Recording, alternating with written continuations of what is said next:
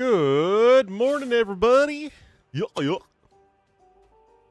And we have vision. I did it, guys. I fixed my webcam by getting another one. Turns out that all you needed to do to fix the old webcam was to throw it away and get another one. But I've had it for a very long time. I'm actually Finnish. Suomi perkele.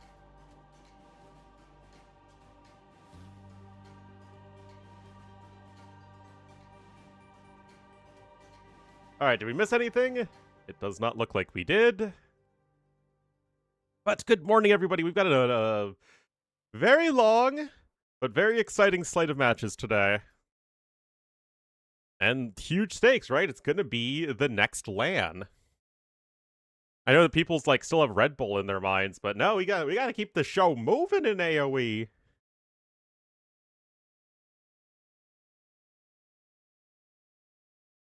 The Nilly train slows down for no one. Looking fresh? Oh yes, so fresh. I totally didn't wake up 20 minutes ago. This is where we find the drafts.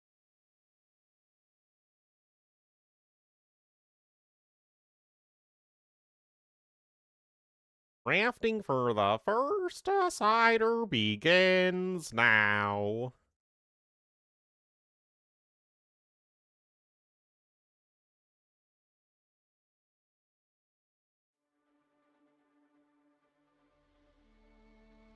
Got some sieves.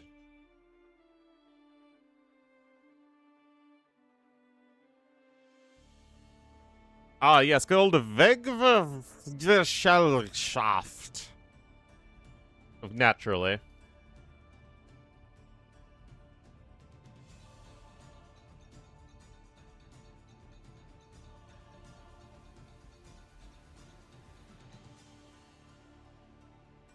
Oh, that's easy. It's Weggesellschaft.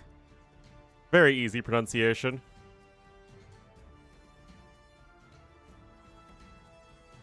And you...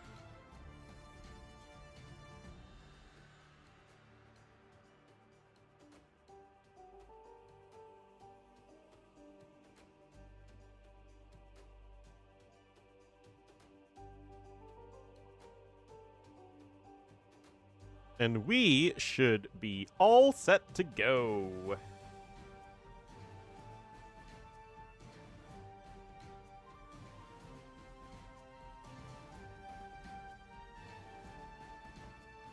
The amount of set that we are is all of it.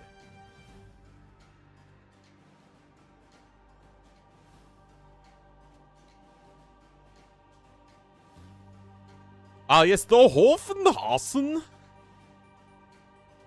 Ja. Or he could sound like Federman from the Muisca campaign, yeah.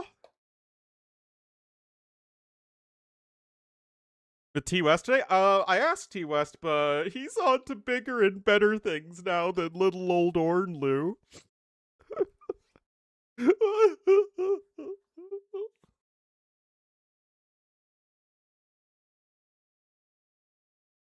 T-West is too big for Ornlu.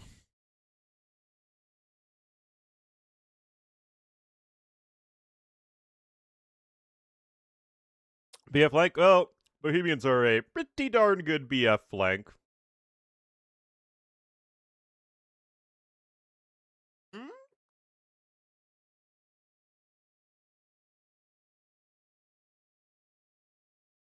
Arguably, yeah. I think you can still make a case for Turks and Britons, but they're up there.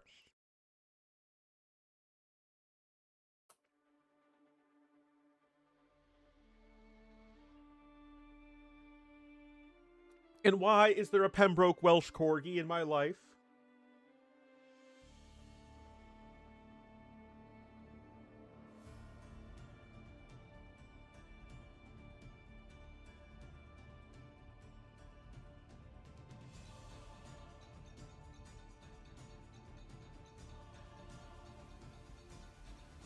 He is very cute.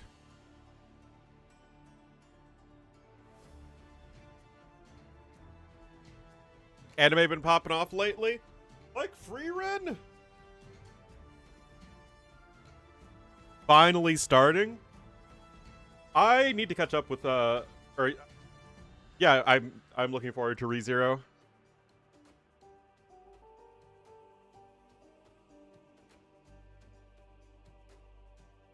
Versus freaking Lewis, exactly.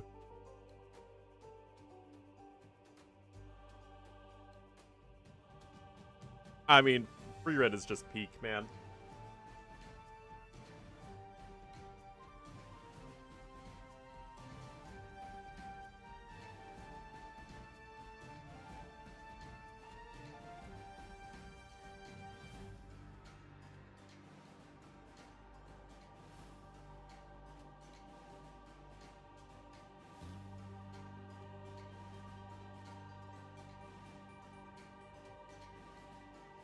I'm watching JJK. I'm rewatching JJK right now.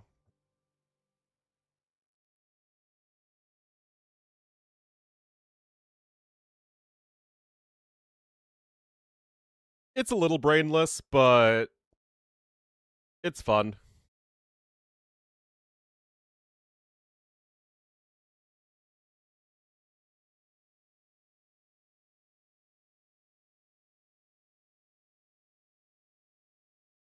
Yep, exactly.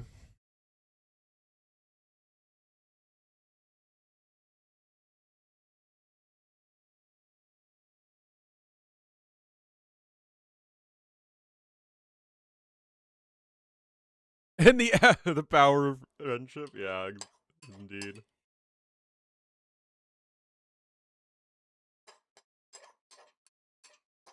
I am waiting for the new Demon Slayer movie to come out. On streaming.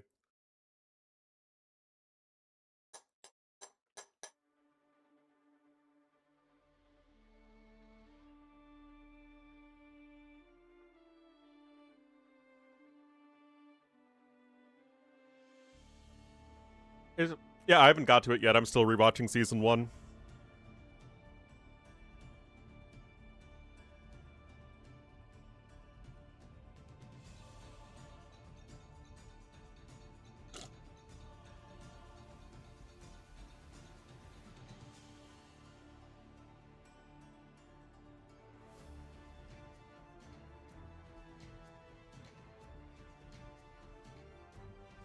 I haven't. I've been busy, Full Metal Zim.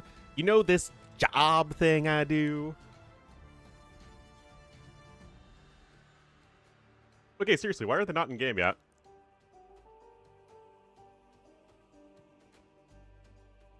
Hello, the Vadginator. Wait a minute, T West is in game. I mean, he just started, but... Alright, I guess we have to do things the hard way here.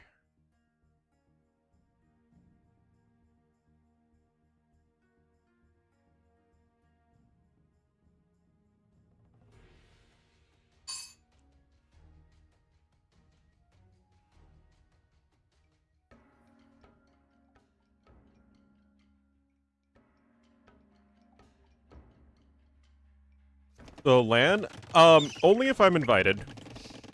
I cannot afford to fly out to all these crazy exotic places.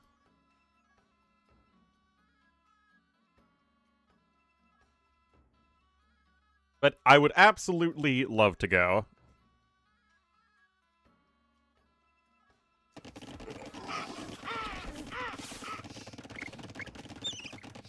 All right, everybody, good morning and welcome to our first series of the day. We have 5 best of 7s to cover today. Oh boy, we'll see how much we get through. But we will have Lewis in the blue as the Armenians. It's going to be good old Lewis, as he is called by me right now. Ooh. What are you cooking? So you start with the mule card on this map, but Or no, you don't. What I meant, that's another map. You start with the mule card on. But you do get it for nice and cheap as the Armenians. But you got a lot of wood to spend early on. Oh, you bet they're a best of 7. But the series start every 2 hours, whether or not there is a, like the previous one has finished. So we will have to make the determination if a series is still going on, whether or not to stay with the existing series or switch to the next one. A bumper day? Why would the day be covered in bumpers? Yes, there are potentially 35 games today. Same time, unfortunately, AoE doesn't work like that. Not everybody can be Kevin Harlan and cast 2 games at once.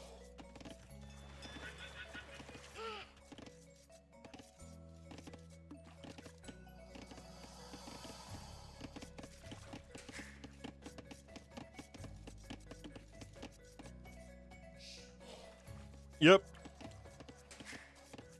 It's really the Brits' fault for sending their worst of the worst over.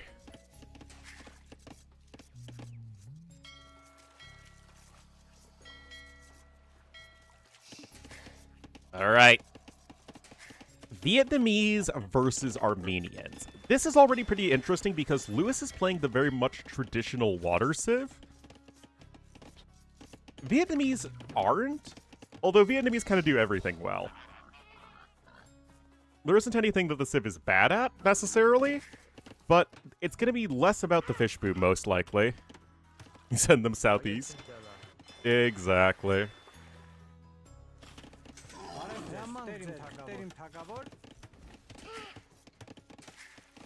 Well, Fuel Age is on the way for Lewis, and at 29 pop, I mean, we are really seeing this more frequently these days. Now that it's so hard to pressure fish early with the super fast uptime, we're seeing people click up 29, 30 pop on water maps. It's a pretty big difference. And the mill's coming in right there, so that is very possibly going to be for a fast castle. Otherwise, I don't think you build the mill at all. Just run around and take these guanacos.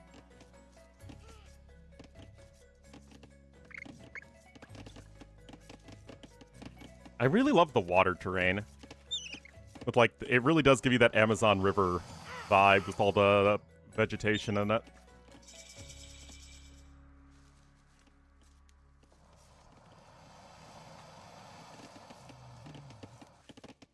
Oh, the odd sock mountain? What, a mountain of socks that didn't have a friend?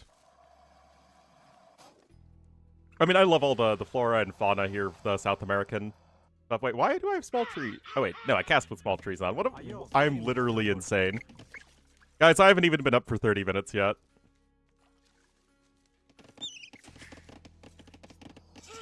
And guys, a couple fire ships coming out here for Andy. Not only are they super fast at, well, destroying everything, but they're also the best at taking down buildings and the most resistant to arrow fire.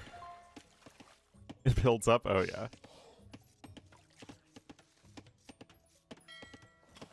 Remember, you can still park right next to the dock, and it will do a ton of damage. Trying to block there, yeah, nothing that you can really do. Hulk will be on its way. That dock is taking some damage. I love the... Oh, 4 fire galleys, and then galleys behind it. I actually think this is perfect. 4 fire galleys will kill 1 Hulk. I mean, Hulks are good against fire galleys, not that good. Obviously, you want to minimize damage. Yep, exactly. And just look at this. I really think fire galleys are like, it's where it's at with the kids these days, man. 10, not even 10 half streaks, 10 whole streaks. I actually really love this build here from Andy. Like, he's in a great spot to apply pressure to Lewis.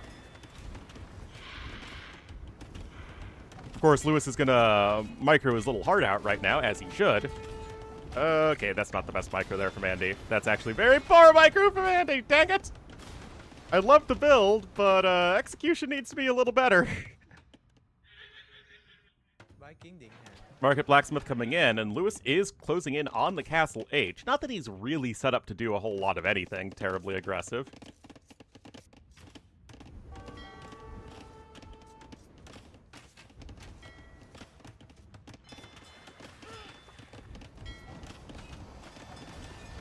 Oh my goodness. Doc dealing a couple hundred damage already. I will say, it feels a little excessive. The docks feel a little bit excessive. Oh, it's definitely a very interesting map, actually. Scout's on 7 HP. You have to pay close attention to Zandy. If you pay close attention, you could have killed the Scout. Alright, and it looks like our blue player will just be content to boom right now. This means that Andy really needs full galleys at this point if he wants to contest water, which again is necessarily what you want to do. There isn't that much in the way of fish, remember. Only 4 deep fish on this map. The Amazon River is not known to have an abundance of fish. Oh my goodness, that Vil is gonna be getting wrecked. And that will be first Vil blood here from Lewis. Oh my goodness, Hulks do an insane amount of damage, but they're also very fragile. Oh, Andy sniped several Vils on the other side. Oh, Lewis not paying attention during all that engagement, so Andy actually getting the better end of it. Remember, these guys are teammates.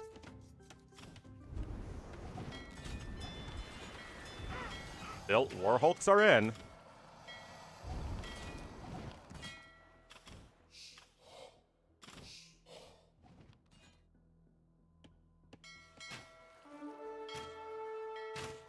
Some galleys. Yeah, you still need more in terms of galleys. That Hulk's very low HP. Oh my goodness, Hulks are insane. I mean, all the ships feel insane in different ways. But I guess that is balanced, I suppose. Nope, ships cannot cross bridges. There are no drawbridges in AoE 2. And now Andy taking some better fights here. He is ahead in resources, and overall, I like his build more. It feels a lot more focused. Second TC for him. Lewis is on the 2, though, and both players with Bowsaw. Yes, you can fish boom in the back, but there are only shorefish here, so it's more like a BF fish boom. Whereas, like, if you go for a fish in the back and your opponent goes for the dock forward, then they get access to the oysters and the deep fish, which are both more valuable. The Hulk Hogan Shiva. Now, Andy is skipping the medium warships upgrade, as you can very clearly see. At least as of right now. Yeah, he's picking up Wheelbarrow. Gonna be focusing on getting his own eco down. Pairs are coming in for Lewis. Doc taking a lot of damage.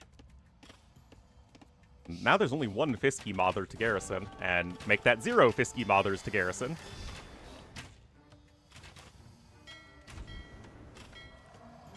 Remember, fire ships now are faster than galleys, whereas they used to not be faster than galleys, so they are much better as a counter.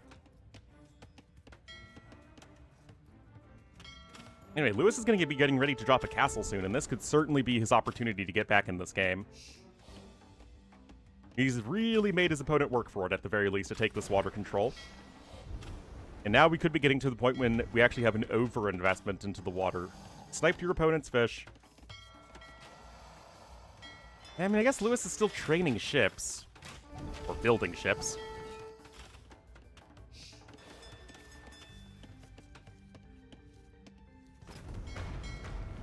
And we are right down Warg Alley. Alright, is there going to be the castle drop, though? This feels late. Okay, this could have happened so much sooner. Oh my goodness, now he's going to go for the castle drop, but these Vils have to cross the frickin' Amazon to get to the castle drop location. And that is a long way to go. Not that this is going to be ineffective. I mean, there still is literally nothing to stop this castle drop. But it is a lot more delayed than you would like. Wait, you just drop the castle right on front.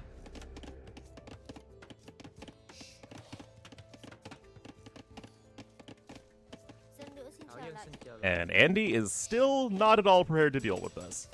You will see the villagers at this point, or at least have vision of them, and here comes the castle. So, quick reaction there, but you're gonna need some kind of defense. Will a siege workshop be sufficient? Gonna send a ton of vills to stone now. Actually, he's got no wood income.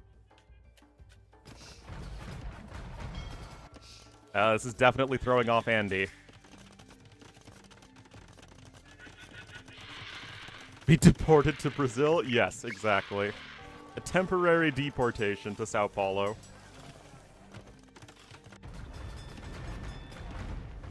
Andy, 20 pop ahead right now. And yet, this is still very scary. Castle up on the hill here would be very good. But you're still a long ways away from it, and I don't know, guys. No siege workshop at all. We saw, who was it? The guy Lewis beat Dogao yesterday not go for a siege workshop in like this exact same situation. Okay, there we go. That's what we need to see. Just some mangonels to push away the composite bowmen.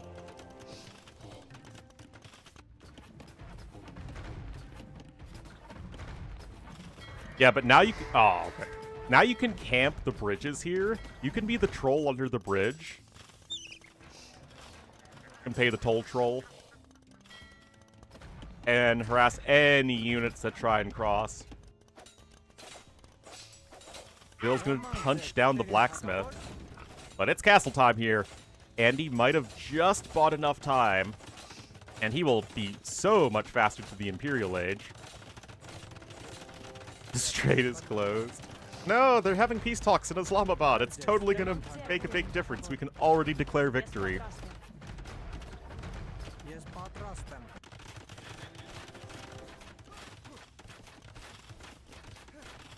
There we go. Andy getting ready to click up 76 to 61 villagers. This is so annoying. Wait. Okay. For a second I thought the tower wasn't doing anything, but I guess the ships were just stacked on top of each other. Lewis will be up pretty quickly behind this, but you're looking at Vietnamese here, one of the best early Imperial Age civs. Actually, he hasn't used the Siege Workshop at all. Again, one mangonel feels like it would be a worthy investment. You do have 2 relics here on each landmass, and then 1 in the middle. So, easy scoop up to get to 3 relics as Armenians, which is something.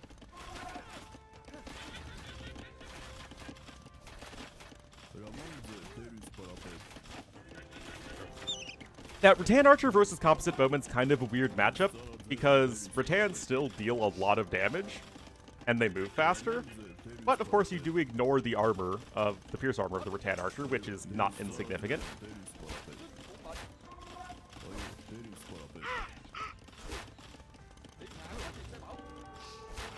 Oh, rip that, Bill. Oh, God.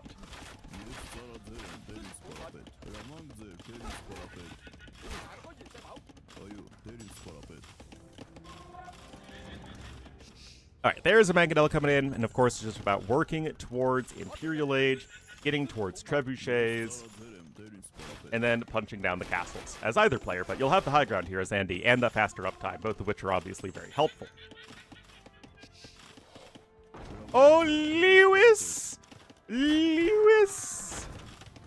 Oh, guys, I think we all know what Treebeard would have to say to that one.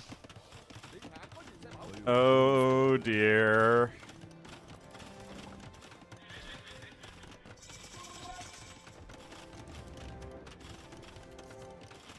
At a glance, well, it's like they're both from the same region or something.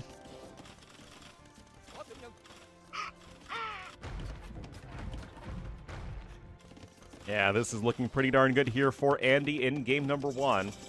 Solid game, though, for sure. I really liked Andy's approach. I think the execution was actually still better for Lewis early on, but I think Andy has a really good grasp on how to play the map. Oh, free conscription is honestly such an underrated bonus for Vietnamese. It makes that early imp transition so smooth. Like, it's the free conscription plus the fact that you have a good eco behind it to churn out all those units nice and quick. Helps in the Treb War, of course.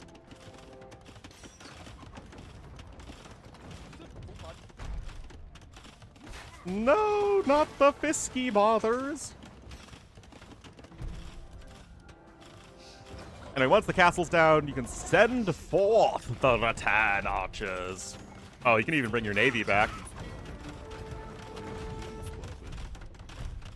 It does affect castles. It affects castles, barracks, archery range, and not stables, not siege workshops. It affects very explicitly those 4 buildings. It'd be weird if you research a tech at the castle that doesn't affect the castle. Anyway, Lewis does get 2 trebuchets out, but now it's going to be about whittling down the enemy trebuchets. I actually don't even think this extra treb was even necessary. I think you just want more Rattan archers, but yeah, so long as you keep Rattan archers now, you're good to go. And of course, both players are going to be microing their little hearts out.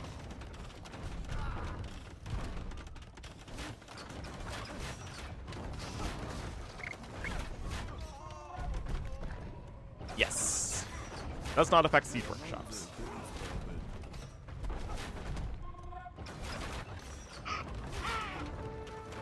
How did those miss? How did you miss? He was 3 feet in front of you. Mulan is a great movie. As somebody who did not watch a bunch of Disney movies growing up, Mulan is great.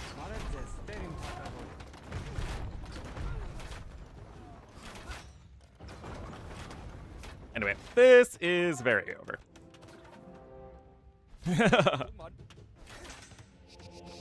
And look at this. All 3 relics were delivered right to the doorstep of Andy by Lewis. How very considerate of him. Anyway, Lewis knows he's pretty screwed, but you play on here. It's game number 1 in a best of 7. One of the most important, if not the most important set of Lewis's career.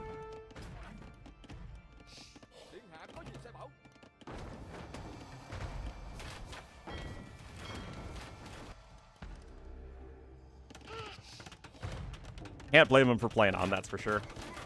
Hand cards coming in for him. Eco upgrades are better here for Andy. Does need to get on gold, but you do have all this middle gold as Vietnamese here. And you can't really go for land units to defend and navy to defend at the same time when you're only on 90 villagers. Not really something you can do. I would like to see some villagers here, because the last thing you want is to lose the Treb War just to some lucky shots from your opponent, or unlucky shots for you, depending on how you want to frame it.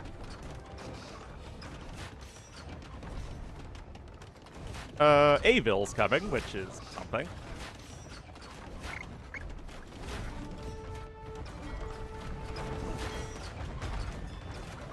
Anyway, yes, Armenians have a better navy than Vietnamese, but not so much better that you can just, like, immediately win water here.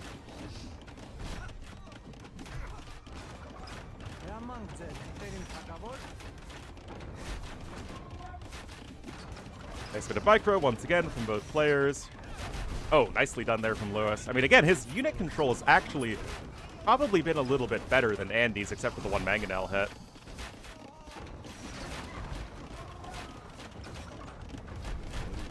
Still missing a bunch of upgrades there, though. Random monk showing up. And this is looking excellent here for freaking Andy. He has certainly made lands in the past, although he's never really made a splash at them.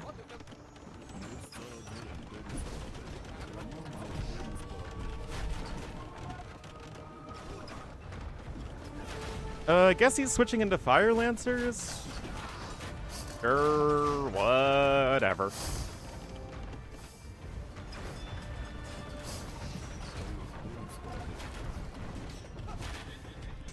Oh, the Treb's targeting the houses. So weird.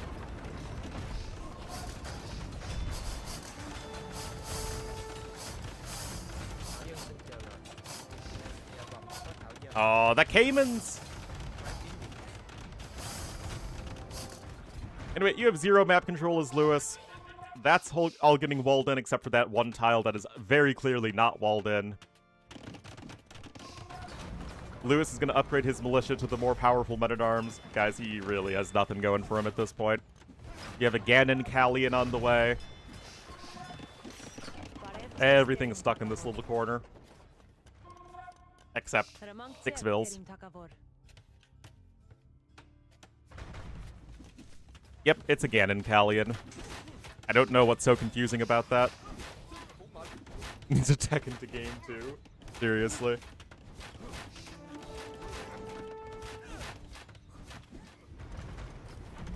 You do have Elite Cannon Galleon, by the way, as Vietnamese, so you have the full range. It's going to give your opponent even less space with which to work.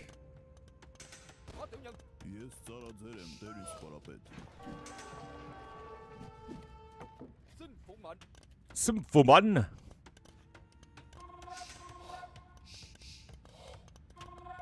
Lewis gonna try here.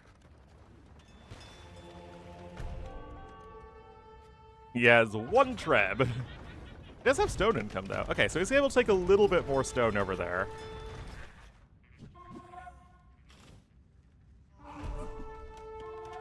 Actually, guys, this feels very indecisive. I'm not gonna lie, from Andy. It's like he was going skirms, and then fire lancers, and then rattan archers. You know, need to make up your mind. Just go for something.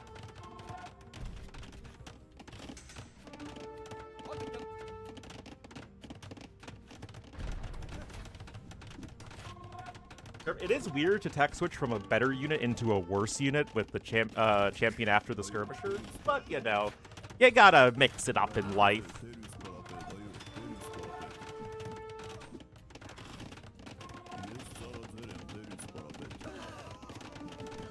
Andy deleting Vills. He realized he's overbooped.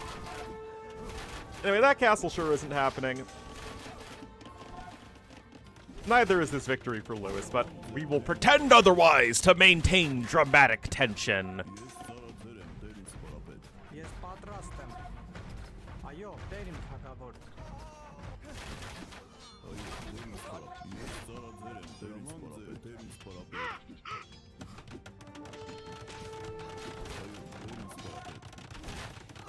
Well, I guess the castle's gonna come in with hefty loss.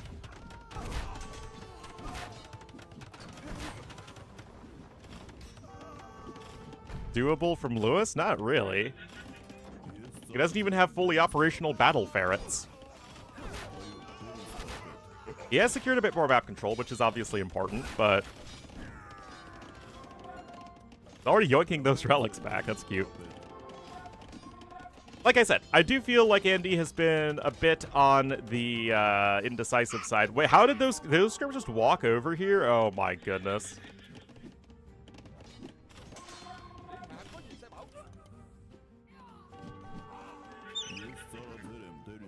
Guard tower? I mean, it's like Andy's getting every single tech and isn't actually doing anything with anything.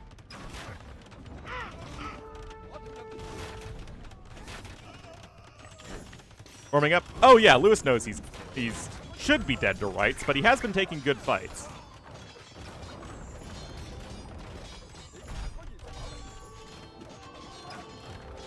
Does this map just not have much stone on it? I mean, we're still learning all the maps. No, there's 2,300 left, of which 600 is right there.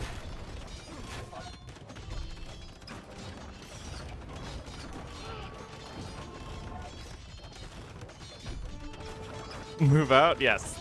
The classic campaign strat. I mean, we got Imp Skirms, we got Rattan Archers, we got Siege. Krebs are gonna go down. Those Skirms are eventually gonna go down.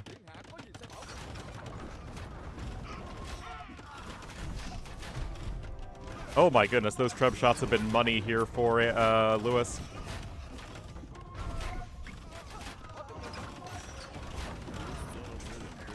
I don't really know what Keep is doing. I mean, I guess you're further securing the middle here, but yeah, what you need to do is destroy this castle, which you are doing. All of this is just going to expedite the inevitable victory here for Andy that has been the case for a very long time now. 55 army here for Andy, 33 for Lewis. triple the army value. No castles left for Lewis.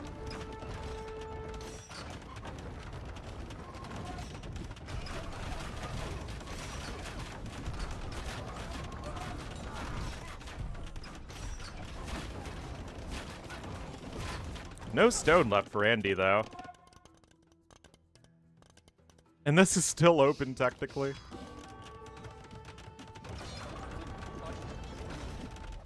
Andy's gotten every upgrade except the last frickin' armor upgrade for his skirmishers.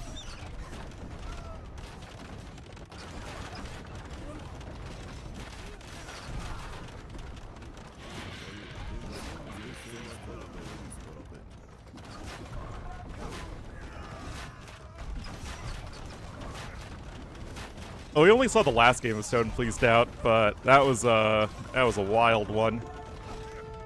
That was a big old throw there.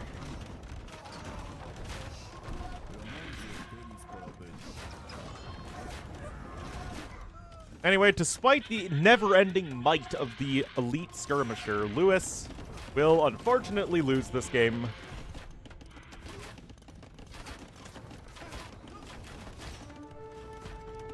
And we will move on to the next one. Eventually.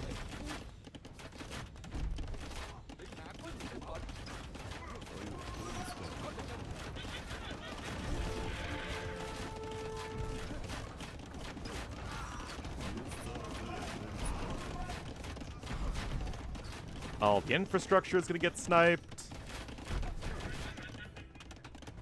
Lewis can't even get Barretts right now.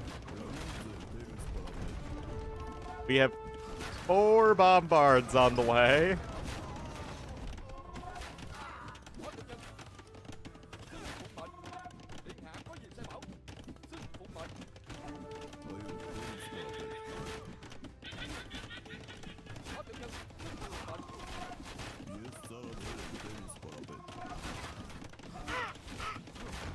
Uh-huh.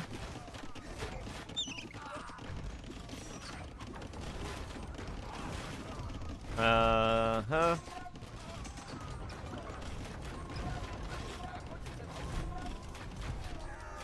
Imskirv's been in for a long time. Paper money. Gotta get that cash money.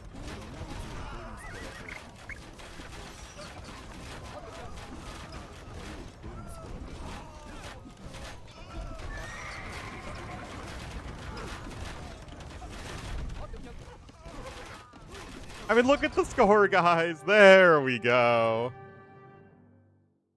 And Andy will take game number 1 in this best of 7. Well done for him. Like I said, I really liked his approach. Lewis's micro was a little bit better. Well, the macro, I don't think so, but the micro was definitely a little bit better for Lewis for a significant portion of the game, but Andy set himself up too well and was able to close that one out eventually.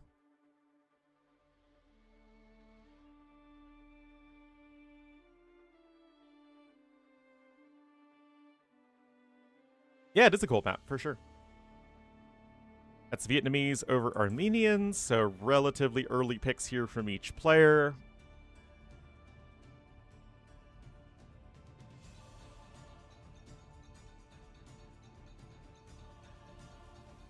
Oh, that's right. The spec dashboard wasn't open in the first place.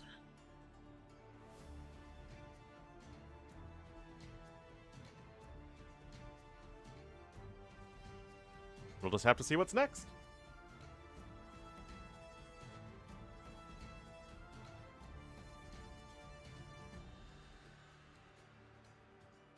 The next Red Bull. Because I am a giga noob.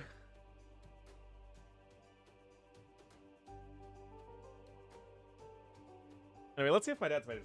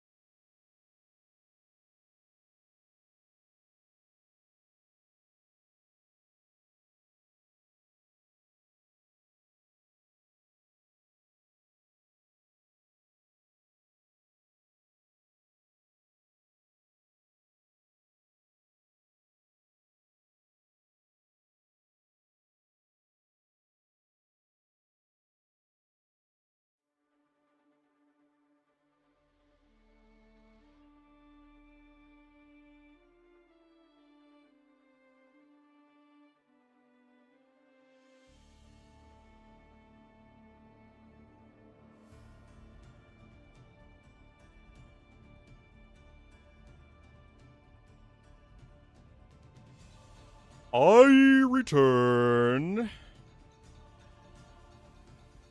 All right, Sir Tao is next.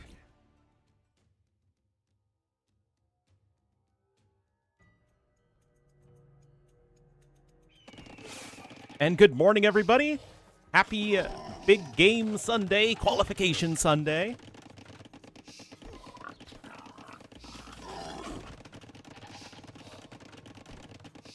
You will have here on the open and aggressive Sir Tao, we'll have Lewis in the blue as the Jurchens to the west and to the east, winning game number 1. It will be Andy as the Ketons. It's the real Three Kingdoms Civ matchup. One has to wonder what they would have called the DLC before the pivot to 3K.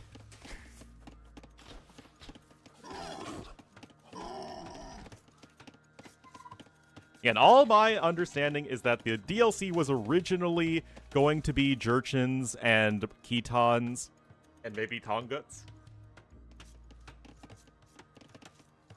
Until they had to pivot to Three Kingdoms on a whim.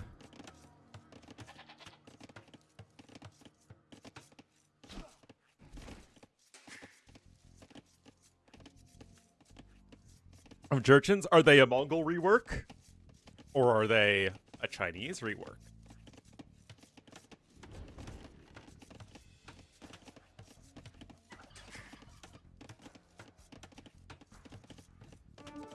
But yes, the Jin Dynasty are the Jurchens. The Sea Jurchens. The most prickly of all civs.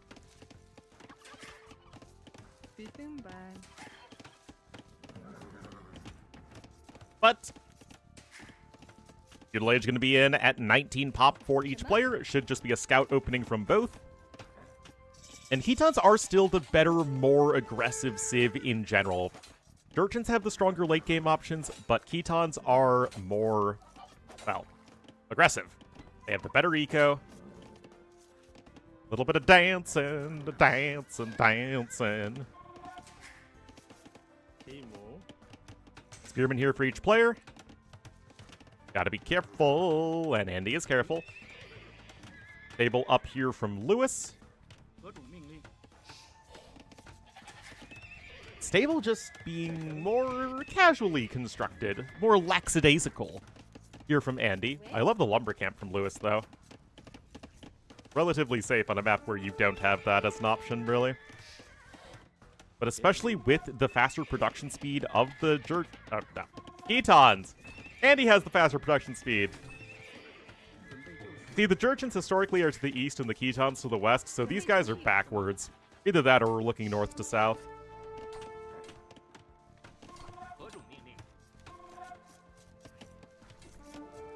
Alright, Spearman gets one poke in right there.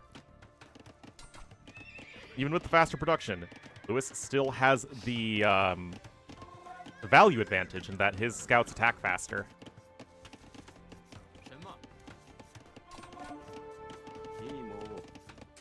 First pasture is coming in. You still have more goats left over as our blue player, thanks to the Jurchens and their lack of decay. But right now, guys, it is just a production lead here for Andy with his faster training units. But Lewis started sooner. Oh, that villager is not in the right part of town. Oh, I'm surprised Blue didn't go for that. I guess it's all about the multitasking right now. Of course, you want forging as Ketons, but that is going to be very difficult to afford as food income is going to be very hard to come by right now, as Andy needs to not be housed. And here's the first archery range. Oh! Leedle. That is awkward, but yeah, with all the scout HP you lost, you need to get at least a villager there. And he did. Still slight resource lead so far. Oh, more units dying. A little bit of the S word there for Lewis. Although you're still a ways off from getting the forging upgrade, which is going to be so critical in evening out these scout fights. But with those Keton pastures, your eco will take off as Ketons over time.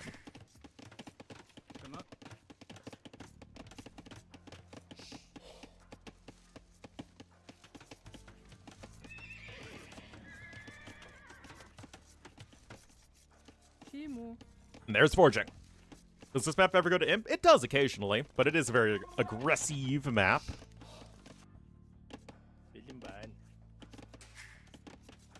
Look at all the pasteurizing that's happening, guys. This milk is getting safe for consumption.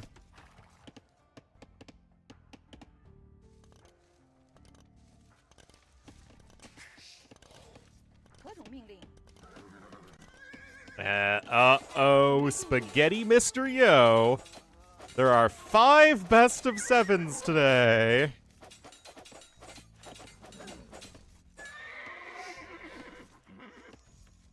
Up. Oh, but Lewis is here on the other side. Looks like Andy wasn't paying close enough attention while he was going aggressive, and now Lewis looking for the immediate counterattack damage. And he has the far greater army. Although, a lot of them are gonna die, but that just evens up the damage right there. Yeah, RFK Jr. would not like the Ketons.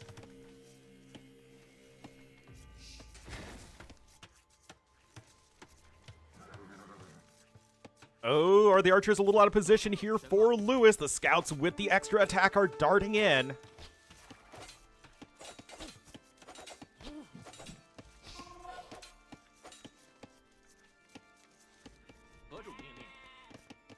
Spearmen follow up as well. It's not like the spearmen are very good, but if they can get in, if the archers are forced back, it does give you some sort of guaranteed reason to keep falling back. And this is really, really good aggression from Andy. I love the fact that he is just taking this right now. He is bringing it to Lewis, unafraid to take these engagements. He knows he has the advantage. And right there, more good fights. And now things are getting really tricky for Lewis because this is not where Jurchens want to be.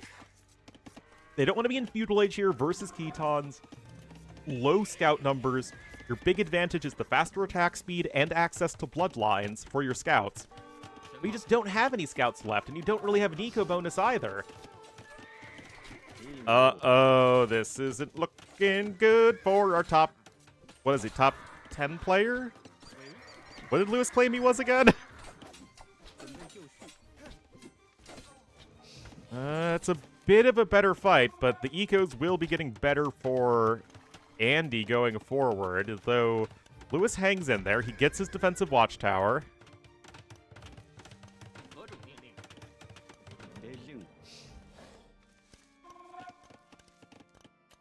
Crackpot and crank, yeah.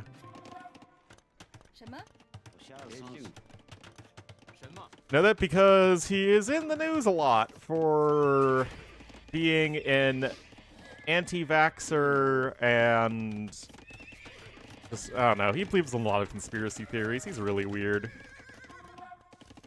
Basically, not the person you want in charge of health and human services.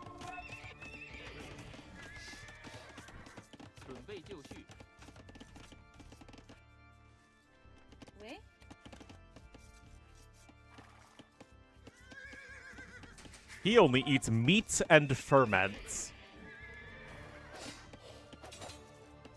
I'm not even kidding.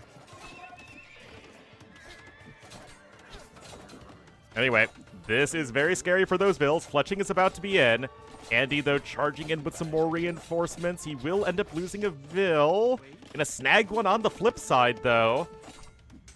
Both these civs, in theory, are very good in extended feudal age, but I think Ketons here from Andy just in a bit of a better position. The scores are very close, though.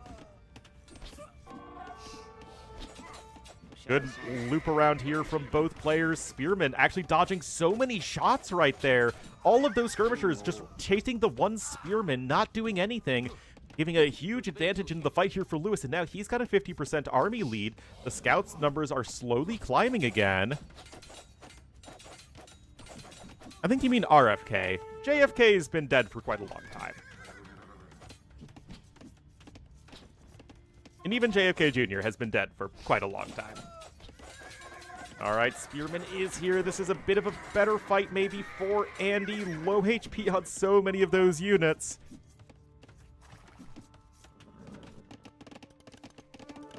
And then when the dust is settling, it's still relatively even. Now, you're going to need to secure another wood line soon as our orange players. This one is about dunzos, as there's just so little wood on this map in general. I need to find somewhere else, because Lewis, he at least still has more access right now.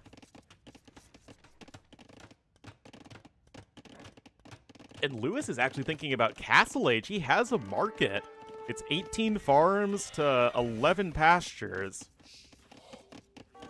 But the pastures don't have the upgrade. Domestication. More vills are getting sniped, though. Spaghetti-o! Oh yeah, the macro from Lewis has been excellent. Lost more vills, but he is on his way up to Castle Age here as we have more scouts on the way. And now the question remains, how does Lewis make it to Castle Age without being Giga dead? It's like being dead, but Giga.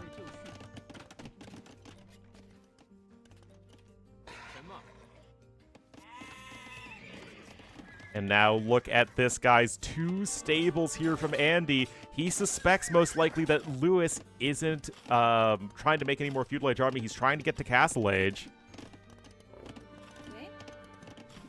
Lewis still a full 2 minutes off. Now, if Lewis gets to Castle Age and doesn't take any more damage, he still has a lot of potential for, a counterattack.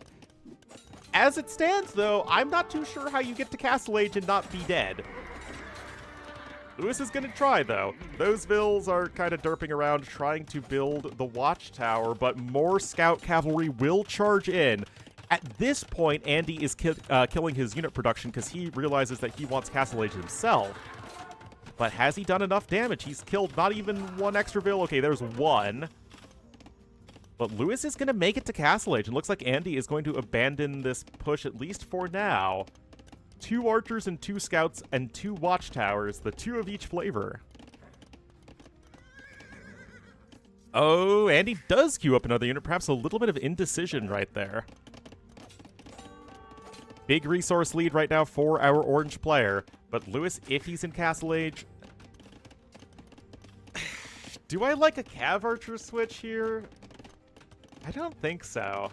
Cav Archers can still be run down by the Scout Cavalry in low numbers.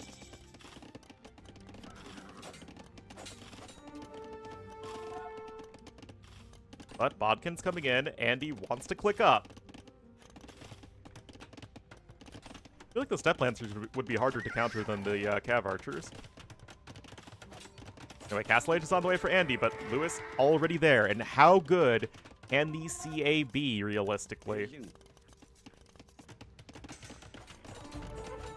Lots more walling happening. It has Lewis have 2 deaths to Gaia. Kind of a weird one. Oh, I was wondering about those 2 archers, and they're able to come in and get some damage done. Nicely done. But the CA numbers will slowly climb. The scouts are darting back in, though. And they will get even more villager kills. 10 total lead here for Andy. Take that 12. Already a very intense game number 2. Well, as one would expect on Sertao. Siege Workshop coming in as well, but Lewis just does not have much of an economy. More scouts, more skirmishers on the way here for Andy. He's, yeah, there's the tower coming in. Really, oh, make that 2 towers. And we're not talking the theatrical cut, we're talking the extended edition. As we are extending the range of security within Andy's base. Still, Feudal Age skirms are not the unit you generally want against CA. 13 seconds to Castle Age here.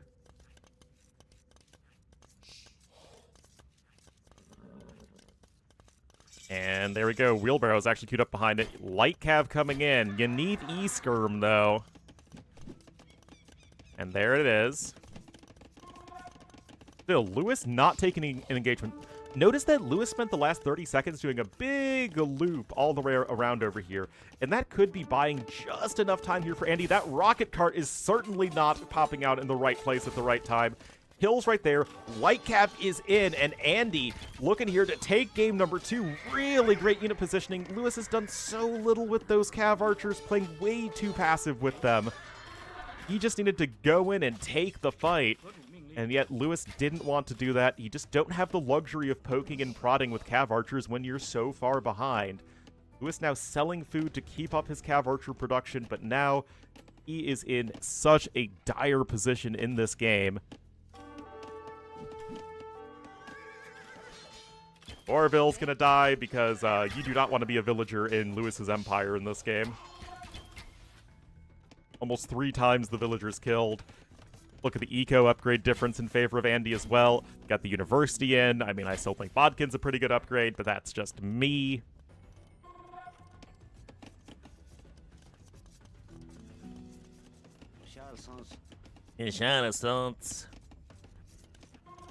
Here's ballistics for your lack of Bodkin.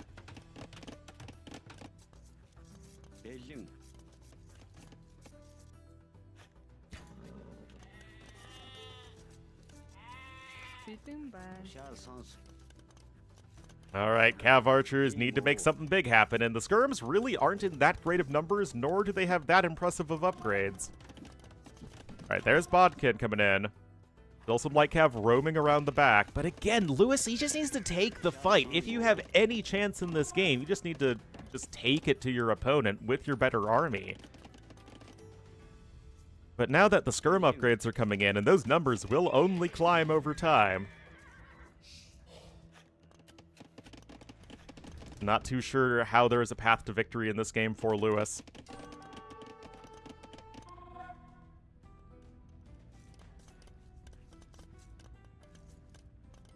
Mouse over? Mouse over.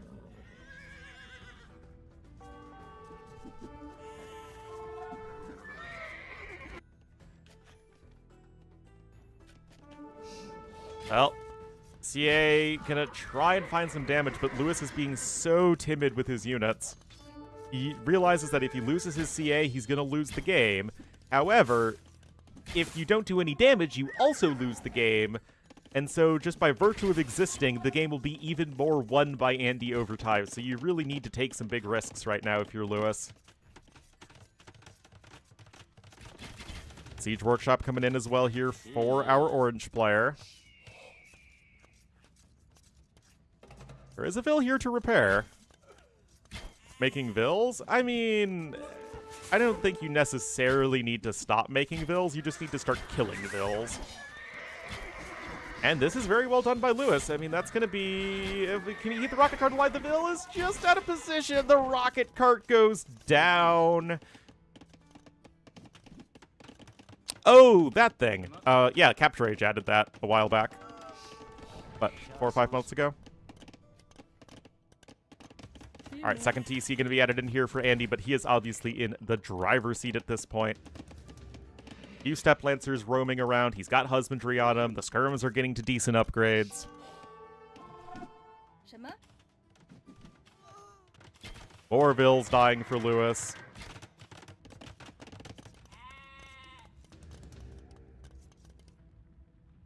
Gonna try and loop in here with the CA again, but nah. Meh.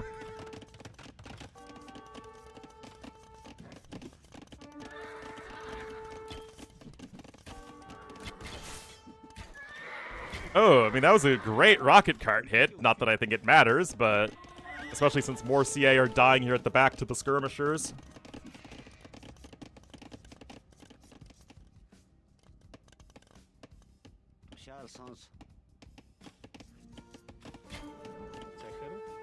I mean, Lewis hasn't killed a villager in a very long time. Now, he will likely get one here at least.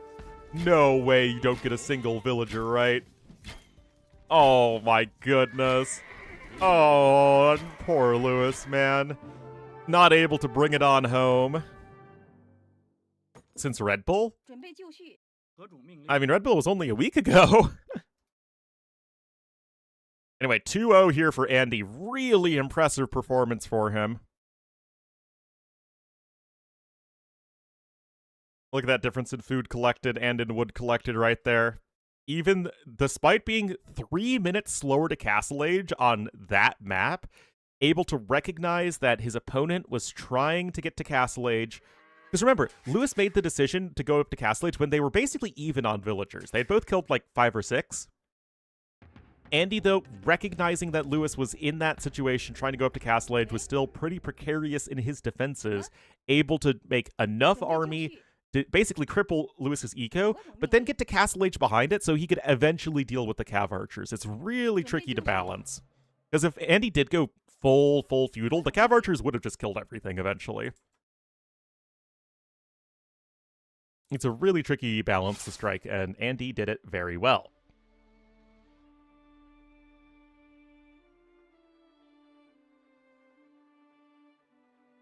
And that is the Sea Urchins losing to the last pick Ketons.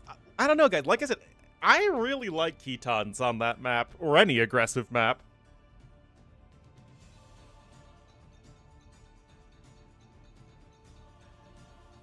Other than a civ like Chinese, on open maps like that, I think it's really hard to argue against them. Maybe like Magyars on that map specifically because gold is hard to take, but I'm a Ketons fan. Even after the nerfs, I think that's still a very good civ. If anything, it's just a balanced civ now. Anyway, Lensoy's Matayensis will be next.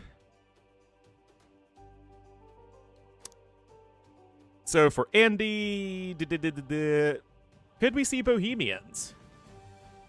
Bohemians or Lithuanians, maybe.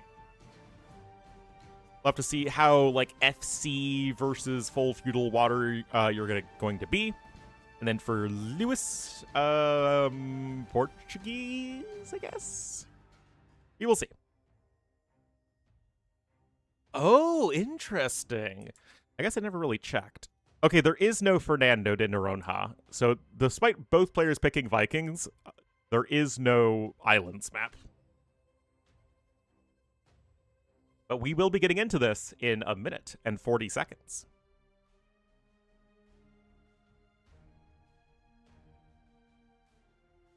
Remember, guys, first set of the day of 5.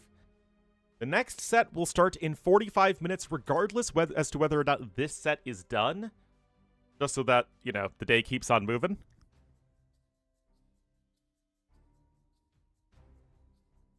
And that will be ACCM Citeaux, which should also be a very good series. I mean, there are no bad sets today. Except maybe Viper Doubt, because, you know, whoever wants to see Viper versus Doubt?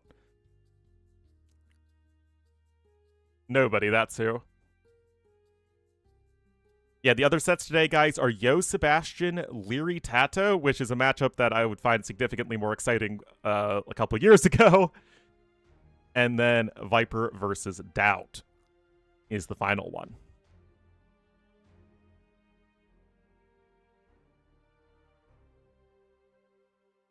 I was joking. Viper versus Doubt is, like, one of the most fan-favorite matchups possible.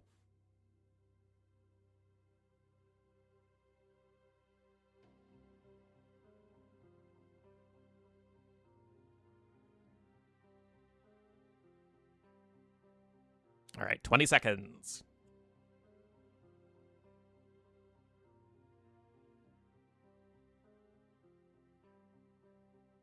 The best for last? No, the best for last is Ornlu versus T-West. Best of 11 on these maps. But we wouldn't want to embarrass T-West like that in front of so many people, so, you know, it's okay.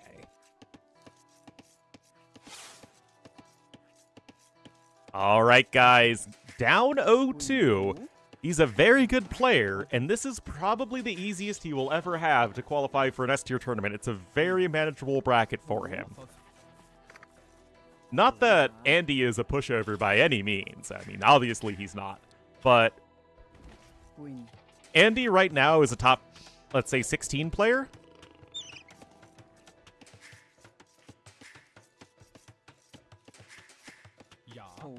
Dogao, maybe a top 20 player. You're not going to be able to qualify for many S-tier tournaments never facing anybody more than a top 12 to 16 player.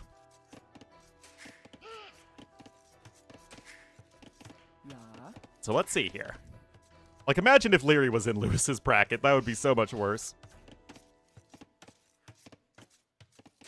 Since Red Bull It's not really Lewis playing slow. It's that I think that game number 1, Andy had the better approach. Lewis actually had better micro. But yeah, Andy just strategically played that one a lot better. And then in game 2, I liked the Civ a bit more for Andy, and again, it was just the decision to go up to Castle Age when he did that really cost Lewis. That wasn't really like a speed mistake or speed issue. It was Andy just playing better Age of Empires. No, I don't even remember the last time Doubt beat Viper, and I've been casting for a very, very long time. The reason you go for Lithuanians on this map is that you can send more villagers over to the wood, so you can afford fishing ships more easily because you have that larger cushion of food with your extra starting food. It's why we always see Lithuanians as a very common pick on hybrid maps. That said, this is a 9-vil start tournament, and Lithuanians are a bit worse on a 9-vil start because starting with extra food is more valuable when you have fewer villagers in the first place. Your dock will be up earlier relative to your opponent on a 3-vil start than a 9-vil start, and you can see that Lewis, with his own very good early build and dock discount with the Vikings, is actually first to get a fishing ship out. His swim trunks for Brazil. I'm not sure if Viper's going to be doing much swimming. Also, he'll be going in the middle of winter. I don't know, is Sao Paulo tropical enough still that in the middle of winter it's going to be beach weather?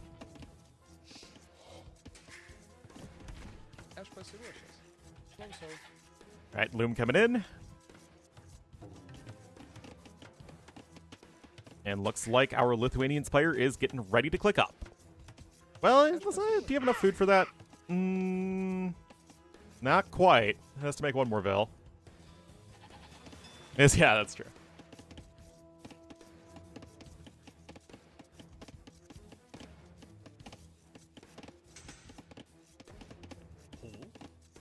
And it will actually be Lewis who is up first. So very good early build here from Lewis. This is his number 1 Civ pick. But yeah, my Sunday's all right, except for the fact that I woke up at 6:50 in the morning. After like 6 hours of sleep. To cast AoE for you people.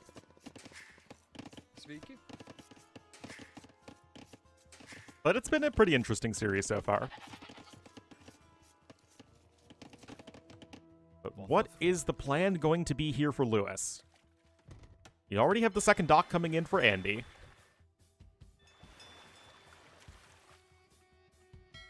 Celsius, yeah, that's fair. You have 2 fishing ships here on the whale. Give him just a little bit of that extra oomph to produce more warships.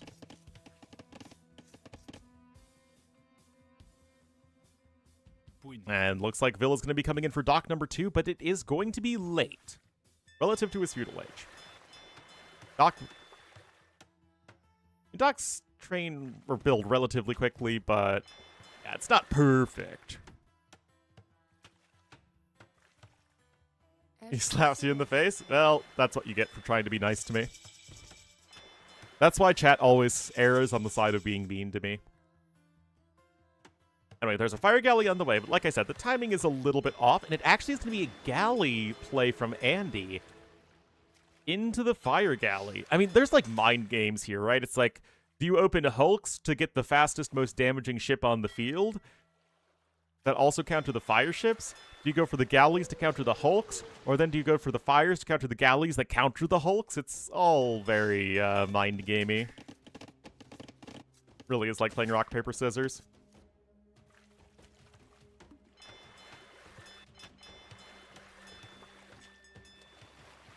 All right, third dock coming in here from Andy, so there is no land aggression whatsoever from either player. They're both playing the full water, and we have to imagine that will favor the Vikings. And we're going to need to see Andy scooch on back. Oh, there is the scout cavalry here. I like that from Lewis, but the dock helps out a lot. I mean, you're causing idling from your opponent, which is already a bit of a victory. A fire galley, a hulk, and a regular galley. Literally one of each flavor on the way here for our orange player. Meanwhile, it's just fire ships and galleys for Lewis. He is in a great spot. That villager will go down. Nicely done here so far from our blue player. Still, the docks do add those extra arrows, although they aren't really that efficient versus the fire galleys. Oh, and there is the naval sink. And Weef Main with the 16 months. Thank you so much, Weef Main. Really appreciate it. First fire's now out here for freaking Andy. Hulks are going to show up to tackle the fire galleys, as now it's actually all fire galley production from Lewis, and now that is going to be Orange striking right back here on the water. That's dock number 3 coming in now from Blue. Now, Andy's been on more docks, although he was slightly slower up. But Lewis's macro been very good. I mean, he has Vikings as well. Not that it really matters too much when it comes to the free wheelbarrow, because that's mostly a farming bonus. Yet, still, great eco-efficiency. He's ahead by 3 villagers in total. GG easy? No, because that actually falls under the fair play rules of any tournament, because, yeah, Microsoft doesn't want that. Sorry, World's Edge doesn't want that. It's totally different from Microsoft. They have nothing to do with one another.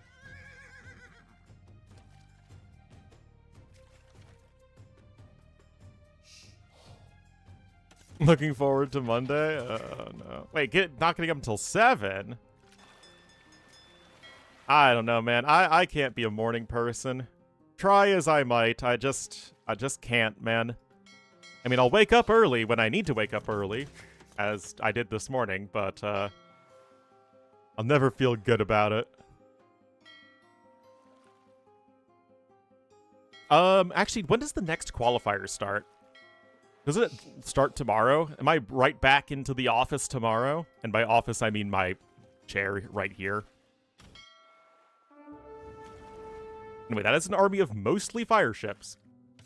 And meanwhile, look at this. We already have archers on the way for Lewis. Andy's got nothing here. He's got a big fat nothing, and Lewis is about to click up to Castle Age, and this is all macro. That was a whale. Next week, well, you guys know where I'll be then. Right here.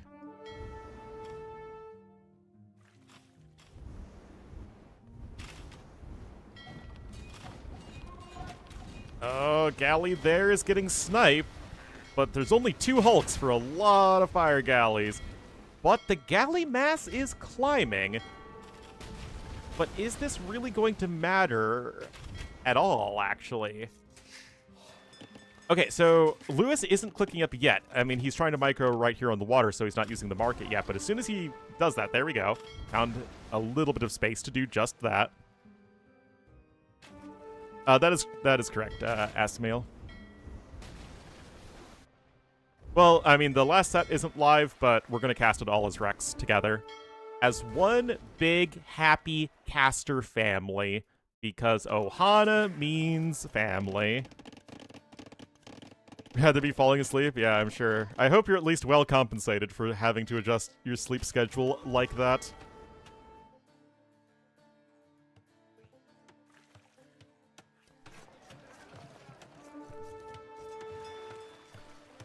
Family of hate watchers. Basically. Yeah, that's from Lilo and Stitch, man.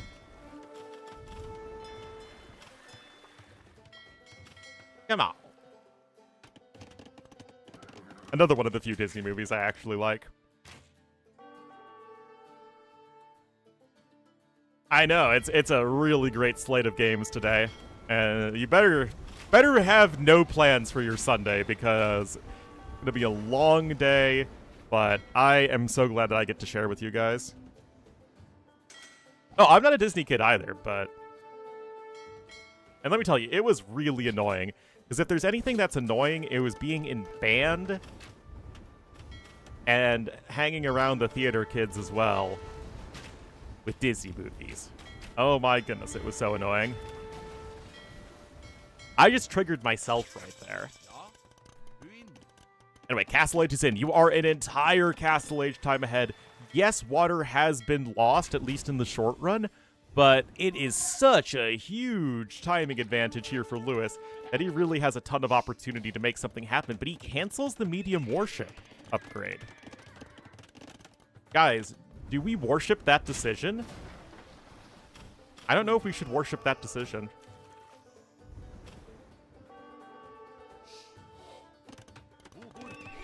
But yeah, I mostly watch Nickelodeon and Cartoon Network. My mom's actually on vacation right now, with her family, which is also my family. Like her side of the family. And so my dad and I have been watching old SpongeBob, the first few seasons, and it's been a lot of fun. Could he come back on water? You could. If you make a ton of fire ships, I think you could. But is that worthwhile for not being able to apply pressure on the land? Lewis thinks no. I don't know if it's a binary choice like that because it costs different resources than the crossbowmen and bodkin upgrades, which cost food and gold, as opposed to medium warships, which is wood and gold. But it is true, fire ships melt docks so fast. Fishing ships do not melt docks very fast because they do no damage. I know you're new to AoE, Flogi, so you might not be aware of that yet, but fishing ships, not really the best military ship in the game. You know, we believe in learning here at Ornlu AoE, absolutely. This is a positive communal environment. In docks, but then it's the dock attacking, not the fishing ship.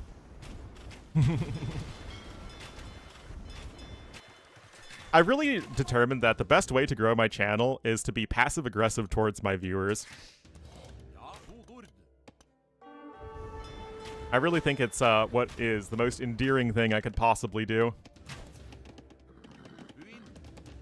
Alright, Mangonel about to be out, but Lewis is already here. He's got a mug, he's got a mango, got several crossbowmen with bodkin, and Andy is far from out of the woods just yet.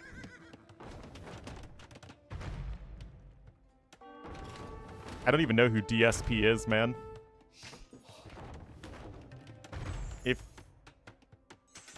Given the damage?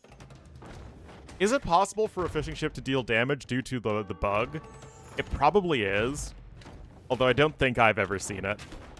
Oh, that's not what you want.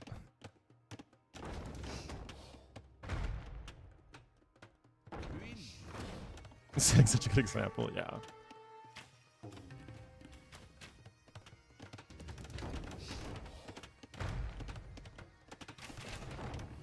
Alright, there is another Mangonel out, but like I said, this is still really uncomfortable for Andy. He has the score lead, he even has a villager lead, he's catching up in resources, like all of that's very good for him.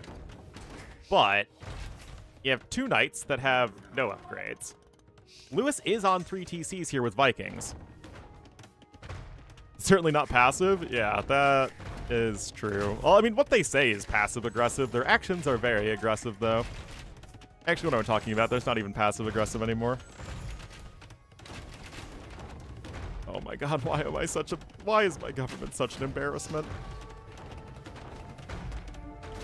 Oh, that's more like it if you're Andy here. Lewis down 0-2. He needs to make something happen.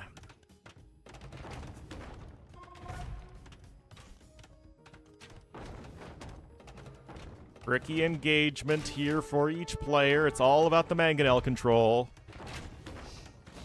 There you go, Lewis. That's a much better hit. But I'm a nice guy. Don't like Orange Man? No.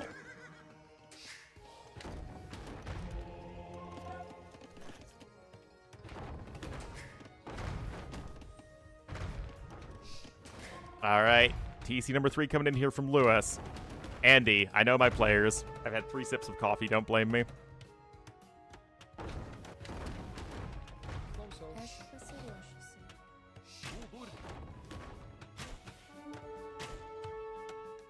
Another mango is out. I mean, it is really as simple as it's just all about the engagement here.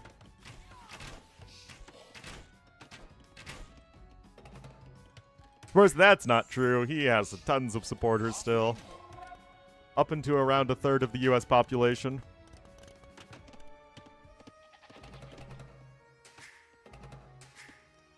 The issue, as it is in every country right now, is that people of different ideologies and creeds and stuff don't really interact with each other.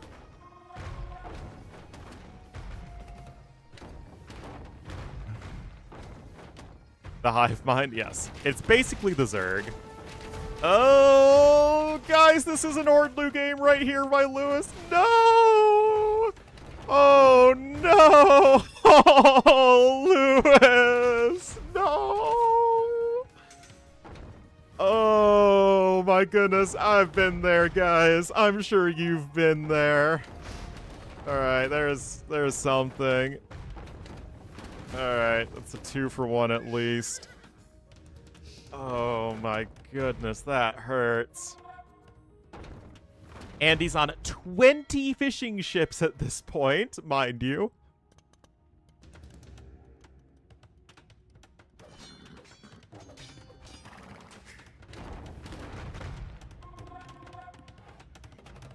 All right, 2 mangonels to 1. Res still a little better here for Lewis. Of course, it's really just as simple as it's all micro. Another 1-for-0 in favor of Andy. Another mangonel just now queued up. Neither player's getting imp anytime soon. Both have a ton of vills on stone.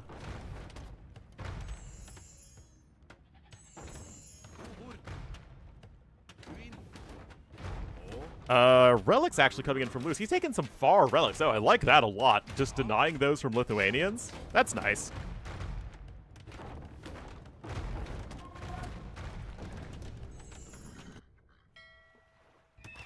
Bloodlines coming in. Oh, those mangonels are stacked on top of each other. I guess it's a 2-for-1, technically. Lewis shouldn't take any damage there, and he doesn't.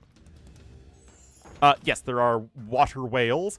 And there's imp here for Lewis. Power of Vikings and all that. I mean, for a game that's had so many things go wrong for him, just keeping your head down, keeping the macro going.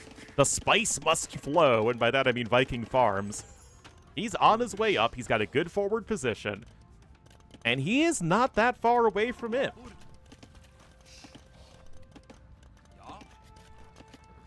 Knights just don't really have many upgrades right now. I mean, you have a lot of vills on food. Like, you have the eco to make cavalry. It's just you haven't been able to do so because you've been just microing around with your mangonel all day.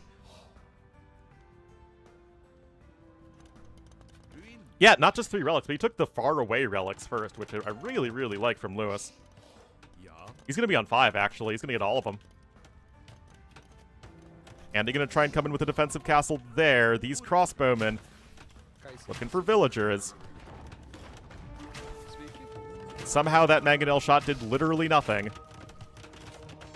Oh, the knight's going to pounce on some monks, though, and get a couple of them.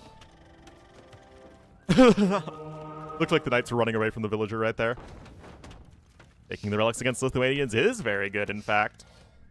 Oh, and just the one converted knight, guys. Oh, there isn't a monk on standby. It's all the way over there. Oh, but a bit of a splatterino. And of course, the one thing you don't want as Lewis is to lose all your crossbowmen right before Imperial Age comes in. More monks, though. There should be 2 more conversions. Oh, no, devotions in, my bad. Oh, but look at that. The archers are also shooting the villagers. Ballistics is almost in. Oh, my goodness. And now Lewis is going to come forward for his own castle that he can't actually afford yet. But, you know, the vills are here menacingly. And here we go. Castle time, baby. Racer is on its way. There are 16 crossbowmen to 9 knights. But that castle ain't happening yet. And the monks are going to go down eventually. The knights need to focus the archers. Those are the things that are dealing the most damage. And there we go. Castle just built a little bit further to the north, still in a good position aggressively. And he's still nowhere near Imperial Age. If he's going to win this game, it's going to need to be in Castle Age. He has a decent score lead right now, and yet his position feels really bad. No map control, behind in tech. Resources also behind, as the macro, like I've been saying, has been very good for Lewis. Chemistry about to be in here as well. You're going to need to utilize that Lithuanian mobility with those knights. I'm just not too sure he can.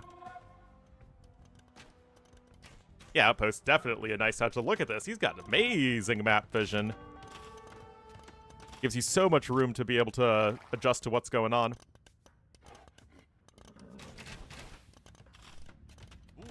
Still, Mangonel going to be more or less ineffective against archers in this stage of the game, because that's what's going to happen every single time.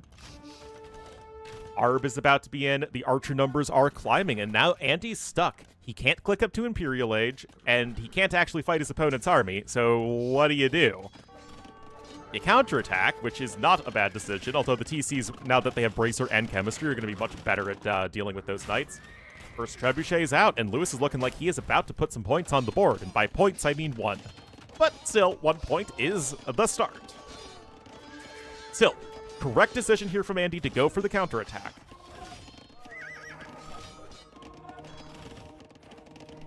Monk is going to get sniped. Actually does convert a knight there. Do I like all of the Arbs being that far forward? I actually very aggressively don't. I like very, very aggressively don't. Yes, Lithuanian Skirmers are actually top tier, but not really if you aren't an Imperial Age. Okay, yeah, never mind. He's good. He's good, he's good, he's good. If those tribes went down, if both of them went down, that would have been a complete disaster. But now you're out of army as Andy. You can't afford to keep making a knights like this.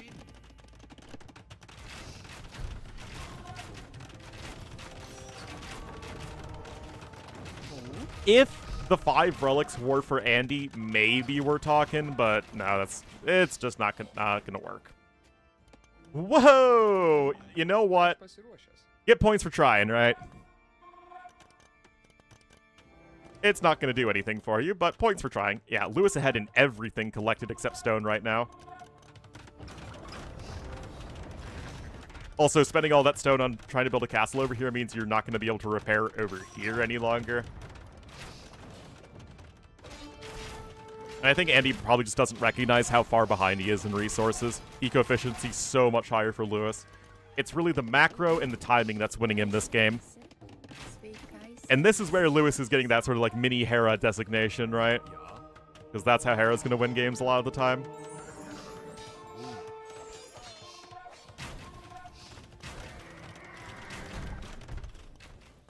Still, very, very important win for him. Well, don't do that. Boggs Vigar coming in. Oh! Well, don't do that. Don't do that, Lewis.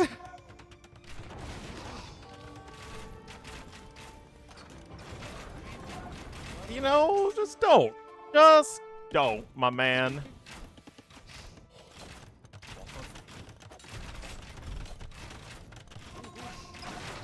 Now we have 11 attack on these Arbalasts.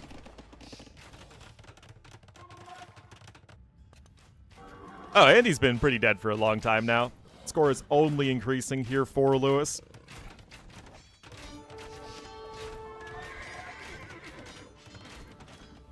It's just a matter of Lewis keeping his siege alive.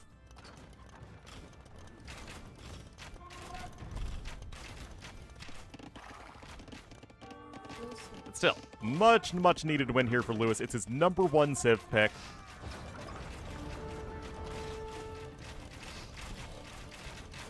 And he's gonna make it happen.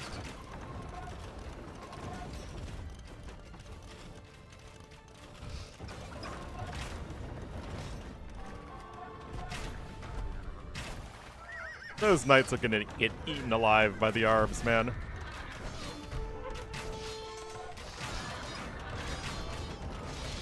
And it's just so expensive to do this, right? You can't make the knights that you need while also ever finding your way to Imperial Age. And now you're playing Lithuanians who have no bonus right now because you don't have the relics. And there's the GG called, and Lewis getting that win at 10% more efficient in eco. Like I said, it's the eco and the timing that really are going to be giving him his win here. Very, very well done.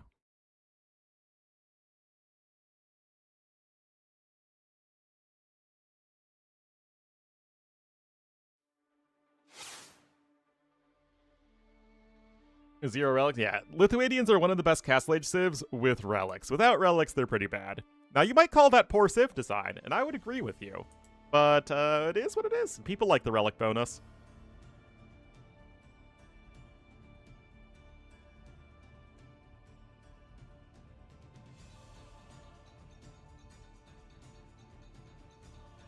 Yep, 5 best of 7s, chat.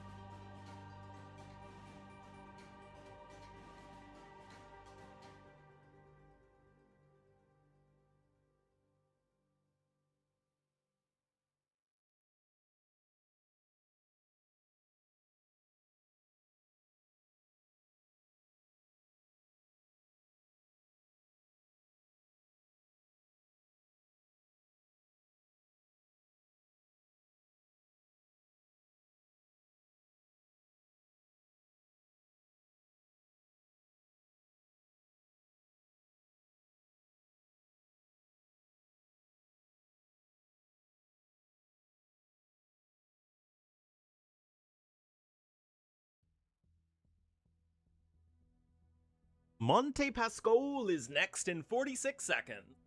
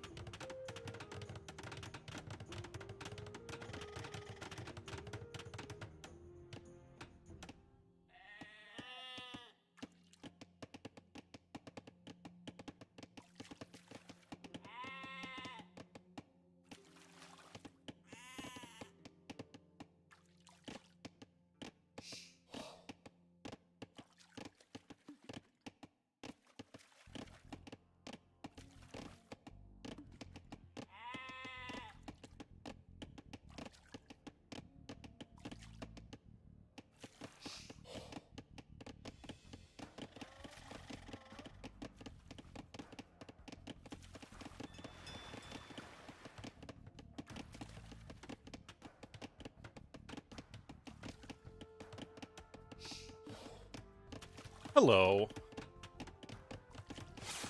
Did you know that the life of a Pembroke Welsh Corgi is more difficult than yours?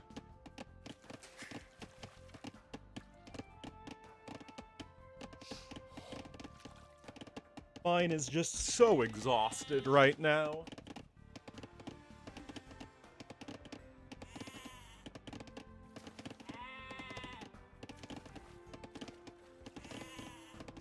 Portuguese? Was it Monte Pascal? So it's like a CH sound? Because you don't say Portuguese, right? You say Portuguese. So it'd be Monte Pascal.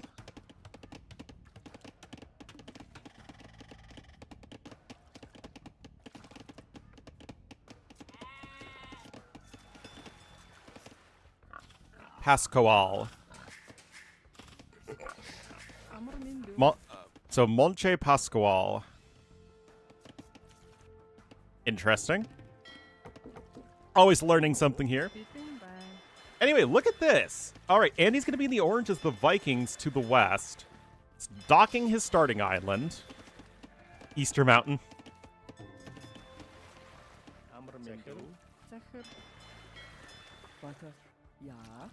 Wait, you're not Portuguese, are you? Why don't you say hi?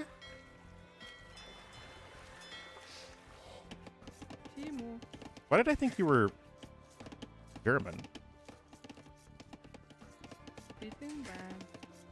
Anyway. Lewis here for as the Hans. He's docked the mainland, and I gotta say, Portuguese, hanging out in Goa?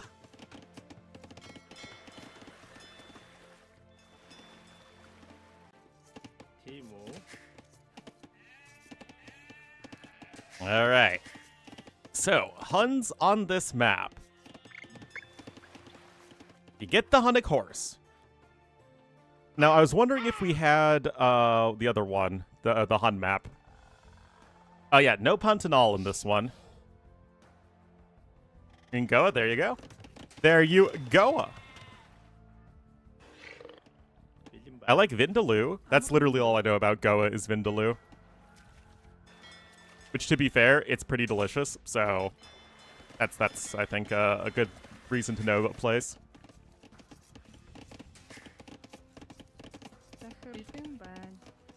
All right, feudal age on the way here for Andy. He has 4 more fishing ships.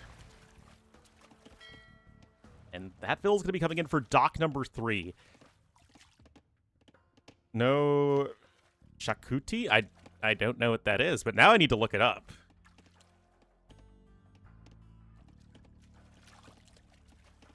Rich, spicy, aromatic, Goan curry. Oh, that looks good.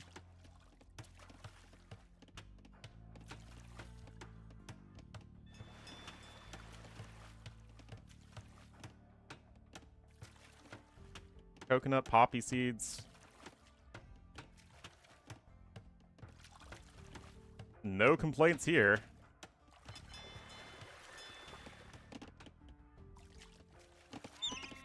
As you proceed,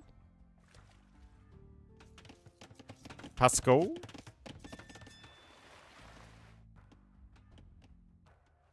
Man, other languages are hard. Some people really have a talent for languages, and I don't. I wish I did. I really do. Like, if I could pick being good at math or being good at languages, I'd pick being good at languages any day. It's just not me. Anyway, triple fire ship production here for Andy. He is playing that very aquatic approach. This is his #1 civ pick. Nah, I'm not good at either. That is correct. That's what I'm saying. If I had to pick one I was good at, I'd pick that.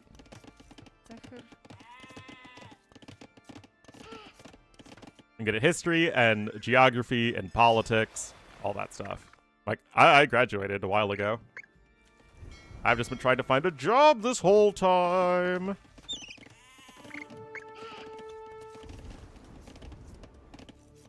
Okay, gonna get all the villagers evacuated to the mainland. So this is a very decisive style. Like, this isn't an accident. And we're gonna have the archery range and blacksmith coming in here for Lewis, so I don't think he'll be able to click up to Castle Age because his food income's gonna be quite poor, but maybe just enough with that javelina. But I love this from Andy. He's not over-investing into the water. It's 4 fire ships. It's all you need here. The docks are going to go down super fast. Fishing ships are still working for now, though. And actually, that might just put Lewis over the top here. And yeah, like I said earlier, what's cool about this map is it really isn't figured out yet. Look at this, a watchtower on this wood line just to get some sort of a foothold here.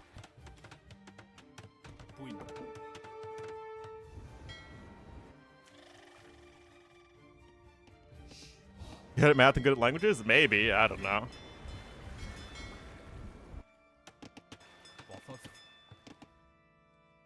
But yeah, you still have the fishing ships working. Castle Age is coming in. You're on your 2 ranges right now, and you're at least in a semi-okay spot to try and apply pressure, except now, oh my goodness, look at this, guys. Oh, man. You literally have Castle Age resources and neither of the buildings. Oh, jeez. Destroy the Hunnic house! Yeah, buddy.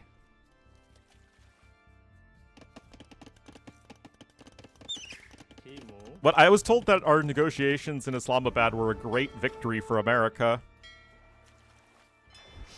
And that, you know, even before they were done, it was already a win. On an island. So the reason that you go for the TC here, and this is why I went for the TC on the island when I tried the map against T-West, is that you get your eco going so much sooner. You're like 3 villagers ahead.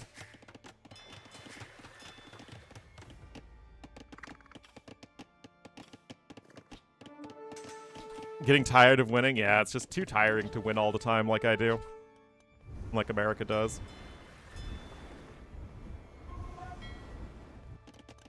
But you have very little presence here on the mainland. And look at this dock. Whoa! Interesting. And again, I love that Lewis is really making Andy work for this water control. There are still 9 fishing ships alive on opposite corners of the map, and any little bit of extra value you can get out of the fishing ships is so helpful. And now there's going to be a siege workshop incoming, and Andy is... this isn't great. C++? Oh, man. All right, TC number 2 coming in here from Lewis. He does have all the presence on the land, basically. It's this tiny little area for Andy. He's going to need to start ferrying more villagers over. But what are you going to do here as freaking Andy against Cav Archers and Mangonels? And the Mangonel's almost out. You're going to be on 2 TCs.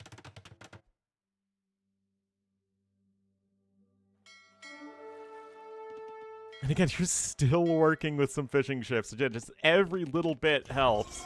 Especially considering that your food income is going to be one of the more suspect aspects of your economy. Just having that little bit of extra is very helpful. Bod Crosaw coming in here from freaking Andy. Yes, he is in Castle Age, but... what are you going to do with 3 crossbowmen against over double that number of Cav Archers, plus now 2 Mangonels? Oh my goodness, guys. That is a splat. Yep, from downtown. In Twitch chat? Was it censored in Twitch chat? Wasn't censored to me. If something as mild as stupid was censored, it would be quite something. Twitch chat wouldn't really be able to function on this stream, at least. Yeah, you're going to have a really hard time getting those crossbowman numbers where you need to be, especially if they're going to get caught out of position by the Cav Archers like this, even without Bodkin. Cav Archers just have more stats than crossbowmen. Crazy idea. And now the wood income is looking really suspect here for our orange player. Oh, jeez. Well, yeah, that time, it censored it for me as well, or the auto mod did. All right, Cav Archers darting in here. There is a Mangonel on the way, but you have your work cut out for you, man. That watchtower is going to go down nice and quick as well. Got the Vil here to repair as needed, and this is looking excellent for Lewis. He's going to have his 3rd TC over here, and despite being so far behind in resources, maybe this is the correct way to play the map. Gets the what should at least be a 1-for-1. Oh, he dodged back into it. That almost could have been a 2-for-0, but 2-for-1, still not bad for Andy. The villager numbers are still comparable.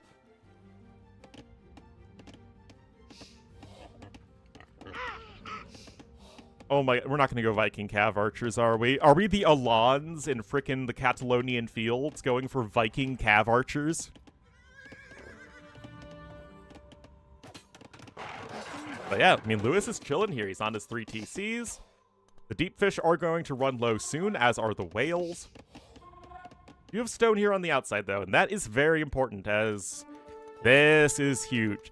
Getting that stone access is something that TOS very intentionally put here on the map, so that even if you're having the more water-centric approach, that you can still, in theory, drop the castle on the mainland somewhere. It's tough, though.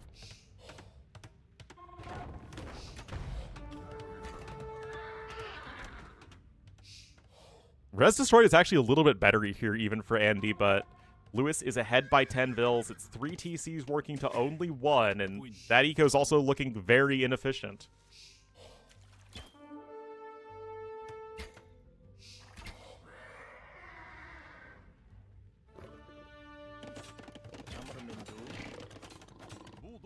Really interesting game. The score is still pretty good for Andy, but we have to favor Lewis's position. He's Huns, he's got a bunch of Cav Archers, he's got 3 TCs here on the mainland, he's got access to all the resources he needs. It's actually a variation of Pilgrims, which itself is a variation of Migration.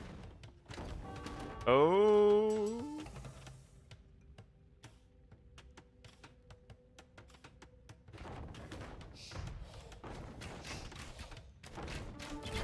Oh, there are no vills here with which to repair. No ballistics on the archers, and that is a mangonel for 1 Hun Cav Archer. Hello, Gagrati.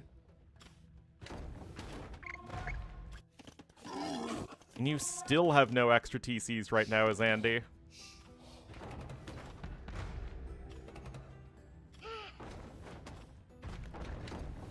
And there you go. And I really think a huge part of it is there's still fishing ships working for Lewis. Oh my goodness. The fact that he's been able to sneak value out of those fishing ships is so wild. That is crazy. Honestly, that wouldn't even be bad to get some extra wood access. Oh, here we go, though. Castle's incoming. Ballistics is going to be here as well. Lewis, nowhere near the stone for a castle. He's got access to the resource, but he doesn't have enough for a castle. And Andy, not done with this game just yet. Ballistics is now in versus no ballistics. And those vills are now having to flee.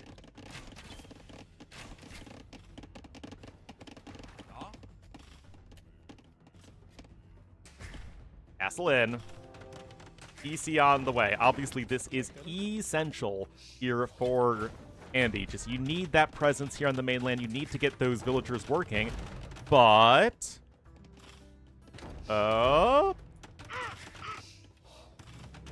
also, you can start to make a couple berserks here as Andy. It's not like they're the unit you really want here, especially against Cav Archers, but they can still be a decent raiding unit, and they're good at sniping mangonels.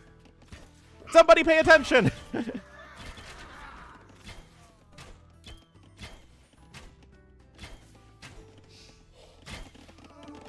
Ooh boy. Oh, the vills are sick and tired of being sick and tired. Guys, our blue player is going to be working towards a castle here in just a second. Lewis with the score lead. And the Cav Archers are coming in.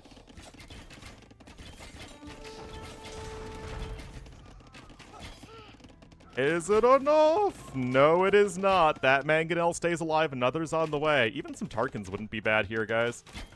And now Andy's got no gold. The whales are really running scarce at this point. Fishing ships there finally go down, but they have done their job. Yeah, it looks like all the whales are gone. The WWF would not be very impressed by Andy this game. 13 CA, 2 mangonels. Only 4 crossbowmen. Yes, you're back on gold right now, but you still have very little to play with. And once again, Lewis here with plenty of outposts. No, the World Wildlife Fund, Gagoober. All right, castle up there on the high ground. Another TC. There will still be 3-2 TCs and an 18 total villager lead for our blue player, Lewis.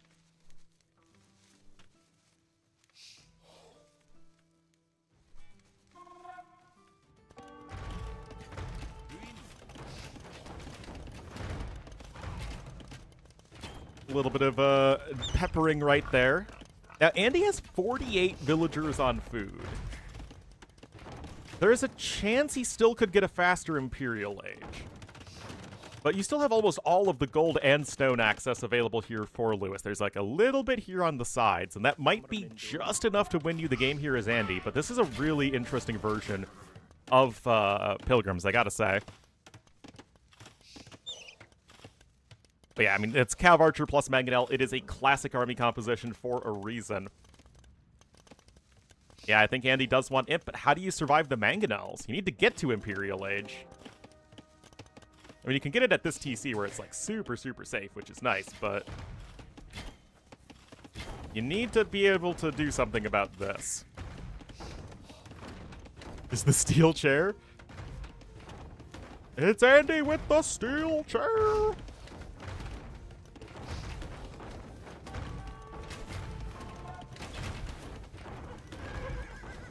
Ballistics is going to be a huge one, of course, here for Lewis.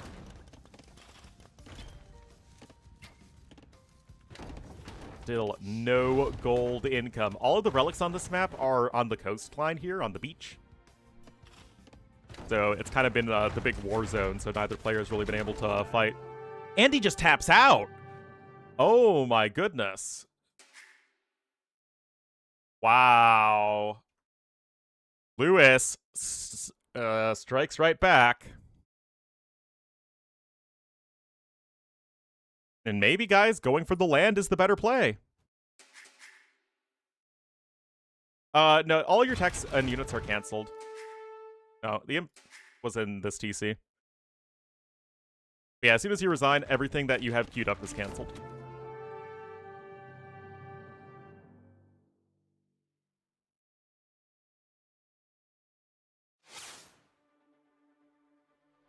All right, thank you so much to everyone who's tuning in. Been a great series so far, and Lewis wins his #1 home map, and Andy loses with Vikings, his #1 civ pick. So the first 2 games, dominant by Andy.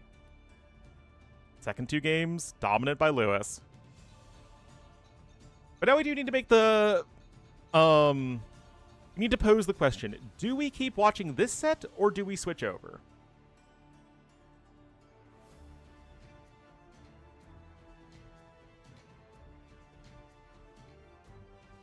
Because, in theory, the other series should be starting momentarily. I think. Yeah, they're drafting right now. Double screen domination. I would, in general, prefer to stick with it. Unless there's, like... a reason to do so. Ugh. I played that one before.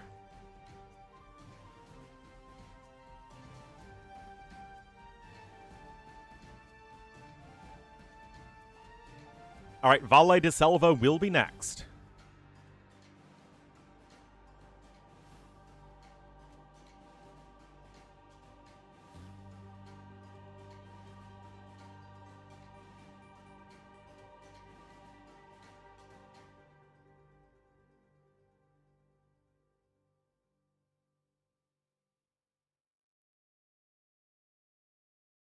Yeah, I played that.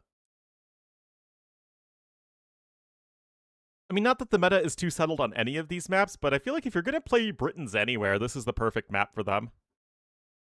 And for Lewis, I don't... Other than Turks, all of these civs feel like they can be made to work. We will have to see. We can catch up, that's true. That's true.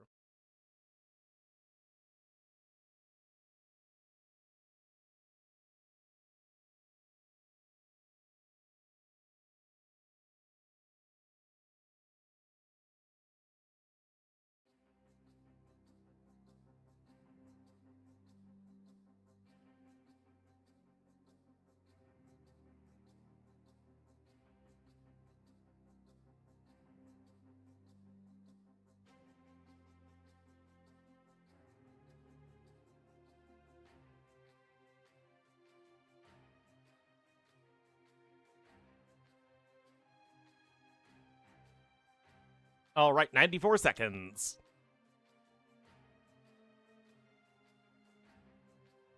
The Corgi is on his back. Oh, interesting Civ matchup, too. Oh, this could be fun.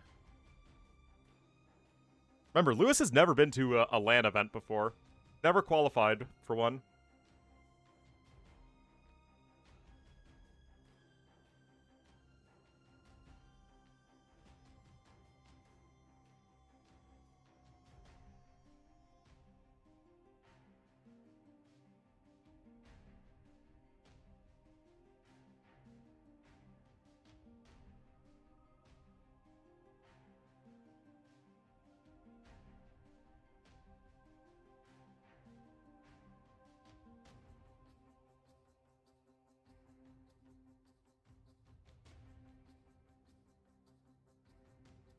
Well, apparently one of my opponents dropped out of TTLC. I just saw that today.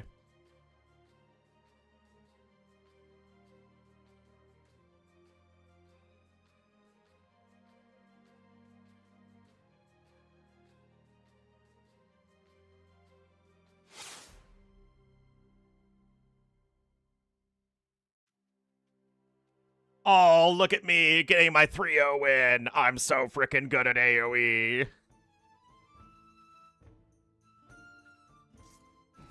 I don't know how many people from the group advanced to the playoffs, though.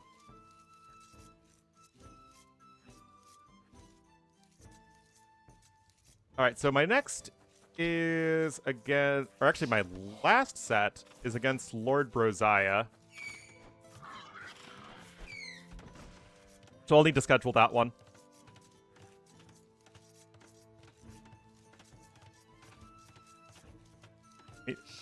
Wait, are you one of these people? Meat sauce?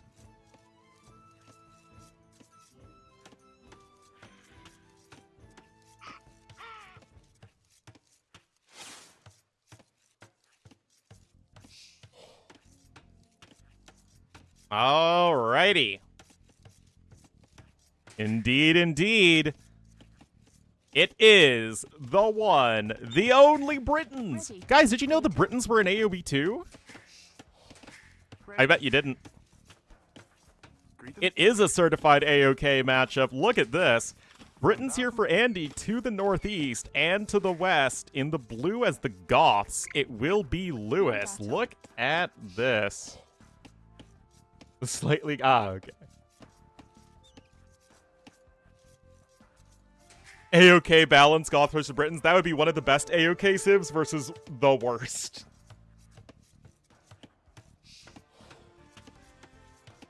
And already Andy with an early trush as Britons against Goths? What is this, guys? Alright. I don't like the rocky terrain, but other than that, I like this map. It's kind of Socotra-esque. Nobody luring the middle deer yet. Barracks now coming in for Lewis at a much more normal time. But remember, your vills are very far away from the TC on this map when you're going to the woodline. So if you sneak properly, if you invest enough of your skill points into sneak, this could do a ton of damage here from freaking Andy. And Britons themselves are still a very good early drush civ because of the early food income you get from your herdables. So guys, I'm gonna whisper because I don't want to give Andy away. Yeah, that's what I told T-West, but he didn't listen. Guys.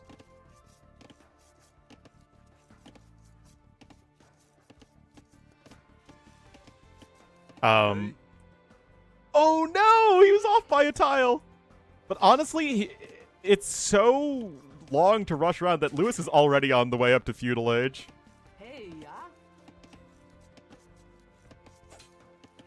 Yeah, no time there to quick wall. And this is certainly a bit uncomfortable. Really, that's not doing a whole lot. And now the militia are on the way here for Lewis getting towards the men-at-arms upgrade. Andy did take the opportunity to fully wall himself, or at least as fully wall yourself as you reasonably can on this map. Also, there's a bunch of extra capybaras, so that's also super good for Britons.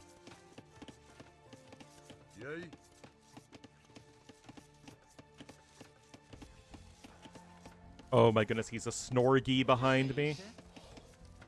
All right, Militia coming forward here from Lewis. And as Goths, this can obviously be a ton of units coming at you. You get half Arson for free. Interestingly, when they added Arson to the game, Goths got nerfed slightly because they don't get Arson. They just get extra infantry bonus damage versus buildings. So in Feudal Age, you get half Arson for free, but not Arson itself. Slavs get Arson for free. Oh, wait, no. I thought he clicked up much sooner. Oh, my goodness. How is he not going to die? What?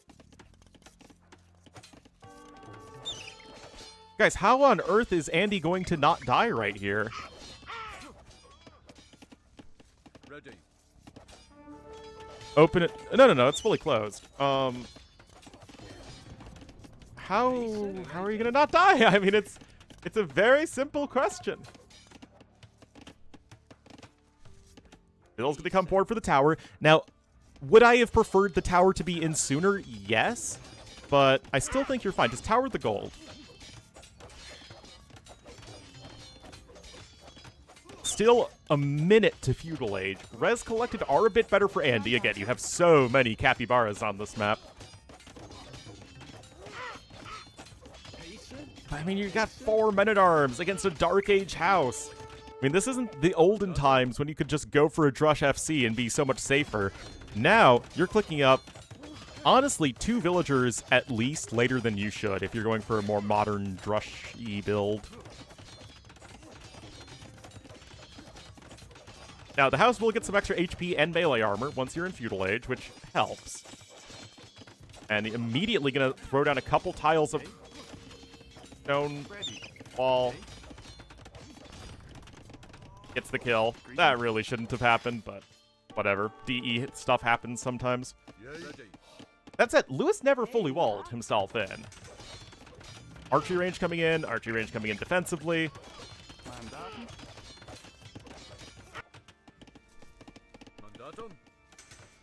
And I really think Lewis is not respecting the infantry in his base. Because, to reiterate, homie not walled. And you still have food income here as Andy, thanks to all those capybaras. Wait, is Lewis not losing literally? Oh, no, Lewis did lose a vill. Okay. It's like, how on earth would Lewis not lose a single vill there? No, well done. And he brings all the low HP vills back home. You could say that Lewis is bringing it on home. Oh, don't run into the TC fire. Alrighty, another very interesting game here between these two players. Yeah, both players have lost 1 vill. Honestly, Andy shouldn't have lost 1, but like I said, DE stuff happens sometimes. That's just a spearman, that's not a villager. And I don't know, guys, whose position do you favor? Lewis is 2 vills ahead, although he's well behind in resources at the moment.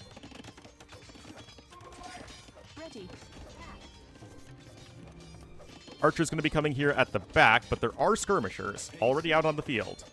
Double Bit-Axe is in for both players. And that's 8 vills on stone feels so excessive, I'm not going to lie. You mean find the mining no cap? Well, fletching archers on the hill there. And I doubt so. I think that Britons are just fine versus Goths. Remember, Britons have fully upgraded champions. And fully upgraded champions actually trade well versus Goths.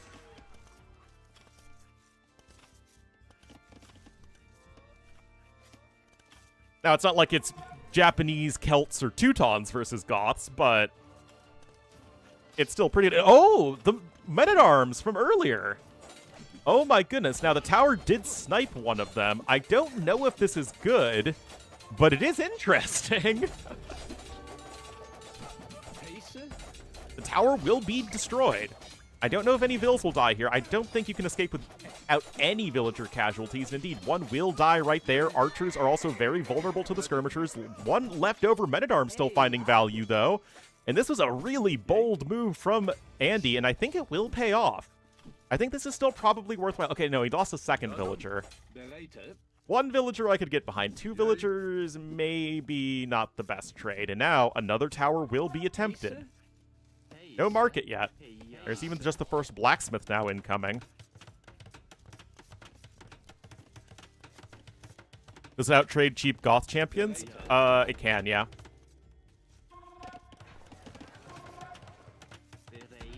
Because having the last armor actually changes the amount of hits it takes a champion to kill each other. So you kill the champions, you kill Goth champions as just generic fully upgraded champions in one fewer hit. Now, Goths can still overwhelm, but you need to have like a perfect balance of units and really leverage the faster production.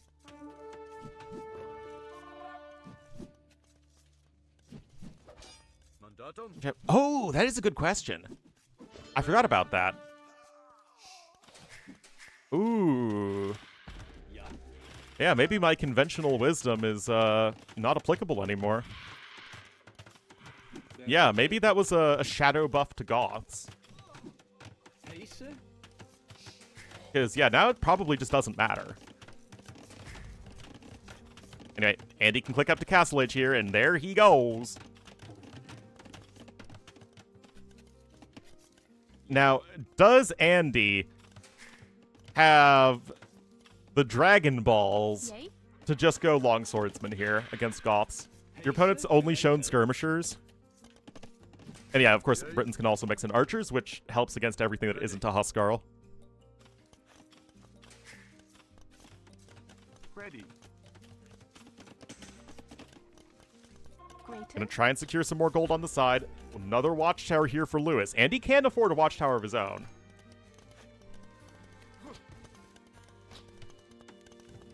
And here we go. Yes, the last herdable is finally gone. Those quick walls are very ineffectual. And that tower isn't happening. Ready.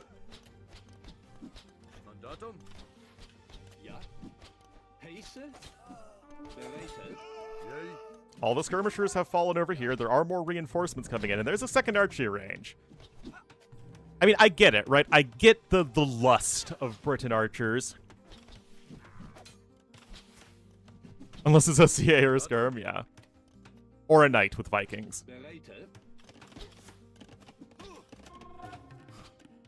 I actually think literally either a barracks play or stable play would be better. I'm not gonna lie. I mean, I get it, right? The desire, the greed to go for the archery range units as Britons, but I feel like either of the other units would have a much more difficult time for Lewis to stop. But regardless of the unit choice, what you want to be is aggressive right here as Andy. Don't let the Goth player get set up, as a rule. You can play. Aww.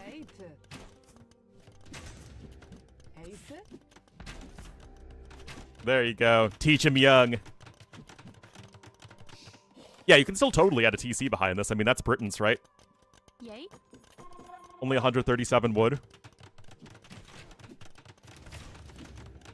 Man, this series has delivered some really interesting AoE. Again, credit to TOS for the maps in this tournament. I feel like in general, tournaments have leveled up a lot in terms of map quality, and I really appreciate that. In a year or two, there you go. Yeah, but the way this map works out is that you have a lot of resources on the sides of the map, so it's actually a good TC position.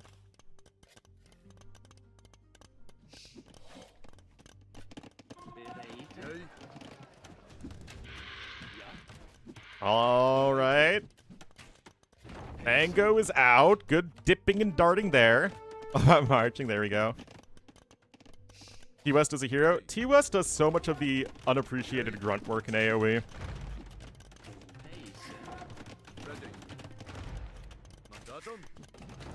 So it's nice to see him finally getting his flowers. All right, scale barding armor coming in. The first stable is on the way, but that's where the crossbowmen come in.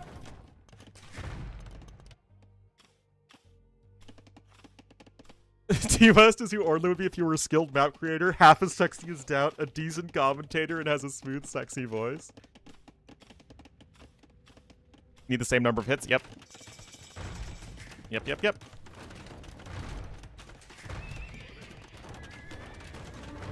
See, T-West is just me, but more likable. With Spirit of the Law. I mean, at least they both like math. Better than me getting confused with Spirit of the Law or T-West. Alright, guys. There isn't even a Mangonel on the way. Oh, no. The resource is at the absolute limit here for Lewis from repairing the TC.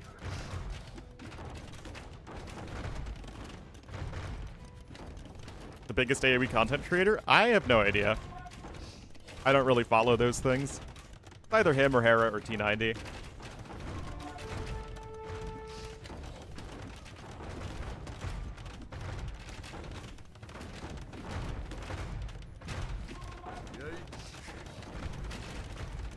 Alright, Mangonel's out. Now, this needs to be good for Lewis. Why did the Mangonel stop? What the heck? Oh, I mean, I said this is what Lewis needs, and this is exactly what he needs. Oh, my goodness, guys. Okay, Andy gets a very needed kill on the Mangonel. He's got another one coming out. The Knights have +1 defense. Regular non-tourney streams. Well, Spirit of the Law doesn't stream at all, so it's kind of hard to say. Yes, I would love to cast with T-West at a LAN.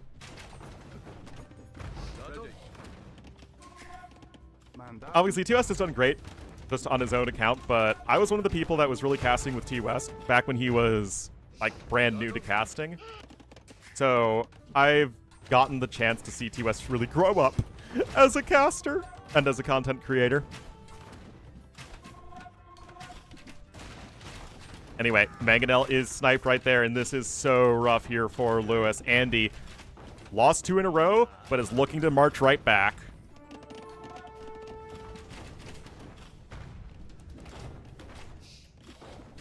Oh, Mangonel will survive there as well. Lewis gonna try and build a second Siege Workshop, but you gotta go Kanye T-West. Yep.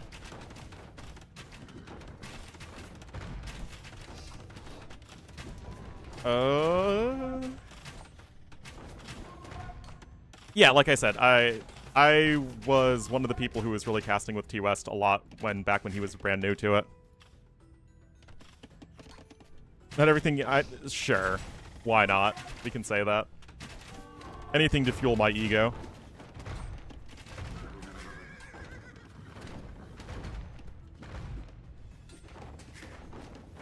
Alright, TC being attempted there to the west, but, I mean, it's already such a huge lead. It's literally 30 army to 1, guys.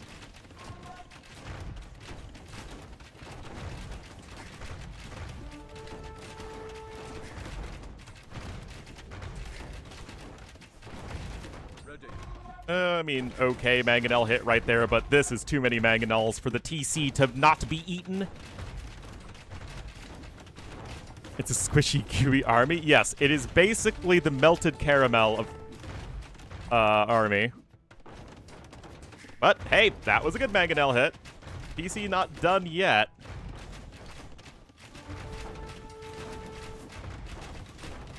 Glancing shot there.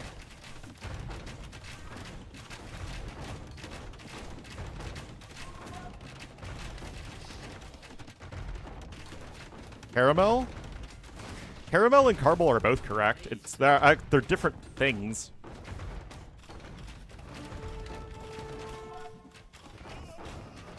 One is the solid form and one is the melted form. I'm pretty sure caramel is the solid form and caramel is the melted form, but I don't remember exactly, to be honest.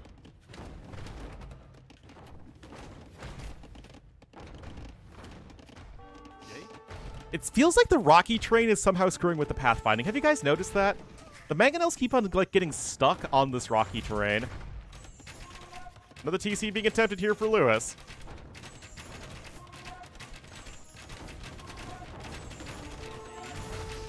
Oh, boy. Yeah, okay, you guys are noticing it too, right? Like, it literally looks like the mangonels are, for some reason, getting stuck on the rocks.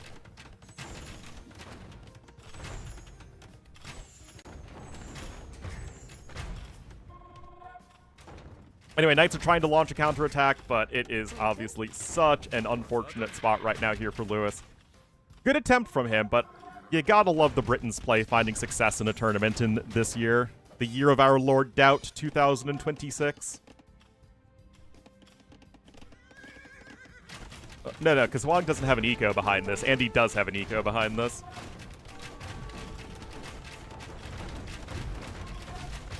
I mean, that is a nice kill. That TC's taken 8,000 damage. That's so many resources that have just gone into, you know, repairing the TC. Yeah. The Corgi has awakened. Ready, Mandatum. Ready. Okay, Andy, you do need to react to this. You do. You really, really do. You really, really do. Just a few archers to kill those poorly upgraded and low HP knights.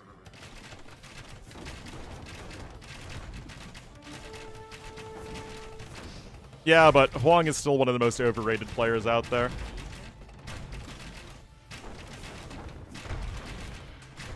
He only has one style of play that will never actually see success in tournaments.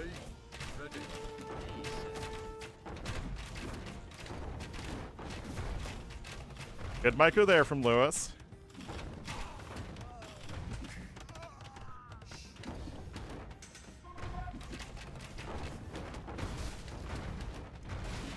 There you go. Repairvilles, it's pretty close to it at this point.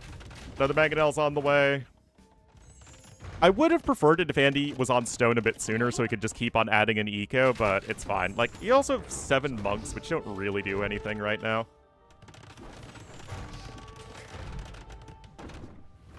Most popular in the tournament so far? I don't have those statistics. It's a pretty wide variety of maps, so I don't know if there's going to be like one civ that's really over the top.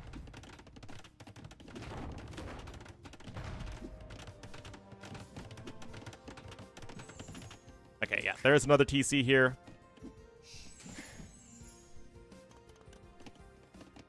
And Andy's actually going to abandon this angle of attack. Ornlu too? Ornlu feels Ornlu, man.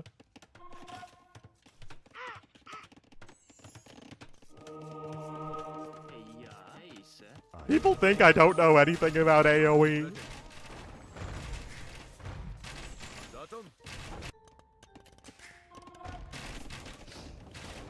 Those mangonels are right next to each other. Would an attack round get them both? You bet it would! You bet it would. I mean, Lewis has been doing so much to just barely stay alive in this game.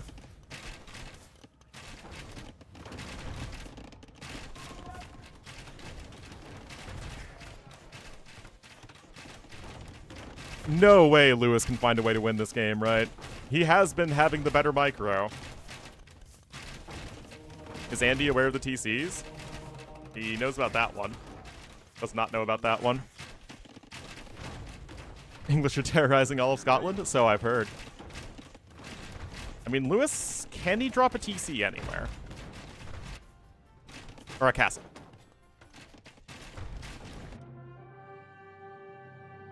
What? Okay, Andy disconnected. I was like, if Andy resigned there, I would be so tilted. No, Andy DC'd. All right, they'll just have to restore that one. Yeah.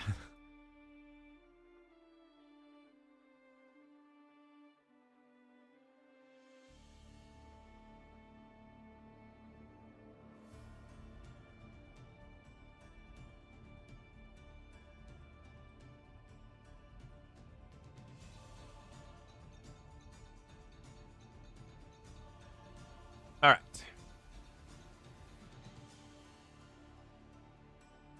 Hopefully, we can get back into this one.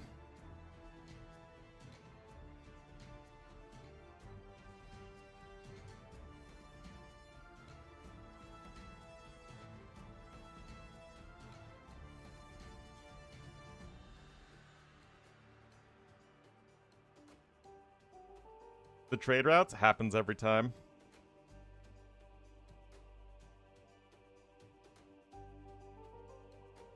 It's real. I mean, Lewis still shouldn't be super dead. Hopefully they can restore that game, because let me tell ya, I would not want to be an admin in that situation, because Lewis should still be super dead. If they had to replay that game, though, completely from the start, that would be so bad for Andy.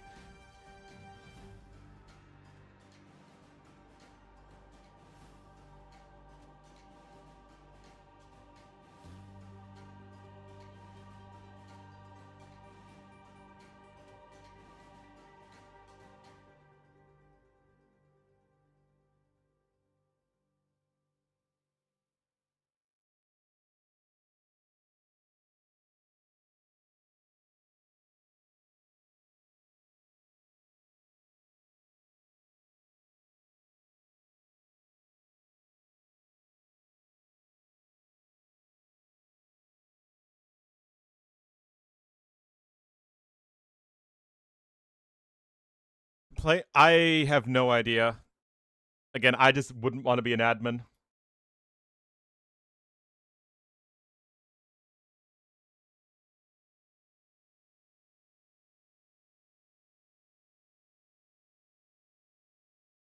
Yes, ACCM Sito is also being played, but they haven't started yet. Alright, wait, no, never mind. Andy disconnected.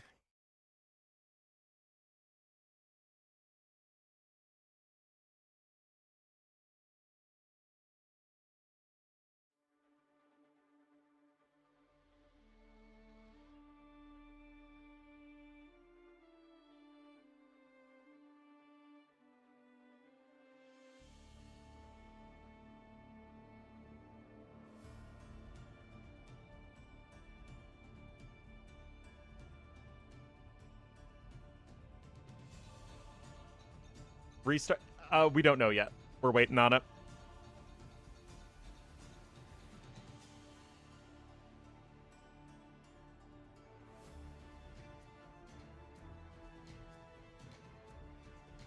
Would it be unfair? I mean, Lewis has been doing yeoman's work to keep himself in the game.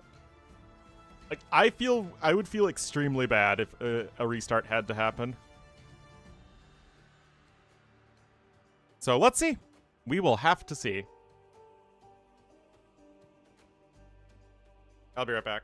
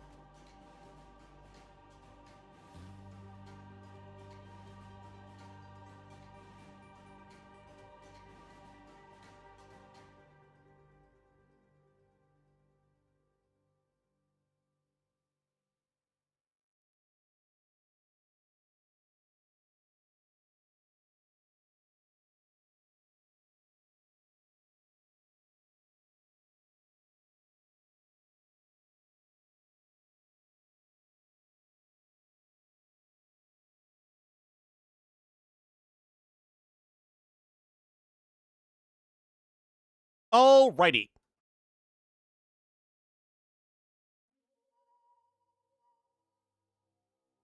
Six seconds. Let's see here, guys.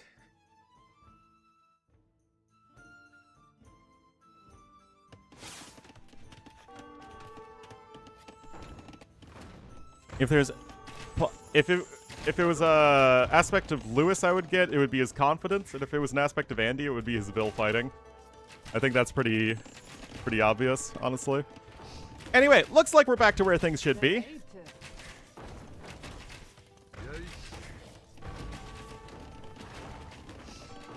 Oh my god, another one. Fourth TC now coming in here. Random knight showing up.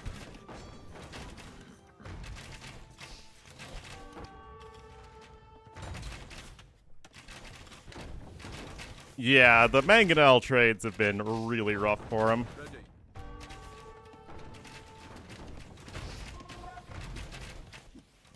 Lewis is going to be ready to drop a castle here in just a second. But like I said, there are 8 monks on the field here for Andy.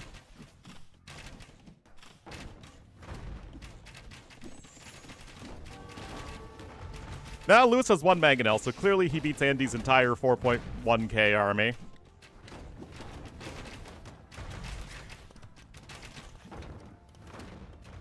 And here's the castle. Now, Andy doesn't know about it. Oh, it's been an excellent series.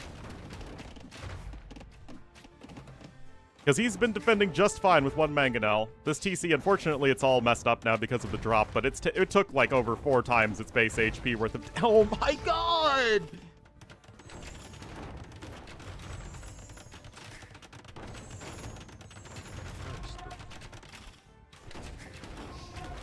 Castle's in, but Lewis has no resources. Oh, come on, destroy the TC. And now Andy gonna come in with the castle of his own.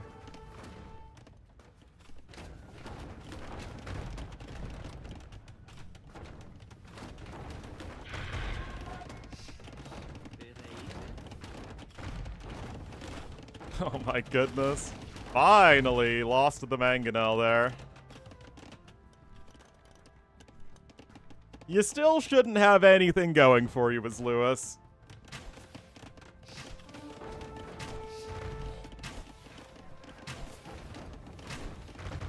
Going after the market now. Like, I mean, 2 Huskarls with 0 upgrades are not going to do anything for you. Vils? Yeah, because Andy's had very few Vils on food. And Lewis's macro has been very good. Turn the tide. No.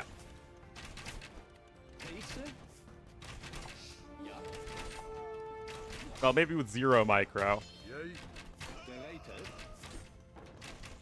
Maybe with 0 micro at all.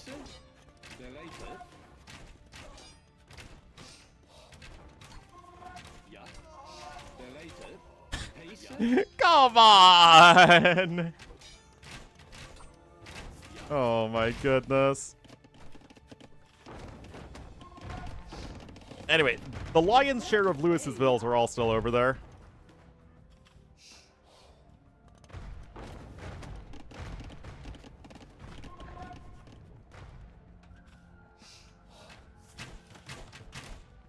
Another castle here for Andy. Lewis is going to try and launch a counterattack, though, but a few knights will obviously crush the Huskarls.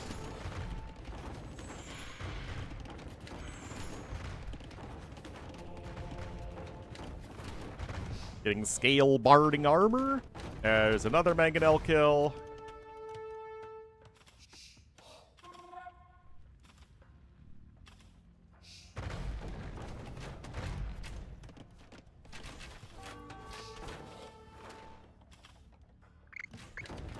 I mean, I think he's just trying to slowly encircle his opponent.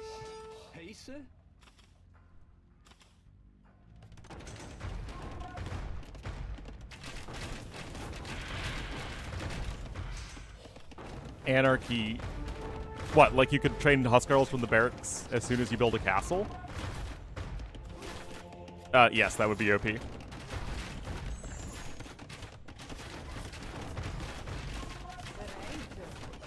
Gaunts are fine. They don't need any changes.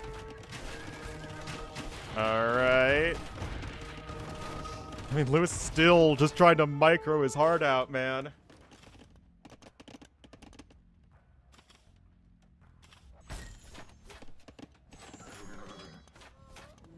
Wait, Oneville is building that castle!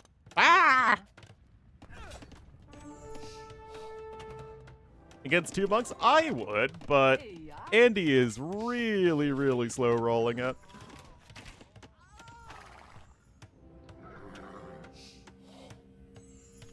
I mean, he's Britons, right? They don't tend to finish games very quickly, but even so.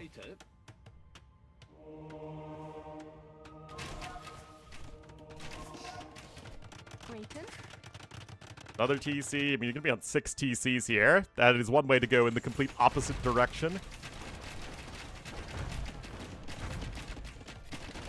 Knights are going to be charging on in.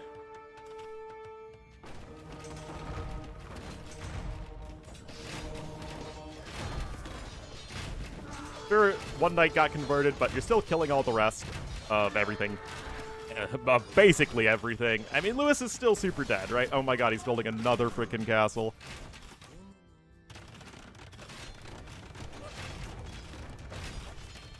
I don't want to hear no one complain about ACCM anymore.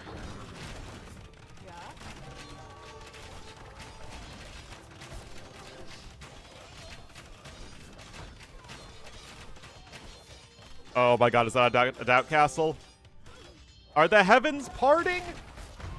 We are blessed in this game! Ooh.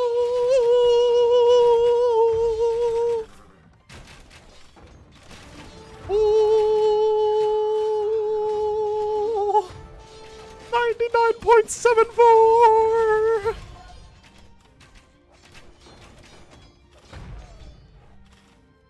Oh my goodness.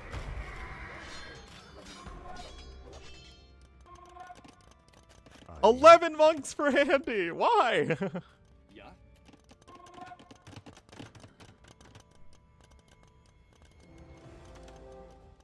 All right. ACCM is going to be clicking up pretty soon. Going to be like a gajillion town centers, give or take.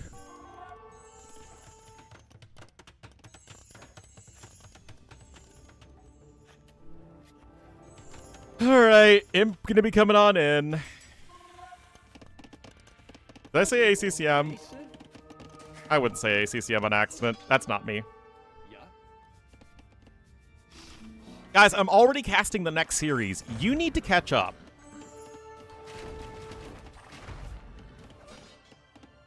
I don't know why you're the ones being so slow.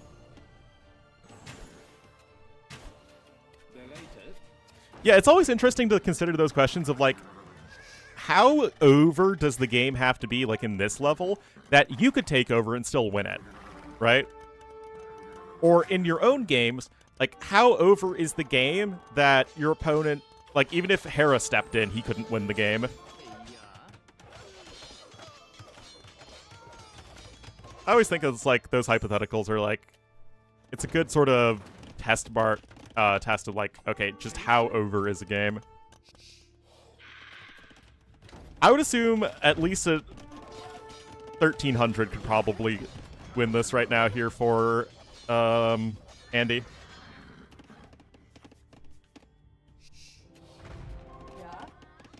Ready.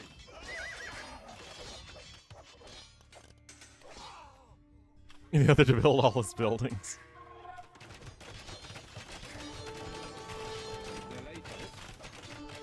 The 1200? Yeah, maybe.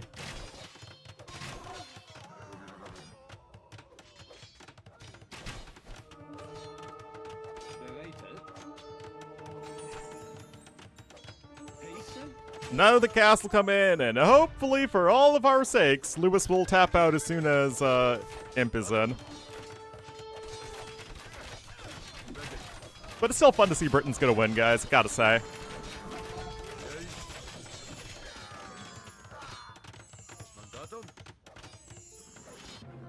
There we go. Andy, 1 game away from his next LAN. He didn't qualify for Red Bull, but he is one game away from going to Brazil. And yeah, Lewis made that way closer than it should have been for a while. That said, I loved how Andy approached that game. Just like in game number 1, it felt like he just had a really great plan.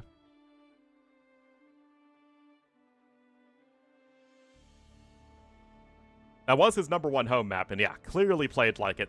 Third pick Britons is wild. Which means that we have... Oh my goodness, I forgot about this map. No one ever plays it. It's Festa de Pólvora. Yeah, that's a fun one. Literally haven't seen it.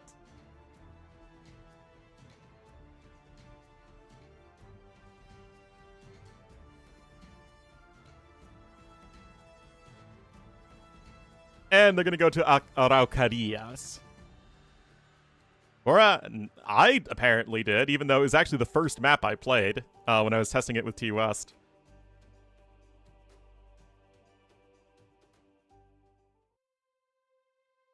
But it will be Araucarias. In 2 minutes, guys, will Lewis make his first LAN? Or will he continue to be the top 10 player according to people that has never made an S-tier event?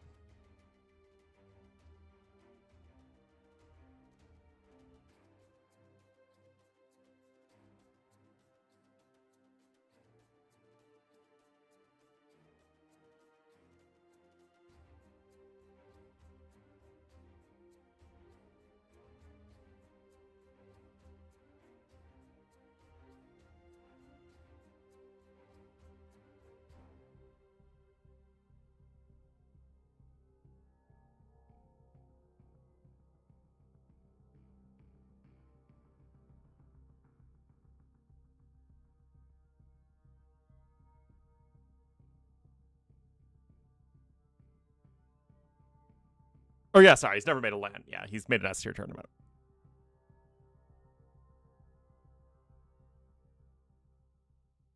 Lewis just considers himself to be a top 10 player, and, you know, the Lewis viewers and the Hera mites of the world consider him to be a top player. He is very good, and he has a lot of potential, but he's just not there yet, in my opinion.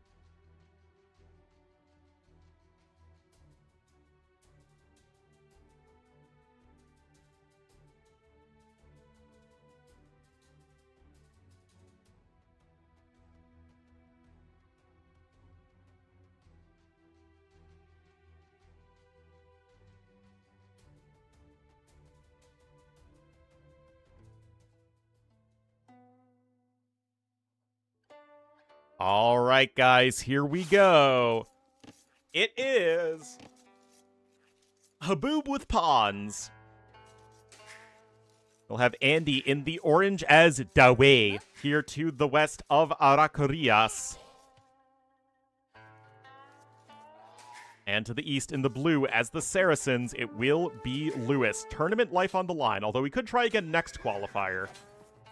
Like I said, this is probably the easiest route he will ever have to get to a LAN event. Read against him. He has those moments. Anyway, that's really bad for Lewis. Oh my goodness. I thought T-West got rid of the 3 piggies in the middle.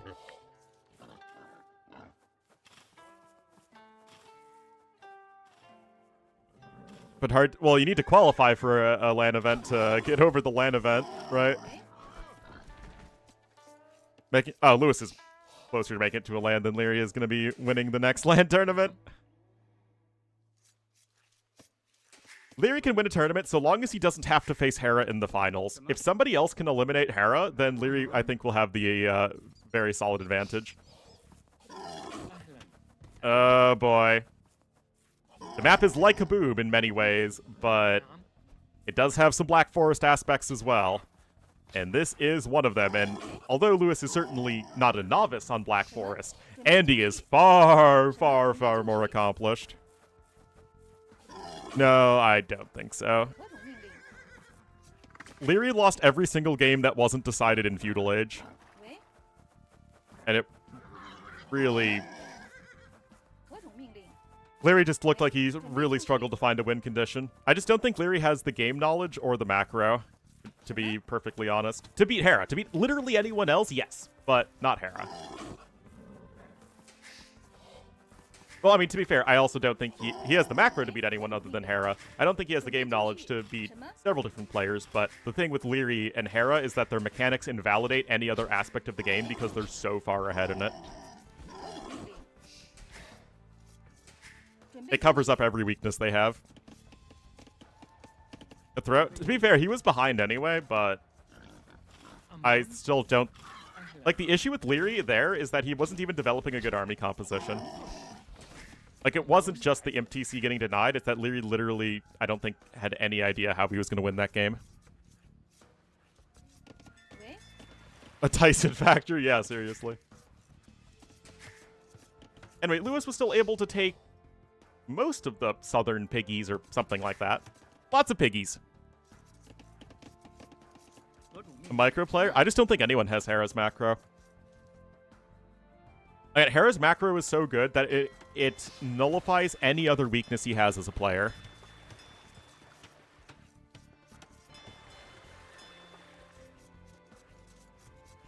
Was cooked? I mean, yeah, but whether or not mentally he was there or not, nothing in any of those games after the ones he won in Feudal Age gave me any confidence that Leary knew how to win versus Hera.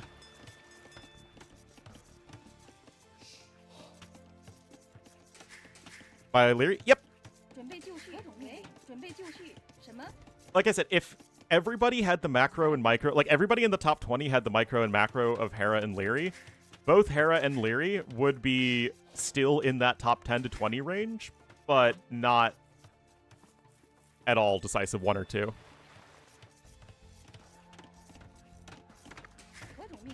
Game sense, and that is all the preparation and practice that Hera does.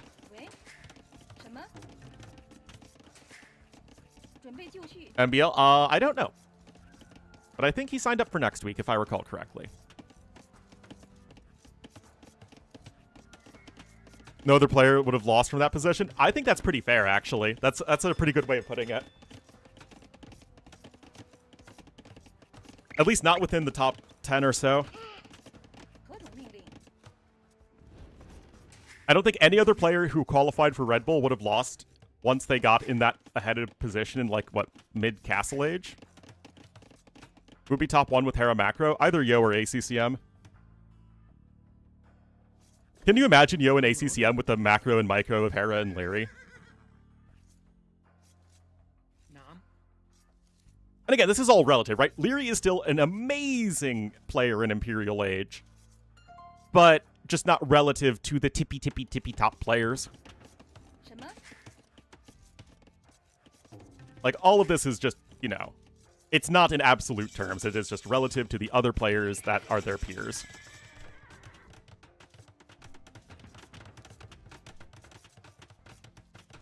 Yeah, like, that's what I'm saying. Most aggressive player? Clearly you've never watched Stray Dog play. But yes, Leary is definitely the most aggressive of the tippy top tier players. Anyway, gets the poke there, but Andy, the other Austrian player that ends in E, is in an amazing position. He is 6 villagers ahead. All of those piggies were huge. He's getting fishing lines, which does get you an extra villager as Dawei.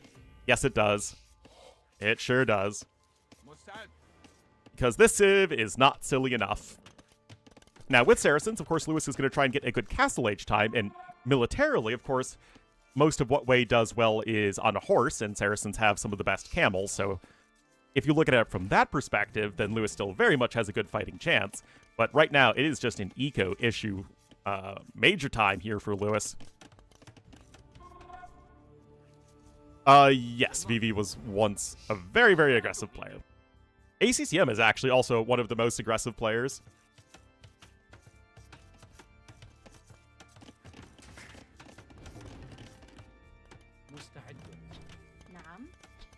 But that changed over time.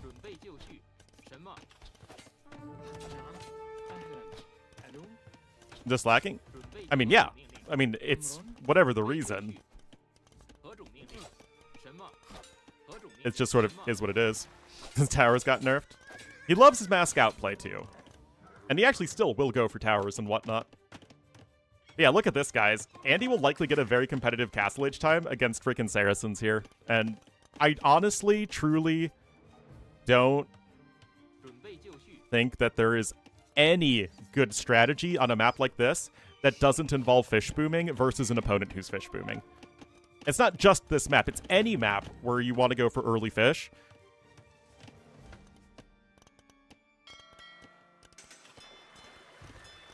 I just don't think that, just don't think there's ever a great idea there. Leary and MBL? Well, MBL has been full-time.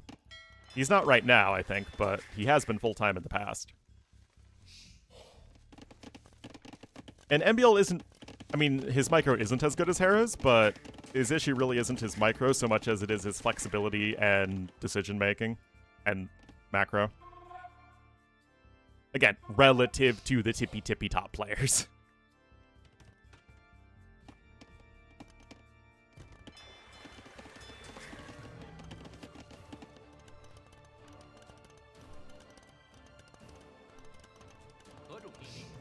Yeah, but it's just not worth it. Like, Hera dumps so much time into AoE.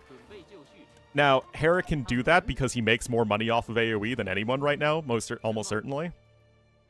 Maybe T90 has more yearly income, but I don't see how Hera doesn't clear 7 figures at this point. With the amount of time he puts into it.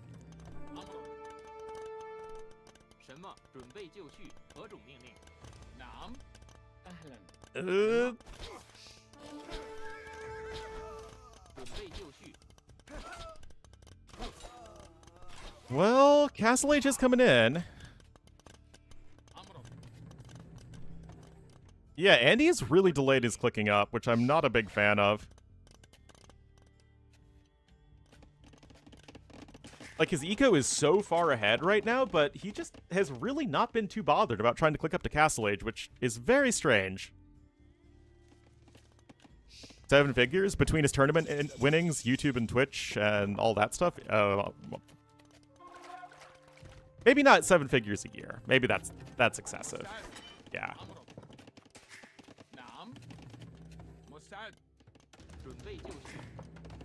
Definitely, yeah. Seven. Oh, easily 7 figures lifetime, easily. But yeah, I guess probably 7 figures if you adjust to cost of living, because he makes his money in dollars. You translate that to Argentinian pesos, so relatively speaking, yes, but no, not in absolute terms. It's almost as much as Caster's like Ornlu, yeah. Anyway, guys, Andy could absolutely lose this game just because he did not click up the Castle Age at a very good time at all. He doesn't have enough time, I think, to get the stone down. Nope. Is he dead? I think he's dead.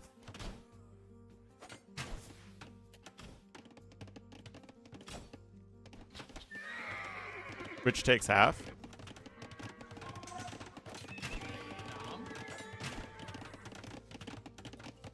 Yeah, this could get really bad really fast. It already has gotten really bad, mind you.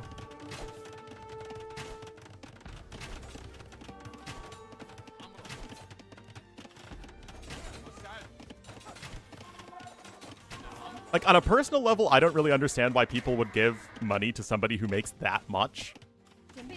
But obviously people are always free to do what they want with their own money.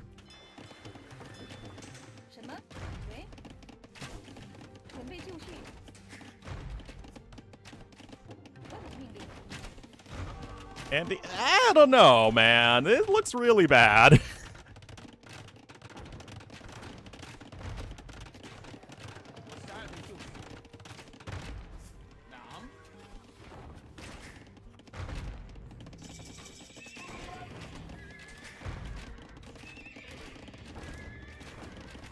Yeah, but tons of idle time is really bad, and he has lost a lot.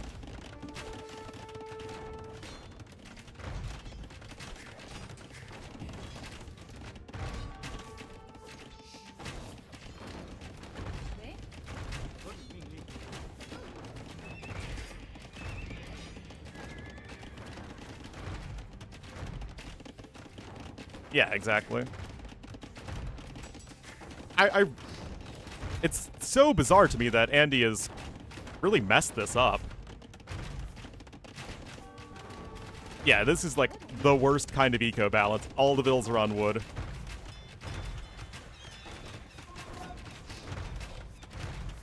Oh, I forgot they increased the HP of fish traps by 5 times.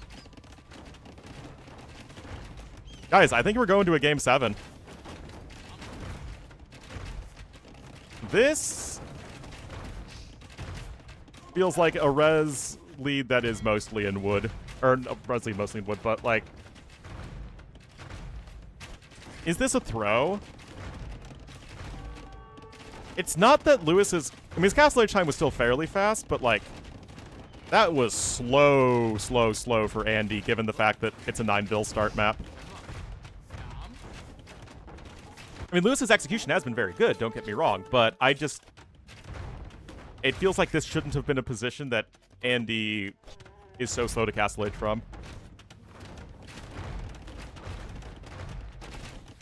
Unless Andy decides to immediately turn around and kill all of Lewis's mangonels, he's actually still probably dead, because he doesn't have much of an eco left, because he's lost a ton of ills and is now accruing a lot of idle time.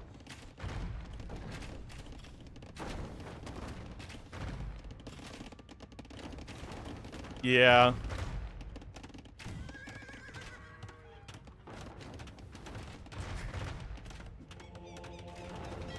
And this was the number 1, or no, sorry, the number 2 Civ pick versus the last Civ pick.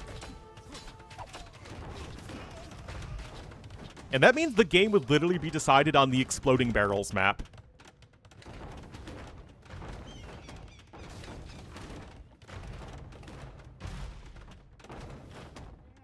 That would be really funny. But yeah, this game is over.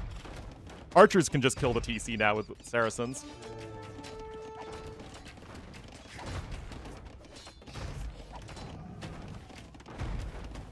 Look at this gold collected difference, man.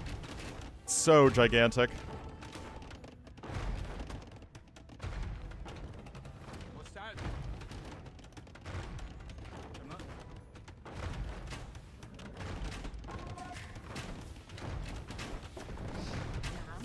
You're just still not getting anywhere at this point. 0 vills have been lost. Andy's still technically ahead by 500 resources, but it's all wood and a little bit of food that Blue isn't having to spend any resources on.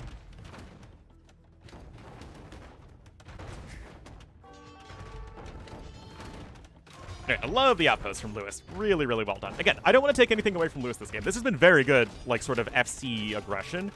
I don't think it should work. Oh my god. Versus somebody who has the fish boom like that and is only like a minute slower to castle age. But if you're 3 minutes slower to castle age,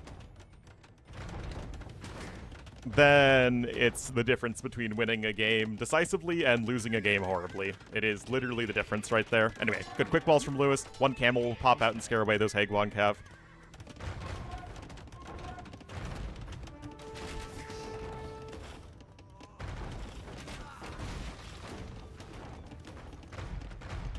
I mean, you're trying right now, but you just have no army. It's like Lewis in the last game, right? If you have no army and no real way of getting one, then, like, what's the point? Ads, well, Twitch be Twitch like that.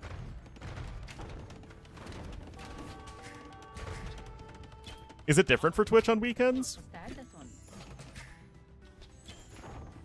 Ads, welcome back. I apologize for having to have all the ads, but it be like that.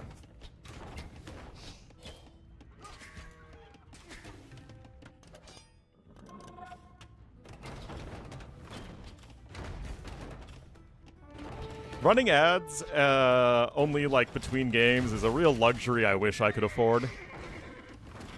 Because unlike ads on regular TV, like, you don't miss stuff by ads on regular TV. Whereas you do miss stuff by ads on Twitch, right? Because ads only apply to some people. Really unfortunate, but again, I gotta make a living.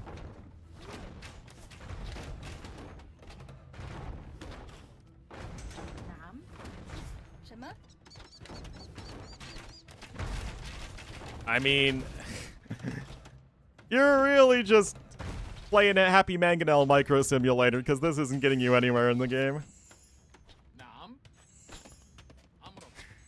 TC, I wouldn't really do that. That doesn't exactly feel like a winning play. Lewis is getting a second TC. He's still applying pressure, and he's still not getting anywhere at the moment.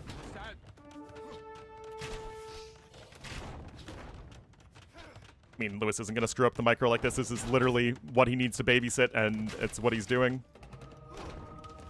Mangonel about to be out.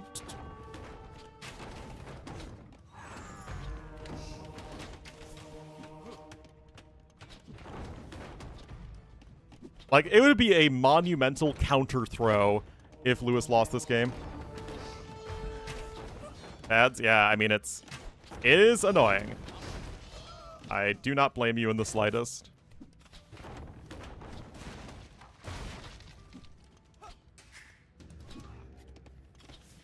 Anyway, Lewis can come in with a forward castle soon. Andy just now trying to add TC number 2, but he's got no real army. Again, the huge difference in gold collected.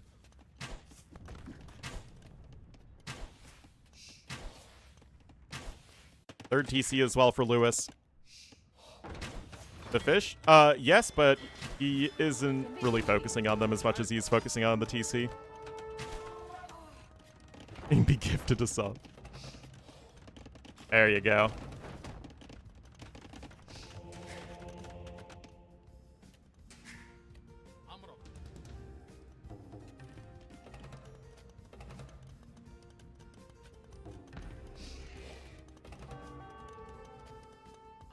Oh, guys, the 6 HP counter camel raid! Oh, my goodness, guys, it's so hype! I'm sorry if that was too hype for you guys. I had to channel my my inner mem a little bit there.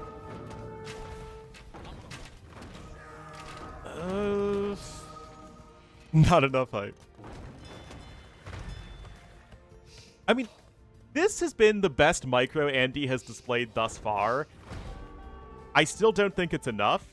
Maybe it's just something in this series about the guy who is irrevocably far behind in eco, map position, army, etc. is just going to have the perfect unit control. They'll get better with time. I've been doing this for over 8 years. I think my casting is what it is at this point. At least stylistically.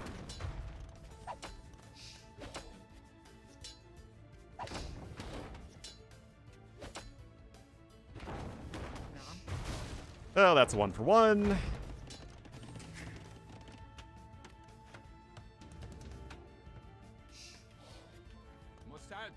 Castle coming in. You Mamelukes will certainly seal the game.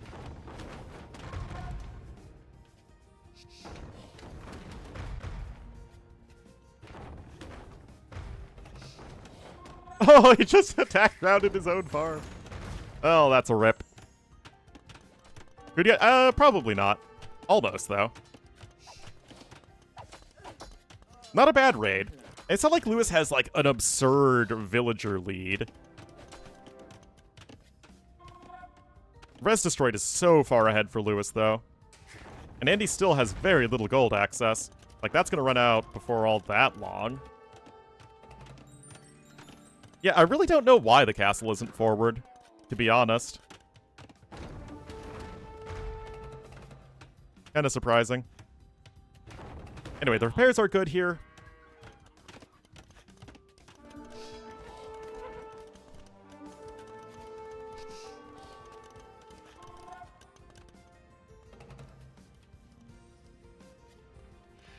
It's a very small chance, but yes. I mean, this is Lewis getting himself into an unlosable position and then not sealing the deal. That doesn't mean Lewis is falling behind, but it does mean Lewis isn't really closing it out.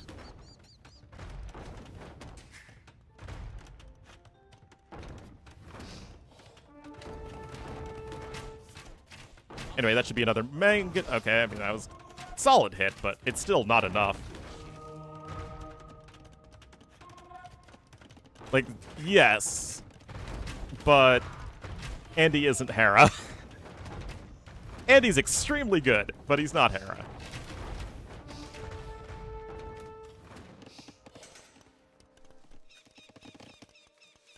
Fourth TC even there to the side.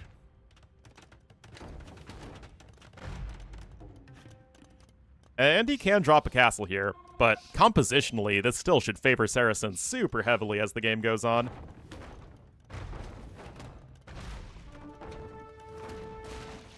That's essentially another 1-for-1. I feel like stonewalling your opponent in is really underrated. And to be fair, Andy did it in game number 1 today.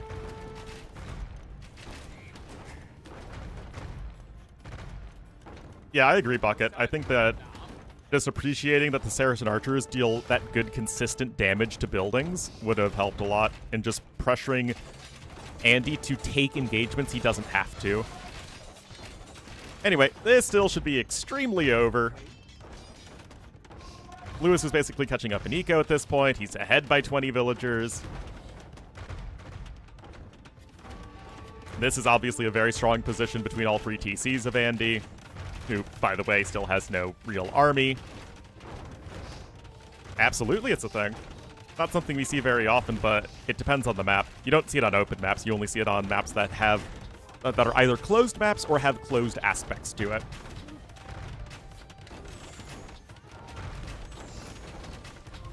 All right, come on, Andy. Wait, to be fair, Lewis also has resigned extremely late in this series. But, yeah, we're going to go to a Game 7. PC taken. 15,000. Anyway, there we go. 16 mangonels. Just not able to get to Castle Age in time. That's really it. If Andy clicked up 2 minutes sooner, which he could have with the power of the market, this game looks completely different. Andy was in an insanely good spot in Feudal Age. His eco was leaps and bounds ahead of his opponent. But he just didn't really prioritize Castle Age and got punished super hard.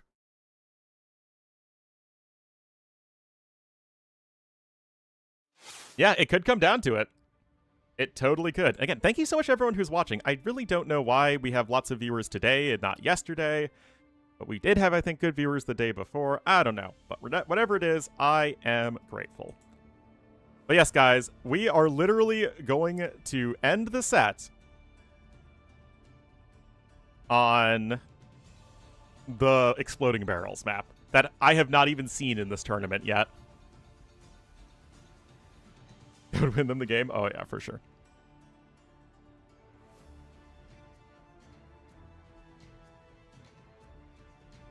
For sure.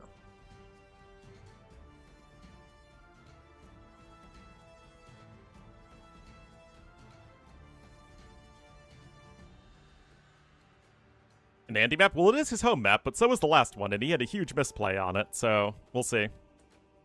Anyway, it should be Portuguese Bohemians. Don't really think it would need to be anything else.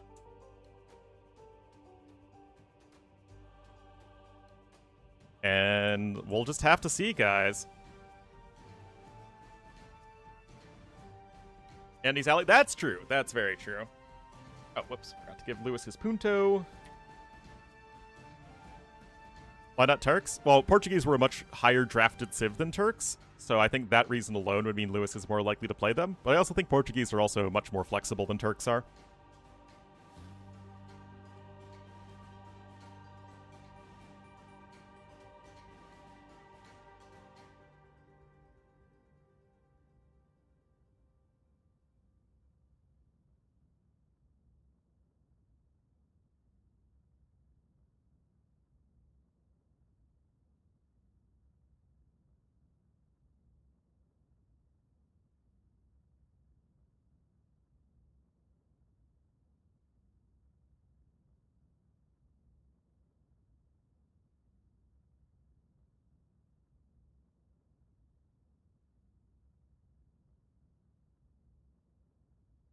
Three-two?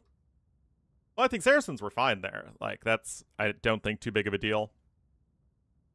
But I'm just ready, guys. This has been a wild back-and-forth series, and I'm glad I woke up to cast it.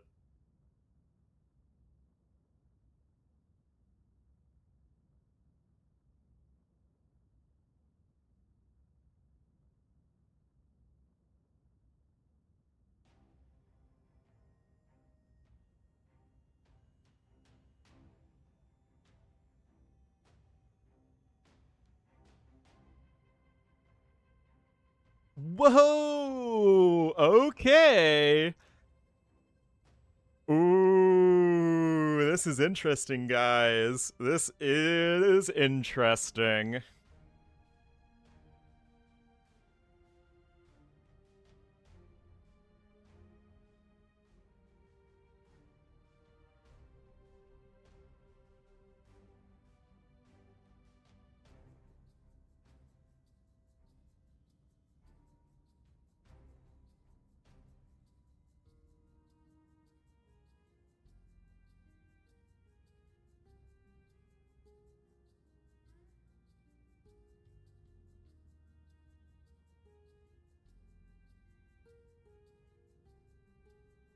You're right about one thing, Master. The negotiations were brief.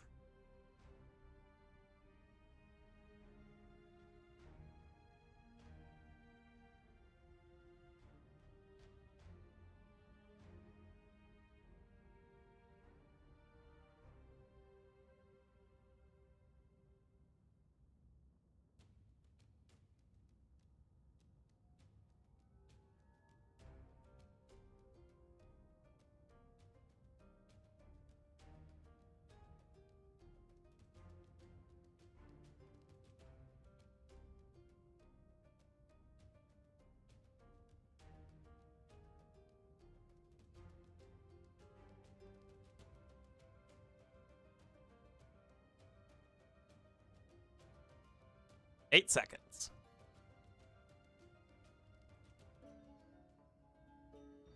All right, guys, check this out. Here we are, game number 7. Very back and forth series. Andy in the orange as the Burmese. The winner of this set will move on to the Brazil land, Brazil Dynasty. The loser will have to try again next week. It's so interesting. I was waiting for the game to start. All right, so Lewis is going to be the Turks. Both of these guys would have gone with Portuguese plus Bohemians. That would have been the much more, shall we say, traditional approach. Burmese? We rarely see Burmese at all unless there just aren't better civs available.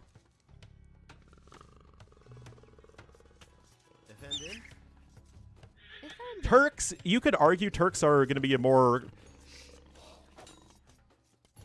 common pick, I guess, than Portuguese. Okay. This is how this works with the exploding barrels, guys. They have 95 base damage with a very wide blast width. We're talking heavy demo blast width. 0 melee armor, 8 pierce armor. This will literally kill the scout. Okay. Just reducing it to 9 HP. These exploding barrels are all over the map.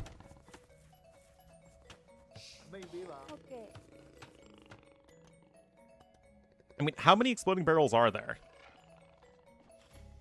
56 exploding barrels!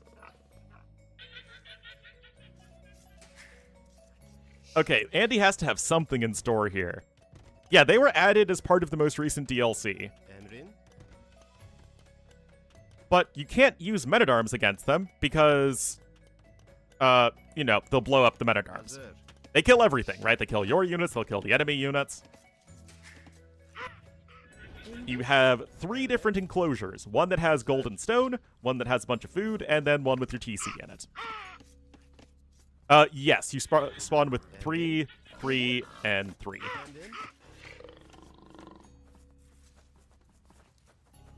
Oh man, guys, this is really interesting. Again, going Turks versus Burmese, going for the low eco civs. Gold and stone is very hard to come by. There's a little bit on the outside of the map. Yeah, Regicide would be more fun, that's true. But most of the gold and stone is in the center, or in your little enclosure.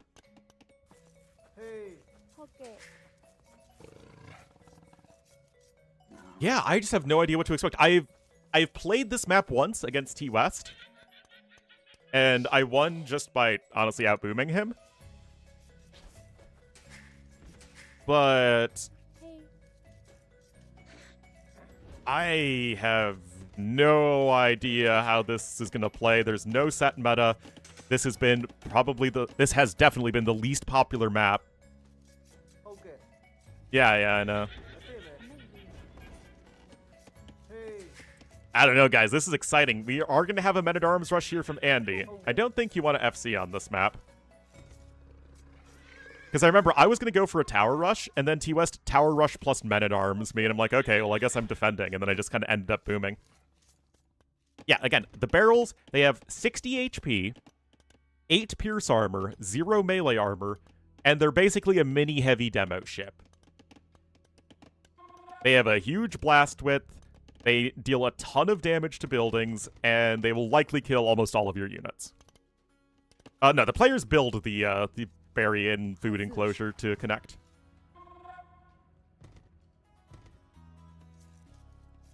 Okay. I mean, it's interesting, right? Also, it's fortified palisade walls in your TC area and regular palisade walls in your, not TC area. I mean, yeah, you could sack one militia, and we did have Andy deal most of the damage there to that gunpowder keg.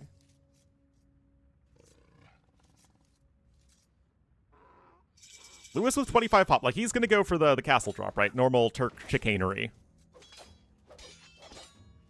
Man-at-Arms upgrade incoming. You get the free double bit axe, of course. There's the archery range through the wall.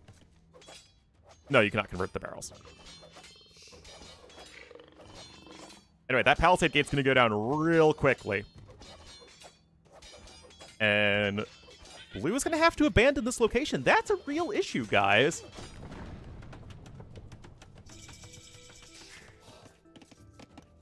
That is actually going to be a real issue. Now, you can, of course, build the market blacksmith like normal. Scout's going to go over here and see that there's nothing.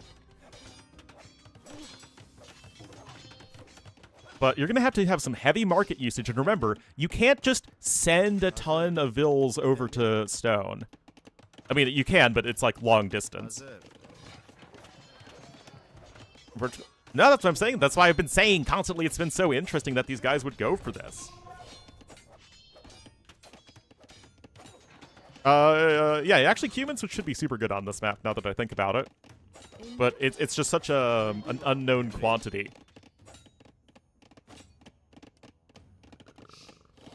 I've just been explaining it over and over again.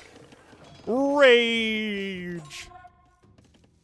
Alright, guys. Lewis is about to click up. He was able to finagle the market so he didn't have to sell his stone. Because, again, you can't really have more than 3 vills on that resource. Okay. But now, you gotta go after the miners, right? Remember, you dealt almost all that barrel's damage.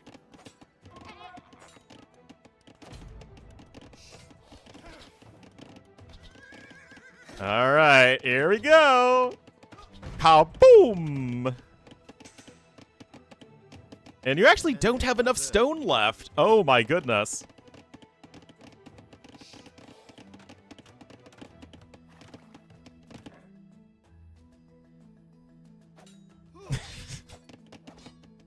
Why are you guys so mean to me? Now, of course, Lewis is going to be in Castle Age here soon. He will drop a castle, although he'll have to use the market again, but he has no gold or stone at the moment. Remember, there's a little bit of gold and stone on the outside, but not much.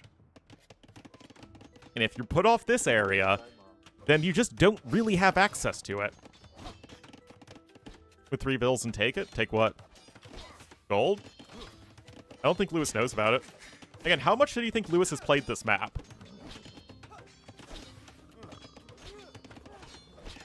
Market usage now coming in here for orange, but obviously Lewis going to be to Castle Age here in just a moment, and the Janissaries will punch through the barrels very quickly themselves.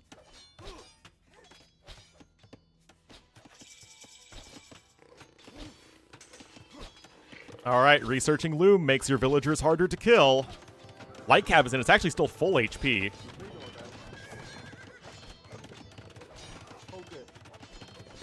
Nice micro there from Andy.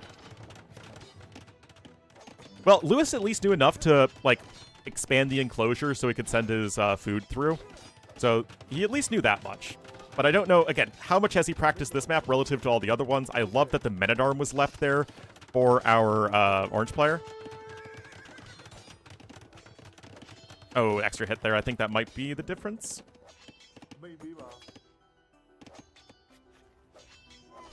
But yeah, making sure that Lewis isn't gathering those resources. Again, would the correct thing... I'm pretty sure the correct thing for Lewis to do would be when he was running away with the Vills over here, just send them over to the corner where you know that, again, there are extra resources that spawn, and just send them there. But I just don't think Lewis knows that because he's new to this map. But then I think you just have to ask the question, is it acceptable for Lewis not to know every single map if you're trying to qualify for the LAN? And, you know, this is his best shot possible.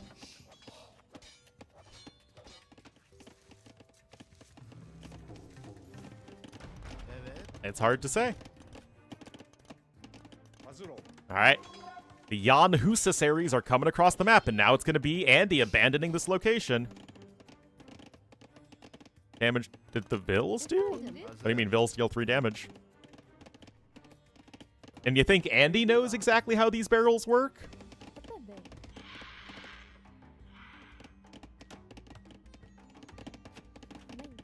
No, Andy has no.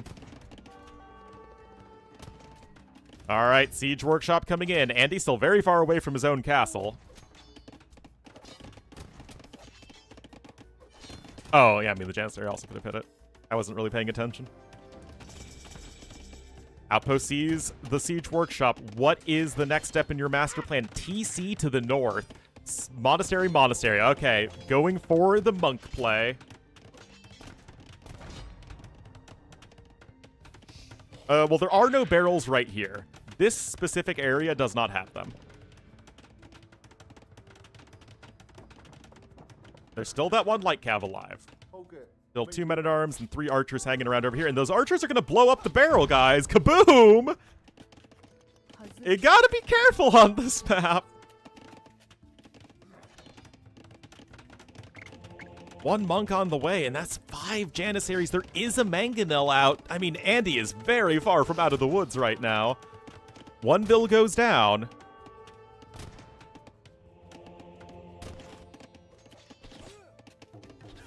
Still a bit of a nuisance right there. A ram is being downloaded.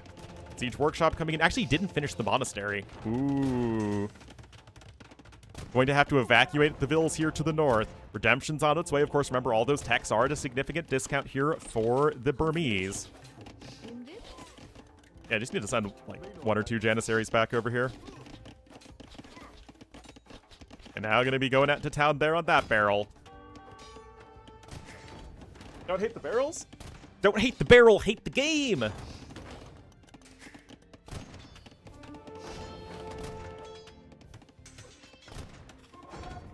Mangonel coming in, guys.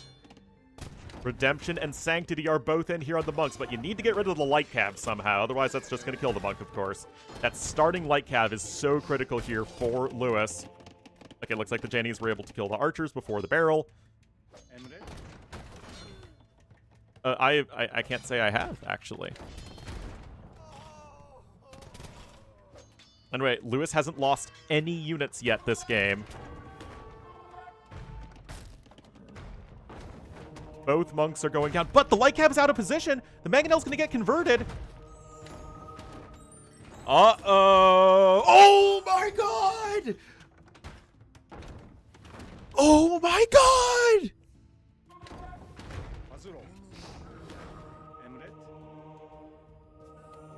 I'm actually speechless.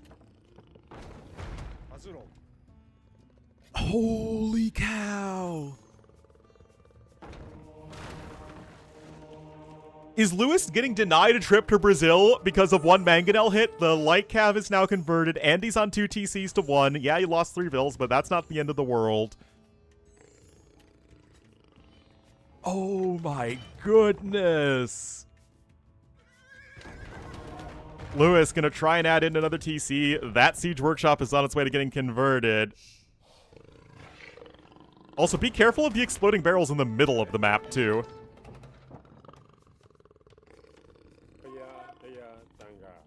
Wow.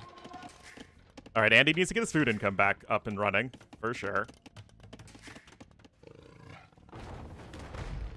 Not the monkey! Wow, what did that monkey ever do to you? Okay, good snipe there. Efendim. And Lewis is sending a monk out to pick up some relics. Got horse collar on the way. Of course, Andy gets bow saw for free as the Burmese, which is very helpful.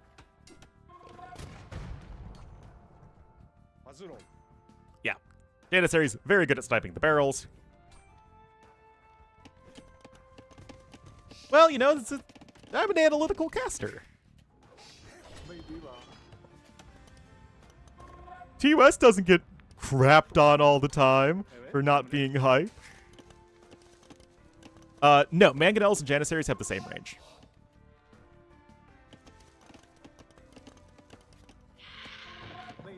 All right, so to be very, very, very careful. Versus Turks? What do Turks do against elephants? Yeah, Janissaries used to outrange mangonels, and they don't anymore. That's going to be 2 more dead monks.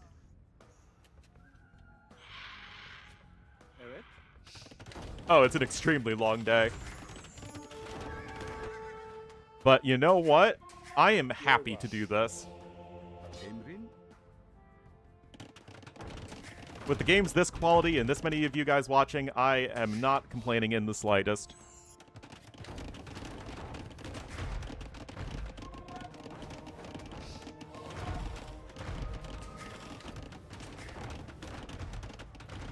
All right, here we go. Few spearmen here to help out in case of a potential light cav switch from Andy.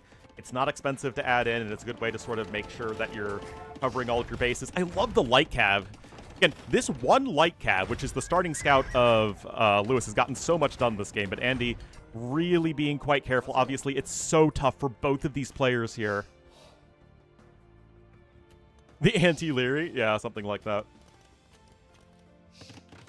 And remember, guys, if this TC is denied, you're back on no gold as Lewis, other than 1 relic, which is obviously not exactly sufficient. Oh my goodness, guys, you have to be so careful here. Oh man. Of course, we know Andy's monk control is excellent. Now, he will snipe a mangonel with Vils, although he will lose a few in the process. Fervor coming in now on the monks. I mean, Lewis knows he needs to make something happen. I don't think Lewis is devoted. Didn't see that. Yeah, no, he's not devoted. And back to mangoneling. And 0 on gold for Lewis. He has 3 Janissaries left. They all had to be deleted right there. And guys, when it's going to come down to the come down, it might not be on the cards here for Lewis. 500 score behind, around 15 Vils behind, a lot of idling. And he doesn't have really any gold or stone access. He's going to try and mix in some light cab. That's what the spearmen are there for, although you do need to make a few more. And now you have so many Vils on stone for Andy. A Rombuyer, fantastic in late Castle Age. And I mean, just to have the stones to go for the Burmese pick of all civs. Again, this is a civ. This has to be one of the least played civs in all of competitive AoE 2. They are very good. They're not a bad civ. It's just usually you want to play somebody else.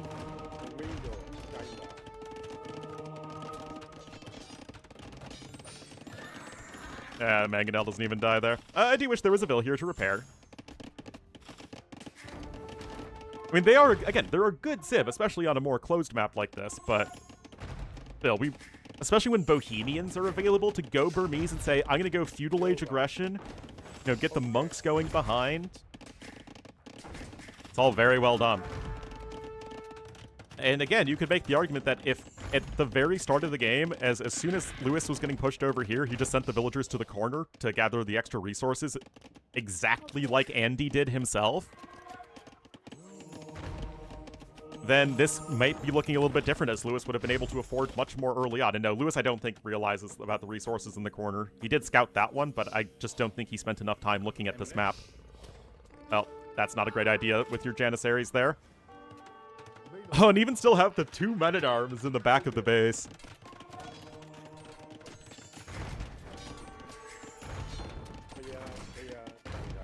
Mangonel's gonna take down that TC. I mean, the Bills can focus down the 2 men-at-arms, although that does not feel good for Lewis. Couple watchtowers over here. Lewis has been able to pick up 3 relics, which is something.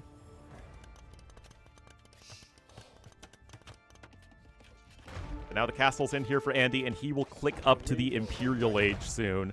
Now, he does have to be careful about potential light cav counterattacks, but these guys are currently unupgraded. Great reaction there from Andy, except for that one villager who didn't get the memo. There we go. Imp is on the way. No way Lewis clicks up this Millennium. Yeah, he did a little while ago.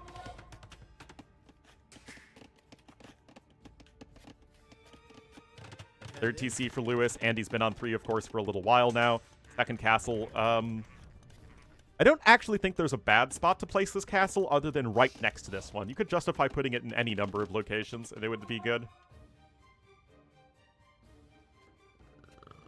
But oh my goodness, that Mangonel hit. Absolutely the dagger into poor Lewis.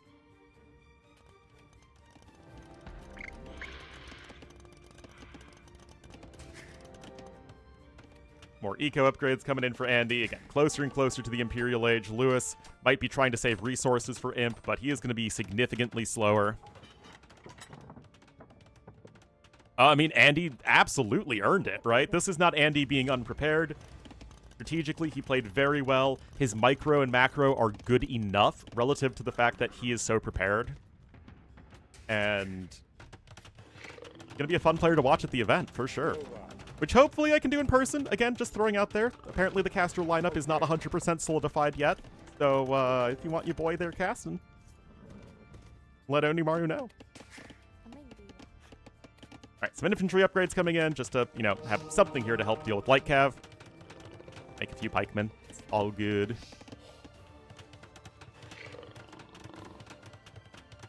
One more game. Well, that's exactly how Age of Empires work. Yes, that is indeed how it works.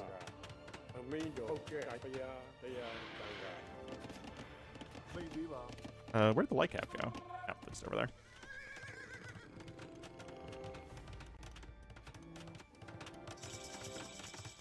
There we go. Imp is in. Trebuchets ×2 immediately on the way.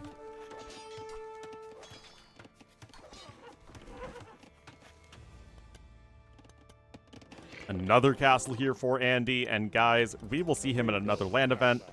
Andy's a super fun player to watch in case you haven't been able to tell from this series, so it is going to be quite nice for him. But Lewis isn't done yet. Lewis will have the opportunity to try and qualify this next week.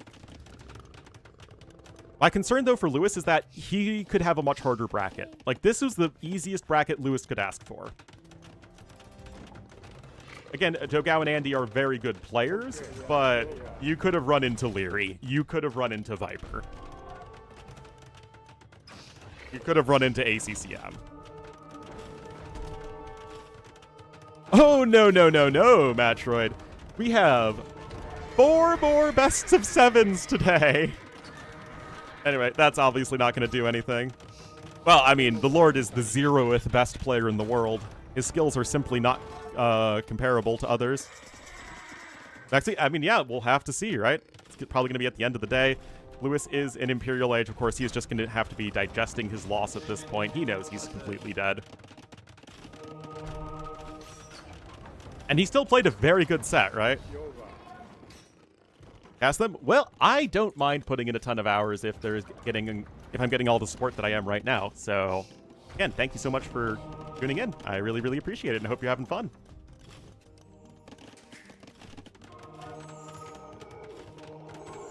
Yes, either Tato or Leary will necessarily be in the next qualifier. Protein bar is ready. We'll figure something out later.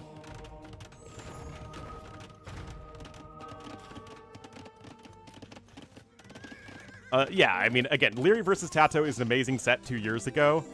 Nowadays, I'm not too sure. Anyway, Idefx. A bit disappointed with Lewis. His own fans learn and he hasn't been familiar with Yeah. him. And he's had quite a bit of time. But so is Andy, right? Andy's also Onimaru. Andy also is, you know, this is his clan's map, or tournament. He's also had time to prepare. He wasn't at Red Bull, so the same exact thing could be said there, and it was a very close series, right? Oh yeah, MBL and Hart aren't even playing this week, and they will be playing next week. So, wait, is MBL not even playing next week either?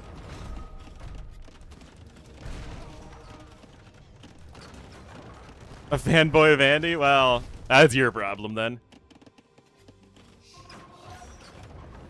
He dropped out of this week's qualifier. I don't know about next week. Oh, okay, so MBL's there next week. So yeah, I mean, we don't know yet, but chances are Lewis will have a harder bracket next week than this week. Yeah, if MBL wants to play at the event or have a chance to play at the event, he will need to play next week.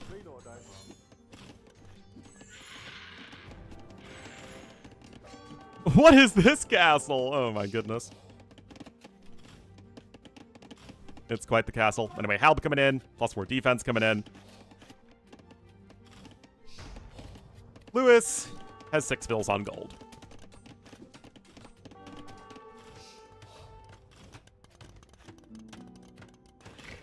Any other Onimarus I should know about? I literally just watched that episode yesterday with my dad. Like I think I said earlier, my mom's on vacation right now, so my dad and I have been watching the first few seasons of SpongeBob.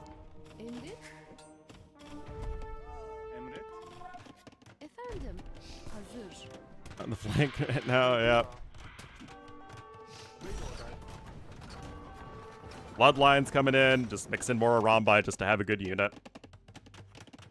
Again, crazy that, you know, everything on the line, you have Bohemians for a close map, and then you choose to go for Burmese.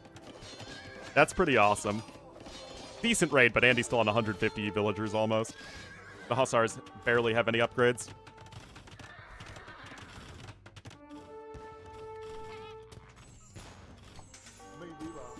Well, the Halbs are actually possible to get 13 attack. You're gonna lose all your infrastructure at this point.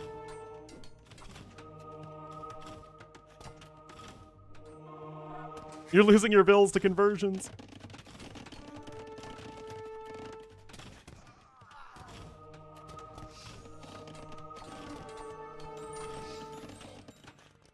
Probably should have gotten heavy plow though, to be honest, Andy. Just saying.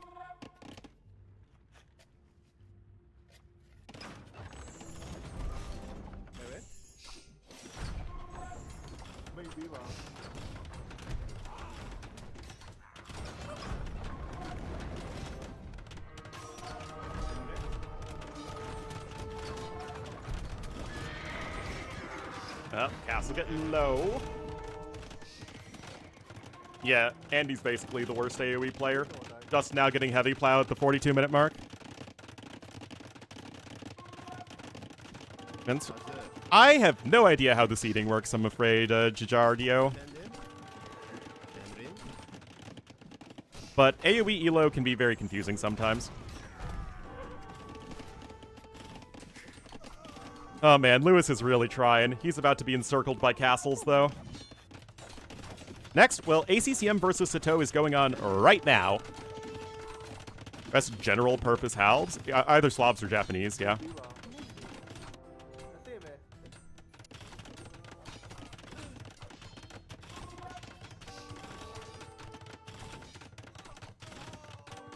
I mean, it was an interesting one, Norther.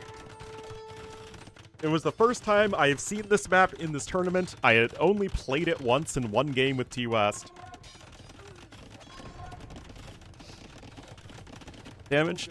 Well, I said general purpose. There are situations where there are a bunch of different halves that are better than the others, but general purpose, it's either Slavs or Japanese. Well, okay, you don't want to do that, Andy, but he's going to get Hussars. Those are going to raid like crazy. You're still surrounding your opponent. Because it's Lewis's tournament life on the line, and he is digesting it because he was one game away from qualifying and just couldn't quite do it. GG, well played, says Lewis's Andy in a fantastic series. Really, really good one. Again, Lewis is so close, but just not quite there. And was clearly just not prepared for this last map. Andy had a perfect approach. He executed it well. And Lewis was simply not able to make it happen. Great series, though. And that bodes well for what's going to be coming at us the rest of the day.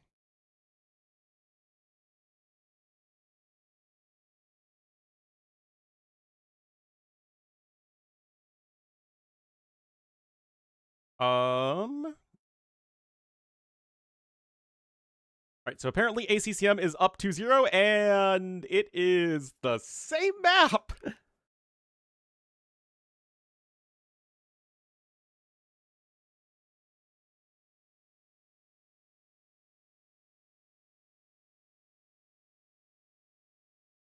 He can try again next week. He is out of the running for this week,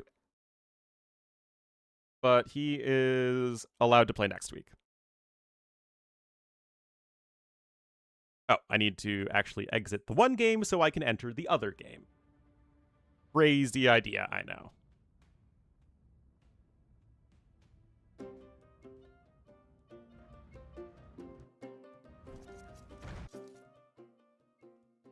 Let me just set this up real quick.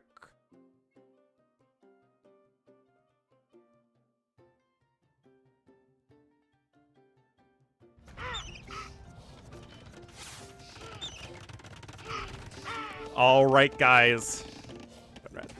Game number 3 in this best of 7. We are right back here on Festa de Polvora.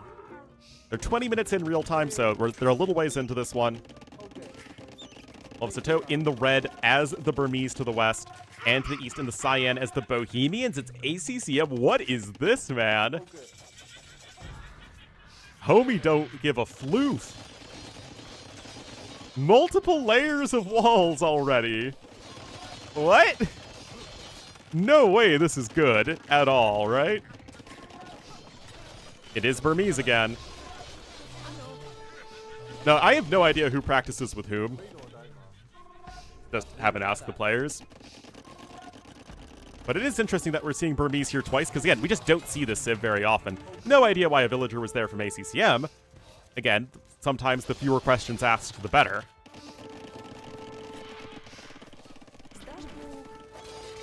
But yeah, I mean, it's not like Sato's too far behind in the Castle Age time, and he's ahead in villagers.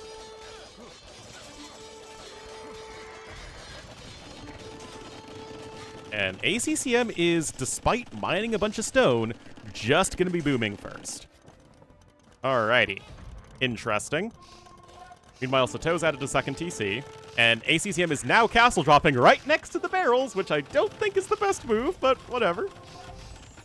Atonement and Devotion coming in. Sato certainly not going to be afraid to monk it up. Here's the Burmese.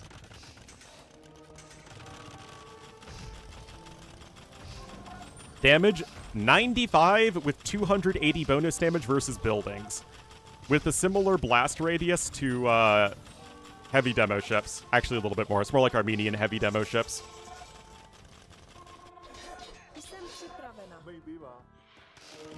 Oh boy. This fast imp. ACCM is not up to imp. Oh wait, no, he is up to imp. Oh my goodness, the game is happening too fast, guys.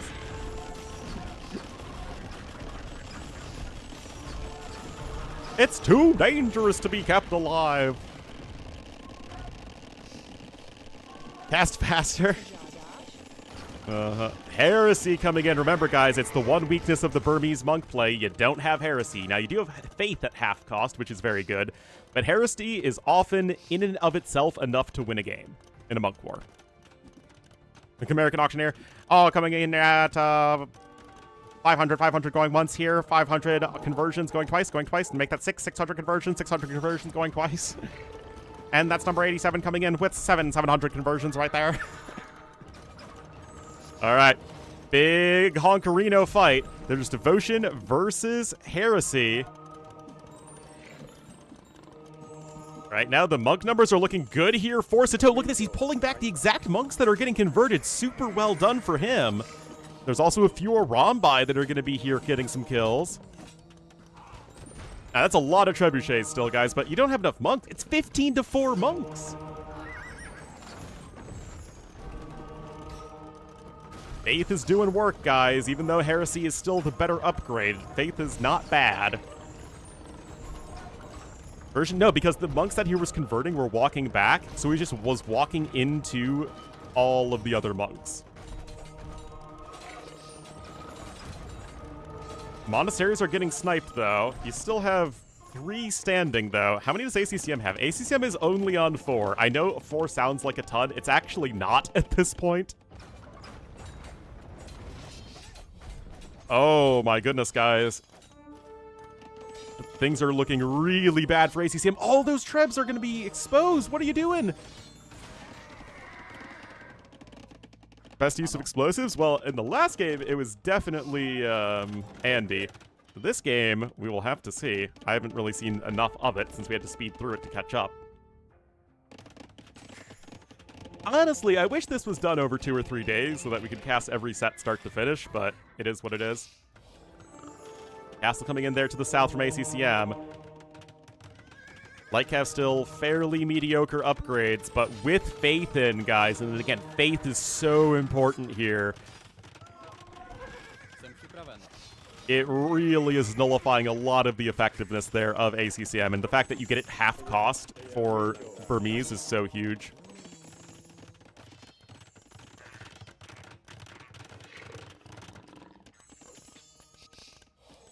Still 23-4 monks. Yeah, you're going to try and get some light cav going, but you don't really have a great food income right now as ACCM. Sato's is going to be a little bit better. There's a random Hussite wagon doing random Hussite wagon things. Stable in the literal corner of the map, sure, why not? It also could be conversions. I am not entirely sure how explosion deaths would count. If they're anything like other Gaia deaths, they'll just count as deaths, but not kills. But again, it kind of works like that for conversions. Shut up, Flamingo! Alright, the trebbing has begun, and the trebbing will continue until morale improves. Gonna try and go for the castle right there. Remember, this is Sato's only castle at the front of his base.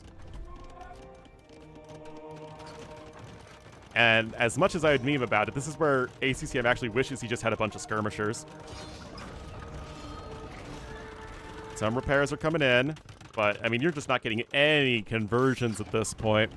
Res collected are also better for Sato.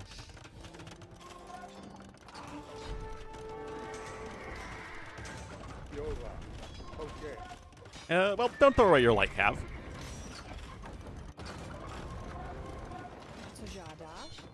More stables coming in, and the raids will continue here for Sato. Not like he has the greatest food income in the world, but it is good enough. Ballistics is now in, which is certainly not unhelpful, but you are simply not keeping that castle alive. Sato will also struggle to keep his castle alive, but he is on 4 trebs already, so that is very well done for him. 100% efficiency on that castle in the last minute.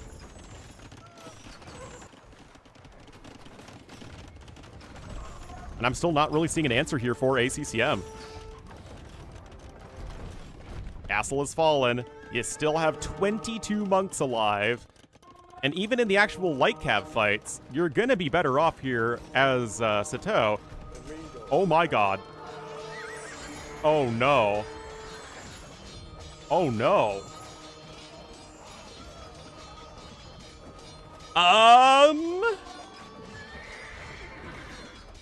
Well,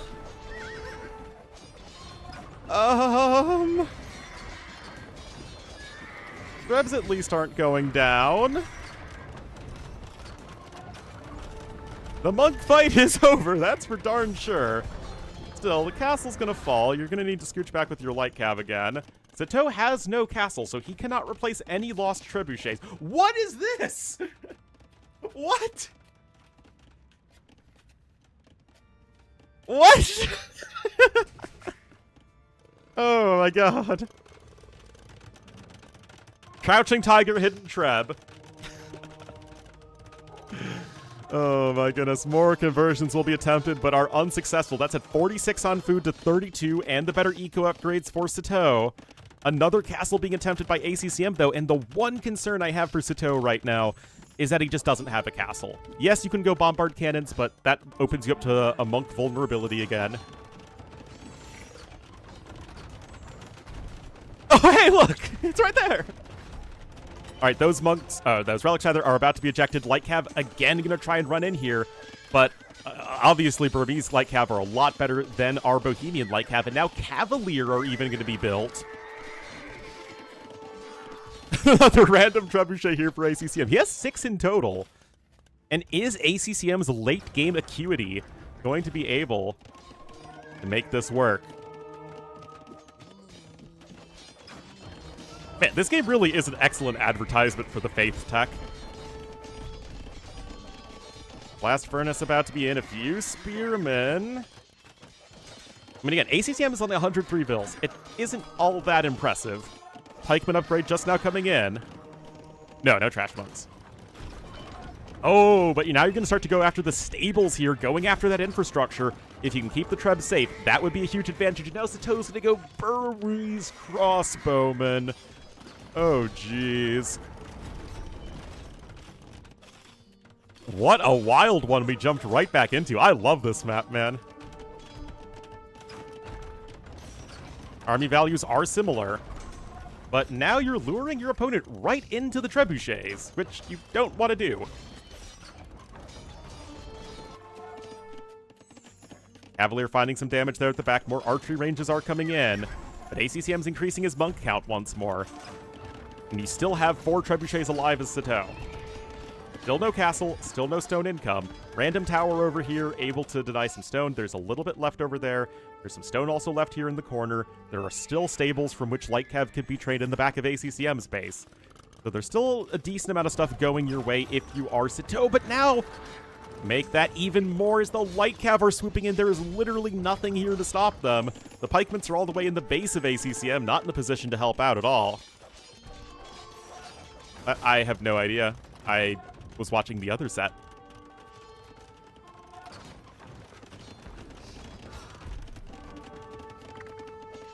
Light Cav coming in for some counter raids, but those were some expensive losses there from ACCM. And now it's Burmese crossbowmen. Let's go. Yeah, I don't really know why he didn't try and kill the other troops like that. Wagenborg Tic Tacs coming in. More Hussite wagons are on the way. Gonna keep converting the crossbows. Burmese crossbowmen with faith, guys. That's how you AoE 2. And still, no castle. Those Trebs are the lifeblood of this push here from Sato. ACCM also with 50 idle villagers right now. His eco efficiency is in shambles. The barrel? What? Oh, that barrel. Yeah. That would be a good one to focus, wouldn't it?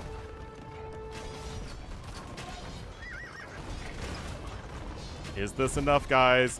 4 Trebs still alive versus 2. And I'm not sure if ACCM has enough here. Res destroyed heavily in favor of ACCM. But he is behind in resources. Alb could come in a moment, though. And that's going to be a huge one, of course.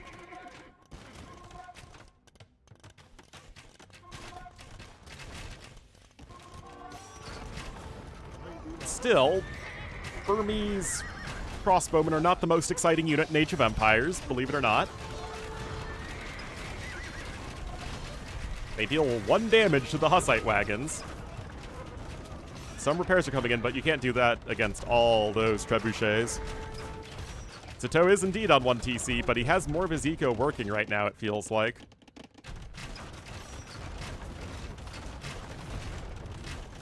Still have some pikemen here. That castle will fall, though.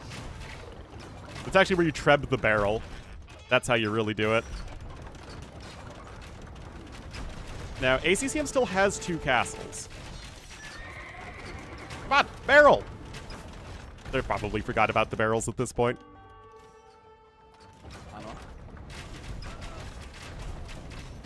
Oh, man. ACCM has a slight score lead.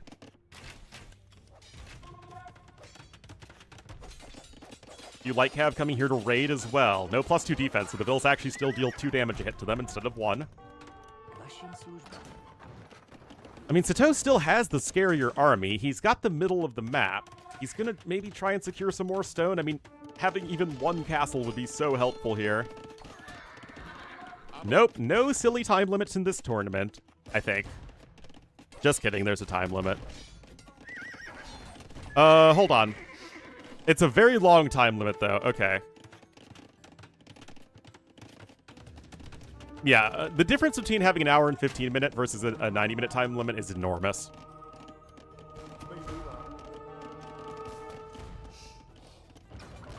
All right, guys, cannons are coming in. TCs are under heavy threat.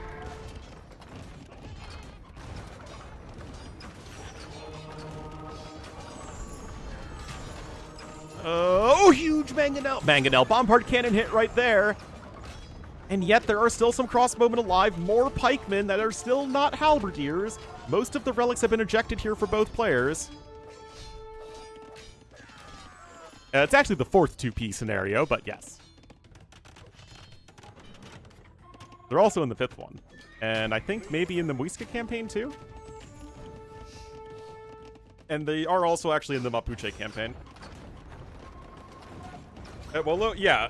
I mean, that's my whole thing with the time limit, is that it doesn't do the job it's supposed to do, which is shorten games and ensure that everything's done at a good time.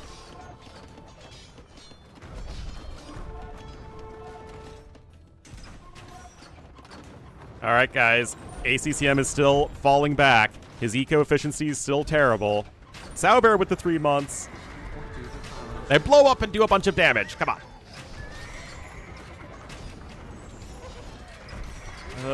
Still some crossbowmen here. Good old converted cavalier as well.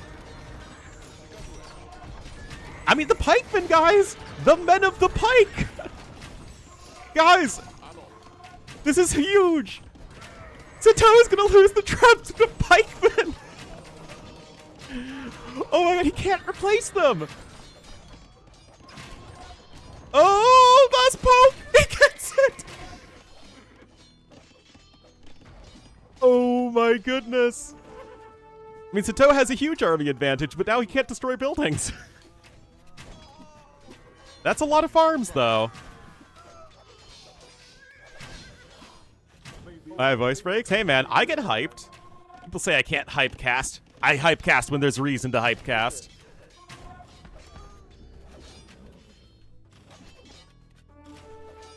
TC to the north, actually securing some critical gold income there for our Cyan player ACCM. There's also stone to the south. ACCM is not really having vision of it. The toe's getting a little bit more stone there. That's a lot of ACCM's food income that's in a ton of peril, though. Also, the blacksmith upgrades not looking super good, honestly, for either player. Yes, Burmese get bombard cannons. The issue is that, in general, there's been a ton of monks on the field for ACCM, so it would be difficult to make them work versus all the conversions.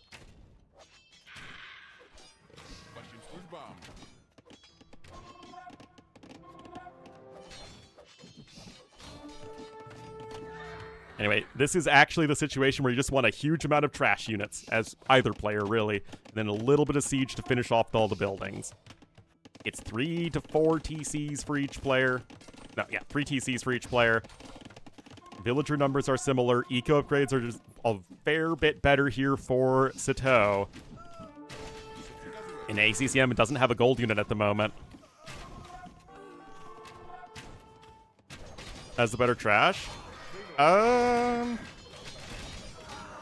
So they both have 2 good trash units.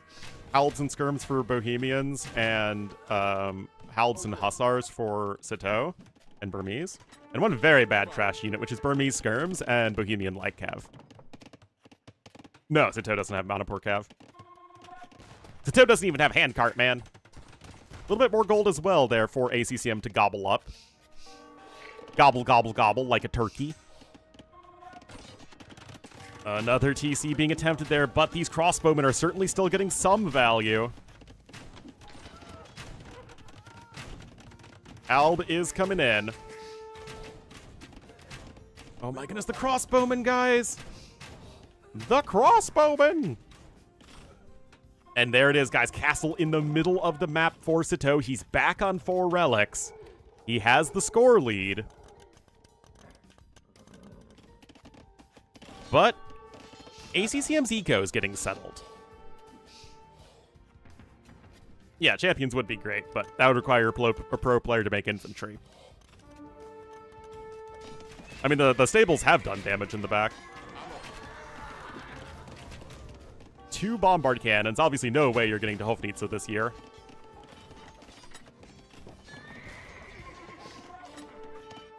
Yes, I do think a champion switch would be fantastic, but it's not happening, okay?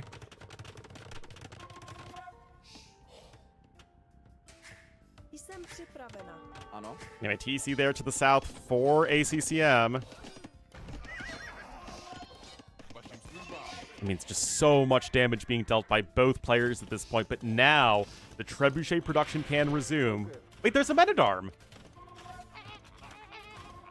Are we actually going to see infantry?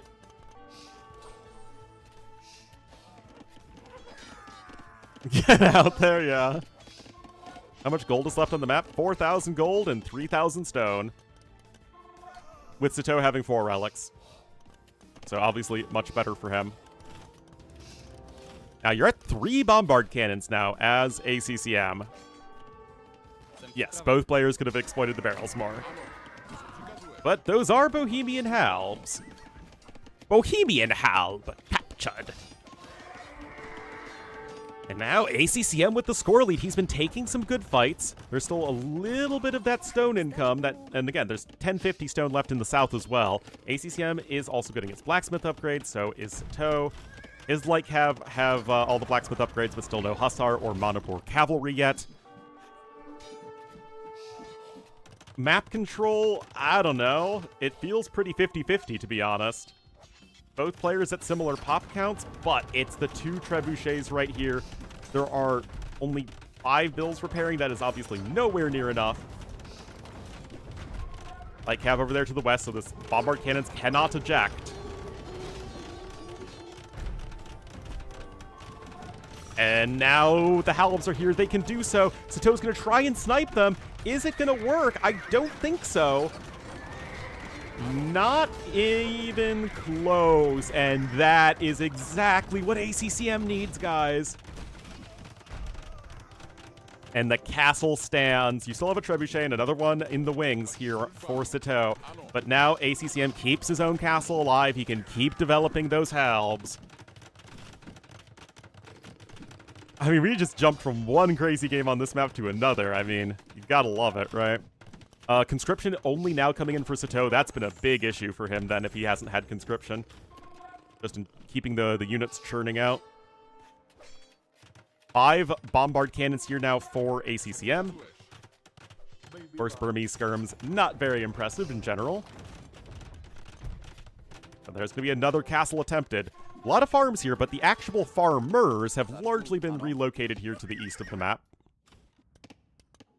Or to the south. There's Hussar coming in, though. Master of Festa de Polvo. Yeah, seriously. Yeah, ACCM's eco upgrades are dreadful. Okay, still have 3 bombard cannons, no siege engineers.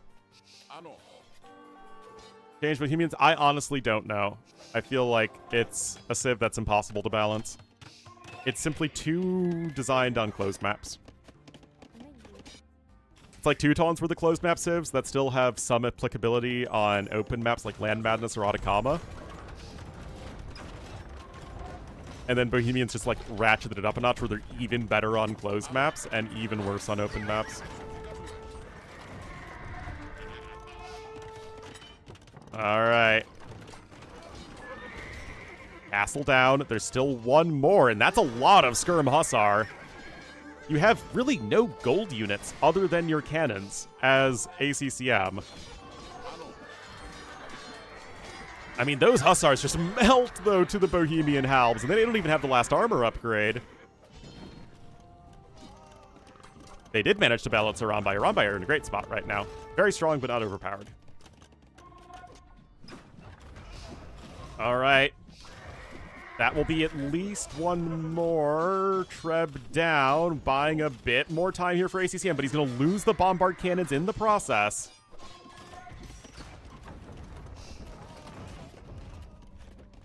More of the map is going to be getting blown up, though, by the bombard cannons and not the explosive barrels, because that would be too silly. Yeah. Anyway, the map should really be running out of gold right now. Yeah, less than 1,000 gold and less than 1,000 stone left. Castle here at the back? What? That is wild, man. I mean, the game is messy, but Sato's got the macro here. He's getting even further ahead in resources. Again, his eco upgrades being a lot better helps a lot. Yeah, but Sato's not running low on wood at the moment at all. Oh my goodness, and there's nothing here for ACCM. There's Manipur Cavalry even coming in.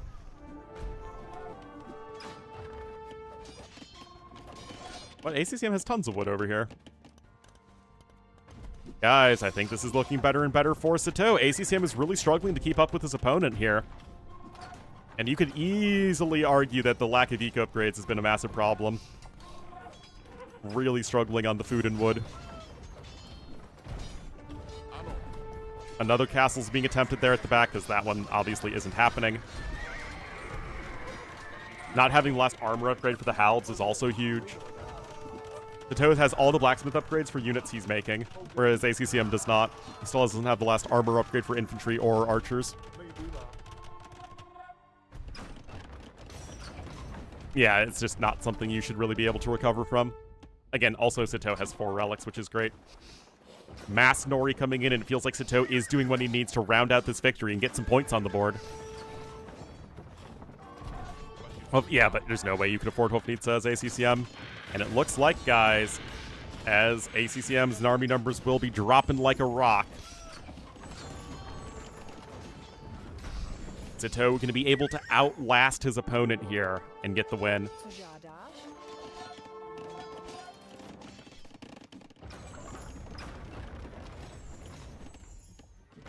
Just needs to keep bringing the siege forward. He's destroying more infrastructure. ACCM's eco balance is awful. Sato's is perfect. 75 on food, 28 on wood, and another 13 or so buildings. I mean, handcart would have been good for either player, it must be said.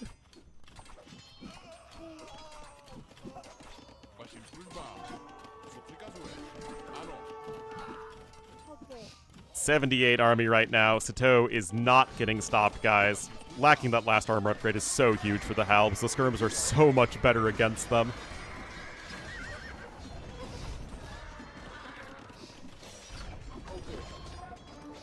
Oh, it did? That's what happens when you upgrade your militia to the more powerful men-at-arms. Yeah, ACCM trying to raid here, but he's got nothing. He's got nothing. Oh my goodness, it's handcart! The 1 hour and 12-minute handcart!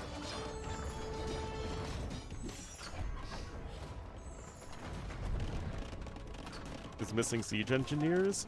Well, the thing is, siege is inherently extremely powerful, so adding other random text to it would just be even more difficult to balance. There it is, guys. GG called. Sato able to get on the board here, beating ACCM in a super long game, and ACCM just not getting those eco upgrades, really, really hurting him, and then just not able to actually macro enough units there at the end. You can see when both players fought, ACCM was simply not able to recover.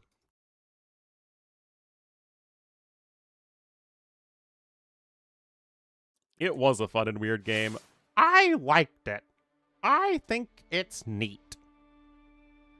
Well, it's a best of 7, so you're not even at the sweeping point yet.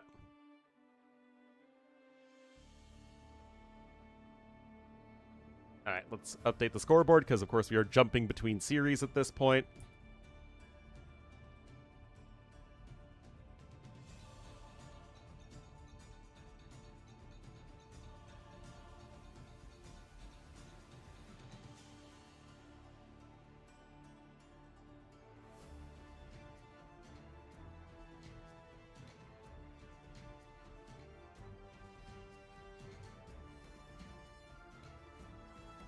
Alrighty. Once they get into the lobby, I'll be able to pull up the draft. Oh, fine, Malamadre. There you go. No, Sato is one of the slowest, top players. He's also probably one of the most APM efficient.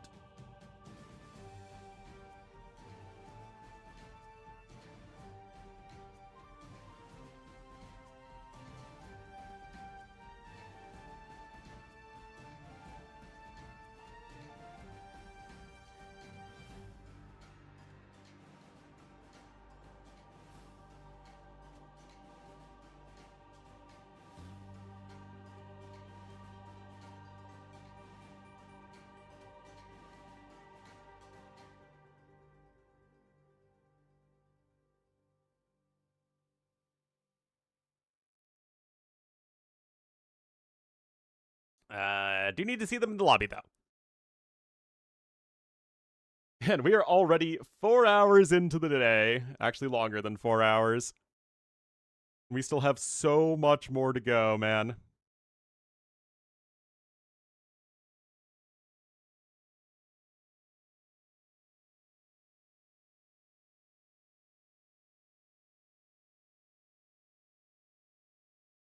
All right, well, if they're taking a quick break, I will as well. Be right back, guys.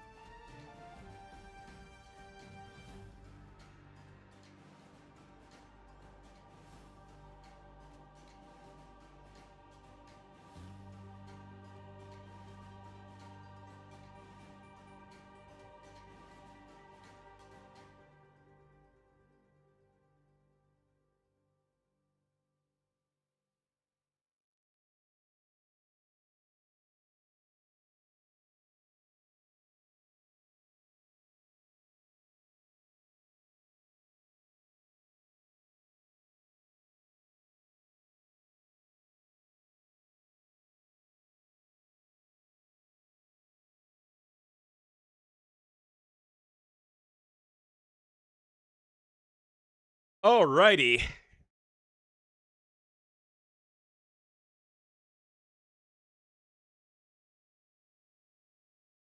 Alrighty.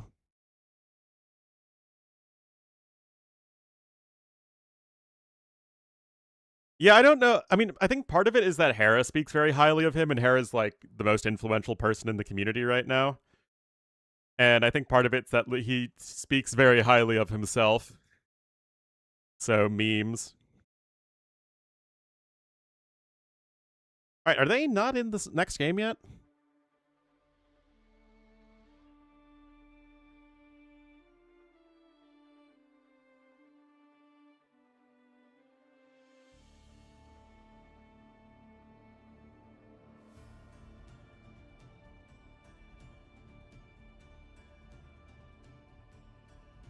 Oh, wait, Yo Sebastian is starting now.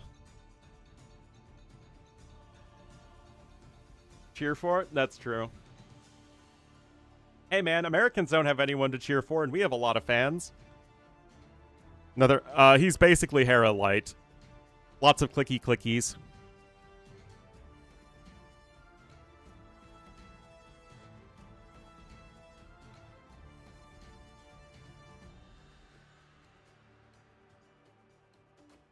Like Doubt has become.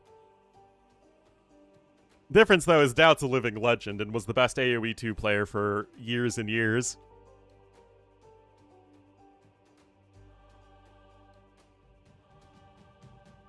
Anyway, what? Yes, he is definitely a very good up-and-coming player.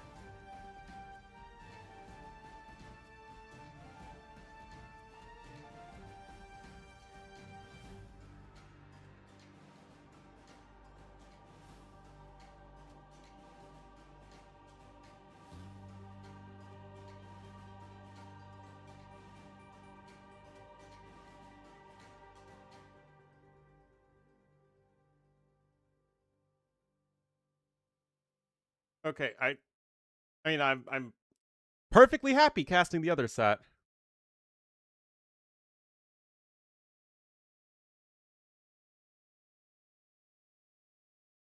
I just don't know what's going on with it.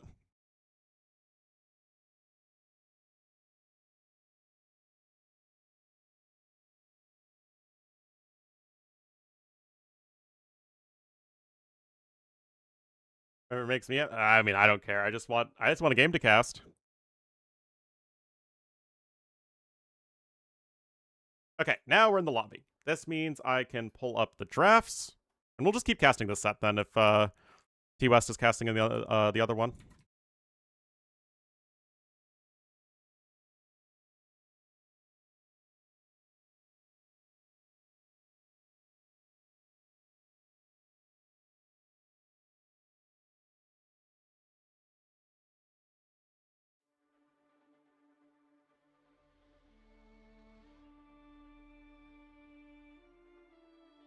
Alright, that was Sato winning that map.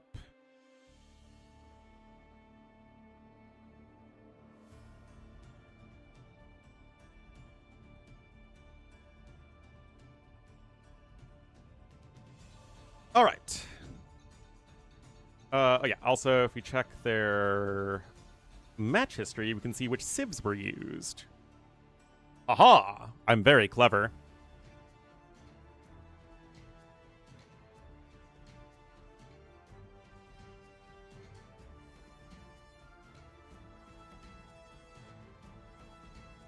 Okay, so it was Vietnamese over Goths on Araucarias.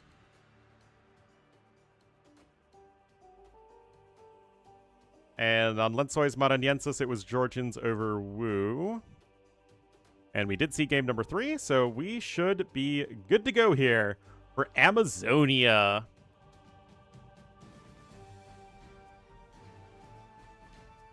The zone of the Ama.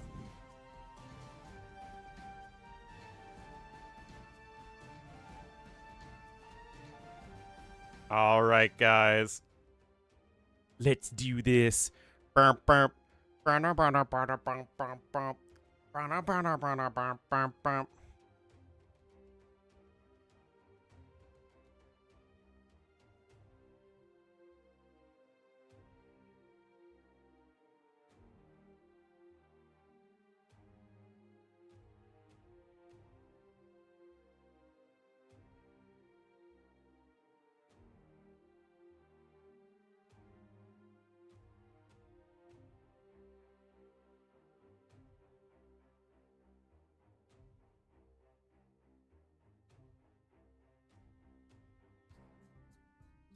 All right, minute 17. And we will be getting here into game numero cuatro.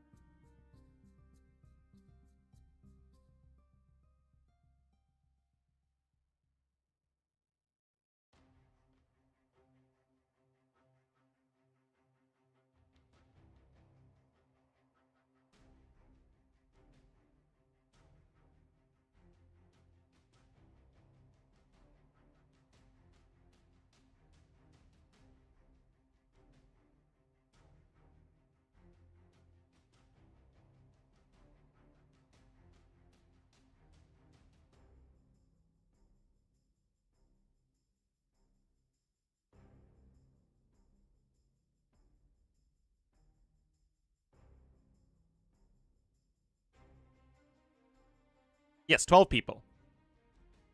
And maybe Ornlu, if you want to see Ornlu there. Maybe.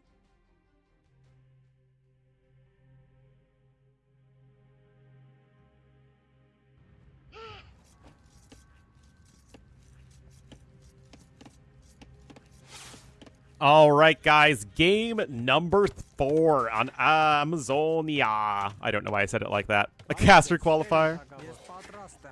If only. Hey, man, I beat every other caster except T90. All right, guys. Sato going to be in the red as the Armenians to the southwest. And to the northeast in the cyan as the Byzantines. It will be ACCM. Yes, Fires from Brazil.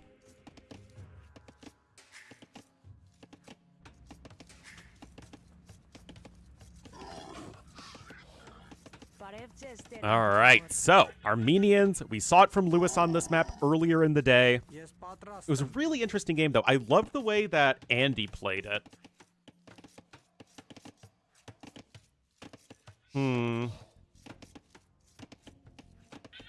That was like double dock. It was 4 fire ships with a fairly quick feudal age time, and then galleys behind it to deal with hulks. That was really good. It gave the it gave Andy a big eco lead, but still didn't slow down his castle age time all that often, or all that much. Not all that often. 2v2v2. What's the other 2?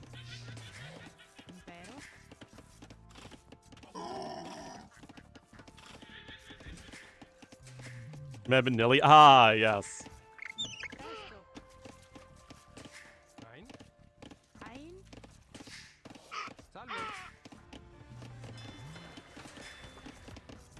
Well,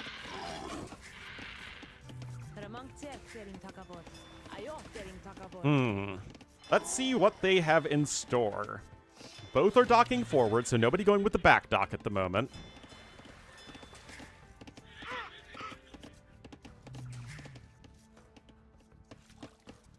And actually, we really haven't seen too much of a back dock.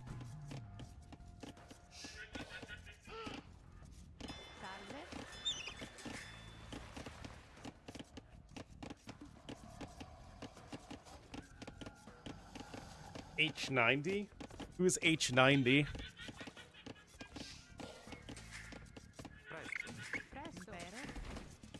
I have no idea.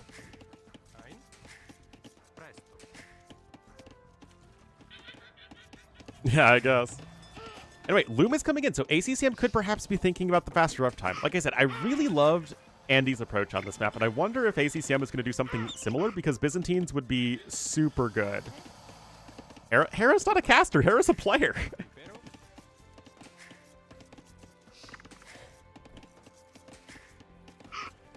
Just because he casts sometimes does not make him a caster. That's like saying because I play, sometimes I'm a professional player.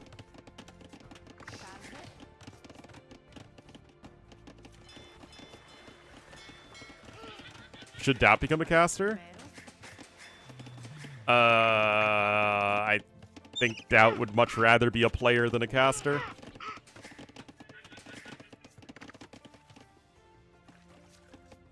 Goalposts. Now, Doubt has fantastic meme potential, and he's fun for a one-off cast, but I don't think people are going to want to listen to Doubt for hours and hours and hours on end. And I don't think, even more than that, I don't think Doubt wants to be hanging around for hours and hours and hours on end.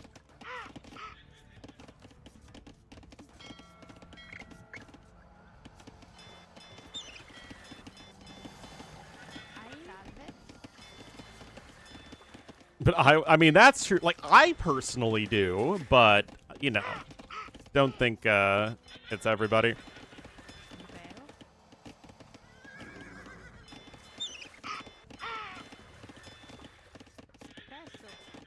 All right. Feudal Age is in. I want to see those double... I actually don't like this. Fire ships just walk up to the dock, and by walk, I mean sail, up to the dock, and then apply pressure to them. Because they're so much better at destroying buildings than the other 2 ships are.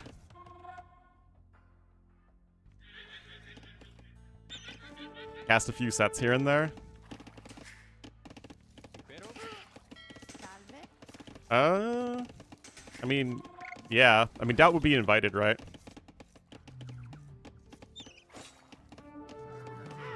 Other casters? Well, it's not that none of us can be insightful. It's that you can't have the most high-level analysis when you're broadcasting to a large audience.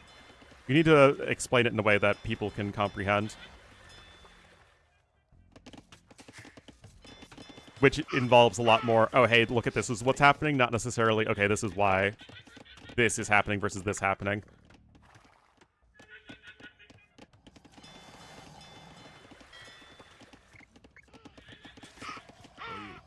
Alright, militia coming across the map.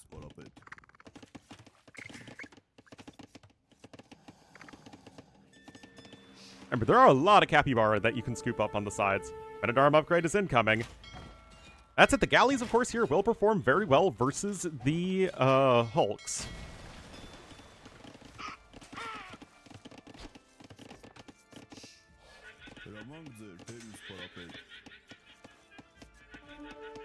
Care as much if casters are experts? Yes.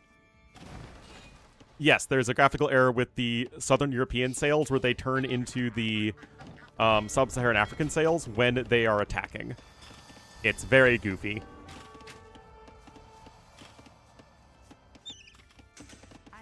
But yeah, I mean, casting is very much charisma-based. Remember, most people can't tell the difference between somebody who is, you know, 1400 game knowledge versus somebody who is 2K4 game knowledge.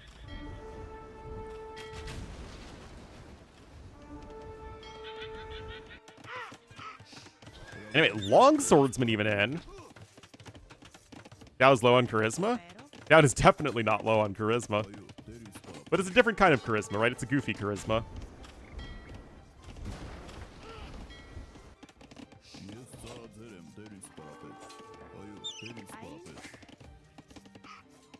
Alright, ACCM's eco is very messy right now.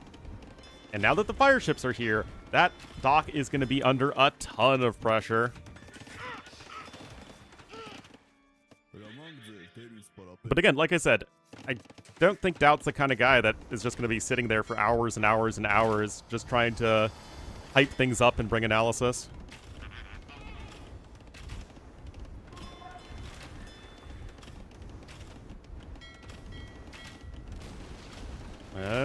Gets one ship there. The fishing ships are forcibly ejected. And that's going to be good for ACCM, but Sato's still out here applying pressure.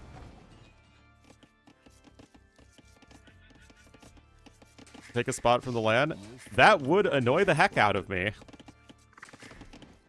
Because Grubby is not a traditional caster. Nor does Grubby have great game knowledge. Or really any game knowledge.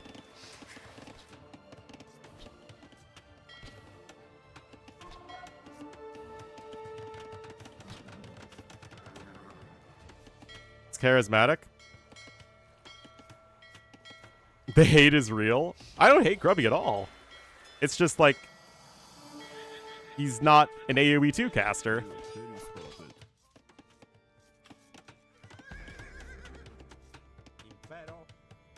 Warcraft 3? I played the campaigns of Warcraft 3 in like a few games of multiplayer, but no, not much. But I do know that he's one of the best Warcraft 3 players of all time.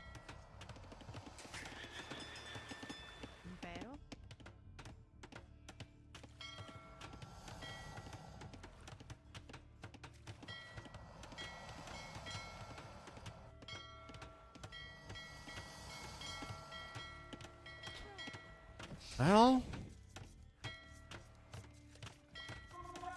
lots of repairs there. The thing is, though, the Vilcouts are very similar. Sato's still ahead in resources. Got a nice presence here on the mainland. He did not have to invest in the defensive tower.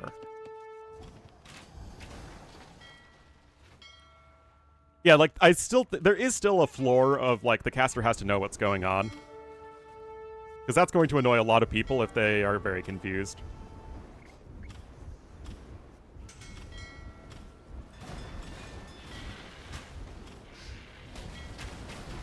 But as somebody who's worked for a very long time on being a good AoE caster, it would just on a personal level annoy me if, you know, people just swoop in and then get a casting job just because they're popular.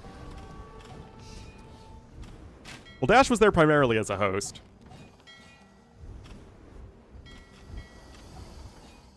And the reason that Dash was also there is was able to cast because it's a bit of a different environment.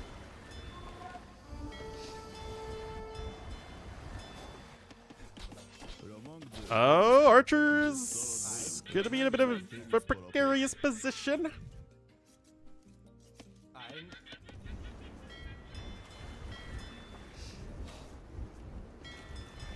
Look at Dash is a professional host, right? So that's what he does.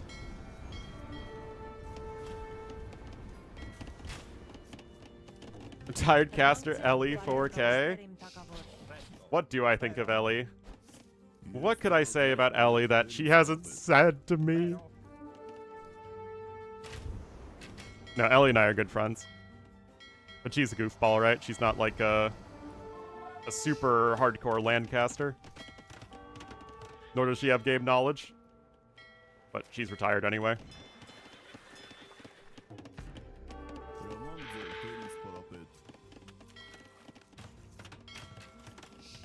Well, now we're in the really annoying situation for Sito where you have galleys on these bridges and just attacking all the little dinky units as they come across.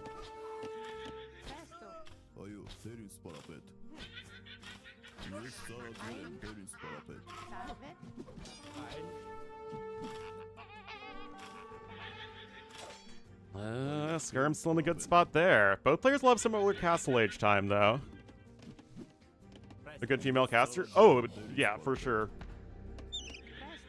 Organizers love having the diversity there. For the same reason that bringing in a popular person would, you know, get more new eyeballs on the scene. You know, you want to encourage the lady demographic to engage more in esports because they tend to not do that. We just don't really have anyone in AoE that does that.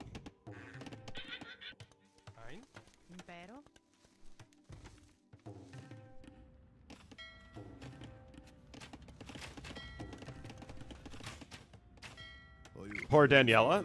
I mean, Daniela is a great streamer, but like she's not really like a LAN caster, right?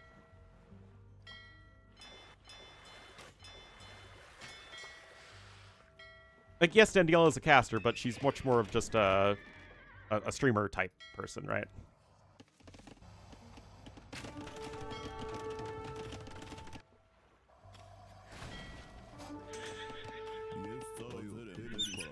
For sure.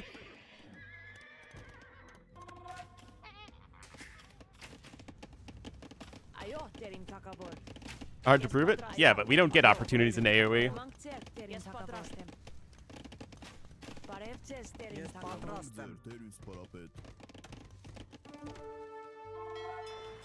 I mean, the only way that you're going to be getting an experience at casting a LAN right now is if you're already casting a bunch of AoE LANs.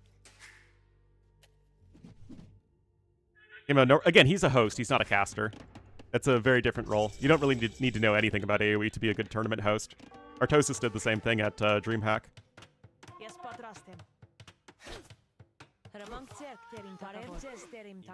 That's just like being an event host. I mean, you should know something about AoE too, right? But it's a very different job. That's just about talking in front of camera, being charismatic, being good at interviewing people, doing good, like, sort of segments, I guess.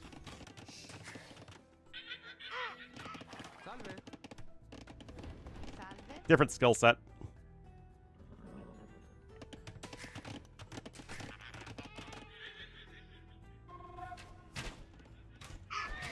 Oh.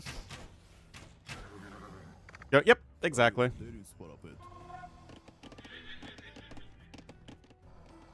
Yeah, exactly. With a farm villager. Their hose. Able to join in with the sea shanty? Yes. The most important skill of all. Anything in front of camera? Yep. I learned a lot from him. Like, I felt like I personally learned a lot from Artosis and working with him. And I definitely felt like I got better in front of the camera over the course of the event.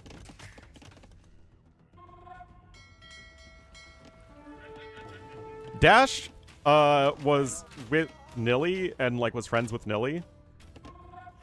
Or was friends with T90, and because he's such a huge person in esports, they wanted to get him on board.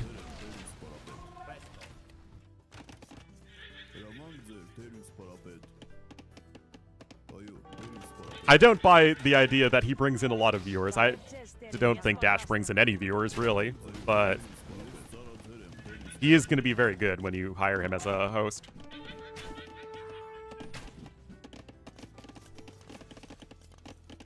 But yeah, Nilly hosted the NAC, so he was both the host and caster. Yeah, again, Dash is as a host, it's not something you need to really be specific to any one game for.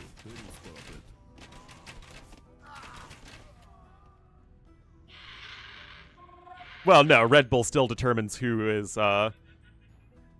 casting, but it's more the fact that Nilly was the one who was the initial liaison to Red Bull, so he knows the Red Bull representatives very well, and they're happy with the job he does at the events, and everyone is in general. So it's not like they're going to stop hiring him.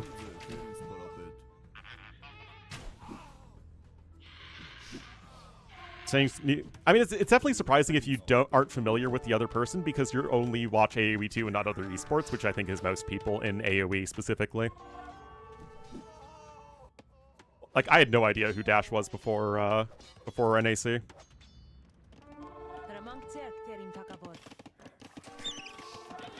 But yes. Opportunities for lands. There are no slots for other casters because they don't want to take the risk.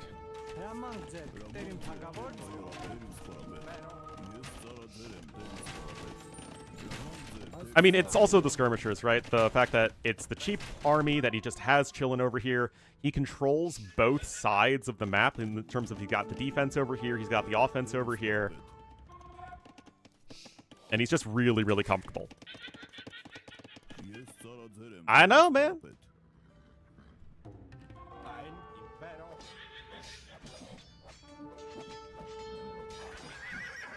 But yeah, I mean, when's the last time there's been somebody new who's from the AoE tournament casting a LAN that didn't have to pay their own way there? Yes, we need to do our own LAN with blackjack and hookers. Was it? It might have been me.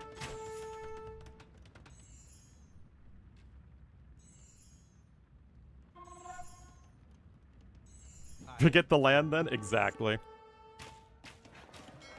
But remember, I also had to pay my own way to DreamHack. Leadacor never casted a LAN.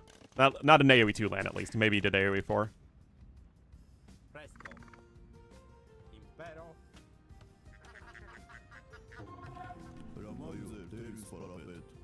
You like Empire Wars? No. Don't think that's it at all.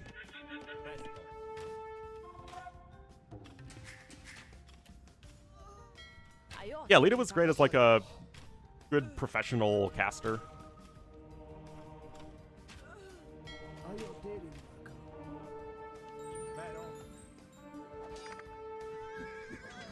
Although all of us are a fair bit different, like casting on our own channels versus casting in a main event, right? Because there's also the difference between being a streamer and being a caster.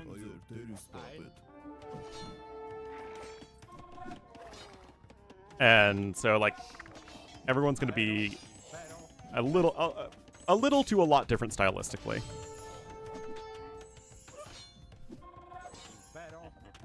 Like, obviously, I'm a total goofball when I'm on my own channel.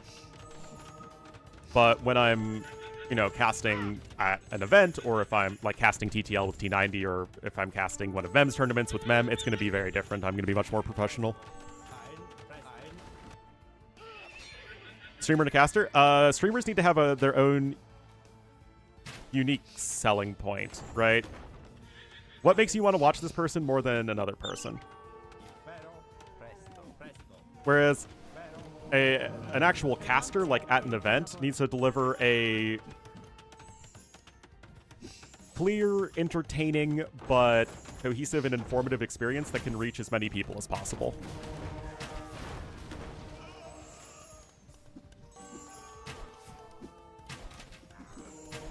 The game is over?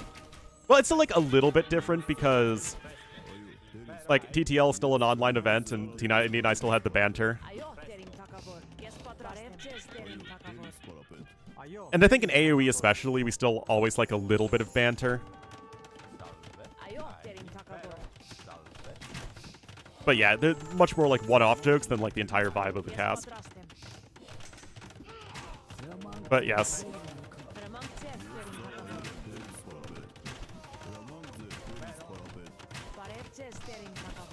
Anyway, Imp on the way here for I mean, this has just been ACCM doing ACCM things all game long. He's just absorbed the pressure. He had the fishing eco. He took it to his opponent. And so it's kind of been like the game has just happened and ACCM has gotten further and further ahead. Plus, yeah, like, I mean, that's a great example, right? I'll talk about politics and stuff like that. History, food, nerd culture, but I would never do that during a tournament cast. Unless, like, T90, like, specifically asks me about the history stuff, which, of course, I'm happy to talk about, but... You know, again, that's like an exception as opposed to what you generally do.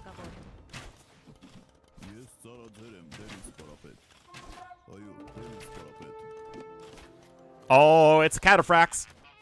Packing quite a punch.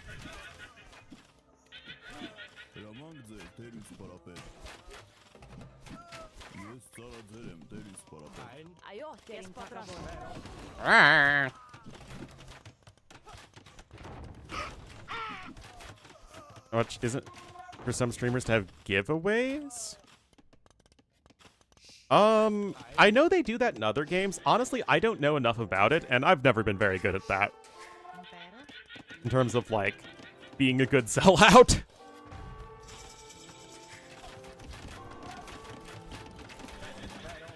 But we don't really do that in AoE too. I don't know why. Is there not enough content for people to want to monetize or something? I really don't know. Anyway, Drummonds are also on the way here for ACCM, so this is going to help nullify that. The efficacy there of the castle drop.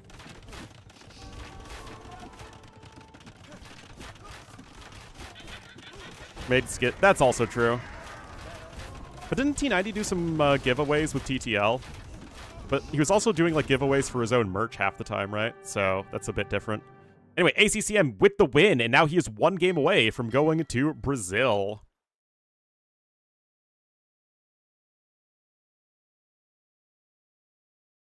And yeah, I mean, I'm not a savvy enough businessman to really know like what is the balance between Microsoft losing money and hyping up events. But it's all already a little bit weird anyway, because all of the revenue is just generated for like a tournament stream is just by the individual streamer, right? Microsoft makes no direct money from tournaments. So it's about how much just they want to invest into the personal stream of the tournament host.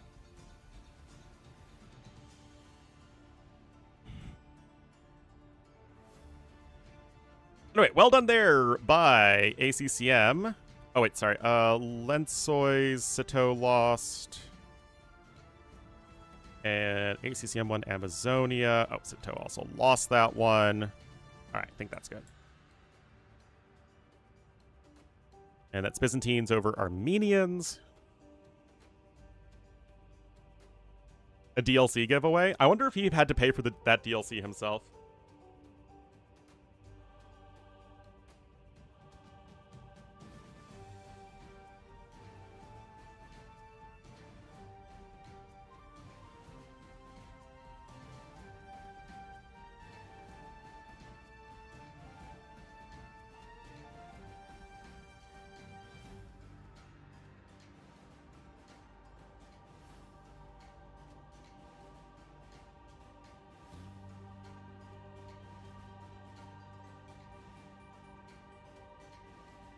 The mod store? I don't know. I really don't know.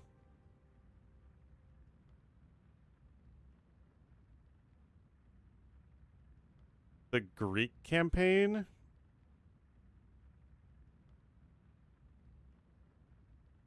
I think that part of it is when people try to do what I do when I play, they don't have the macro behind it that I do, just because they're more casual players. So I think that's probably part of it, and part of it is that I just end up doing stuff faster.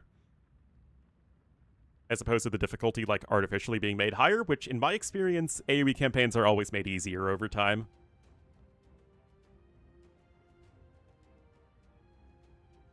All right, Monte Pascual. Monte Pascual? I try, guys, I try.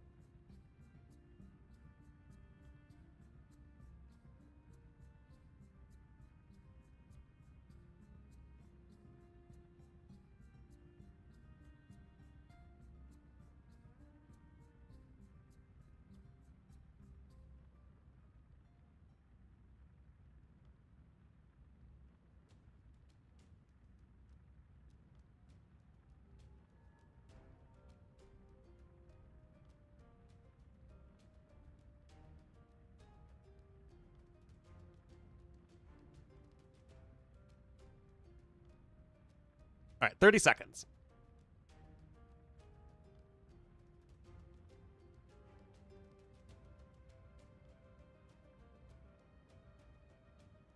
Get some money? Isn't that what Victors and Vanquished was?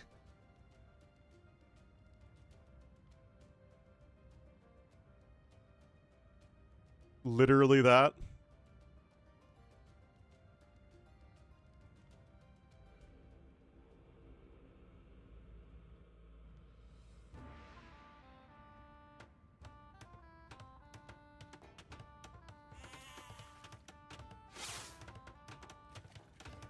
All right, guys, tournament life on the line here for Sito, and he will be going with the TC on the island ACCM, going over to the mainland. Again, we'd have that divergence between what the two players are doing. Really fun how that it still isn't figured out and players choose different things to do. Yeah, and it's way more streamlined than most campaigns are. But I think what people really like in campaigns is the story aspect of it, and there is no good mod campaign that has a great story. In terms of, like, actual very good writing. Because these people aren't professional writers, right? They're professional... I mean, they're professional whatever they do, right? And they just make the stuff for fun.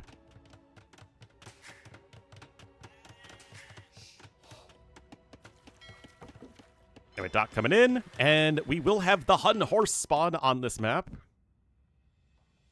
Gonna play? Oh, that's cute. Lots of capybaras you can take here. Professional couch potato, yeah. Still, though, 3-villager lead, which, again, it seems like you get around a 3-villager lead when you TC on your starting island versus on your, the mainland. The same spot before victory, that's rough. Yeah, the beached whales are just cosmetic and reminding you how sad beached whales look.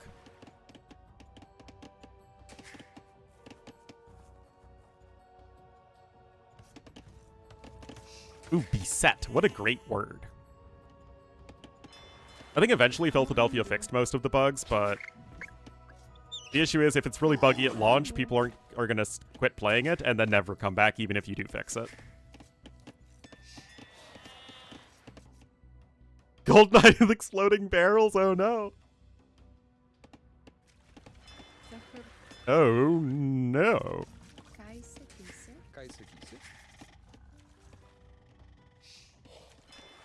V&V. I liked V&V as custom campaigns. I felt them somewhat lacking as actual campaigns. Like official content. Explode when the villager mines. That sounds both fun and interactive.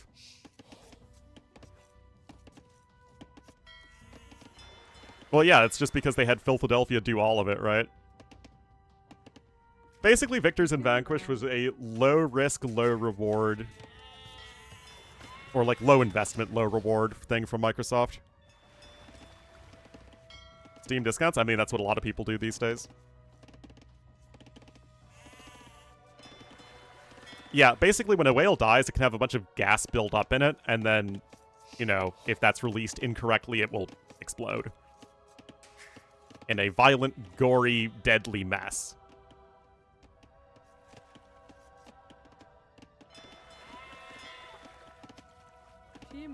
Anyway, Feudal Age is on the way here for Sito, but we're once again going to get that cool dynamic of, yeah, Sito's going to have a good time winning water, but he needs to have minimal investment to do so.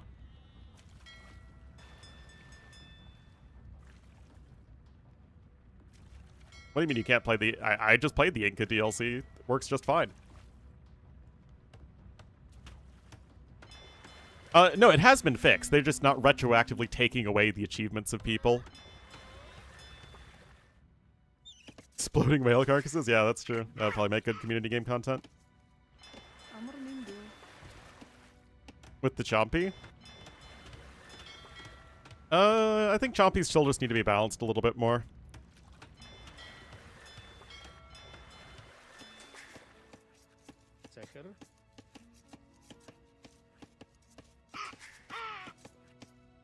Anyway, fishing ship numbers are still similar. Sito is going to be an entire Feudal Age time ahead.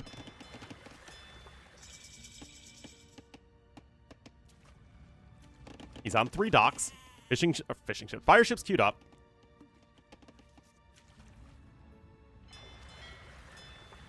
Second dock coming in for ACCM. Now, this is a little bit different than what Lewis did. Lewis also played Huns, remember.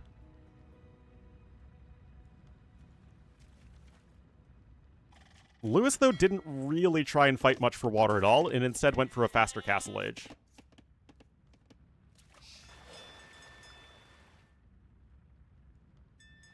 Yeah, like I said, I think they need a couple more passes still with the Chompy, which is a very difficult unit to balance, right? Because it has to be both a swordsman and a scout, and it also has to be different than Eagle Warriors. But I think the issue is that a lot of people just wish that Chompies were Eagle Warriors because Eagles are so much better than swordsmen in general.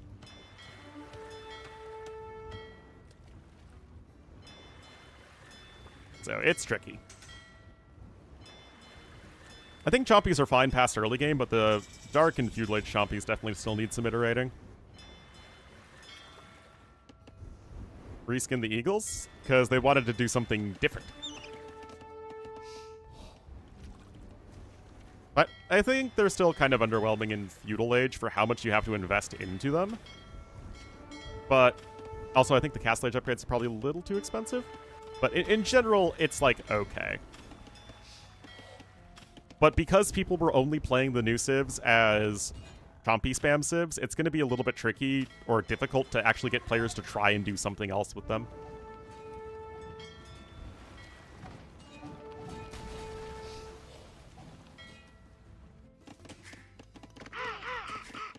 Whoa, lots of loud capybara sounds. Anyway, guys, ACCM hasn't actually lost anything yet, despite being so much later to the TC. So again, this could be a new, different way to play the map. I like it. I really like it when players are still trying to figure out how maps work. In general, guys, most maps in AoE 2 are very bad once the meta is figured out. And only very few maps are actually dynamic even once they are figured out, which is why maps like Arabia and Arena and Nomad are still played today, and Black Forest.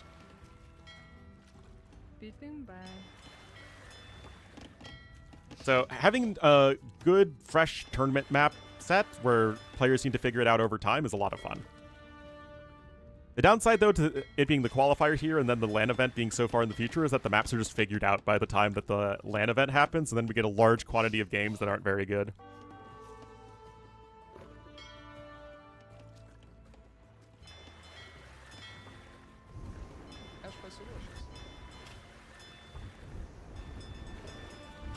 Yeah, just trying to be a bit annoying there. Yeah, it's basically a more competitive version of Pilgrims. That is how T-West designed it.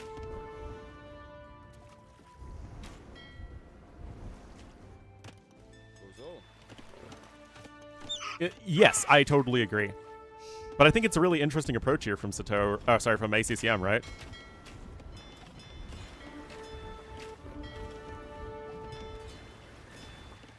And guys, ACCM's going to click up to Castle Age. Yeah, he's behind in resources, but it feels like in other games it would have been... Oh my goodness, guys.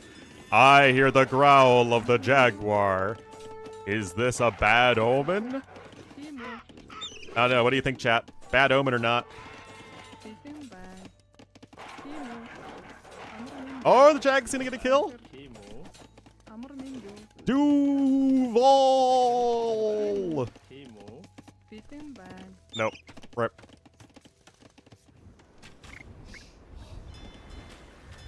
Still, Blade ACCM perhaps a little bit more than he'd like, although that's an archery range just now coming in. He needs to get a blacksmith or a market, and there's the blacksmith, so definitely a little bit later than he'd like. But I still think this is a super interesting approach here from ACCM, right? Because he's forcing his opponent to invest so much into water. I mean, yeah, Lewis was able to sneak his fishing ships, which is good, but you can't, like, rely on that as a core part of your strategy. Just, like, look at this. Like, this is really cool. ACCM has forced his opponent to make, like, what? 15, 16 warships? Guys, in the Lewis-Andy game, Andy won water with making 4 fire ships. That's so much more investment here from Sato. And you're still getting the faster Castle Age time from ACCM. You still can go Cav Archers. You can still add TCs. And he's actually also doing the, like, hiding ships in the corner thing, which is pretty cute. Really, really cool approach here.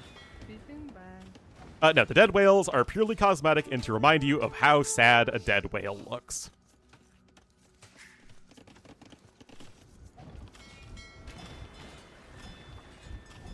Anyway, more fire ships coming in. Now, ACCM can take this game in several different directions. You can try and fight back for water. I actually am not even sure that's the best approach. I think, honestly, fighting for land and making sure your opponent never gets a good foothold is probably your best bet from what I've seen so far. But nobody really has the answer, right? Literally, nobody in the world knows the exact optimal way to play this map. It's just, we haven't seen enough games on it. It's pretty different, and there are far more disadvantages to the pure water approach than on most other maps like this, like Pilgrims. Anyway, again, ACCM doing yeoman's work here, harassing the fishing ships. And there we go, Castle Age, got Fletching and Bowsaw both coming in, a couple Cav Archers coming out. ACCM will still likely need to add in some TCs pretty soon, though.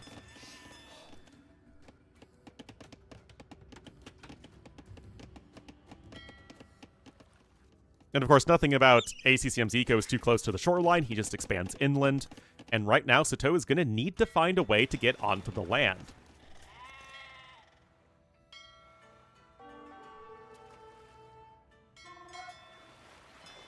Couple fire ships in there. Medium warships is coming in, and Sato will find the fishing ship. So he's done a better job than Andy at actually scouting the hidden fishing ship. So well done there. You can see Sato's vision is very good.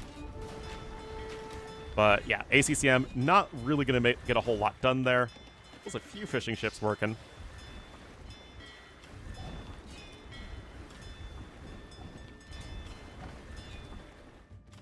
Sorry, it sure would. I don't know. I don't think .png is an actual URL rather that can be used. It's not a URL that can be used IRL. Oh my goodness, guys. The madman. I hear the growl of the jaguar. Is this a bad omen? ×2. Anyway, guys, Sato is here. He's got his little happy little corner.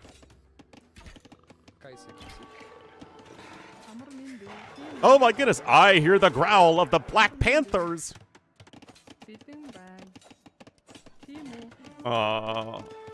Wait a minute. ACCM lost a Vil. ACCM lost a Vil to Gaia, guys. The Jaguar Rush. Oh my goodness, guys. All right, Castle Age is on the way. Sato, again, he did the right thing. He got himself on the mainland, and he even got himself pretty far inland, so he has a good wood line. So that is good, but he also has never really secured water control. I don't know, guys. This is really interesting to me. I mean, ACCM's going to be on 3 TCs, and again, I like that when you go for this land approach, you really can expand your eco, but... Ah, man.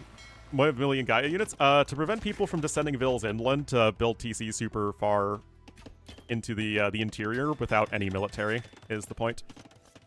Getting invited to every S tier tournament? Yeah, it's pretty silly. Oh my goodness, look at this! He's literally lumberjacking... He's lumberjacking off on his opponent's island, guys. The disrespect. More Vils gonna be coming forth. But again, ACCM just here with his fishing ships. Or on the fishing ships, with his fire ship.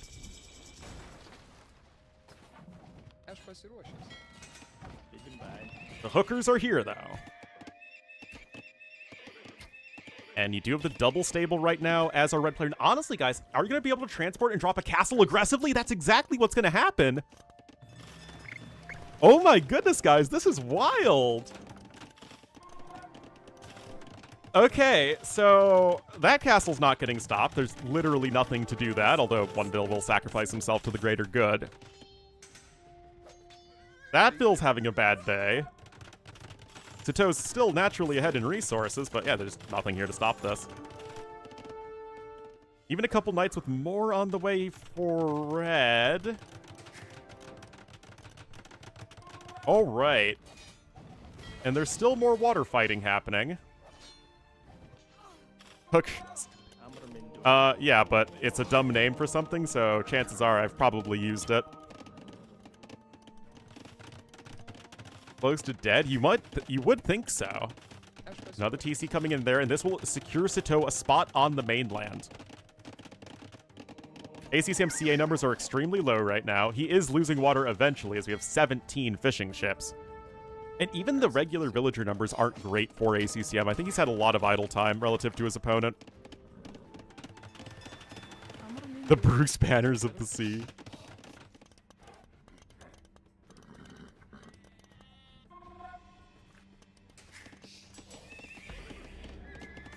All right, ACCM is on stone. Siege Workshop coming in, but yeah, the important thing is Sato is now going to secure some resources here on the mainland. Yeah, I mean, again, the idle TC time is rocketing up here for ACCM. Really cool play from Sato. And again, great utilization of the side stones that are on the islands. Actually, I had no idea where he was gathering stone. He was gathering stone somewhere, obviously.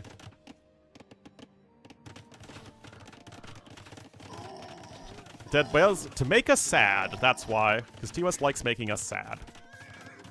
Right, eco upgrade's not coming in here from Sato, and he is not ready to be eliminated yet. Even a random light cav over here. Bloodlines coming in now for ACCM. Dead penguins. I don't think dead penguins live in northeastern Brazil.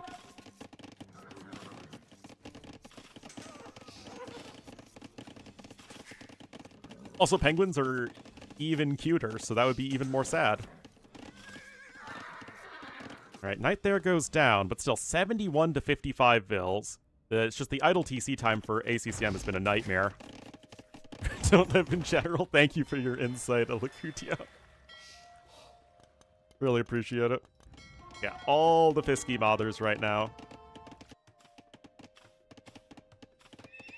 Yeah, Bart, what can I say? I'm a hypocrite.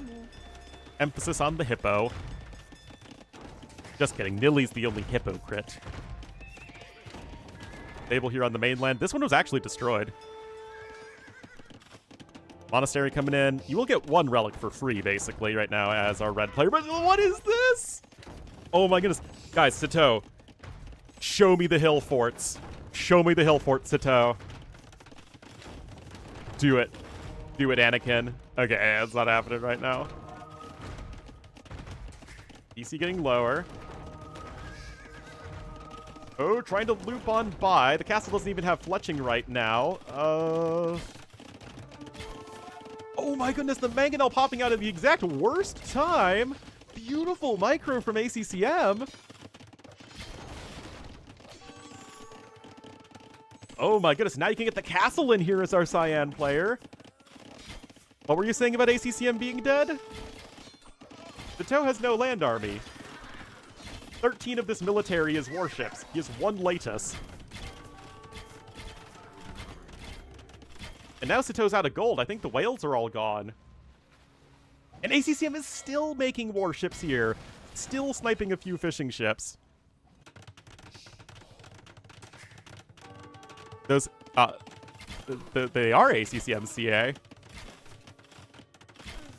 Guild that's coming in is good. I love the TCs coming in here to the west because Sito did a really good job of making this unattractive to attack. But yeah, obviously that's not really what Sito's looking for. CA, not like the best upgrades in the world, but good enough. And honestly, guys, those fire ships are gonna get wrecked, and that's gonna make it more difficult for those fishing ships to be safe from ACCM's counter raids with his halts, although I think maybe all of the docks have finally gone down. Sanctity coming in. Lots and lots of market usage now. Yeah, here we go. Oh my goodness, guys, the CA are not in position to stop this. But there's nothing, there's nothing to do here. The torchbearers, maybe. They're not that bad. No stone for Sito. He has stone to mine if he wants to. Still has nominal water control. I don't know, guys. This still feels like anyone's game at the moment.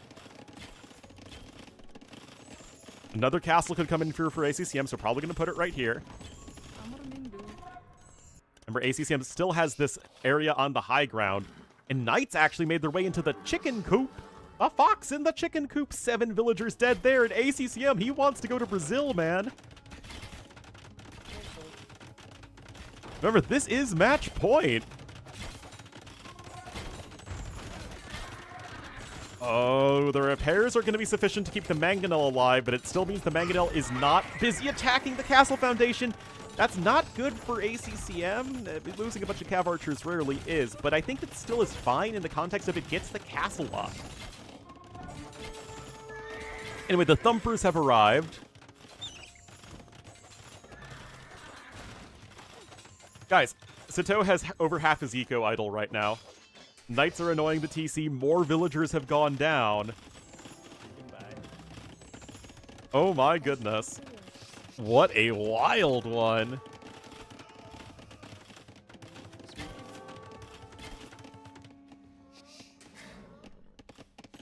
But it's in the game. It literally is in the game right now. Happened to Sito's great position? Well, the castle drop was very good, but the issue was that a lot of Sito's gold eco, basically all of it, was in whales, and the whales ran out. Leary is in this one, and he will be playing, I think, next versus Tato.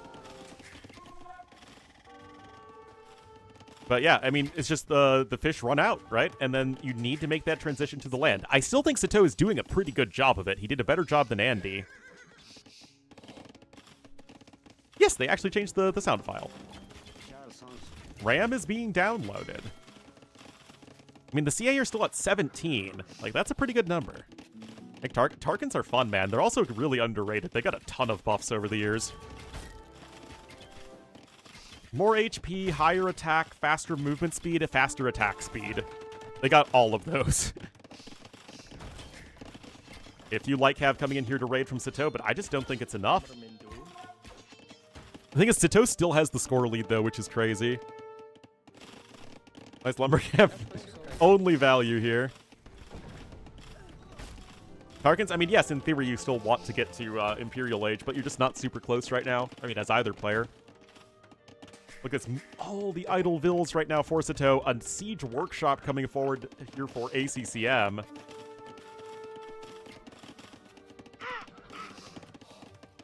Man, this really is a great day of AoE too. Now Sito, he's running out of wood. It's like a tiny bit more he can take on the islands, but I mean, look at this. This is the one lumber camp for 4 trees. That's 300 wood net. Well, he hasn't really been able to take the gold over here, despite, again, these are good TCs, don't get me wrong, but ACCM's done an even better job of denying them. Some players are just not as good when they're not playing at home. Some people are more affected by jet lag than others, and ACCM is constantly having to travel across the entire planet to go to every single LAN, except for the China one, where I think he actually had his best LAN performance. Yeah, ACCM now with the score lead. So it's unfortunately one of those things that's just down to the person. Some people just aren't as good in these different situations.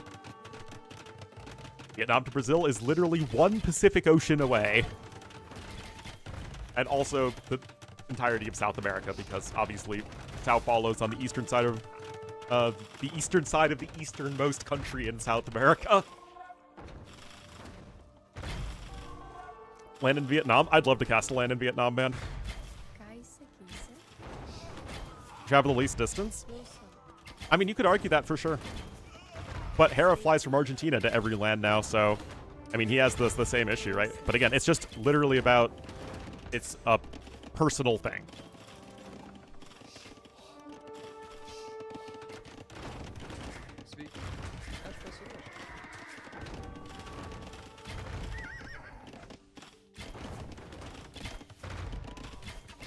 Oh, ACCM's absolutely a beast. Anyway, guys, unfortunate for Sito. I still think he's going to be one of the... Oh my goodness. Okay, that was incredible. Build 3 for 1. I don't think it's enough. Hill forts. Some ladies here. I would absolutely love a land here in America, but unfortunately, our immigration system makes it way too difficult for people to get visas. In another administration, maybe it would be easier, but definitely not this one. Shouldn't be unusual. That's true. World Cup, people have a lot of issues getting visas for the World Cup. But like with a lot of countries, you can have expedited visas for athletes. I mean, again, people still are going to have visa issues for the World Cup, I guarantee it. But, yeah, there is like an expedited process there. Anyway, GG, well played. ACCM going to win this qualifier 4-1, and he will be going to Brazil, guys.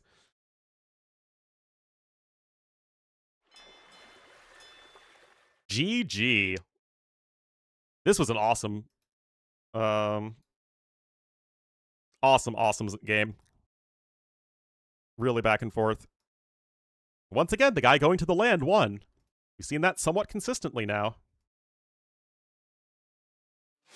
But yeah, definitely still want to look out for Sito in the next qualifier. He is going to be a tough ask for anybody. He 3-0'd Vinchester, guys, to get here.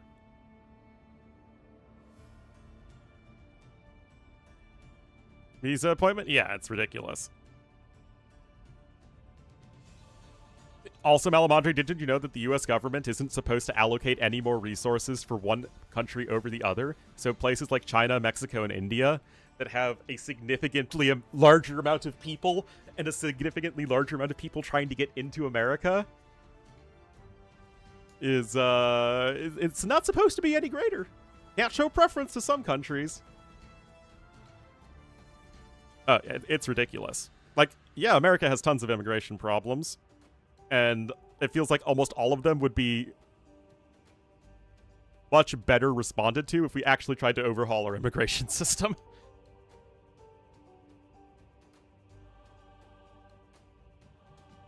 Anyway. Sebastian is up 1-0.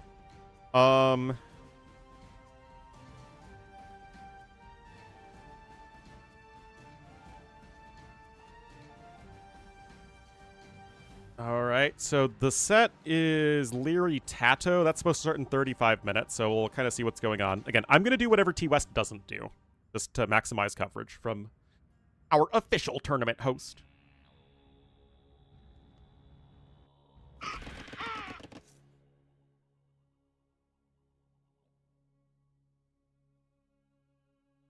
Although T-West did say he might be interested in casting later. I'm not too sure how that's going to go, but we'll see.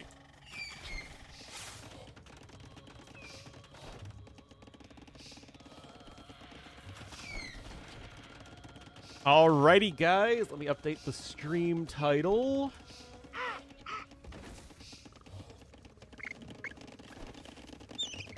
We are here on Serra de Caraja. Jumping over to Yo Sebastian. Sebastian going to be in the blue as the Mongols to the northwest, and in the red to the southeast as the Tatars. It will be Yo. You got the Golden Horde matchup here.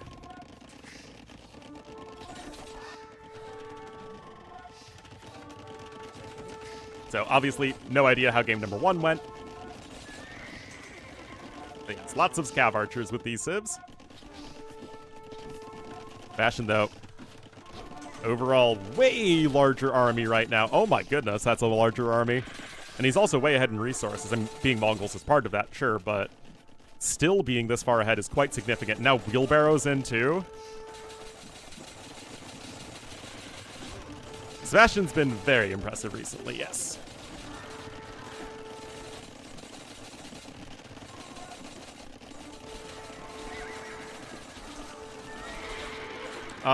Yeah, 3-1 over Nikov. Oh my goodness, my friend's telling me to get on Overwatch. I'm literally streaming right now. Literally.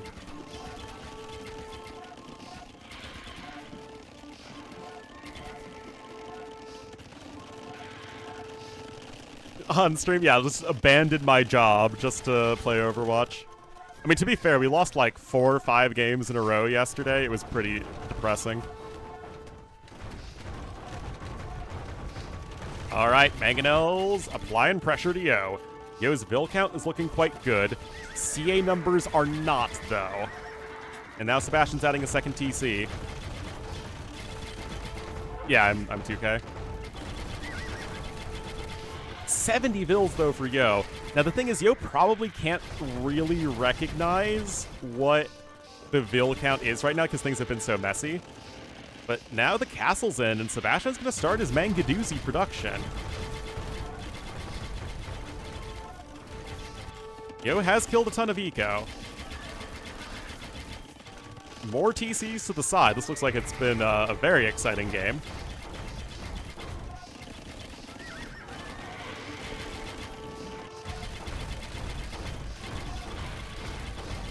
Oh, Tatar high ground bonus coming in.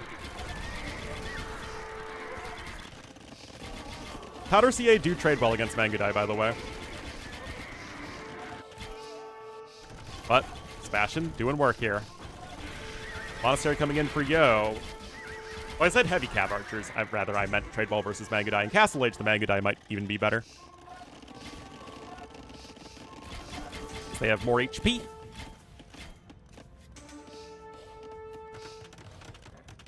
All right, castle number 2 coming in, but Yo is on his way up to Imperial Age as we have arrived at real time.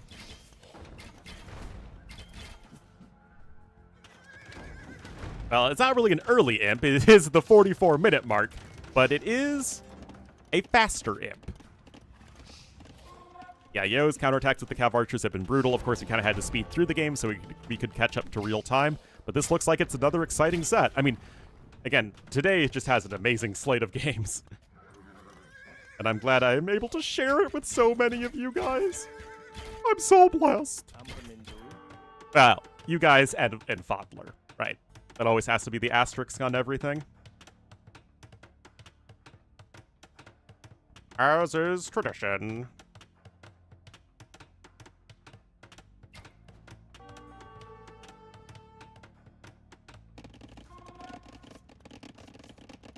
There's no rest for the wicked. In lives since 7 a.m. Definitely not all. All right, Imp is in. Free Parthian Tactics is a really nice little boost. Also, he's not. To be honest, I don't really know what T-West's role is. He's basically the do-everything for Onimaru, because the Onimaru players don't really want to do any of the grunt work, right? They don't want to do any casting. They don't want to, I mean, they're definitely not doing any map making or organizing or anything like that. So T-West has just been kind of the person. And yet he's still not even a caster at the LAN, or at least not given that designation, which irks me on his behalf. T-West is a fantastic map scripter, in fact. But yeah, he's an admin, map maker, and also the only one who's bothering to cast for them. Unless, actually, T-West did say in theory there would be Onimaru players joining him. Has that been a thing? Casters, the caster list has not been announced yet, but it is also not finalized, is my understanding. But yes, Mem said he's not going. So it will not be Mem.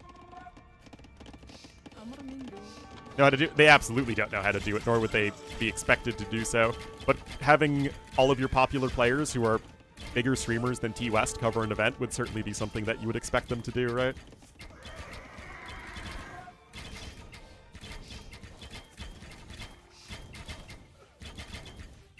It's the lack of promotion.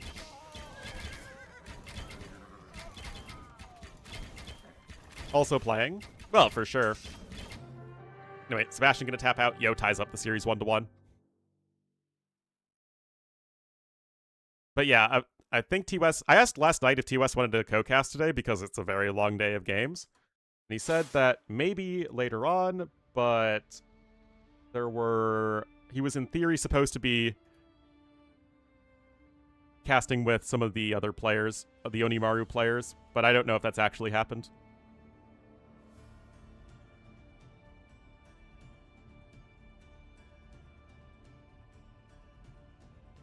Ghosted? Maybe T-West was ghosted. I have no idea. Be weird? I have no idea how this sort of thing works.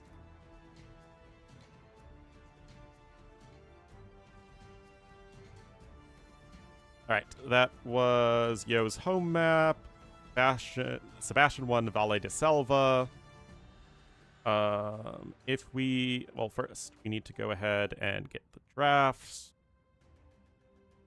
Oh, I'm sorry, I already had the map draft.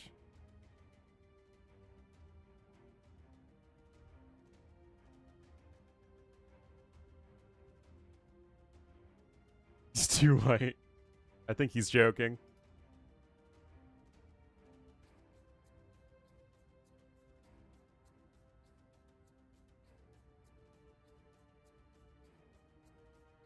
Lights. I have no idea, Kringleberry. I'm afraid I do not know. Okay, Monte Pascual, or sorry, Monte Pascual.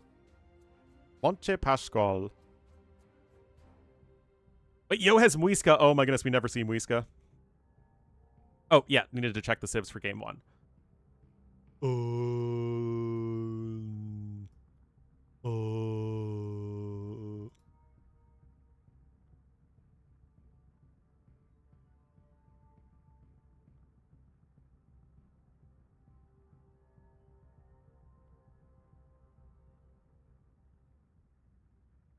Britons over Shu. So another Britons victory on Valle de Selva. Interesting. Interesting. That was Yo's second pick, too. Tatars over Mongols.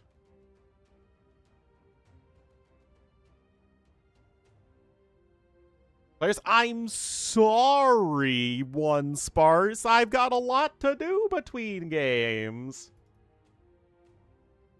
Or between sets. I do think the Britons are powercraft. The only reason you see them on that map is because there's like a gajillion sheep on it. Yeah, Chupta definitely has good quality stuff. But that's like for specific players, I think, or streamers, not general AoE2 merch, but I could be wrong about that.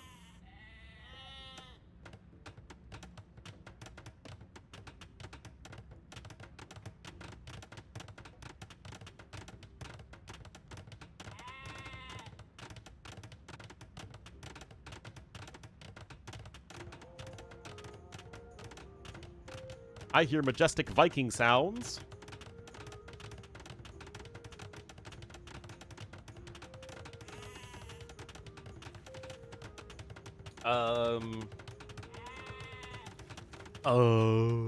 Uruguay.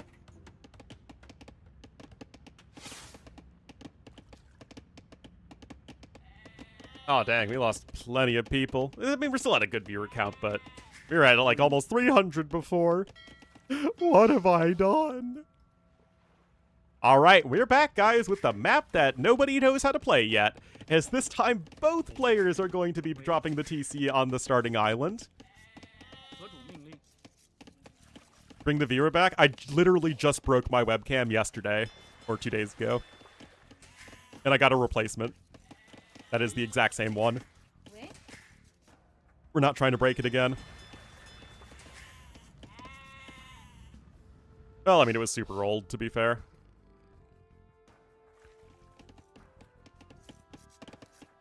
For my dog? No, I just tried to move it to capture the corgi.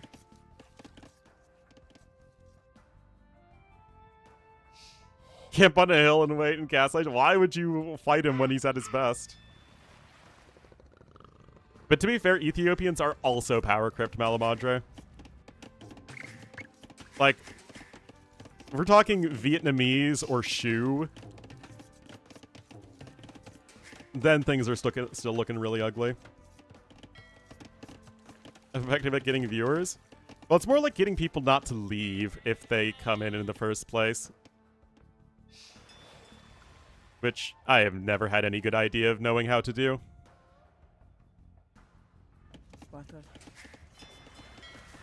But I've never really been the most talented streamer in the world, in case nobody ever never figured that out. Anyway, 17 to 16 Vil, so only a little bit of a Vil lead right now for Yo. Interchanges? Well, I mean, there's nothing I can really do about that. Especially because it's an indeterminate amount of time. But it's been pretty fast today. I don't think that's been a big issue. The only, like, icky spot was the restart with Andy. But even then, that was figured out.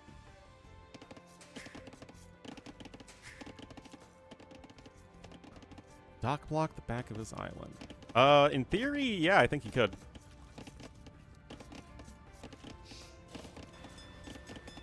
Yeah, that is possible. I don't know if it's worth the wood, especially early on, but yeah, it's something you can consider. Anyway, we've seen Vikings on this map, for sure. I haven't really seen Chinese here. I have no idea if they're any good. I mean, Yo's certainly looking very solid here to start things off right now, but Sebastian is going to be up to feudal age faster. Neither player with any presence on the mainland.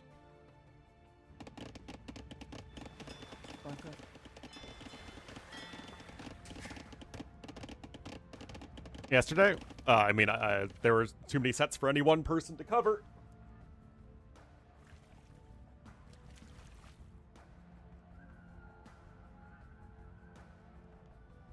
Doubt Viper is the final set.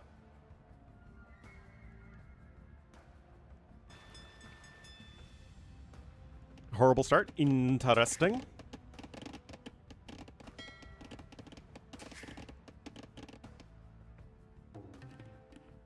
Chinese vills, yeah. I mean, Yo has a ton of villagers right now, and he's about to click up a little bit more idle time. And the day? Well, I mean, I think that if you wanted to argue that this is the highest level set of the day, I think that's pretty fair.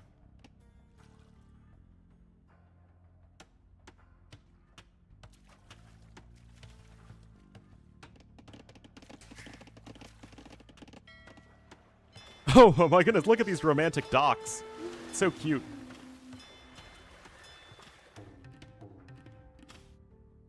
Why is he preemptively... I guess he's just trying to keep the fishing ship safe? Anyway, is Yo actually going to be able to click up to Castle Age? That's my question.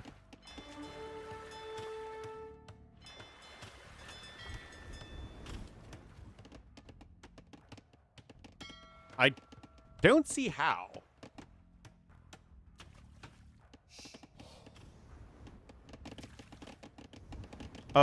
Yeah, Sebastian's been gathering gold via the whales.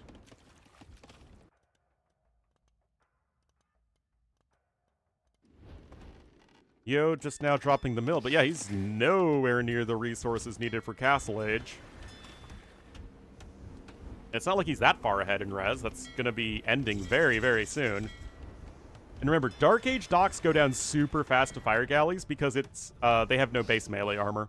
So when Feudal Age comes in, it reduces the damage from 3 to 2, which is obviously huge when the fire ships attack so fast.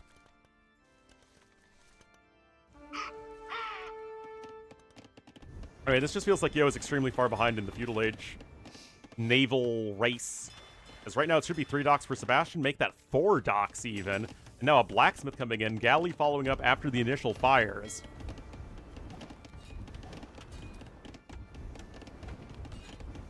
Early game? Well, we've seen it really pay off as players are starting to figure out the water meta.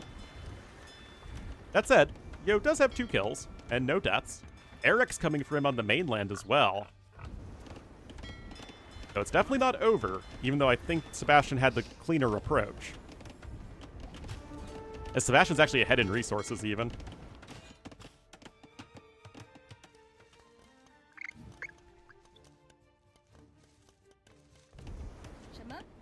Shema.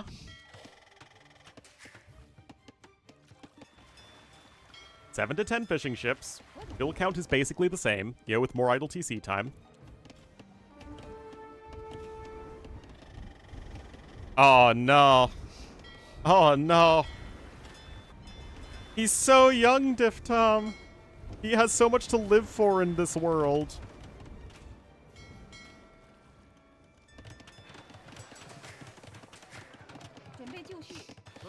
Alright, Market Blacksmith coming in here on the island, which is actually relevant because it could easily be destroyed by ships, both of those buildings. But yeah, I feel like ACCM... Well, no, ACCM went with the land. I don't know, there's still so many different ways people can play this map. Know what's going on? Absolutely.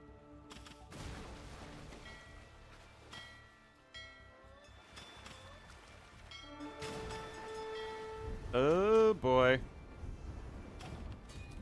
Fishing ships going down. Castle Age is coming in for Yo. Not yet here for our blue player, still very far off.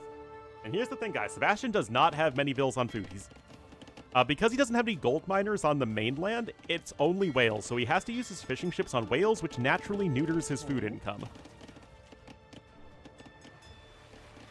So this is all interesting because, like, yeah, Sebastian's doing an amazing job building up a big navy, and yet, it's going to be a while before Sebastian can really even think about clicking up the Castle Age. He has no presence on the mainland except his starting capybara.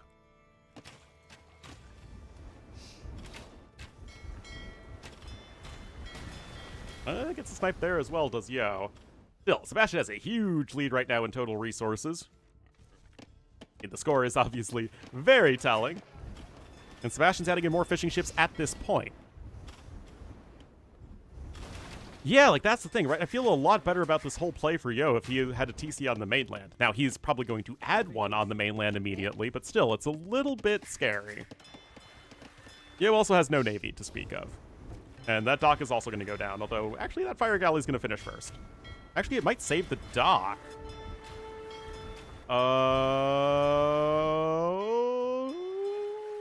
Only very briefly.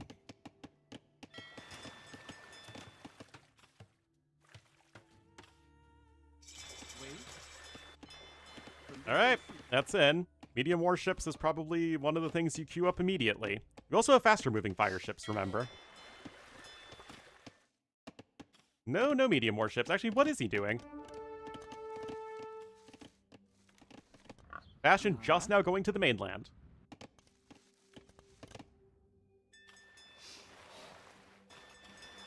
With the game itself, I'm sorry. I don't think Twitch cares very much. Boom just now coming in. And Sebastian not horrendously far away from clicking up. No market yet, though. And there's Yo's second TC. Still 51 to 37 villagers. And then Puchan with the 43 months. Less than 3.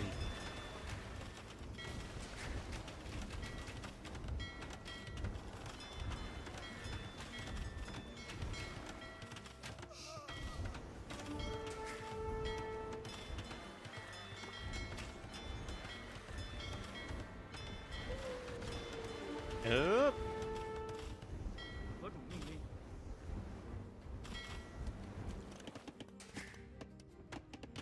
It does look problematic for Yo, but we've seen many players in problematic positions on this map that have completely flipped things around with land control. That said, I don't see it right now. This feels really bad for Yo. He's going to need to kill some fishing ships and kill them fast, but I just don't think that's too viable. Bastion just is on top of every single dock that Yo has been building, and that just means he's not able to actually add in any more warships.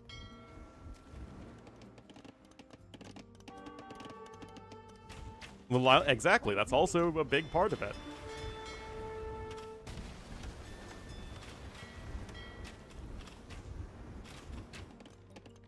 Now a ton of idols are in here for Yo too, so it's like, where is he supposed to be getting an advantage in this game? Unfortunately for Yo, it seems like others have figured out this map better. I think if you're going for this strategy in the first place, you need to TC on the mainland. Because now Sebastian's on his way up. So far ahead in resources and in resources destroyed.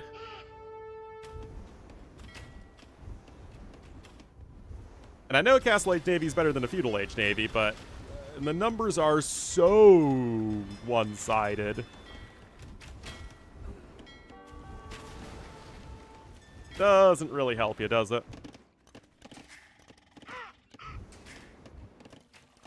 You're actually out of food right now, as Yo. I think that's exactly it, Fire Shark. And unfortunately for Yo, he did neither. And now Sebastian's on the mainland, right? Like, he is totally fine. Like, ACCM had, like, what, 5 to 7 Vil losses at this point in the game? Yo has 21.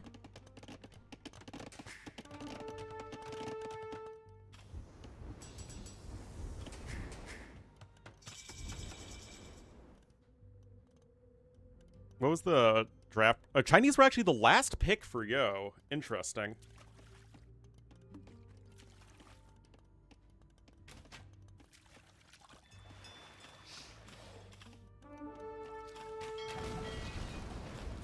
Anyway, lo and behold, Yo losing more stuff. Bastion's gonna get gold income. Got all the bills he needs on the mainland. Medium warships is now in. Lots of hulks are coming out, interestingly. Yo and behold, yeah. That one was kind of a layup, wasn't it?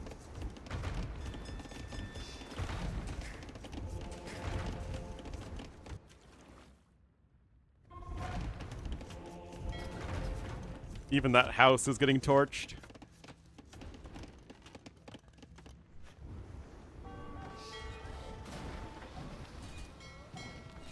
Well,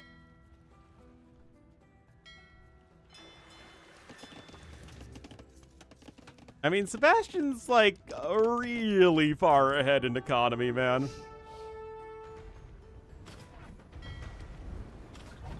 Yo has killed 4 villagers, or eco units, and lost 26. That's a big numbers difference, guys.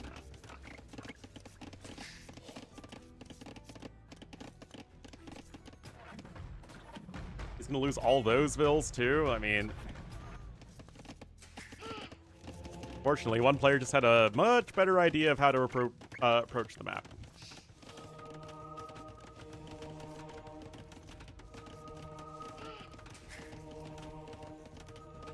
Oh.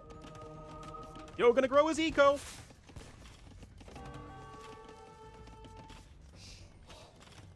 Bug coming in for Sebastian as well.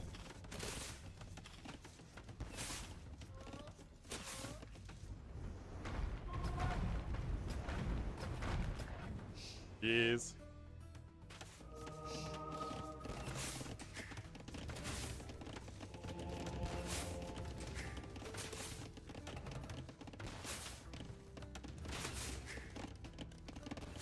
Still 2 TCs to 1.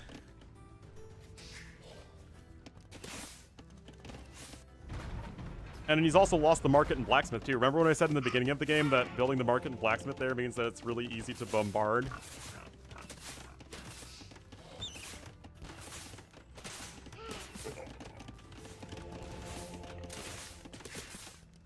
Now, it is true that rocket carts are good at destroying buildings without masonry. But no redemption here for Chinese is a big issue. You just need to win the mangonel/rocket cart battles very decisively. Oh, hey, he's also got light cav.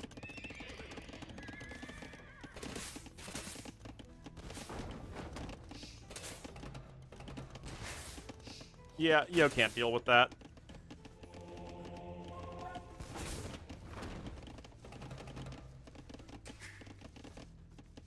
Yo's trying to add another TC to the far north. Again, we've seen crazy comebacks happen on this map, but it usually isn't so big of a difference. If this was 55 bills to 67, then I think we're really talking. It's just not, right? There is no one civ that has the worst monks in the game. No, Vikings have terrible monks. They are one of the contenders for the worst monks in the game. But yeah, like Huns, Vikings, Mongols, Goths.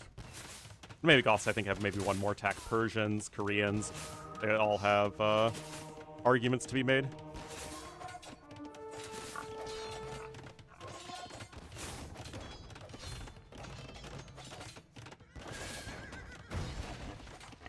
Yeah, guys, I don't know what to tell you.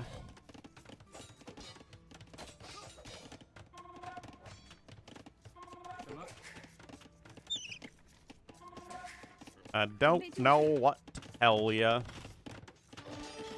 Yeah, generally they don't add civs these days that have completely awful monks.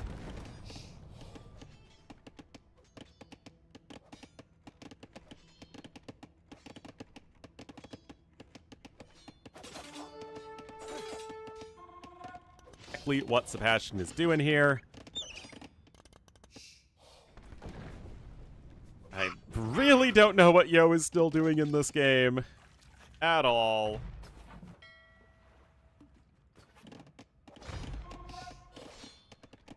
Sebastian's gonna come drop a castle.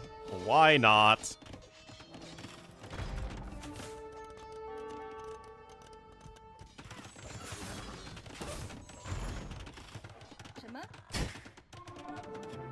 There we go. Fortunately for Yo, did not have the best idea how to play that map. Sebastian simply way too far ahead.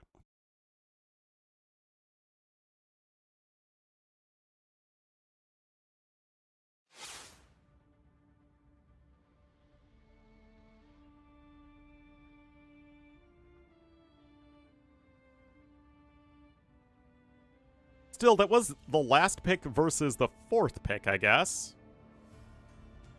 Was Sebastian's home map.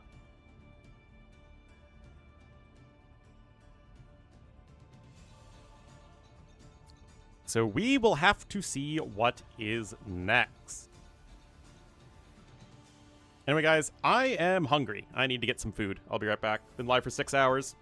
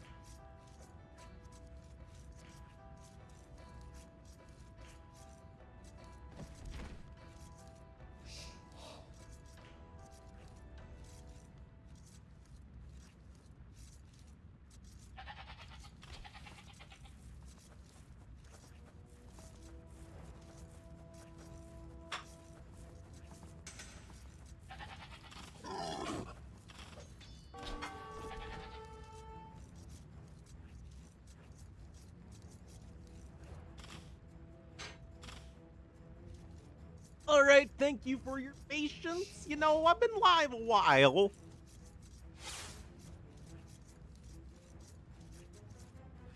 All right, guys. Sorry, give me one more moment here. Rush coming in just now for Yo, though.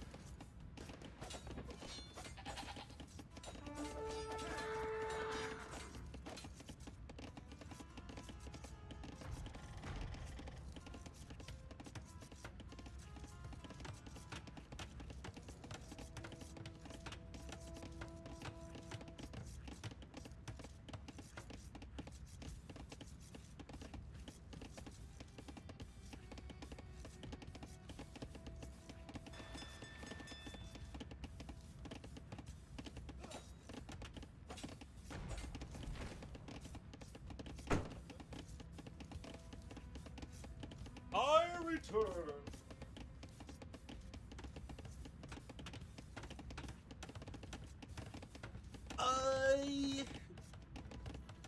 Turn. Oh my goodness. It was time to get up and take a quick stretch of the legs, so to say. Summons, nah, I had to do everything myself.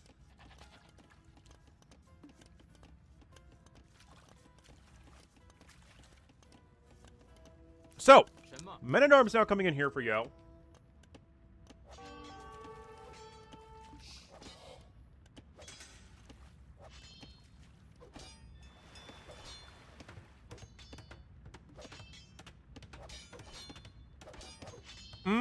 That's not good for you. He is slightly ahead in resources, but the lack of fishing ships. Yeah, that's a problem for you.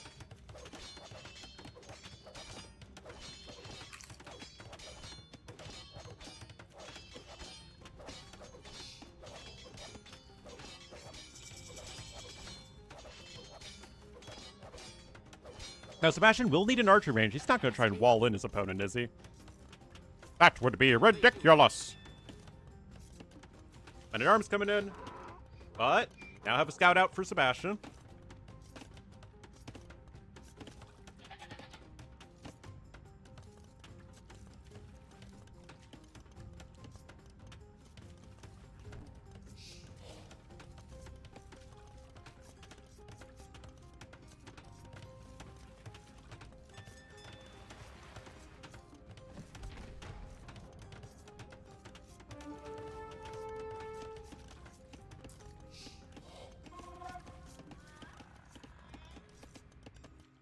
All right, Fire's doing fire things.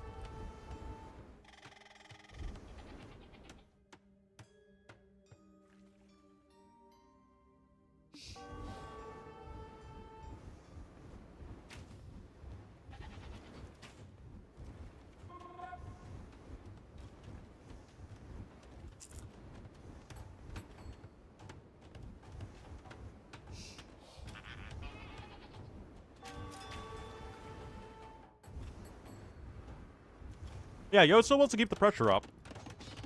But Sebastian just feels like he's going to be getting so far ahead.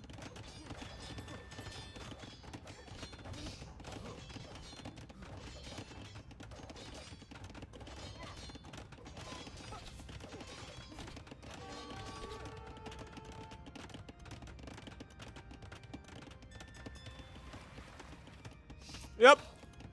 We are halfway through the day, guys. It is pretty wild.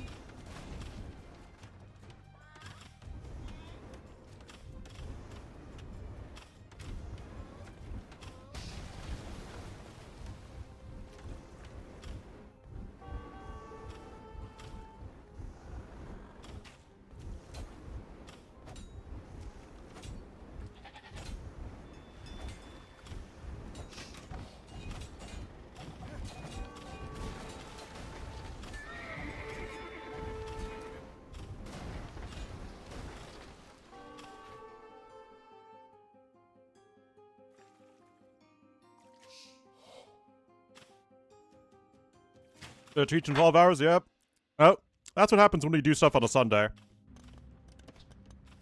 Anyway, the resources are actually still quite good for Yo, so at the very least, he's doing a good job of keeping Sebastian's eco relatively busy. As in, not busy, now that I think about it.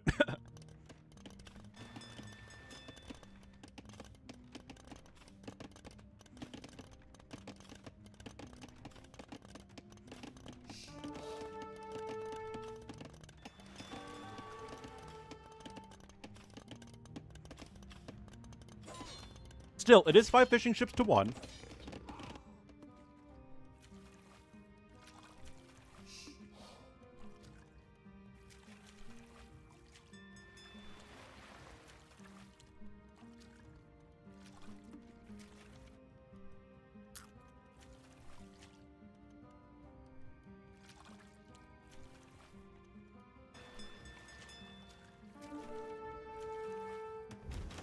Oh, big naval fight happening here.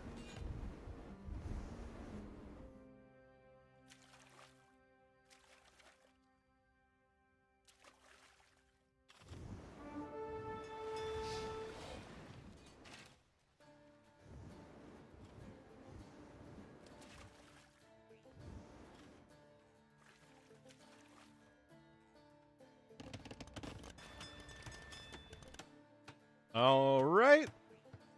There's more Navy hanging around, so Yo's still, like, hanging in there. And honestly, neither player is close to Castle Age, so this could be okay for Yo. Yeah.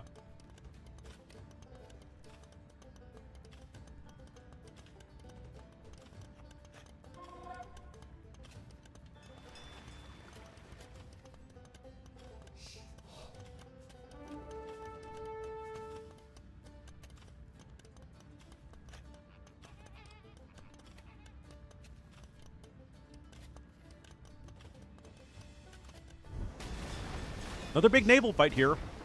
Hulks are very much needed. There aren't any galleys here to snipe them easily, except that one who's just now coming in.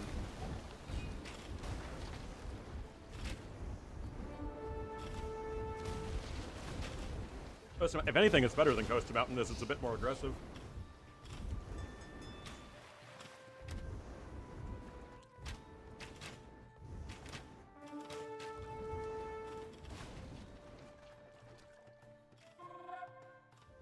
No, stop moving the fight.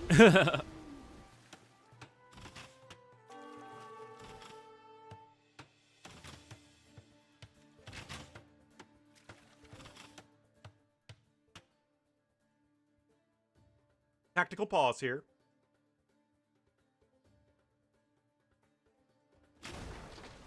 Lumen DBA? Oh. Hope that's all good.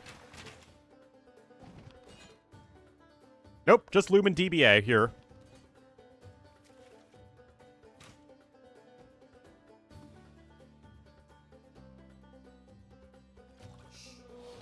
A lot of gold banked up, and Sebastian's just now getting the market in.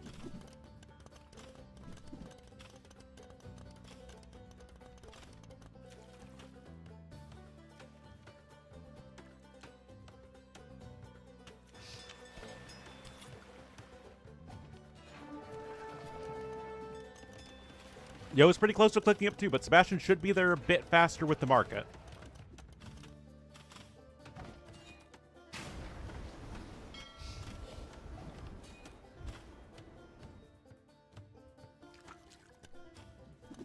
And now you can see the eco advantage start to come in here for Sebastian, but Yo's still going to be hot on his heels.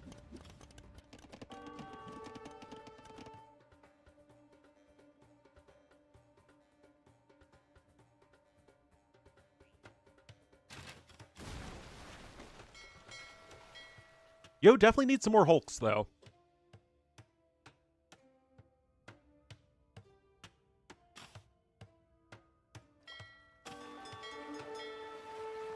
Ah.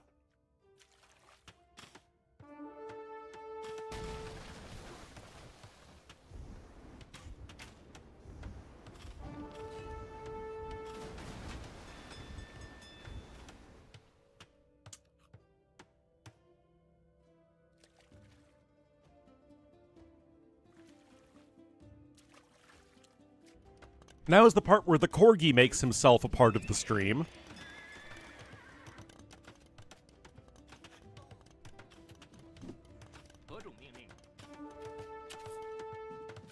Number of whales. Interesting. I wonder why.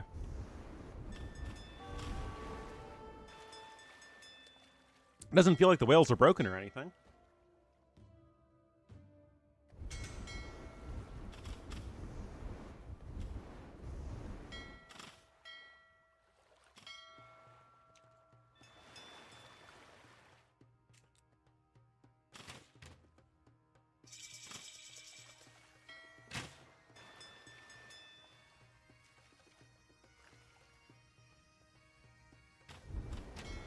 Wind water, maybe, yeah. All right, medium warships is coming in. We have the fight trying to happen here for Yo before those upgrades are in. Medium warships is in for him as well. Bosaw for blue.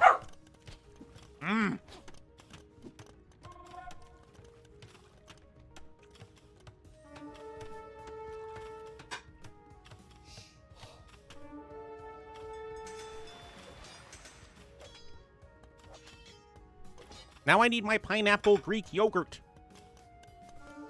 Wait, Cav Archers? Really, Yo? Really? Oh my goodness, now Sebastian's gonna come in with the castle, guys.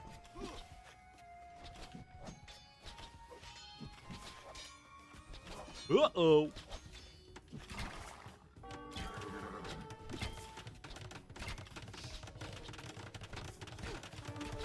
Annoyingly usable CA.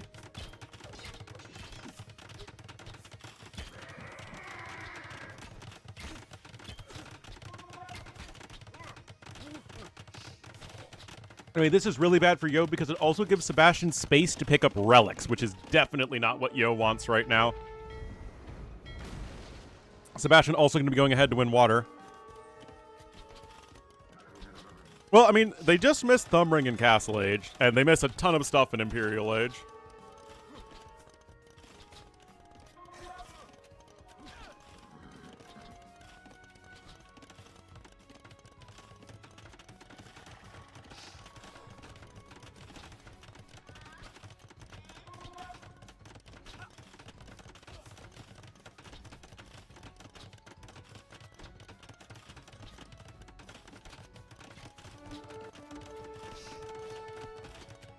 When in doubt, boom it out.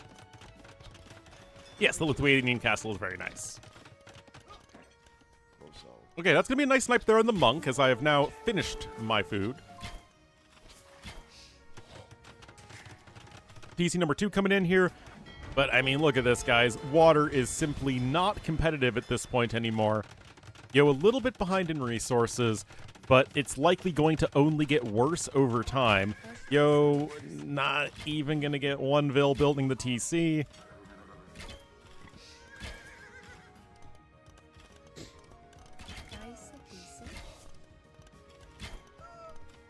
Still, I mean, Yo has 10 eco kills to 0 losses.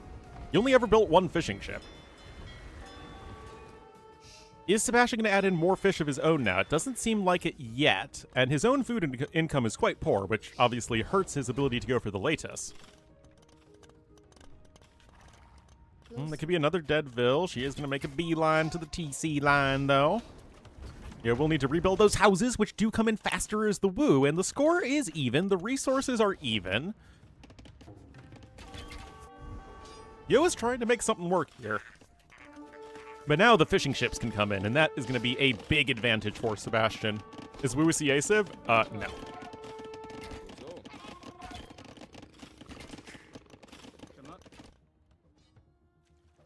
Well, I mean, I said he wasn't making fishing ships when he wasn't, but now he is.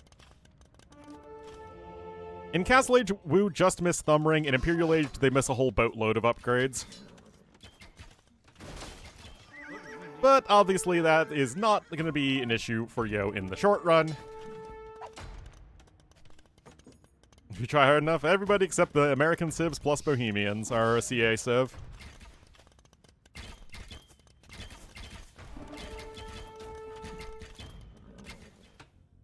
Yes, Woo get Bracer. They do not get Thumb Ring, they don't get +4 armor, they don't get Parthian Tactics, they don't get Thumb Ring. Every Civ has monks. Oh, no dice on that conversion. Fishing lines coming in. Yeah, Plumed Archers are honorary CA, to be fair.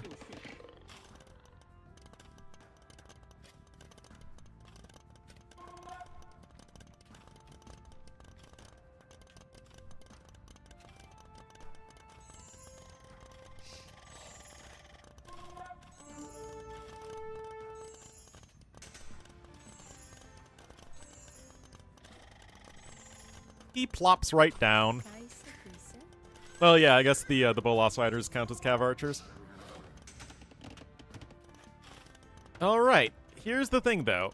The Vil count is even, as Sebastian not getting the TCs in quite as quickly as Yo, but he does have those fishing ships, which really should be helping him out a lot.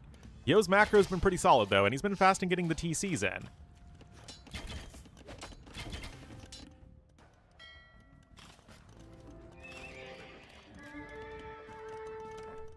And there is a siege workshop now coming in here from Yo. Alright, Dashi. Hold on, I need to take the corgi out. Yes.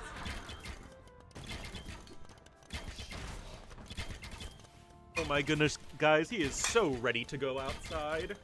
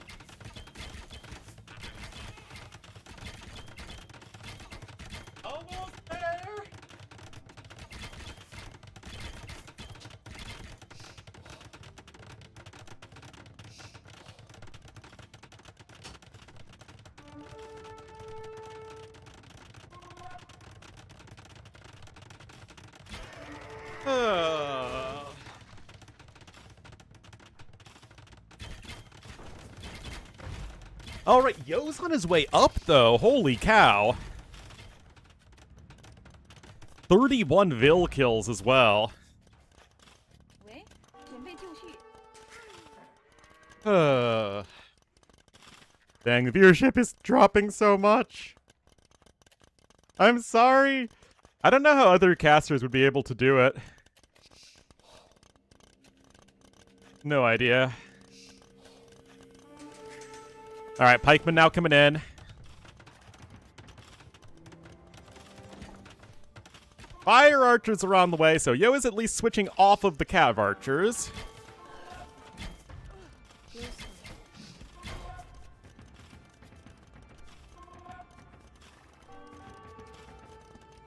Late Chai numbers are slowly climbing. Sebastian has 1 relic to 0, and that's going to be a good counterattack.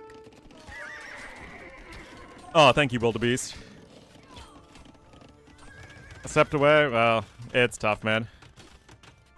Some horrific content? I mean, that's usually a fair assumption.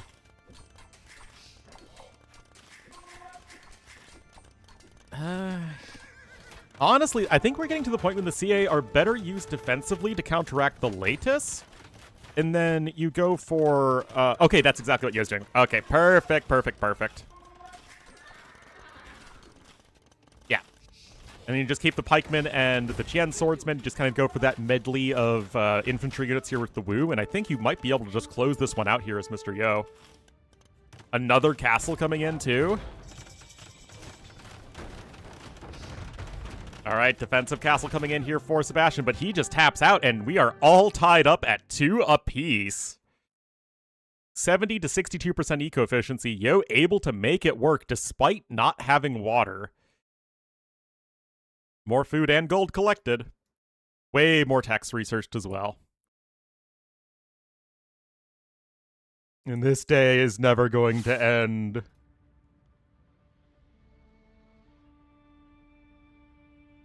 All right, now, here's the deal. Tato versus Leary has started.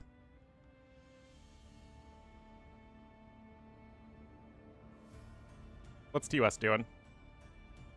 Well, he called the GG after resigning. Capture Age doesn't pick that up. Capture Age needs to pick that up. Otherwise, people are going to think people aren't typing GG. Yeah, right in time, I can... You casting myself. this set Ooh, or Sebastian's continuing into the best of 3 now. to Winning his home map, and he still has Spanish for a land nomad map. Tato versus That's Leary? gotta be very scary.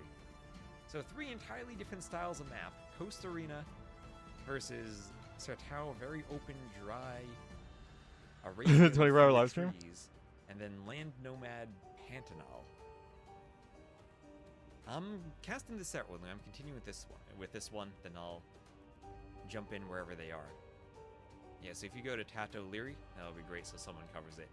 And I think we'll just do the Rex of Viper Doubt at the end of Tato Leary. Yep. All right, that is the plan.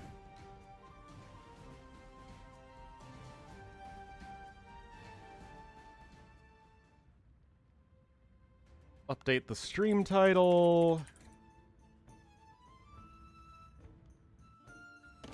Oh, whoops, I put 2 to 21. Man, Yo is really good, guys. I feel like you're not appreciating how good Yo is. Yeah, I'm jumping to Tattoo Leary now, just because no one else is covering it.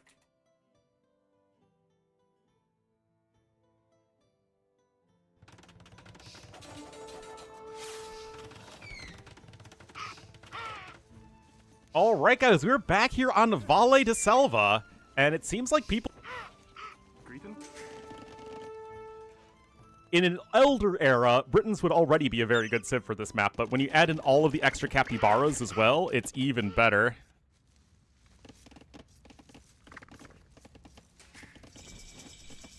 It was all the ones that, yeah. Mandatum. Yay. All right. Leary already up to feudal. Tattoo isn't FCing, is he? Oh my goodness, I think he is. He does have Loom. No way you can get this off, though, right? Leary's just opening skirms, though. Like, this is your stock standard hamster build, just with the bonus of the extra capybaras. Yeah, but Prisma's build looked awful. Let's be honest.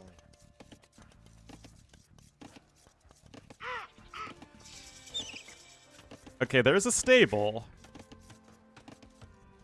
Leary's got an archer on the way. Still like a half HP scout here from Tato.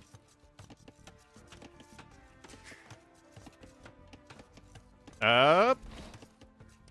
Up. Up. Oh, that's 11 seconds idle time. Not too bad. But Leary, look at this. Leary realizes this. Market coming in immediately. Oh, that's great. Ready. Perfect reaction there from Larry.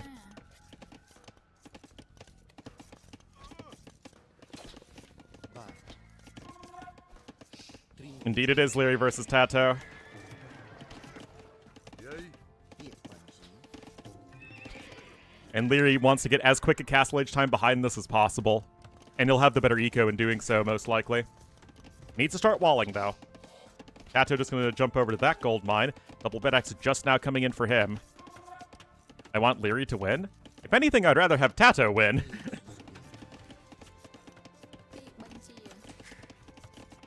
As I think it would be more interesting, but I don't really care that much.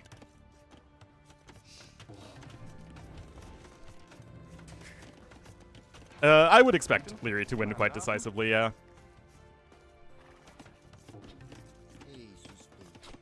Bill's just going right back over to gold.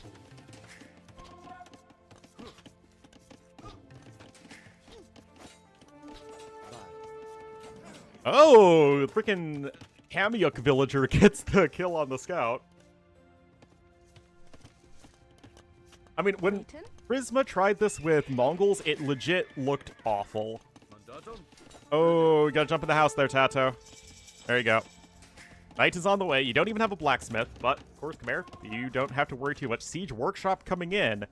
Tato obviously needs to make something happen. Leary's on his way up. And yet, this isn't all in by any means here from Tato. He needs to get damage done, as Leary is going to be ahead by a little bit in resources, but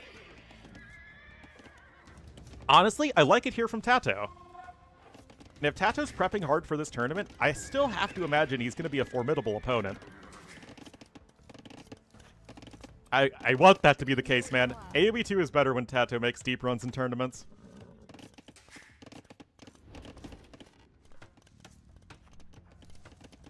Mandatum ready. All right. Didn't say a word? What do you mean? He Mandatum. just has 35 seconds idle time. I mean, it's not perfect, right? But... Grayton. And yep, exactly.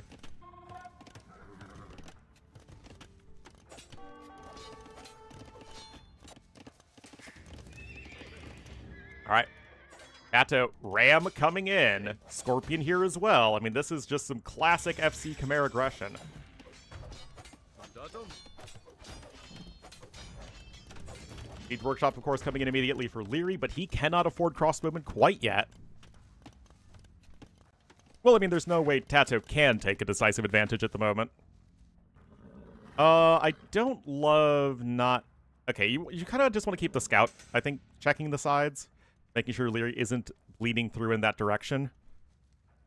It's actually the third time Britons have been played on this map. They've been played twice today and have won both games. So clearly this is something that has been practiced and have been going well.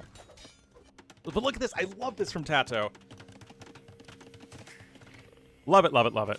Just add the second TC behind it. Leary is going super heavy on the defense right now. I don't love that from Tato.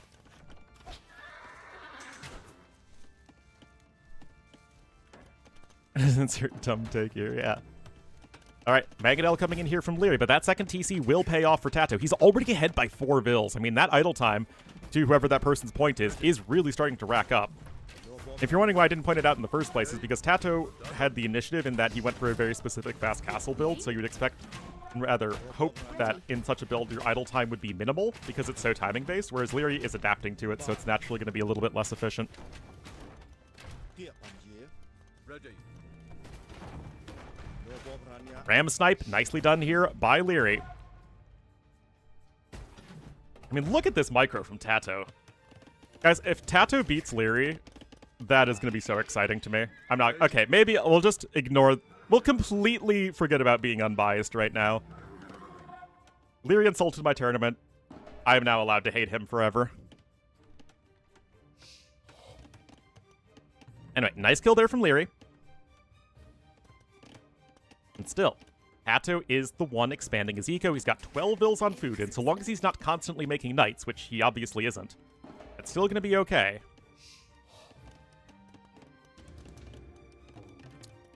No, it was, World Desert Championship 2.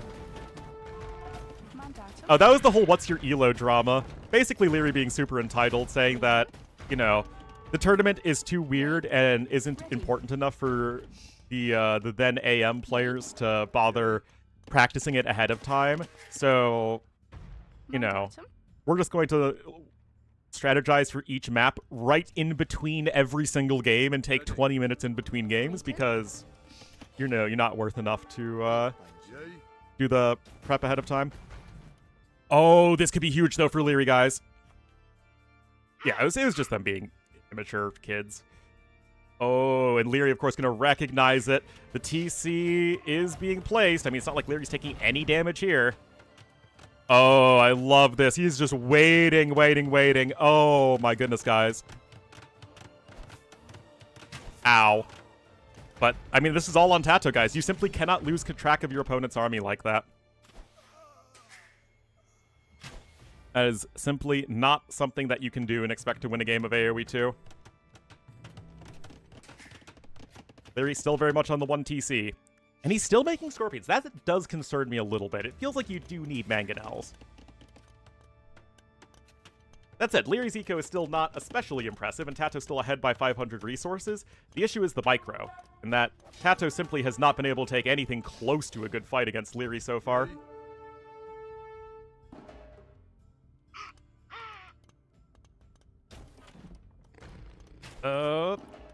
But you know what, guys? Now that I'm thinking about it more, this might have been a very intentional counterpick to Britons from Tato, because, of course, Britons can't outrange Khmer Scorpions. They have the same range, right? Both civs get +1 range on the units that typically have the same exact base range. Beautiful attack rounds there from Leary, though. I mean, perfect. Yes, Britons get siege engineers. So do Khmer. Get crossbow? He idled to get crossbowman, and his food income was just inherently quite poor, so it's tough. Both things are true. But guys, I'm keep it a buck here, as they say. I'm not too sure how Tato deals with Mangonels at the moment. Leary just, of course, as you said, that adds a second TC. Ready. Yay. He has no monk, so all of the sort of residual damage that the Scorpions deal is not getting healed up, which is a huge difference. Oh man, this is still a really interesting game number 1, though. I love it. The Scorpion positioning right now is at least very good for Tato. He's Mangonel is out. Is he going to go for the archers or the Mangonels? I think he actually needs to go for the Mangonels. It's the more important unit. Scorpions can deal with crossbowmen just fine. Okay, that's just going to be a 1-for-1. And the villager is there for Leary to repair. And there is no way to avoid Mangonel damage with Scorpions. Live, as always, the casting is recorded and the games are live. Mandatum. I just really have to hope that what I say makes sense. Anyway, this is still a really scary push here from Leary. No ballistics for either player. Tato has the university, but he doesn't have the gold for it. Ballistics upgrade. It's 175. There we go. Tato gonna lose another Vill there. Ballistics is on its way.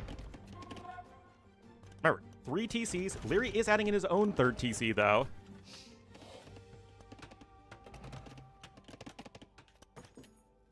Are always off tomorrow? Yeah. 62 to 45 villagers right now in favor of Tato. And Tato's also had Bowsaw this entire time. Remember, he picked that up as soon as he hit Castle Age. Yeah, that was a little bit of an off time there from Tato.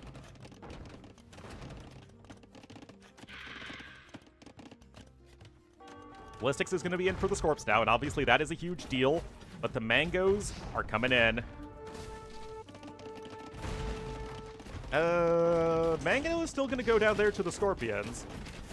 Oh, but Leary gets the kill there. He's going to lose the mango on the other side, though. The Scorp numbers are falling, guys. Leary is just not taking bad fights at all. Oh, my goodness.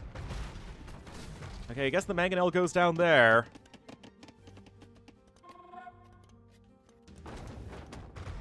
One mangonel and counting for Leary.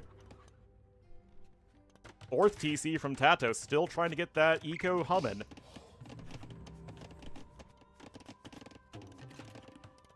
The build difference is very good for Tato. I mean, Tato's had the better approach all game, let's be real, guys. But if you can't take good fights, then it doesn't matter. But Tato's still going to need to at least keep pace with Leary's micro. Because his resources are looking fantastic. And again, if this Khmer pick was specifically to counter Britons in the way that everyone's been using them, I love it. Still, again, huge resources destroyed advantage right now to Leary. Tato has not taken very efficient fights whatsoever. Back onto 2 mangonels, there's only 3 Scorpions on the field. Yeah, the Scorpions do nothing to apply a real pressure. It feels like you really need a second Siege Workshop. And by I say it feels like you need a second Siege Workshop, you need a second Siege Workshop. Blacksmith just now coming in for the first time. But, I mean, you don't really have the eco for +2 defense knights right now. That's kind of a pipe dream at the moment. Leary just now grabbing Horse Collar. And that is not a splat yet, surprisingly. But the crossbowmen get it anyway. But yeah, Leary just keeping a villager here to repair all of the gradual damage from the Scorpions. Scale Barding Armor is on its way. Tato still has too many villas on wood for the eco balance he actually wants. And Tato also could stand to get things like Horse Collar and Wheelbarrow.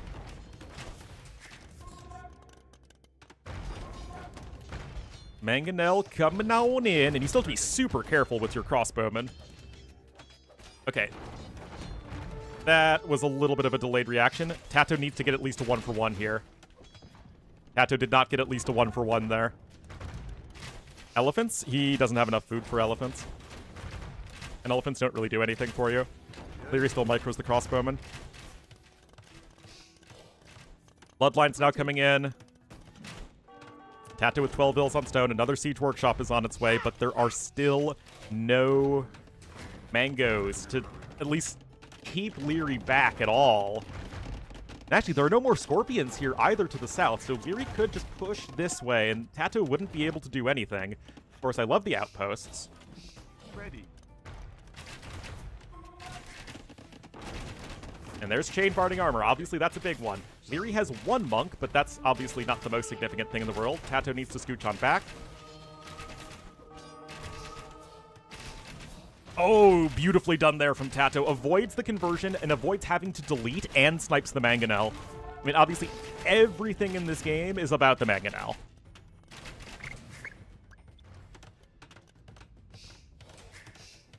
And Tato still booming, is a little hard out. Needs to get some more eco upgrades, though, like I said. Look at Tato's vision. It's pretty darn good. He doesn't see the middle of the map, which is, of course, where Leary's bouncing his army around. Oh, hey, random knight counterattack, also doing pretty well. Wood, because it's the easiest thing to set a gather point to for villagers, which is why we see it constantly. And that's exactly what we're seeing from Tato, guys. I love it, love it, love it. Look at this, guys. The archers are super out of position. I actually have no idea where they are. Look, they're back home to try and deal with the raid. This opens up Tato to come here with the castle. And, like, yeah, you're going to lose those knights, but you expect to lose those anyway going for the raid, of which Tato has already killed 10 villagers. This is perfect. Strategically, this is Tato. Yay. Guys, Ready. where have you been, Tato, my beloved? Great. Leary's just not reacting to this very well at all.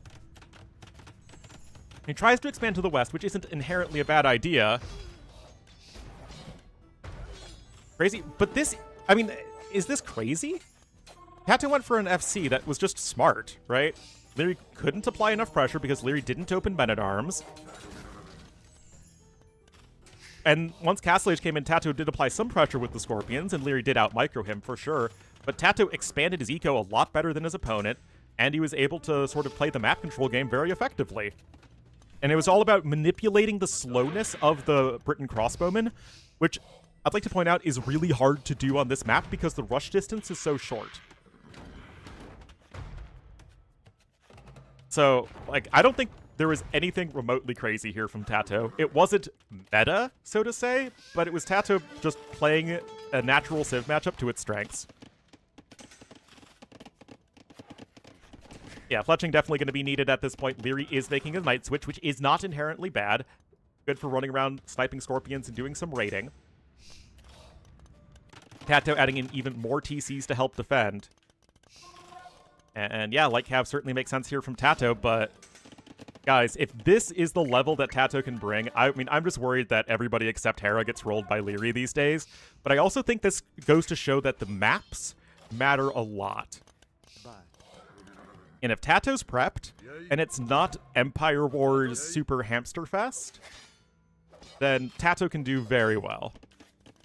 Ballista Elephants, there are a lot of mangonels on the field. If Tato loses here, if Tato loses this game, it will be a sweep. There is no reason Tato should lose this game.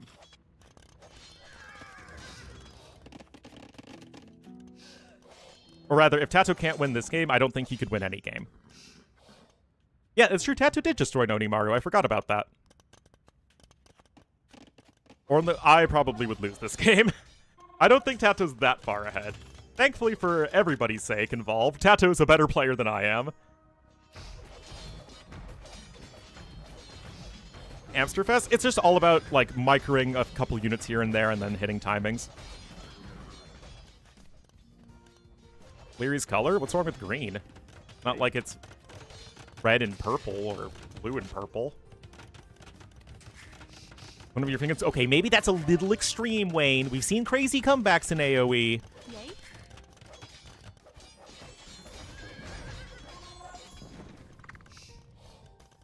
Imp on the way for both players. I mean, again, Leary is still playing well, right?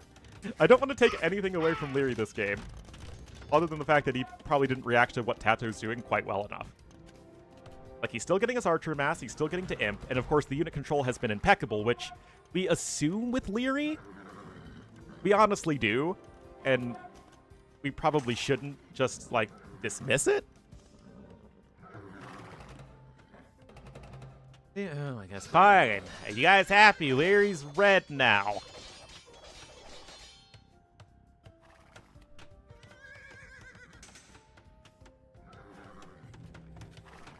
Mandatum. You can never make people happy with colors, guy. Guys, that is the rule.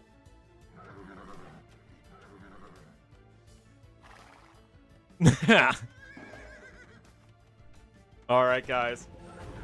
Here to run 1 relics in favor of Leary. Imp about to be in for Tato. He did eventually get his eco upgrades. Leary actually has not done it. Yeah, Leary's absolutely a green player.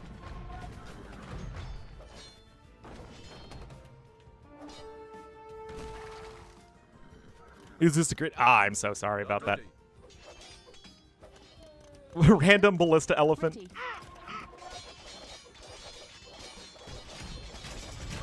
Anyway, that's still a lot of Scorpions. So Cav plus Scorpion, a very traditional Chimera army comp. Look at this, guys. Look at this rich man eco. This is Tato being the capitalist pig that all the communist propaganda is about. Cavalier +4 defense, heavy Scorpion, and siege engineers as soon as you hit Imperial Age.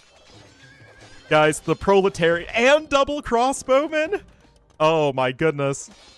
What is the proletariat supposed to do to this rich man eco? Oh my goodness. Anyway, guys, Leary is, of course, going to be getting some relevant archer upgrades. That castle, I mean, it's in a good spot to defend yourself, for sure, and Leary is about as well set up as you could possibly ask for. But this is going to be so tough for him to overcome, as Tato's developing a far better army composition. Oh, Leary! Brayton.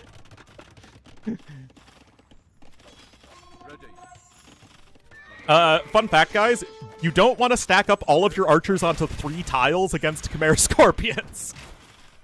I really do my best to provide you with the hard-hitting analysis here in this stream. Stables coming up on the side. Leary did convert that Ballista Elephant. And now, Tato is needing to finish off this game. It's not over yet. Leary is holed up, but he is one of the best civs at absolutely holding up. Still, 9 range versus 10. Yes, the Briton archers do outrange the Scorpions, but not by much. You do not need Redemption. It's actually a matter, when it comes to do you need Redemption, is the unit class anything other than Siege? So nothing that's cavalry in Siege requires Redemption. And then that's very consistent with every cavalry and Siege unit in the game, of which there are quite a few. Petards are not Siege weapons.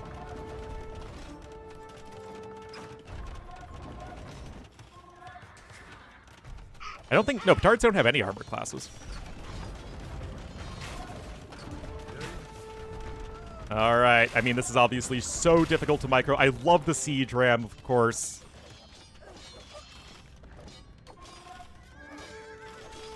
You know, it's the classic, right? Use Siege Rams against Britons. Sometimes AoE doesn't need to be more complicated than that. Trebuchets on the high ground here. Great angle from Tato.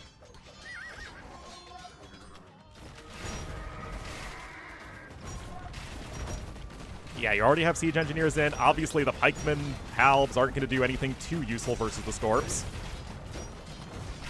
I do think most of the gold should be going to Siege. I don't actually think Cavalier should be what you spend your gold on at this point, as gold is not obviously going to last forever. But Tato's still doing a good job of harassing Leary's economy over there to the west. Tato has 50% more resources collected than Leary. Yeah, I mean, he's not... Okay, there we go. Hussar coming in. Perfect, perfect, perfect.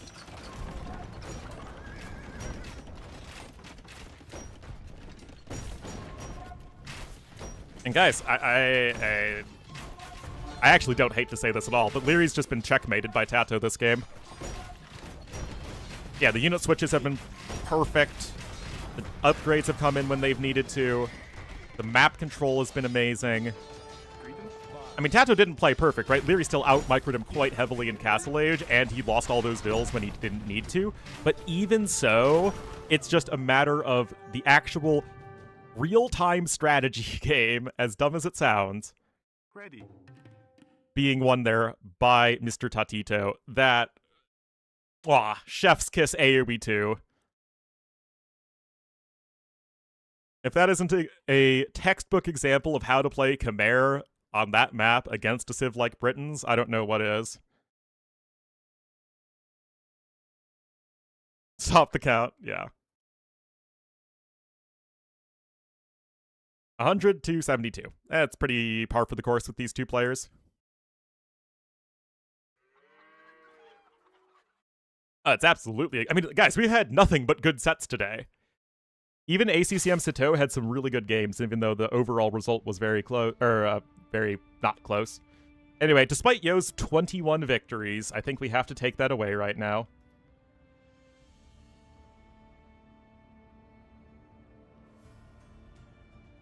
All right. Oh, Tato's always been fun to watch. That's why I said competitive AoE 2 is more fun when Tato is doing well.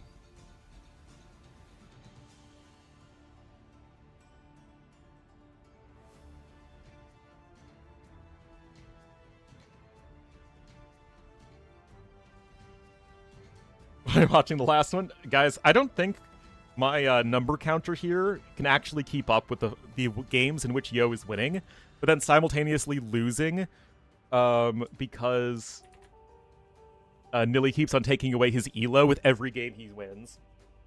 Wait, I need to update the scoreboard! It's not an instant process.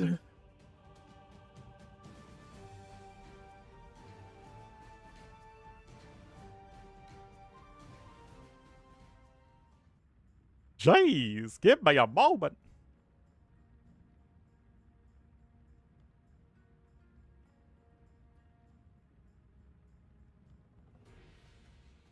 Right, that is Valle de Selva going to Tato, and let's see what is going to be next. Get you guys the draft. Yo won those two. It's really impressive how good he is. Well, these are the qualifiers for a LAN tournament. Yes, it'll be in Sao Paulo, early July. I would absolutely love to go if I can. Seemingly, well, if no one else is casting it, then yeah. I mean, we'll take what I can get, I guess. Anyway, that was the 4th pick versus 5th pick, so very similar draft prioritization. All right, guys, here we are, game number 2. Leary kind of got rocked in that one, but still, he's Leary. He played extremely well overall. Visas? One would hope so. I am afraid I don't know the specifics about Brazilian visa policies. Even though I look like a guy who does, I'm afraid it's not my area of expertise. Anyway, we are on Sertao, and we'll have Leary in the green as the Georgians to the north, and Tato in the... Wait, what? Yeah? Tato in the... Wait a minute! The Teutons? Okay, Tato not wanting to play a super normal meta game against Leary. What does he have in store? Tato really trying to bust out the fan favorites, though. I mean, of course, I love Teutons. According to DE, they're my best civ. According to AoE Stats.io, it's Bohemians, but no idea. I know. All right, I mean... How many of you guys are just going to be cheering for Tato for the Teutons pick alone? I mean, who again, it's like Britons, right? But everyone plays Britons on that map, so it's a little less exciting, but... Like, I mean, how often do we actually get to see Teutons? Now, is this going to be for a crazy tower rush? I mean, that's usually the only reason people pick Teutons in tournaments. Watch him. But, okay, there's, like, creativity in the sense of, like, what Phosphru does, which is basically, you know, sit in the science office, the research lab, and figure out janky builds that are just gonna, like, catch people off guard and win with them. With what Tato does, it's just, like, it makes sense. It's like, why didn't everyone think of this, right? Like, that last game, it's like, why doesn't everyone just do that with Chimera on that map?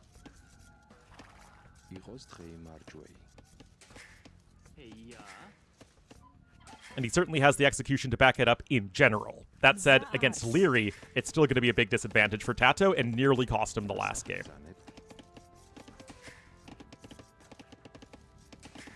Anyway, Loom coming in, Tato just going up on 19. Nothing too exciting so far for him. Teuton, there is no one civ that is better than the other. Rams? Oh, that's interesting.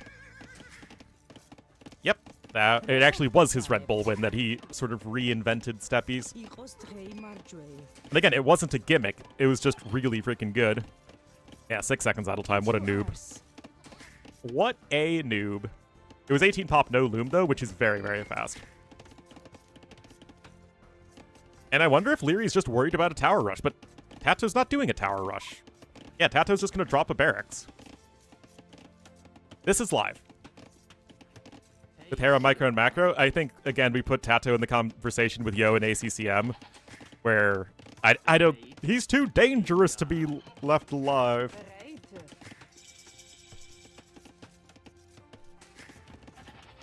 Anyway, stable coming in here for Leary. Nothing inherently wrong with what he's doing. Georgians are a good civ for this map.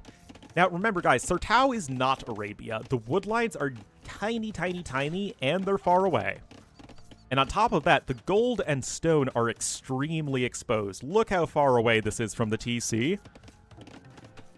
And, of course, the tiles are smaller as well. You only have 6 tiles of gold in your general vicinity, and you have 3 tiles of stone, with the rest of it being in these craters. So it's more aggressive than Arabia, but currently, guys, Tato's just playing Teutons like a normal civ. This is how people used to play Teutons on Arabia. Just open scouts, get those farms down.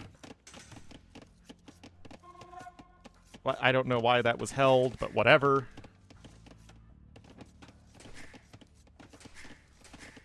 I know, it's fun. Anyway, Leary was able to afford Horse Collar, so very good early build from him. 18 pop, no loom, plus able to afford Horse Collar is not easy.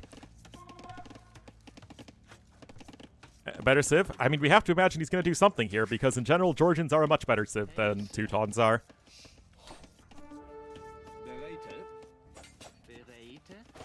Remember when they weren't given their extra infantry armor in Feudal Age because it was deemed OP? And then they added Romans and then the Malay bonus? That's called power creep, guys. I think Leary assumed towers as well, to be honest.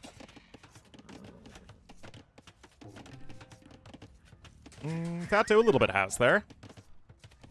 Nice poke from Tato, and so far, like, again, this is just how you'd play Teutons on Arabia circa 2021. Leary has Horse Collar, though, and he's got the extra efficiency via the Mule Cart. Res collected are similar now, but just know, of course, that Leary will be a bit better over time. Tato a little bit more idle TC.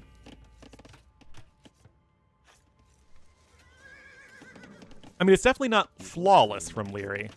But again, we're not playing Empire Wars where it's all about flawless execution. Anyway, scouts are going to come right over here and will harass Leary's villagers. Leary going to have to go to HR to sort that issue.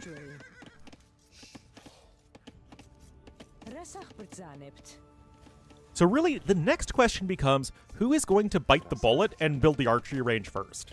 Because as it stands, there's no reason for either player to stop making scouts and spearmen. Origin coming in here from Tato. Guys, remember when Viper played Teutons on Land Madness? I forget which tournament it was. Against Leary, actually, if I recall correctly, where it's just like, you play Teutons, and then you played Extended Feudal Age, leveraging the fact that the cheap farms gives you a really efficient way to build up in mid to late Feudal Age. And then we, like, never saw Teutons again. Heidelberg? Yeah, I think you might be right on that one. Because it's like, why play Teutons when you can play Romans? Oh, this could be a very good angle here for Leary. Nice stack. Rock 'em, stock 'em, stack 'em. We'll lose a scout, but that's fine to trade a scout for a Vil at this point. But same thing gonna happen on the other side. But you are Georgians, remember, as Leary, though, so you have to be careful with the high ground as well. Anyway, Tato. Make that 3 villager kills. Wait, why isn't Leary poking? Oh, sorry, that's Tato's spearman. Oh my goodness, I can't see! But yeah, I mean, again, you get the idea, right? Where you have Teutons able to expand their farming eco much faster than most any other civ. 10 farms right now versus 17. Leary not spending anywhere near as much food. Who's going to be thinking about Castle Age? But remember, guys, that you have very low gold income. So it's going to take Leary a hot second to actually get the gold needed for Castle Age. It's just different than Arabia in that regard. There are 7 spearmen on the field. Tato has a lot of them set up defensively. That is a second stable from Tato. Leary going to try and go for an archery range. What? What am I doing? What are you guys talking about? Also, I do think it's a mistake that Tato doesn't have Horse Collar. There's no reason to not have Horse Collar, especially when going for a build like this. I actually just think it's a straight-up mistake that's going to cost Tato a lot of resources. Scale Barding coming in. Leary with 6 spearmen, so he is not underreacting to this. He's still playing quite well. Res collected still basically even as well. Bloodlines, of course, going to complete the trifecta of upgrades. Leary, though, no upgrades for the spearmen. Blacksmith just now coming in. Yeah, okay, I'm so sorry, One Sparse, for my lack of understanding. That's not enough spearmen, guys.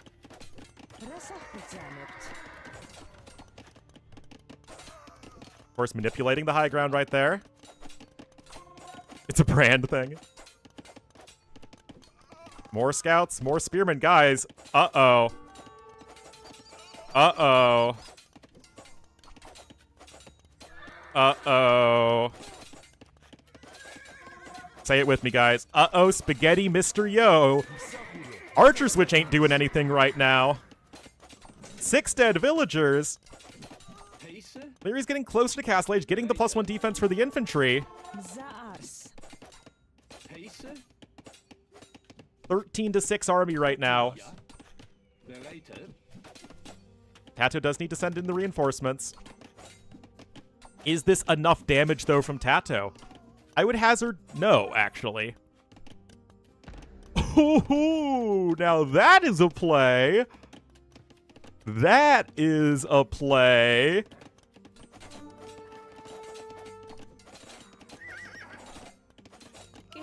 Yeah, Leary doesn't have any resources, especially if the gold is denied.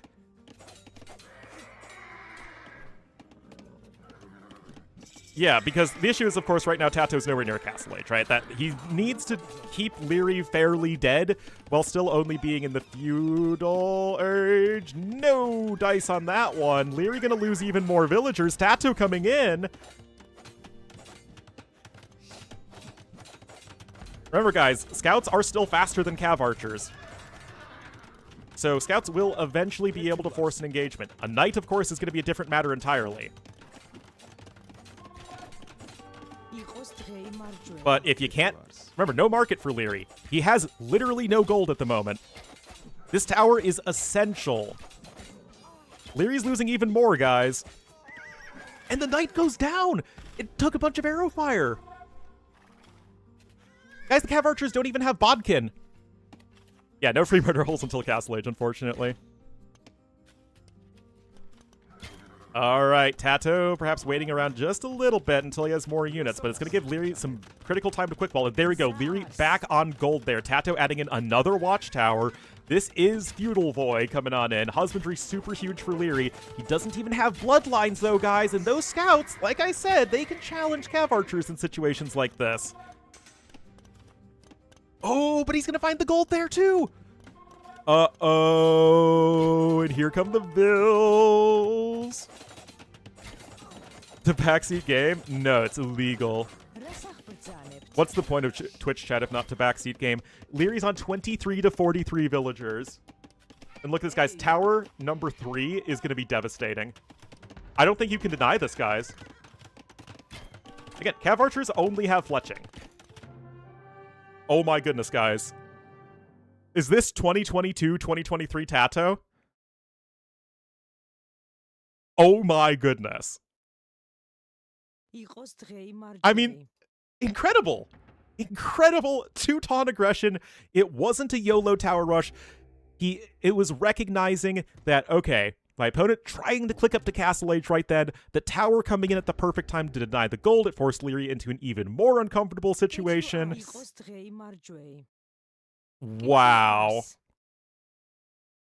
That was awesome. And again, you're playing just freaking Teutons. The classic Civ. And using the farm bonus to have the minimal villagers on wood, so you can spend more villagers on food, get those scout numbers down, and then force the engagements. I mean, crazy, crazy, crazy. Yep, feudal win.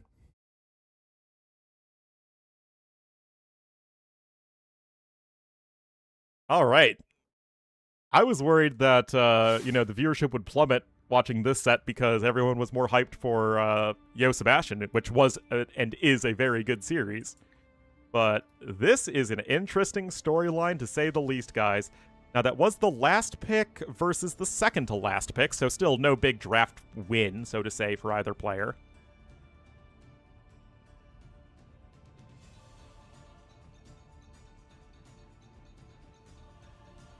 Perfect for the qualifiers? Exactly, Valamatre. Well, I don't think the Chimera strat is actually wrong, although it does sort of hinge on Leary not going for like a Drush or Men-at-Arms rush, but maybe that's something that Tato figured Leary wouldn't do. Also, that was Leary's #1 home map, although he did pick his second to last, or his last pick Civ, so I don't think it really matters too much from Leary's perspective. Looks like chat overlay is bugged. Oh, thank you, Iced Latte 69 for the 5 Aussie dollars. Why didn't Tato qualify for Red Bull? Wasn't he one set away, if I recall correctly?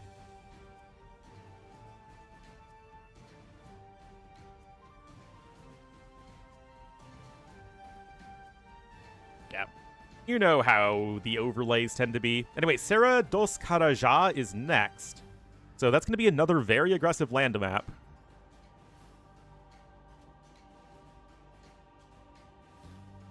Seven hours into the stream, guys. And we still have Viper Doubt, right? So we still have the fan favorites.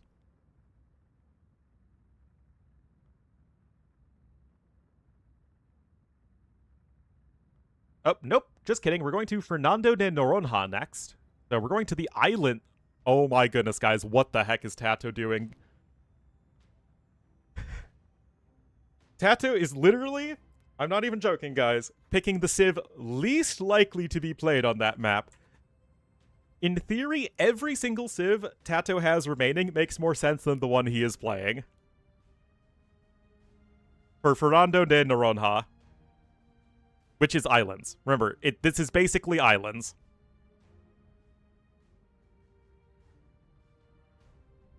Nah, Celts have a wood bonus, man. They're still good early game. Not fast, Tato decided to go Feudal Voy and kill Leary with scouts. Yeah, there you guys go. It's Poles. Tato's playing Poles. No, Huns are still a decent island, civ.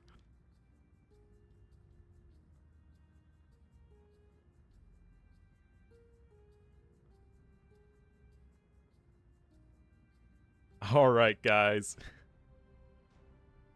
Let's see what on earth Tato has in store.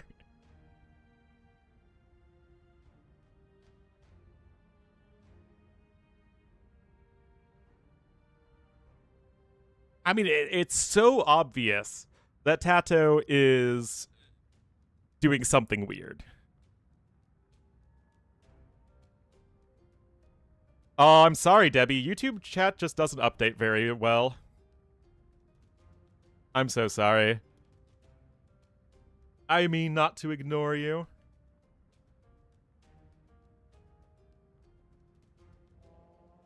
Switch civs?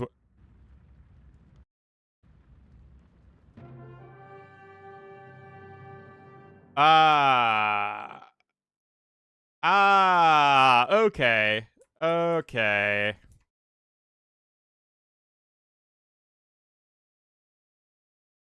That makes more sense.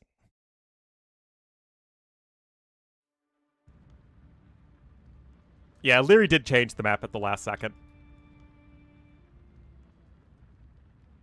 Like I said, Tom, you missed two pretty amazing games. Okay, so our confusion can wait for now. And then Iced Latte with the $10. Thank you so much, Iced Latte.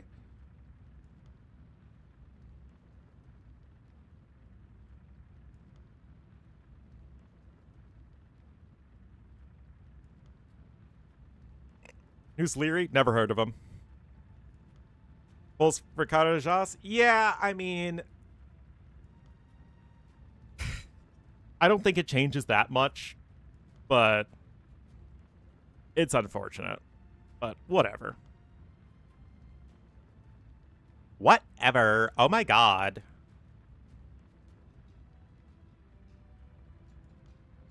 What's Leary's Elo? Yeah. Kind of out of theme. No, Coast Arena isn't in this tournament. What are you talking about? Are you talking about Arena Costeira, which is a completely different map entirely, as it's in Portuguese? Yeah, Leary did change the map at the last second. All right, guys, here we go. It's still an interesting civ.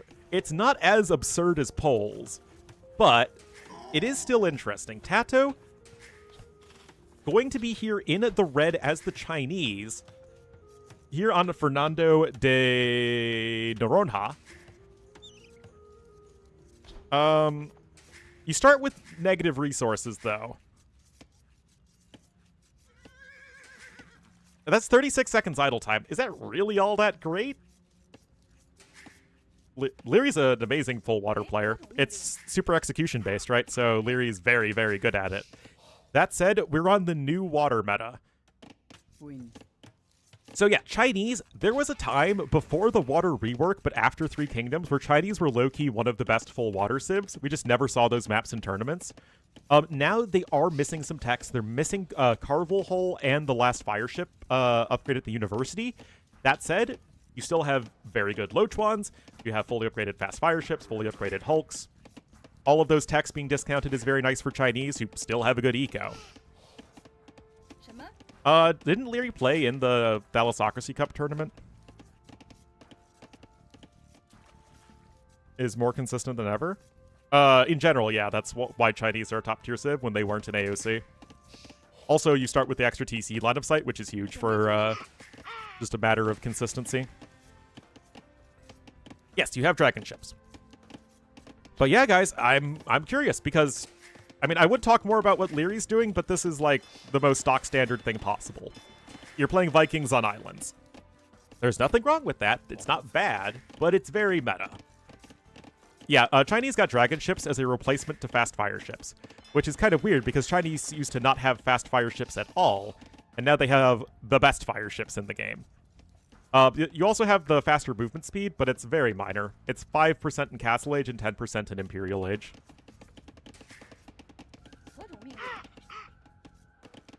And you also have Lochuans, of course, which are very good. So, what is the plan? Leary is literally caught up in villagers right now, so I'm still not too sold on Chinese being insane on this 9-vil start, where Chinese start with negative resources. But I haven't seen enough of them to pass judgment one way or the other. Because how often do we see Chinese on full water maps? The score? Are you really doubting the master of strategies, Mr. Tatito, also known as Feudal Voy? Hates water even more. I think water is worse on hybrid maps and slightly better on full water maps. Yeah, it's basically a wash in terms of eco prowess. Also, remember, guys, although we are ending this qualifier today, yes, I thanked Iced Latte, Miss Debbie. Ya goober. Feudal Void? Yeah, that's what Tato did last game.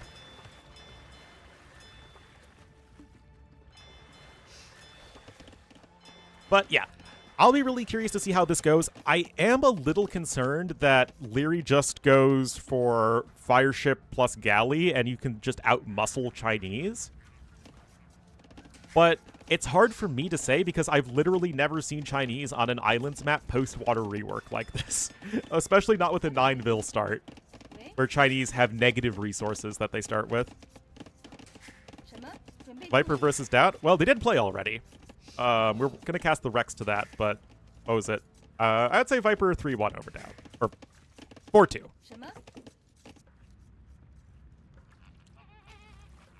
It's no way it can be fast imp, right? That would be absurd.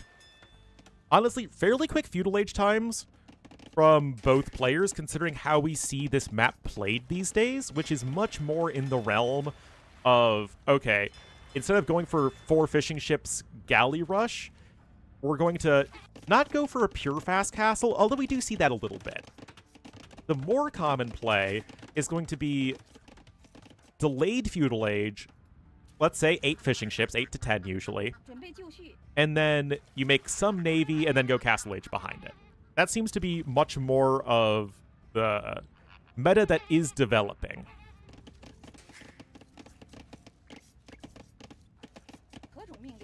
So we'll have to see. You can see Leary already walling, though. Look at this from Leary. Look at this. Both players are going to be FCing, but Leary just spent a lot of resources on walling all that. Leary has 13 fishing ships, though, so his eco is going to be very, very good. But yeah, Tato just going FC. Leary himself going to be going for an FC, but look at this, guys. Okay, no, never mind. Sorry, he got the market down. I thought he wouldn't have the resources. Yeah, market blacksmith for him. It's not a perfect build. Tato's already got the fishing lines upgrade.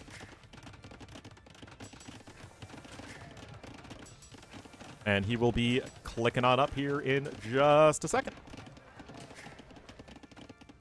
There we go. Castle Age coming in. Very going to be hot on his heels, though, and he will be going right into the longboats.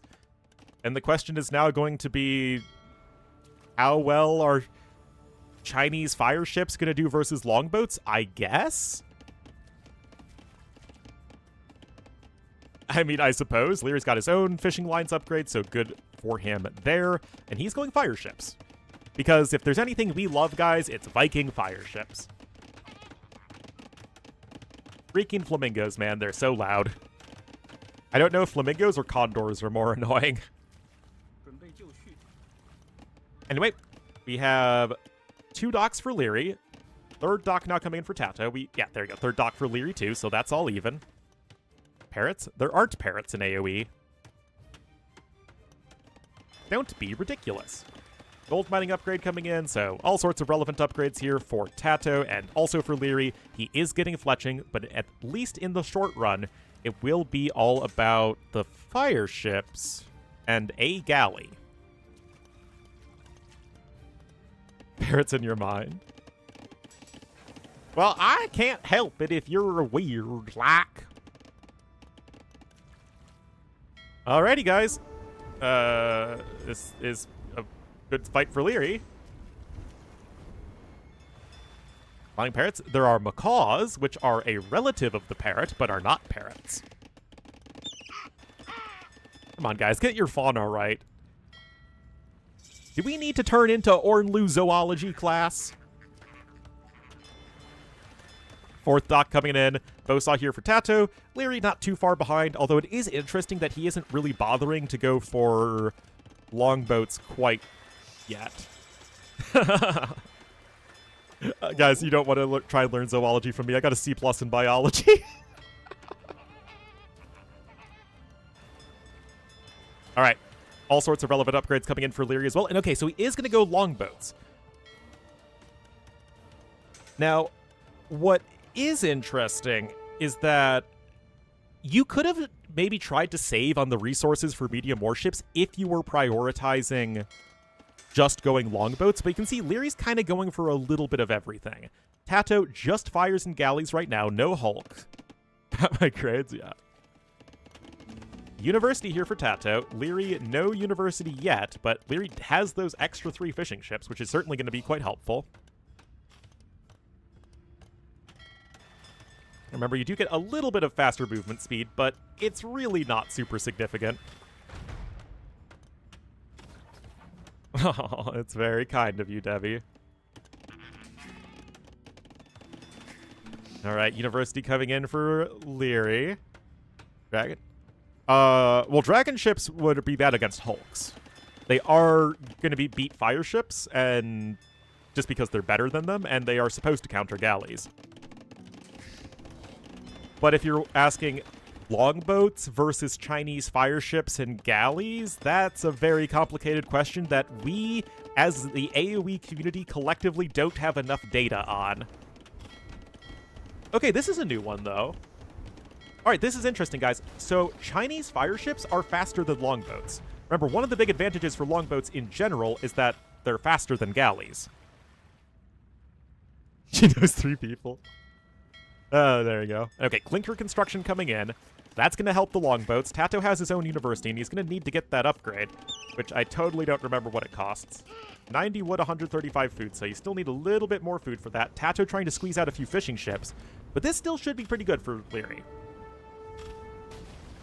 Oh, and now the longboats are going to start to do work here, guys. Fire ships kill each other very slowly, whereas the longboats at the back are great at dishing out damage, and this is all Leary right now.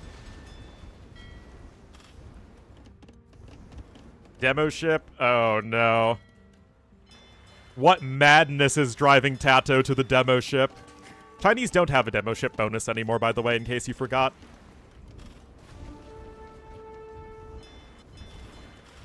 Also, fire ships destroy docks absurdly fast. Siphons coming in, but you don't have the movement speed upgrade, which is kind of the big issue. Oh my god, demo ship was denied. Fire ships are insane. Yeah, it used to be extra HP, which is a fantastic bonus to get for demo ships specifically. And Tato gonna try and go for a second TC here, but this is all Leary, guys. Oh my god, that was perfect. Okay, it still isn't enough at all, in the slightest, but I mean, cool? Yeah, this is not a game, guys. This is Leary coming back with a vengeance.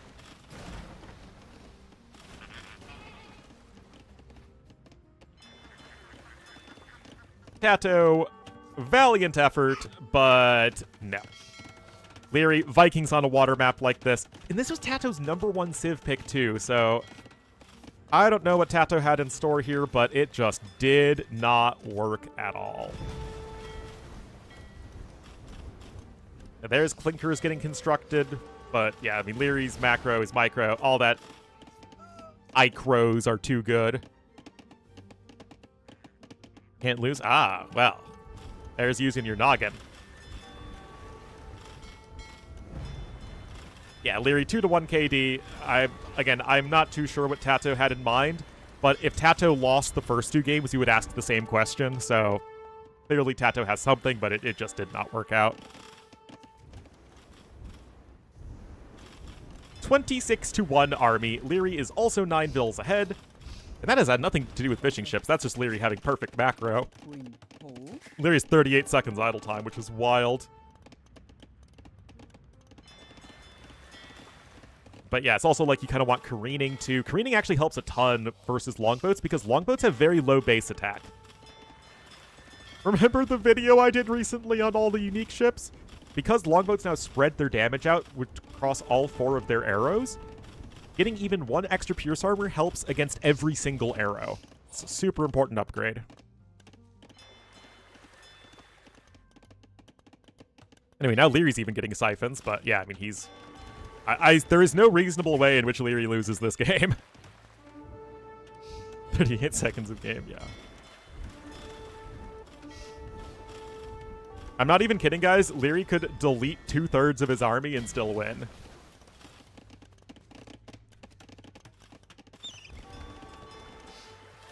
There is 1 demo in there, but demos are just not the most impressive unit in the world now. And there's GG. 80% eco-efficiency from Leary is wild. Like, that is pretty darn perfect. Team Islands mix? It is to a degree, yeah. I mean, Leary more of everything collected, insanely good fights, and Tato just could not keep up at all.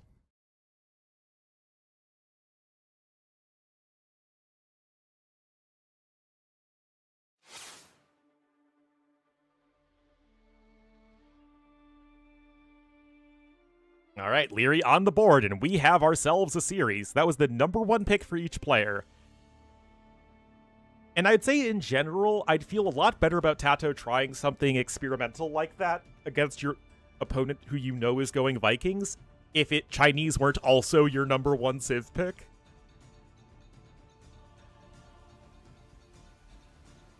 But we will have to see. That was Tato's #1 home map, too, so clearly something was off. Also, Tato only picked water maps, and Leary picked only land maps. Just throwing that out there. Anyway, Arena Costera will be next. And let's see what we have in store for us. That is the big old question here.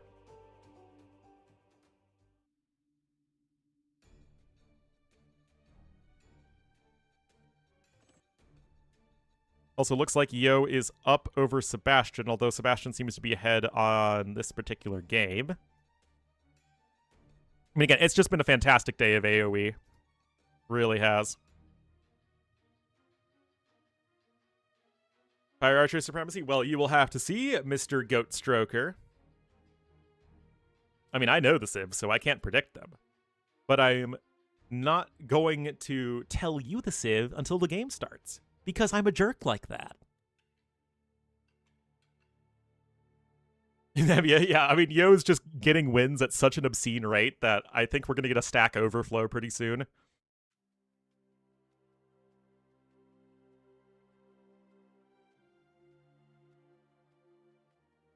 Leary, I'm not telling you. I refuse. What other map was played? There have been 3 games. Each player's first home map, and then the neutral map, which is on my overlay right below in the center. And then the 2 is referencing the player on the right side of the scoreboard, which is in red, or is underlined in red, as opposed to the player on the left side, which is underlined in blue.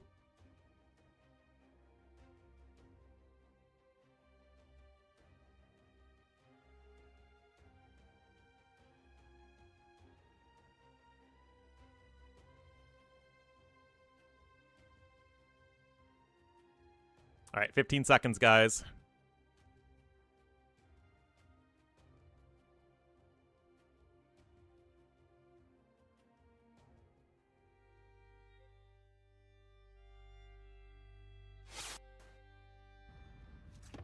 Alrighty, guys, here we are. Game number 4.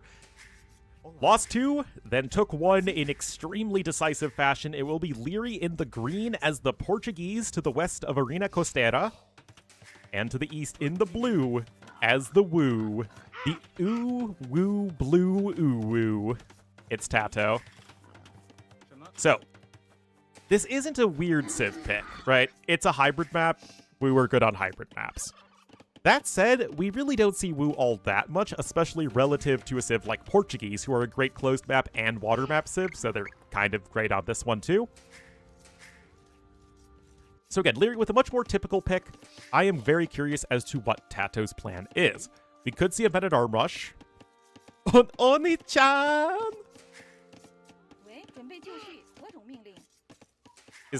Are the Oni players related to the Oni sisters from ReZero? Yeah, Tato just joined Onimaru.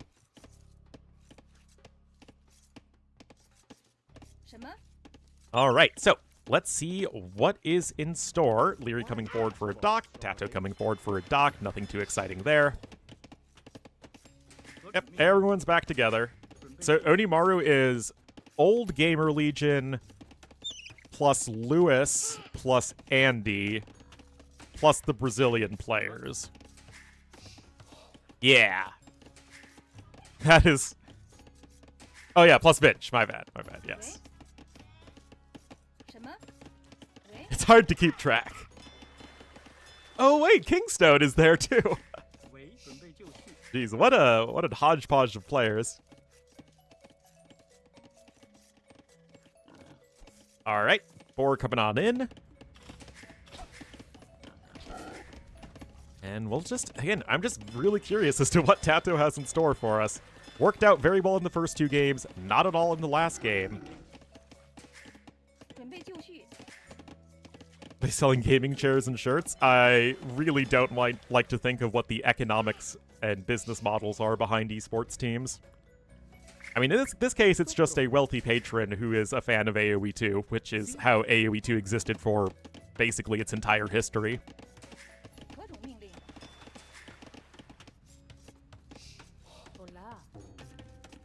Anyway, Leary going over to his second wood line there, adding in some fishing ships.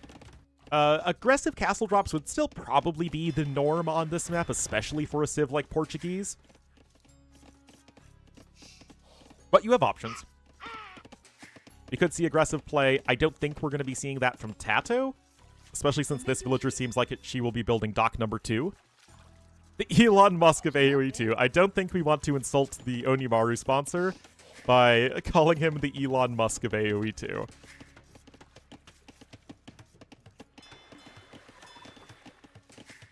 Alright. Still, everything is very even between the 2 players so far. Second dock coming in for Leary a little bit later. He was just faster to get his second lumber camp, so his wood income's a bit more efficient, but minor differences here.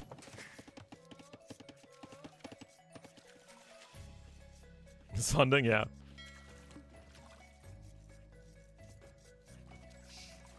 Why is Elon so good at AoE 2? Isn't that like he pays someone to like play Diablo for him? Something really pathetic like that.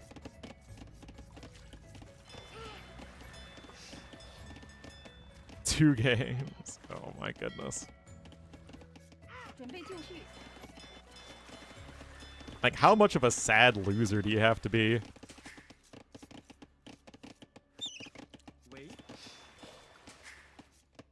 Anyway, Feudal Age is on the way here for Tato, faster than for Leary.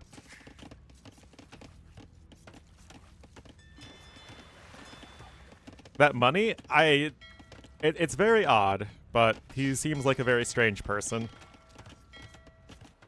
Unfortunately, he's done a lot of damage to the American government, so I really don't feel any pity for him, but that's another story. Play Red Bull? That was too obvious.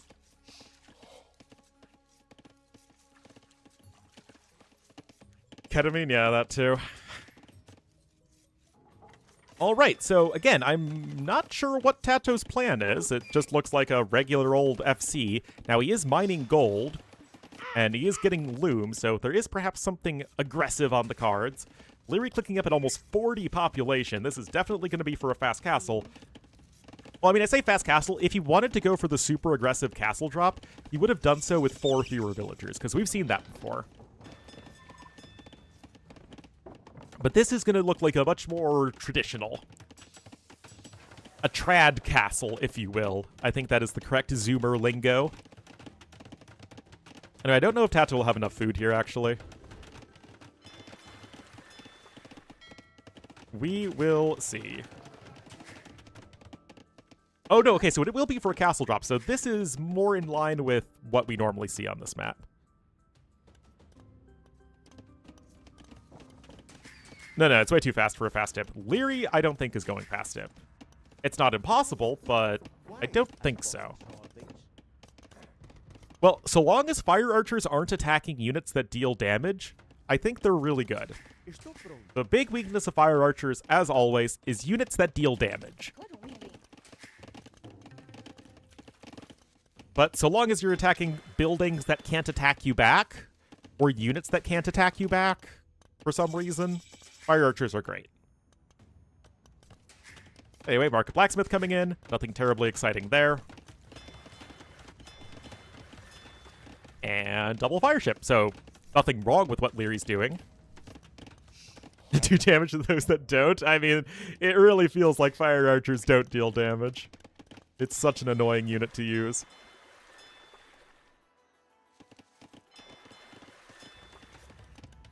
To defeat a boar, probably 70. Actually, no, it needs to be 75. That way you can one-shot the boar before the boar comes in and kills all of your fire archers before they reload. I think that's pretty fair.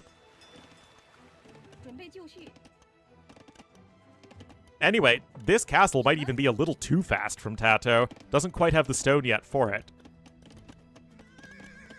But this is all interesting stuff, guys, right? Leary's going to be playing on water, so is Tato. Wait a minute. What? Tato knows about the gold and is choosing not... He doesn't even have close to enough stone for a castle. Guys, what is Tato doing? Oh, he might have cooked a little too much. Aw, even the getting housed, the woo build the house too fast. Well, if Leary panics, he's literally not reacting to this whatsoever. Anyway, I'm pretty sure Tato wins that, right? Nope. No idea how AoE works, man.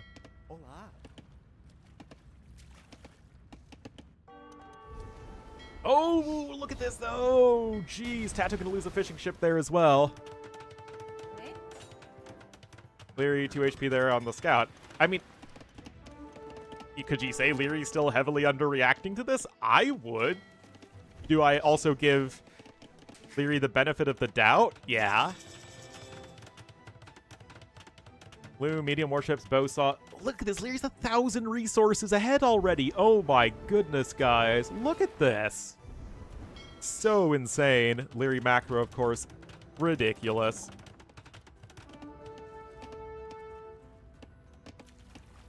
But yeah, 9 warships to 5 at the moment.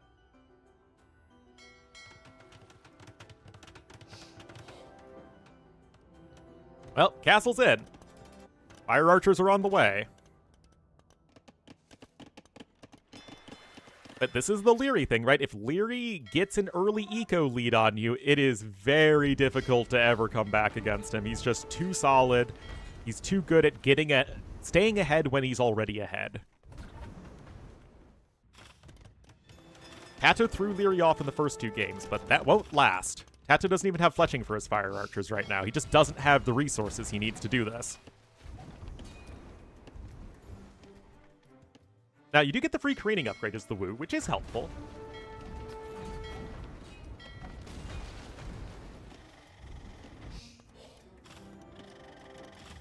Yeah, Leary's going to have a Mangonel, and Leary is not overreacting to this in the slightest. Oh my goodness, guys. Tato not paying enough attention right there. Loses 2 more ships. Yeah, I hate to say it, guys, but this is just not looking very good from Tato like this. Yeah, Leary, like, no overreacting, no underreacting. He needs to be very careful with the gold income specifically. Remember. Oh, that's a splat. Oh my goodness, guys. Oh my goodness. Guys, Leary's making units that deal damage. Tato has no chance. I mean, Leary's literally not getting any pressure at all on him. It's 20-6 in the KT. With Elite Centurion, oh boy. Well, this is more of what I expected from this series. I mean, we see Wu all the time on this map, but under no circumstance should he be this far behind in eco. Well, I don't think what Tato did was inherently bad. He just went up too fast and didn't have the micro he needed. Water? You can't give up water, though, because then you just let your opponent fish boom for free. Now, Tato isn't dead. Situation against Sebastian?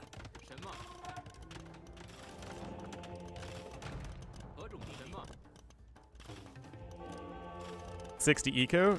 I mean, I'm interested. But Tato's going to need to out-micro Leary for that, and Tato hasn't really been able to do that thus far. But yeah, he needs a castle up over here. If Leary gets, like, this area situated, the game is super, super over.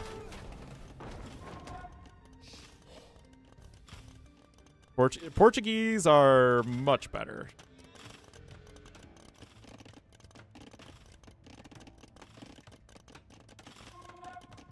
Starting to feel like that.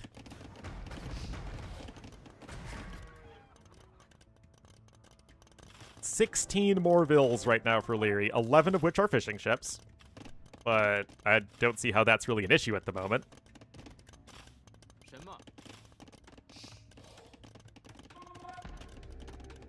But it feels like Leary's just going to get a faster Imperial Age and kill everything with bombard cannons. Like, he still has tons of gold income. And until Tato can get a second castle down, I just don't really see it.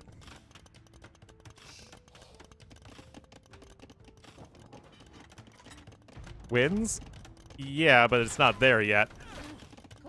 Leary's going to get the kill there. This is a best of 7.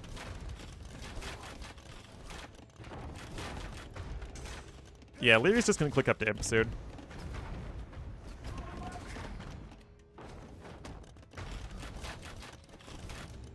Now, Tato doesn't even have all 5 relics yet. It feels like he should have had those a little while ago. Leary does need to be careful, because you don't want to do that.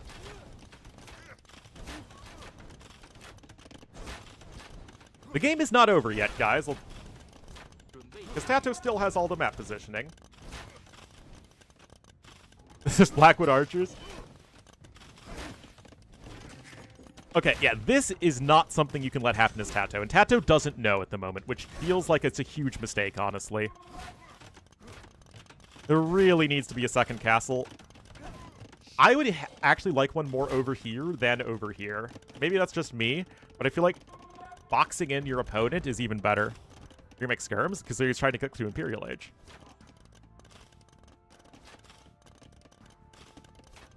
Wait. Tato selling stone for redemption. Oh my goodness.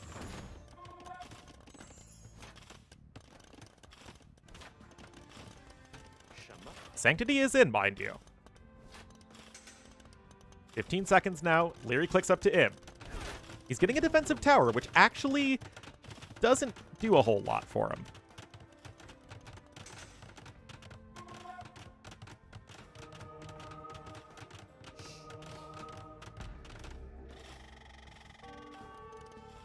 All right, castle number 2 needs to come in right here, and it will. Oh, Tato never found that last relic. That's awkward. Awkward. Well, yeah, Leary, yeah, he's got total water control. All right, obviously this castle is a must. Oh my goodness, that's still pretty good, but is it enough? Because no more fire archers are gonna die, and now they're gonna start to go to work here.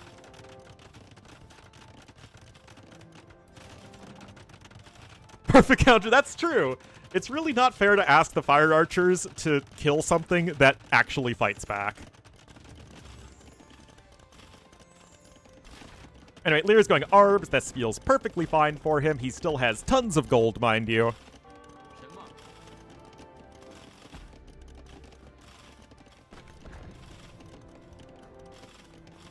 It's only 14 fire archers anyway. Okay, now here's the question. Are fire archers better in a castle than shooting? I feel like that can't be the case, right? I mean, Leary's basically been able to strip mine this gold here.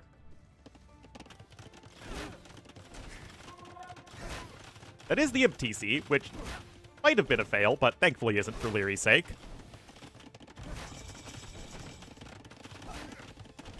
Anyway, I feel like Leary just wins this with bombard cannons and arbalasts, right?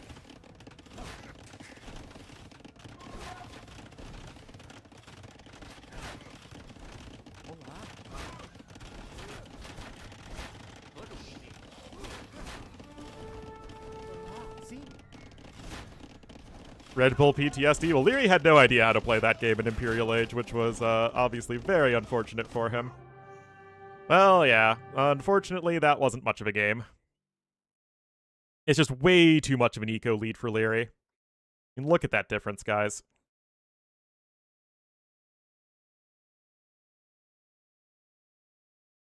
Just no chance at all, unfortunately. The eco difference was way too significant. Also, hello, Nigo Drama. That's the Onimaru sponsor, guys. So thank him for hosting this event, because we've had some excellent games so far. But yeah, so we've had 2 games where Leary gets bopped, 2 games where Tato gets bopped, and now we're all tied up.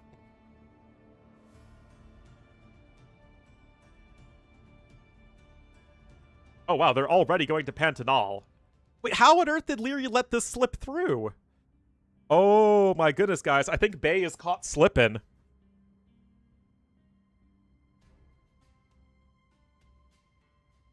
No castle. He had bombard cannons, and he could just kill the fire archers with his arbalests.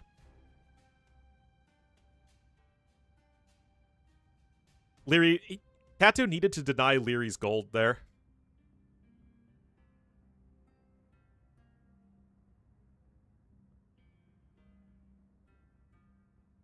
But, I mean, Tato was so far behind in eco that it really doesn't matter. What?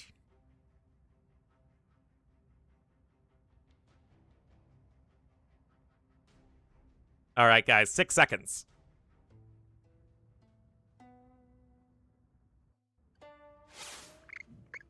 Alrighty, guys, everything's all tied up. build the castle there. Oh, before, because he wanted to deny the stone.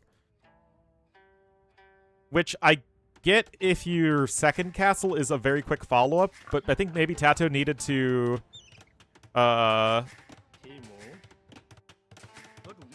like, maybe skip water sooner?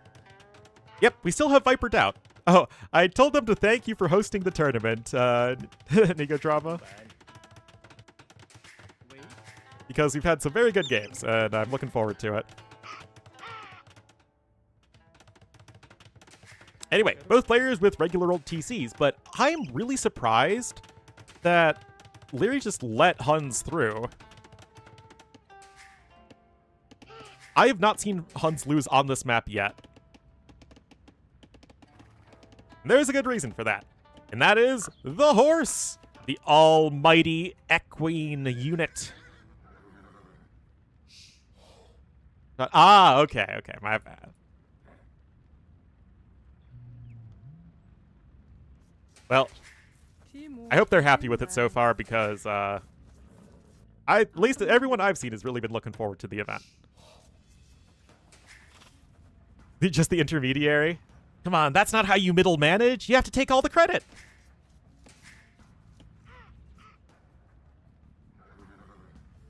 One quadrupedal unit versus 0? Absolutely.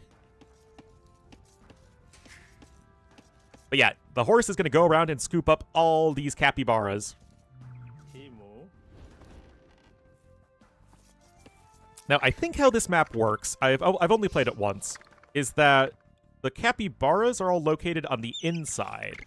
So that's probably where Tato is going to be sending his horse for the most part, and that is exactly what he's doing. Because remember, you're not only getting food, but you're taking food away from your opponent. That said, Leary has a lot of capybaras. Holy cow. But I guess he's been sending a villager around? No, you cannot dock. Yeah, Leary's sending a lot of vills all over the place. So maybe Leary thinks that Huns aren't all that great. I mean, look at this. Leary, this is reversed of what it should be. Water, it's just so you can't build on it. It is that simple. Better than a scout. It is worse than a scout cavalry, but it's better than not having any scout at all.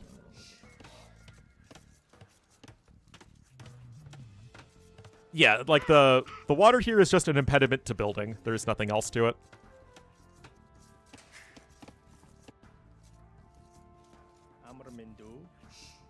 No.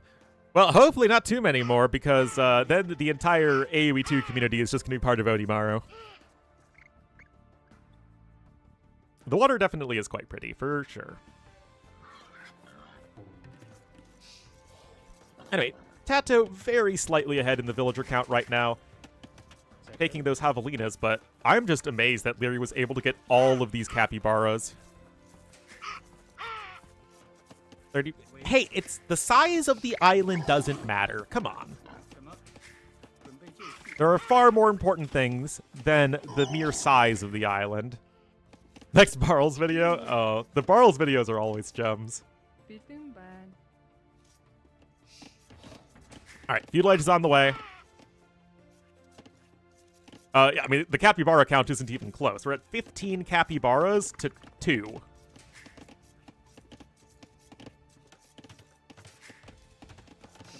This is like, I don't even know how this is humanly possible, but Leary is, like, this is what it normally looks like for the Huns player, and this is what it looks like for the not Huns player.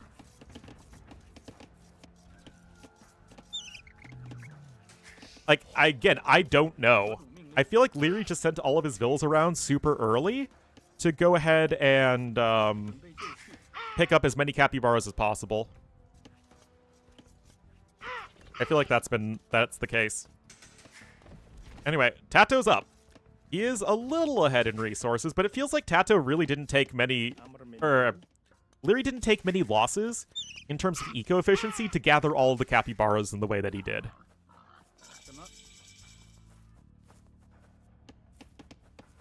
Well, I mean, they have no idea which island is bigger or smaller, but the big thing is that the resources should be the same between them.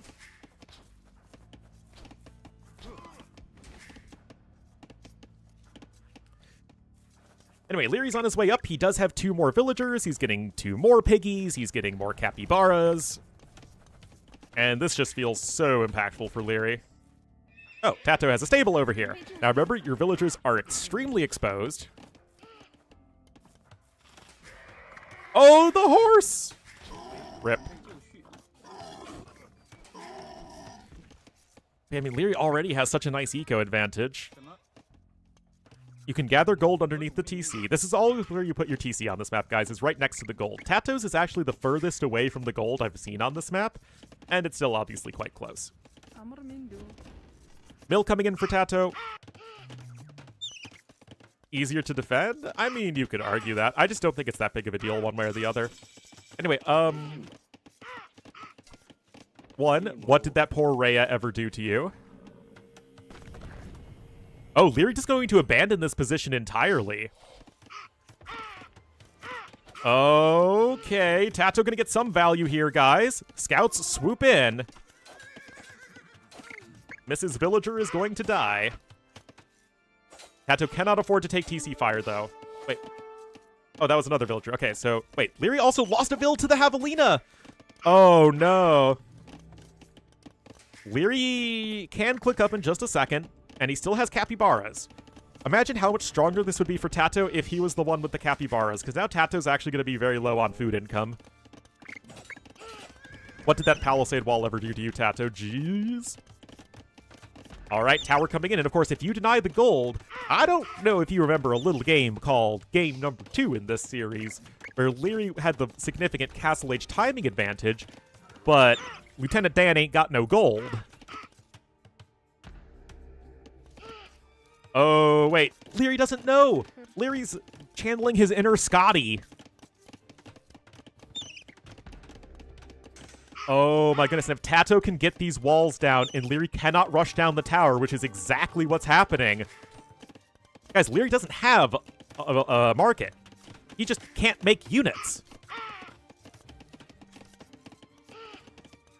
Oh, my goodness. And now Fletching is in as well. What is Leary supposed to do here? He could counter tower, but he doesn't have any stone income either, so he's kind of stuck there too. Now, the critical thing for Tato is to make sure Leary isn't gathering resources somewhere else on the map, which he's not, but Tato doesn't know that. The next thing you need to make sure of as Tato is that you deny the wood line as well, because then your opponent literally has no resources, and then you win the video game.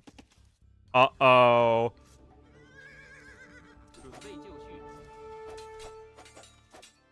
Good micro there, of course. And Leary gonna try to add a TC immediately. Oh. Tato needs to scout this, of course. What on Doubt Screen Earth is that tower, Tato? Tato! What are you doing?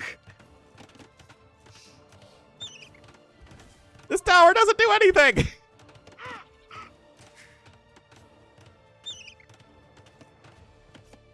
Oh my goodness, guys.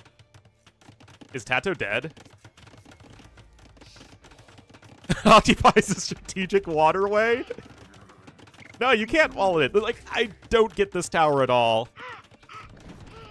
Now Leary has access to gold. He can make Shenbei Raiders, and Tato is probably dead.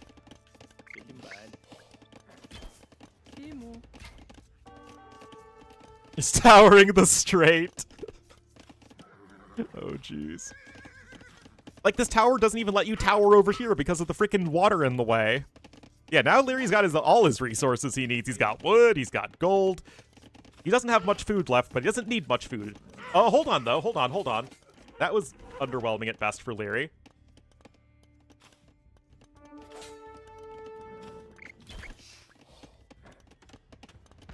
Wait, you can tower there?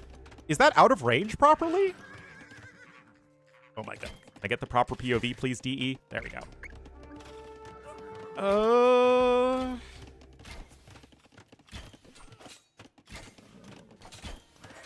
I don't know, chat. I don't know. More vills coming in.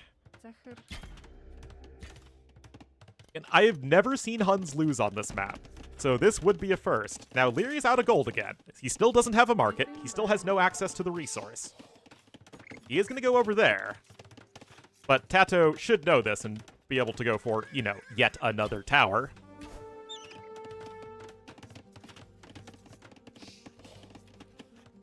Tato's interested in Castle Age, I think.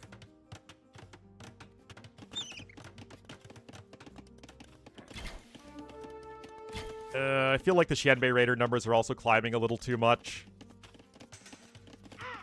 By the way, Leary, despite all of this craziness, is literally behind by like 100 resources. That's so insane. Now, wood is actually also not an issue for Leary. I mean, that TC just does so much for him. Well, remember, Xianbei Raiders also cost very little gold in the first place. You know, Bodkin's coming in. Obviously, that's going to be a disaster for Tato, and this game is probably pretty over. Tato clicks up, but obviously, so long before anything useful comes of it. Full feudal? I don't necessarily disagree with that assessment. Leary's got his own farm income, and I don't know what happened at the very beginning, and honestly, I think what we should do is we should rewind.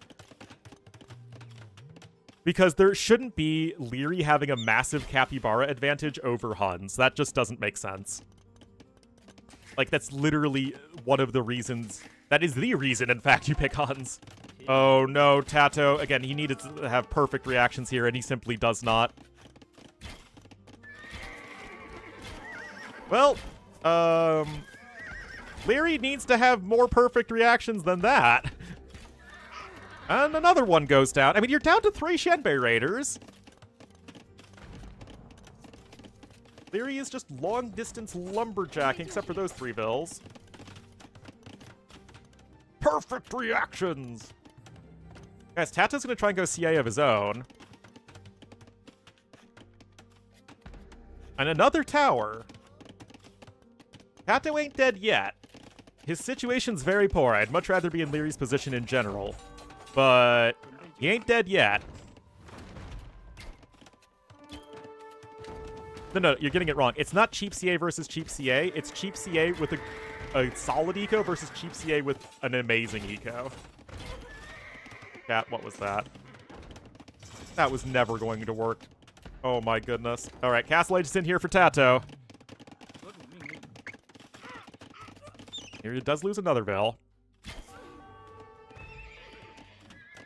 Tato does have to cancel that. I wouldn't hate a second TC from Tato, honestly. Leary now ahead by 3 vills. Leary's ahead by 3 vills and has 6 minutes of idle TC. Yes, exactly. It's Huns versus better Huns. Tato trying another tower, but Leary's already got that gold, so he's fine. DBA just now coming in for Tato. Leary has Bowsaw, Bodkin for Tato, but I don't see how you outmass your opponent.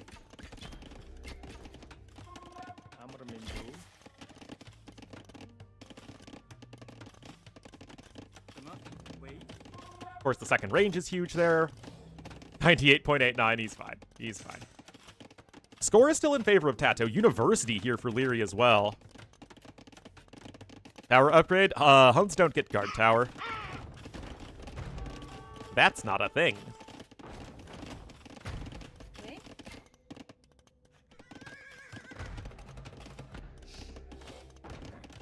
It's 4 CA to 10 Xianbei Raiders.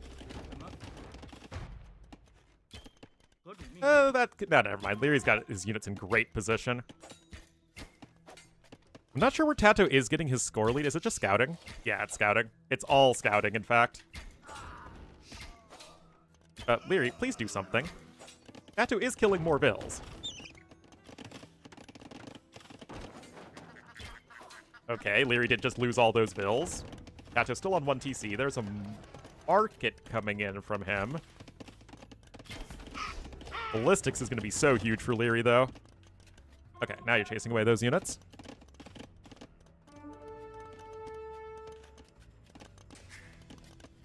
Now grabbing the gold mining upgrade, but still, everything is Leary's way. Better than Xianbei? I mean, sort of. Oh, this is a good angle here for Tato, though.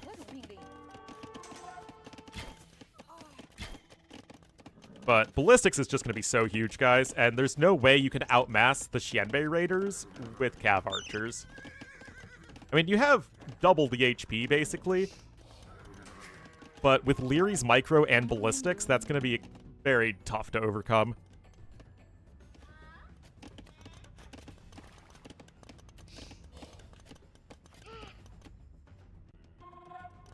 Anyway, Leary's Eco is still all very safe. All of his vills are gathering here. He doesn't have any presence here anymore on the outside island, but is that okay? Is that enough to win him the game? I mean, I would say most likely. As Tato simply cannot afford to take any counterattack damage. I mean, look at this, guys. It's like shooting fish in a barrel. Well, because Xianbei Raiders were literally designed with 4 attack and not 5. Not that hard to figure out. 17 to 14 CA, so Tato's trying to do what he can, but he needs to, again, he needs to have better control than Leary here, which is next to impossible. Oh, and he still doesn't have Ballistics. Oh, I thought he did have it at this point. He got the University. Leary trying to give himself a bit more space with which to work. Now, he does have a wood issue. He doesn't have much wood income at all, and Xianbei are actually more wood-intensive than our Cav Archers. Shoot fish in a barrel? It's more a matter of if... Oh, wait, hold on. Leary's a little trapped, but yeah, Ballistics, no Ballistics, big deal. Bloodlines is an absurd upgrade for Xianbei Raiders. It's actually the best value Bloodlines ever gets because Xianbei Raiders have such low base HP.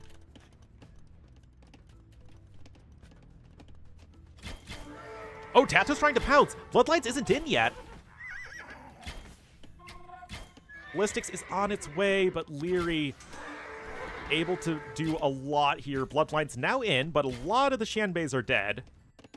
How are things looking on the other side? It's 16 to 13 in terms of CA to Xianbei. It even rhymes. That said, that's all getting cleaned up. I mean, the KD is even. The res collected, though, really looking good for Leary at the moment, who also has Bosaw, which is obviously a very helpful upgrade.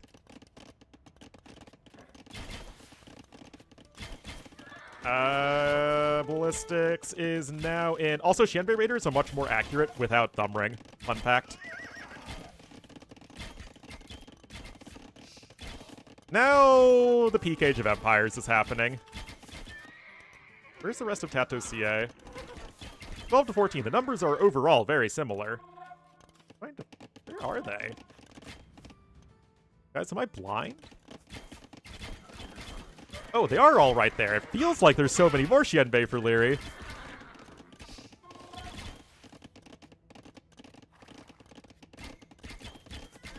But this is not the part of the game where Tato is going to beat Leary. And again, the Xianbei Raiders are much better without Ballistics. Tato is on 3 ranges. Leary's only on the 2. The Xianbei Raiders also train faster than Cav Archers. I mean, the whole theme has been that Tato's been cooked for most of this game. Yeah, both have Ballistics. Oh, also a couple Scorpions coming in. Tato does have Husbandry, which helps. Again, the one issue for Leary is food... wood income, the other one.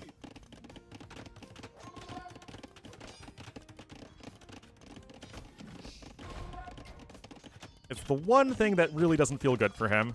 Yeah, the tower needed to be at a different location. That guy's getting some damage done, though.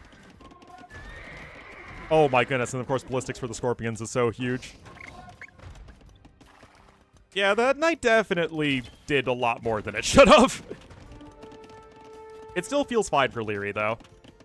Even KD, but Leary ahead in resources. His army is of significantly greater value. The Xianbei Raider production's very good. He's got 37 on wood, which is exactly what you want. And now he's got this wood line as well. Like, a tower over here would be sick, but obviously that is not meant to be. And the issue for Tato is that he literally can't defend at all.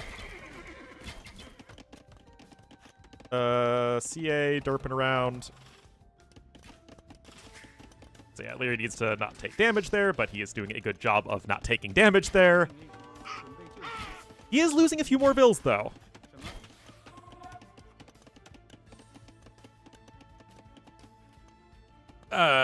Yes, that's correct. Wheelbarrow coming in from Tato. He does have a second TC. Leary needs to send some bills to the south, and that's what he's doing. That said, guys, it ain't over yet.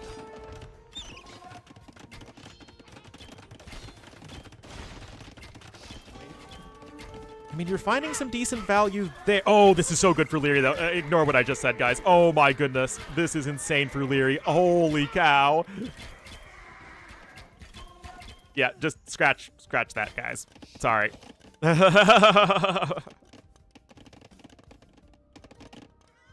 Tato's still trying to run around with the CA, but he doesn't have the Mangonel to defend. Yeah, okay, I deserve that. No +2 defense, which would be huge, of course, versus the Xianbei Raiders. Yeah, the issue when going for skirmishers here, guys, is that you don't want a unit that costs food because you're trying to add in villagers. Leary can add in villagers from his TC while also making his military, and Tato simply can't do that. He don't have the resources. Tato not giving up yet, though. Another Mangonel coming in. Again, skirms are going to be awful against that.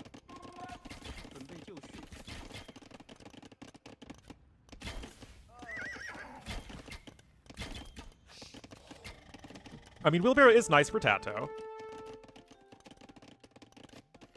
And just assume what he's saying. Honestly, that ain't... Oh, my goodness. Loses one CA there. Very, very slightly ahead in the KD. I mean, this is still a really exciting game, guys. But Leary, now 20 population ahead. It's so much easier for him to scale his army. And yet, I mean, these woodlines are not lasting you forever. Oh, Leary's going in for the big smackerino. Oh, my goodness. That KD is not going Tato's way anytime soon. Skirms are still in a defensive position. I have no idea why he's downloading more RAM right now.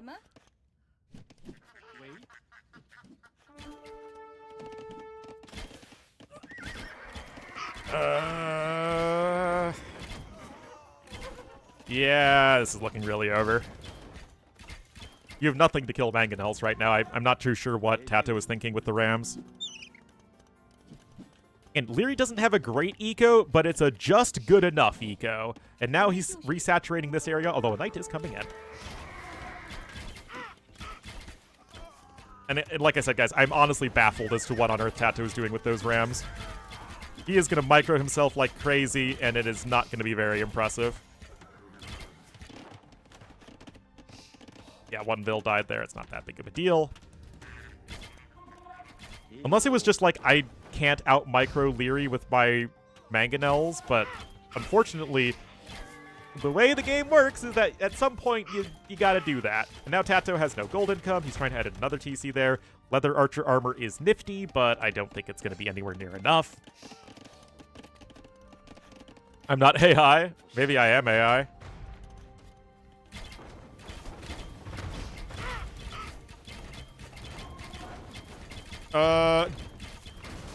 What?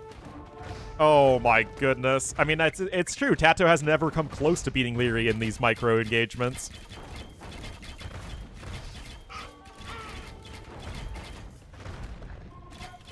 AI dog? Yeah, I don't think so. I mean, this is good damage.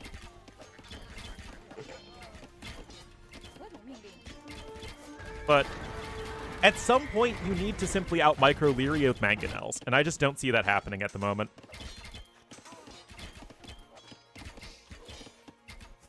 Strawberry? 3? What are you talking about?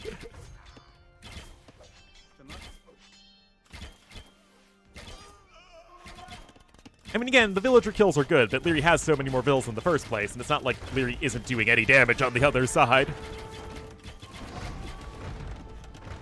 Look at all these mangoes, guys. 6 Mangonels at the moment here for Leary. Tato going to try and draw his opponent out of position to take a big sweeping fight there with the Knights and snipe the Mangonels, but that is honestly a lot to ask for. And like I keep saying, you still have to actually out-micro Leary, which is just not something Tato seems capable of doing at the moment, which isn't any shade to Tato.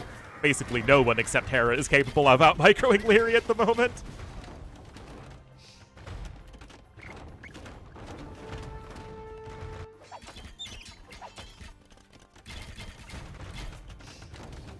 Oh boy. First time I'll see Huns lose on this map, which is kind of surprising to me.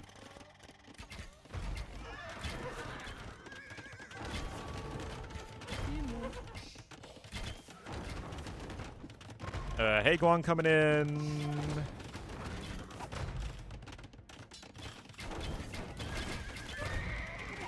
Of course, so much wood is having to be spent. And he even gets the Mangonel there. Oh my goodness. Handcart coming in for Leary. I think that TC killed like a ton of Cav archers as well, because why not?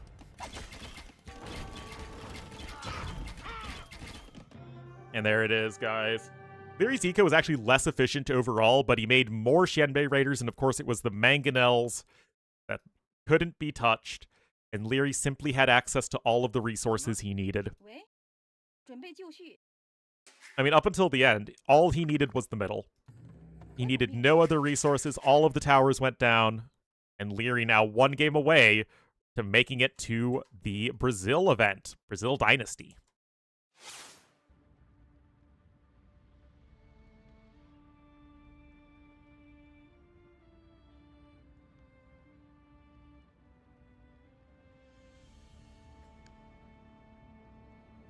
Honestly, very similar draft priority here from both players.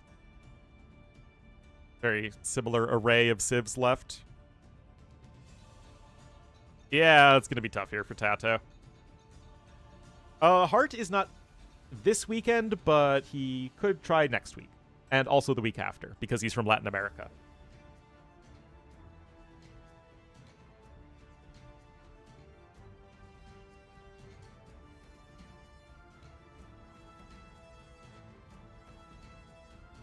Alright, Serra dos Carajás is next.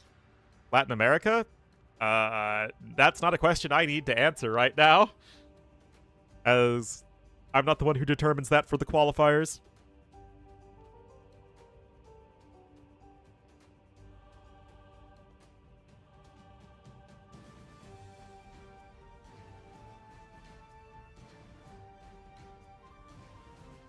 Tato play? Well, he's not from America. I'm pretty sure it's the Western Hemisphere minus the US and Canada.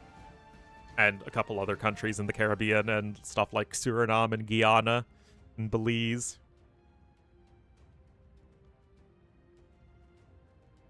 But the question is somebody from Quebec allowed to qualify?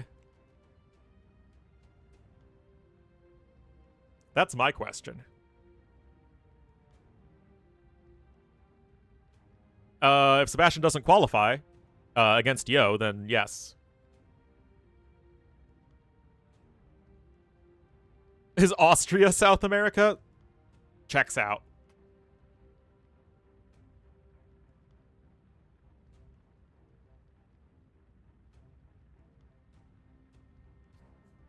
Most Spanish speakers? Indeed.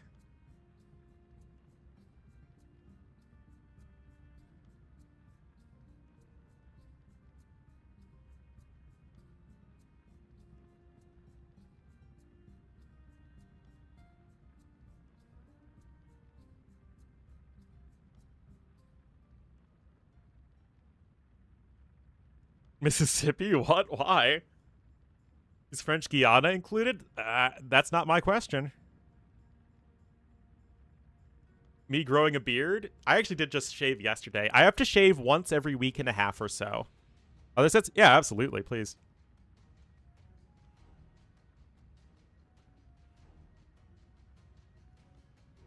I said Belize. Yo 4-2. I still think Sebastian is very slightly overrated. I still think that it's, he's not quite at that top level yet. Although his ceiling is certainly up there. But yeah, Sebastian will have 2 more chances.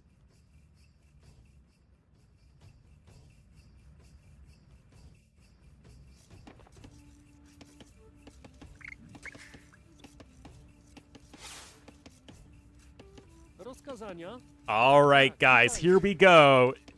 Tournament life on the line. He's had some really impressive games, but simply not able to keep up with Leary the last few. It'll be Tato in the blue as the Poles to the southwest. And to the northeast in the green as the Mayans, it will be Leary. Elite Centurions? Oh my goodness. That's wild. That is wild. So, we saw Tato accidentally pick Poles for the water map.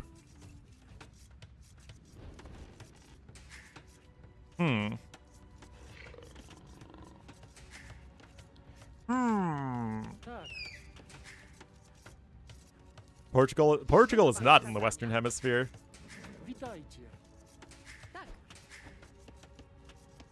Tato's gameplay, yeah. Yeah, Poles. I mean, I think Poles are fantastic. Well, Mem is a weird one. Centurions are the worst, man. If you're in a position where you're going mass elite Centurions, you've won the game already. Oh my goodness, I don't get it, man.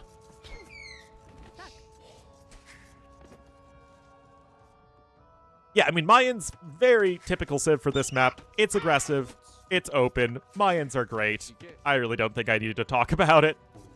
Poles, though. Poles like closed maps. Poles like chillin'. Poles like sitting on their butts and folvarking.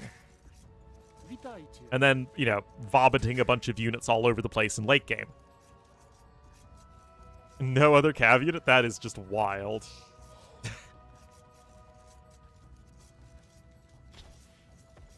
Anyway, we're having a really good day today. We're 8 hours into the stream. And we still have one more set after this, guys. We still have Viper versus Doubt.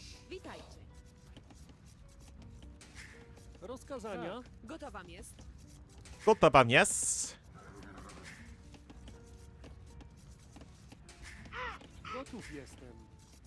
0-second 3-0. Nice, nice, nice. Yeah, it's way too expensive. Anyway, feudal age on the way, same time. Of course, you have one extra villa as Mayans.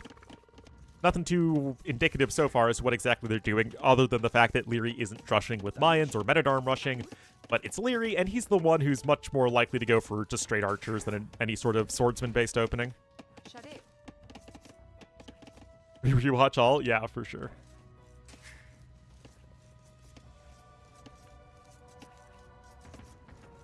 All right, Eric's coming in here from Tato. What would the last map be, by the way? If Tato can manage the crazy win here, what would the final map be? Oh my god, it would be Monte Pascal. Oh boy. At least?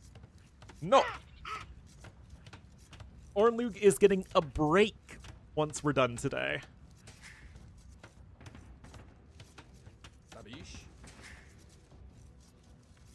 I know. I'm the worst. I don't care about the AoE community. All that good stuff. Alright, stable coming in. Double bit axe. Leary just opening archers, adding in a spearman. And why is it Amazonia? I don't have any issues with Amazonia. I don't think there are any maps I, like, actively dislike.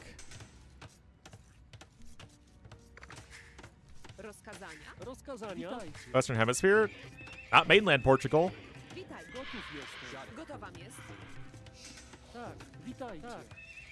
I mean, unless we're really wanting to stretch it with the Azores, but I don't do that. I work with metropolitan areas only.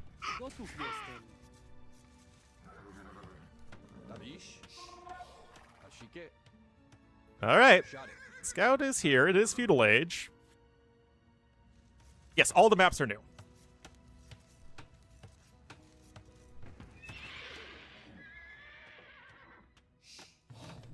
Archers coming in here for Leary. T90. Wow. That is cruel. I think my geography skills are a little bit better than T90's. He's walling. Just not as fast as Leary. I mean, there's not really been anything to comment on as far as this game goes. Tato did get his farm upgrade, and he's starting his full Varking, but this is like your random polls on ladder, and your opponent is just picking Mayans. It's very strange.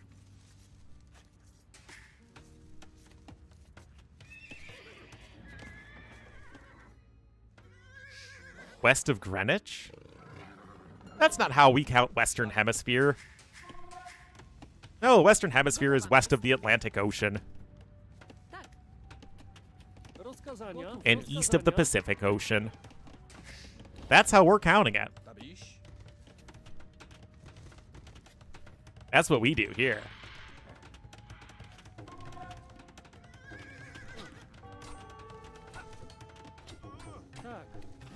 Of the Meridian? I mean, it's far less useful of a tool to describe.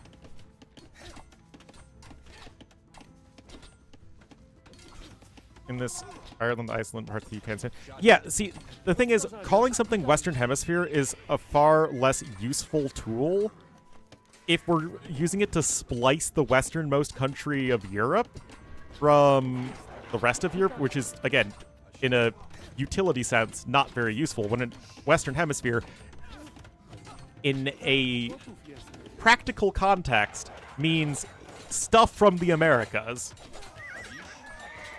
So, freaking pedantic people thinking I don't know stuff. Anyway, nice mop up there from Tato. I mean, they're really... It's not like there's any downside to what Tato's doing.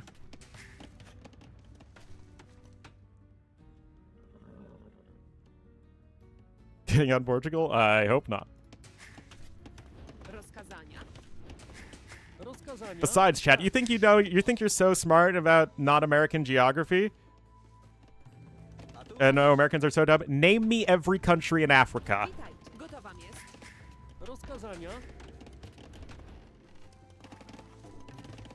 Tell me the capital of the Gambia. Uh-huh.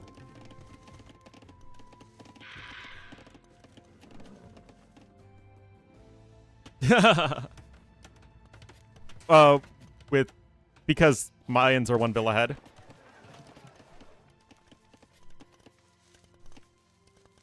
It's a Banjul. Not Banjul. I wish Ornlu was less Ornlu sometimes.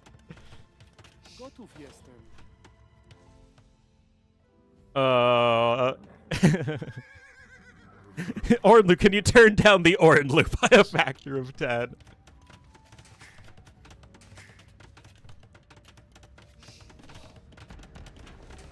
Oh my goodness. Anyway, Leary's on his way up. I mean, it's been a very weird game. Despite you freaking pedantic people in chat. Late game? Generally speaking, polls are one of, if not the best late game Civ on a 1v1. They're up there with Civs like Magyars.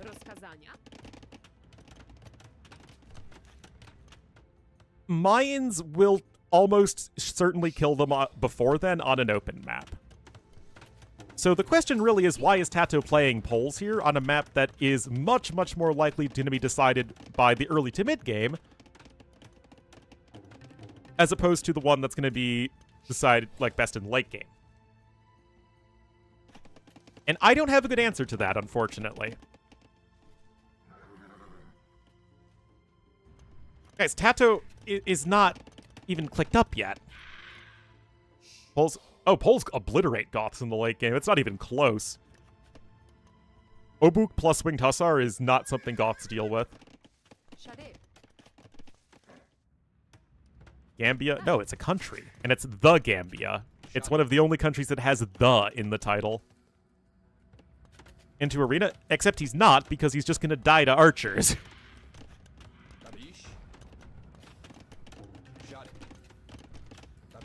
Yes, it is the eponymous river. Oh, absolutely he runs under the TC. Again, I'm still very confused. And let me tell ya, I'm a guy who is easily confused at times. Bod Crosaw coming in here from Leary. There is absolutely nothing fancy with what he's doing. But to be fair, guys, he isn't really going in the direction of Tato's weakness. That's a weird way of phrasing it, but...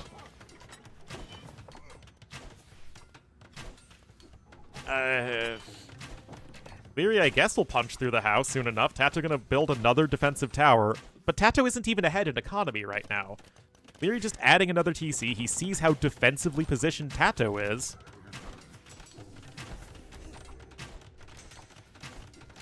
$16-5 army.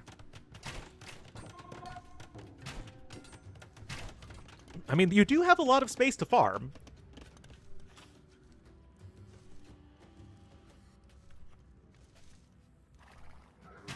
And we certainly love our farming here. Our bucolic paradise.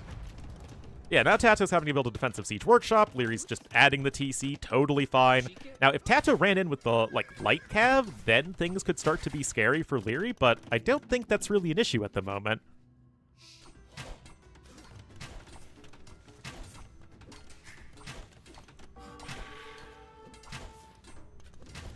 All right, Bowsaw coming in, a Scorpion here as well. I mean, Leary has had to invest nothing into defense, well, almost nothing into defense, whereas Tato's had to invest a ton into defenses. So I'm still very perplexed as to where Tato is going to be getting his advantage in this game. Leary is still only on 1 archery range, but he hasn't lost any archers.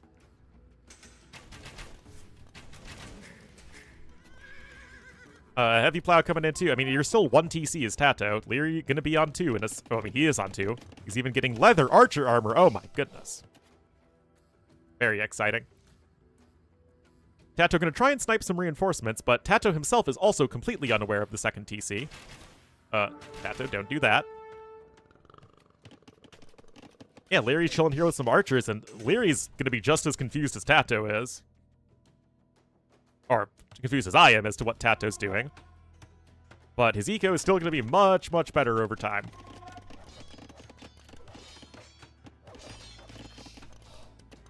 Best, sure, why not?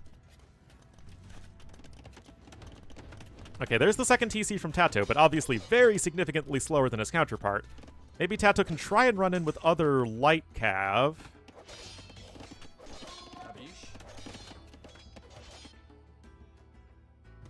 But yeah, Tato will see the 2nd TC, and he will see several of the trees gone as well if you're paying close attention, knowing that your opponent has gathered a lot of wood already. Anyway, really cute job there from Leary to try and surround the light cav. Cute job from Tato to dodge the shots and get out.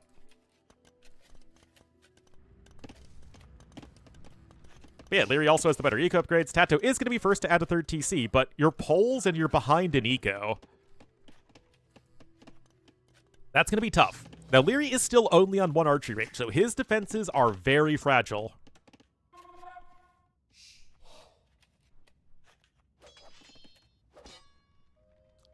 Pole, yes, but... I'm so proud of you, Robsy.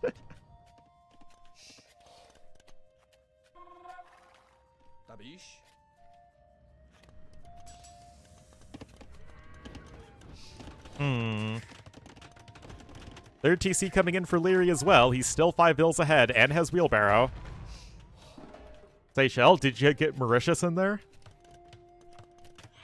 Oh, I don't think I see Mauritius. Oh, or the Comoros. Oh my goodness. Oh, did he? I must missed it. Oh yeah, so it is the 2nd last. The Gambia, because that's the name of the country.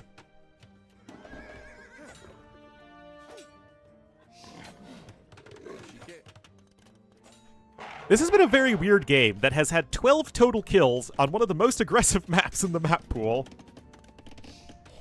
Ballistic's going to be in here for the Scorpions.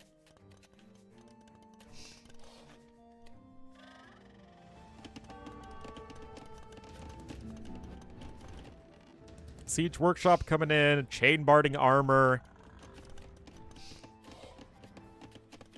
Again, Leary's only on a single archery range right now. It's his ability to replenish any lost archers is very low.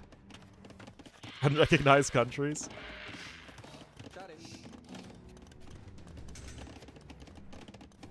It's enough for now. Well, I mean, his overall archer numbers are good because he hasn't lost any this game. But if he takes a bad fight... Now, I know, Ornlu, when's Leary going to take a bad fight? But still, the AoE 2 logic, so to say, is that Leary really could use some extra ranges here. Sao Tome and Principe? Oh my goodness, what noobs. It's a very scary Scorpion number, but I don't see Leary taking any major damage here, and of course he's going to click up to Imp pretty darn soon. The range is idle time? 48, nothing too crazy.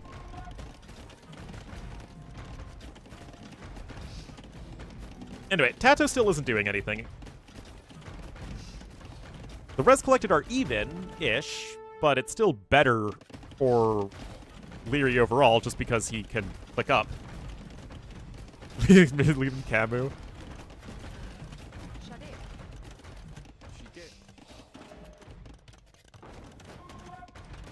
What? How did Leary not get the kill there? And how did that deal no damage? Okay, whatever. 1 for 1. Lightcab run in and snipe the Mangonel. Or not. Do you need to be a bit careful, Leary? I mean, if you want to make the argument that... Okay, you're Poles and you're surviving until Imperial Age? And so how can you be that unhappy with Tato's position? I mean, I guess I could agree with that. Hold on, there you go. There you, oh my goodness, is Leary gonna get stuck? Oh my goodness, oh my goodness! What? Oh my goodness, that's so close!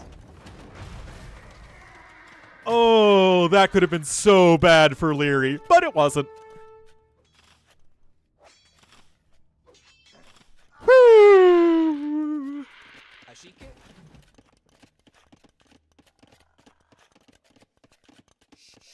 Yeah, the mango definitely got stuck.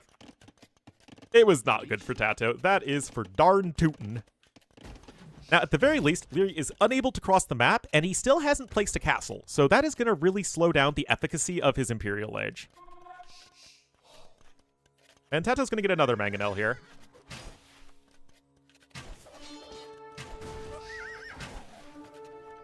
Crazy micro to dodge ballistics, but that's AoE these days. Wheelbarrow just now coming in for Tato. Handcart for Leary. I mean, his eco upgrades are better. That said, Pole's eco is actually insane, guys. And I'm not talking about actually. I'm talking about actually. Still, Leary has lost, like, no archers this game. A lot of these guys are kind of low HP, though, so you have to be careful. Tato going to come in with a defensive castle, but... Ah, there we go. Oh, never mind. Leary has the forward villagers. Okay, this is probably all he needs. Tato going to cancel the castle.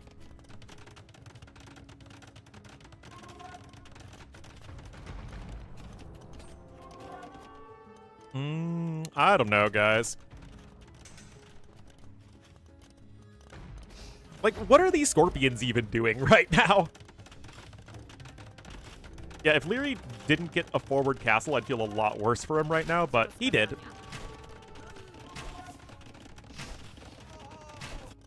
The caster? Yeah, they never said I was a good one. Something other than archers? He has no reason to at the moment. 3,000 resources ahead now is Tato again. Absolute insanity is the Pole's eco. Oh, another Mangonel hit here for Leary. Shot it.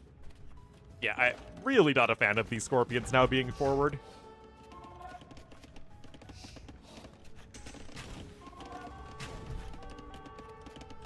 No idea what Tato's going to do in Imp either, to be honest. Leary actually isn't getting the Pikeman upgrade. Only has questions. Yeah, there you go. Anyway, Tata's only on 2 TCs right now. Is expanding the gold income over there a little bit.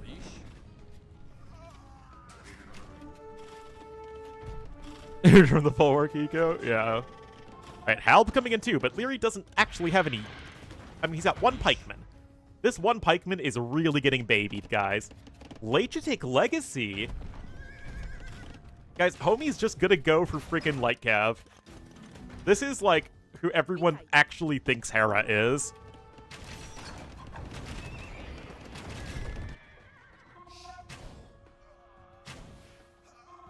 Unfortunately, Winged Hussar is very expensive on the gold cost. It's 800 gold.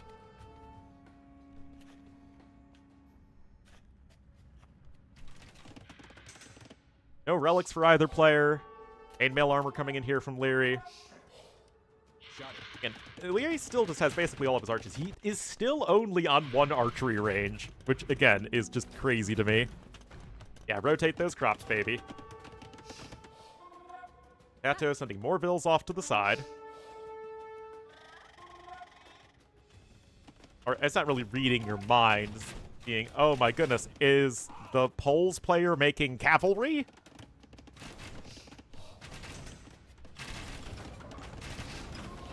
Tato's also lost most of his eco lead at this point. There is no reasonable way that Leary should be able to defend that.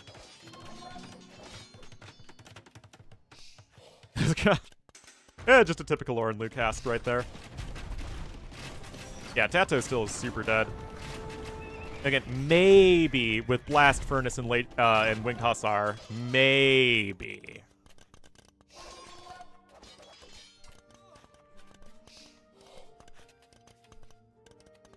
He doesn't need it.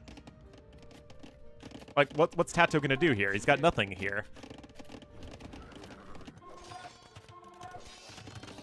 Also, why even bother walling yourself if you can just have perfect quick walls?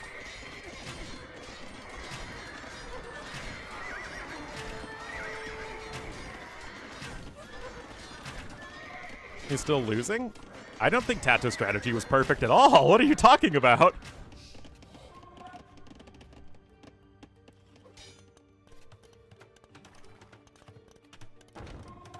Not even close.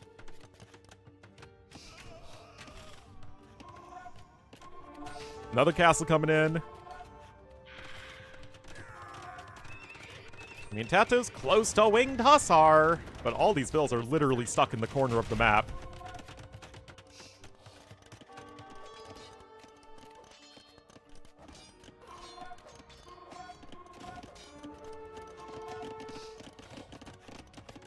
Ah, okay. But yeah, Tato just can't escape with his vills. You didn't mean turn 10% cornered? Yes, exactly. Or having fewer light cab than halbs.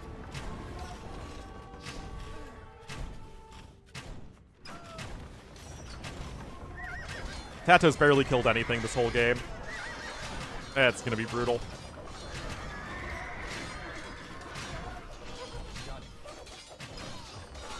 Well, maybe he can buy a bit more time.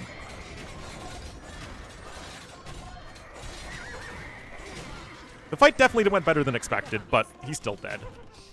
He has 5 army, guys. He has no stables left. Anyway, GG, well played.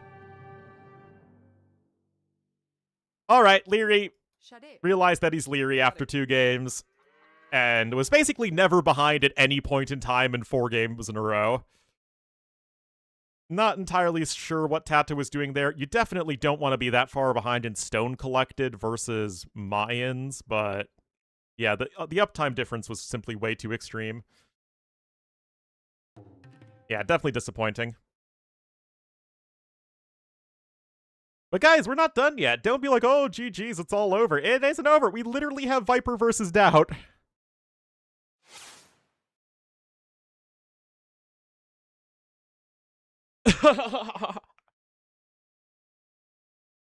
Where are you guys going? Yes, congratulations to Leary. He will be moving on to the Rizal Dynasty LAN event.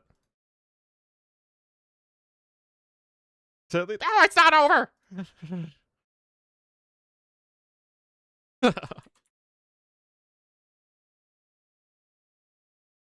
Now, these will be from Rex.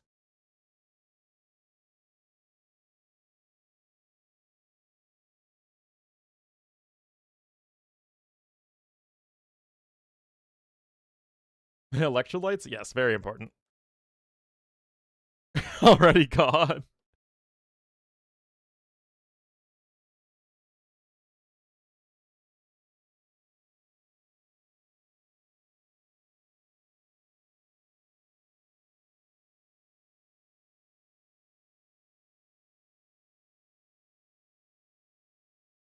Doubt 4-2 Viper, do we believe in the Lord? The power of the Lord.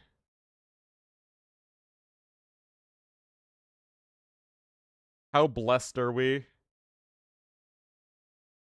All right, okay, we literally just got the Rex. Early stages of the game. Keep pace with the mainstream.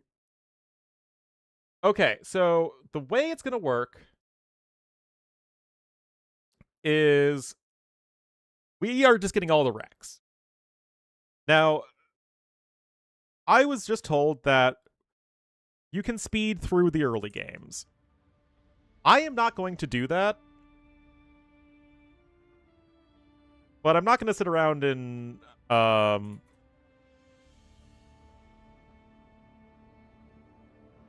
like do draft analysis. I think that's fair.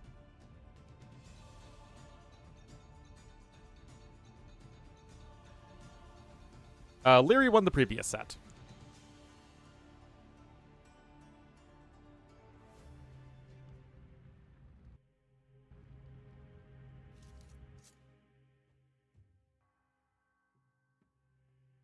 Yes, Leary won 4-2.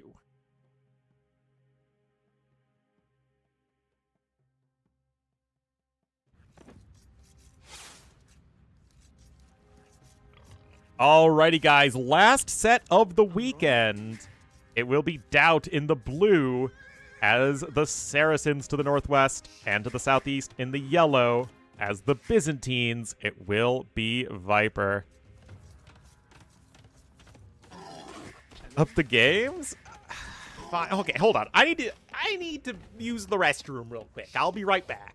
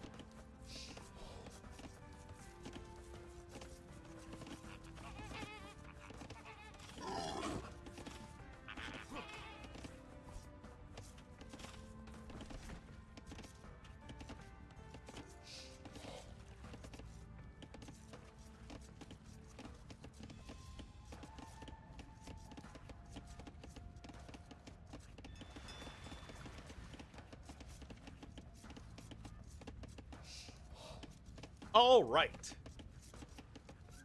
I return. Oh, dirty squirrel. Why you gotta be like that? All right, fine. The plan here is we'll just speed through the early game.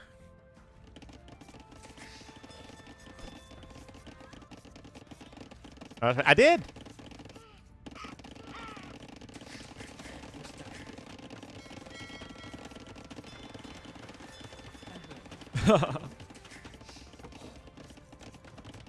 Alright, so Saracens versus Byzantines. Classic matchup here. And I wonder if... Oh, geez, we saw somebody play Byzantines earlier. I forget who. It's been a long day, guys.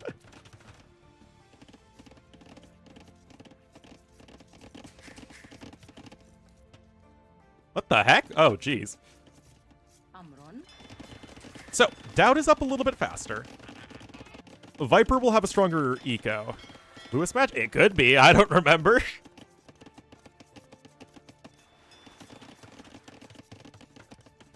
There are Hulks being bad and Imp doesn't matter because you never want to go for Carax.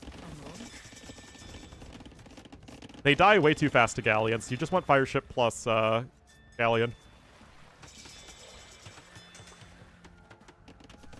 Anyway, Market and... Und? Out? You need the other building. Viper clicks up. No mining camp? Nope. He was just using the whales. He was using the Welsh, man. He was like freaking Edward Longshanks. So disgusting.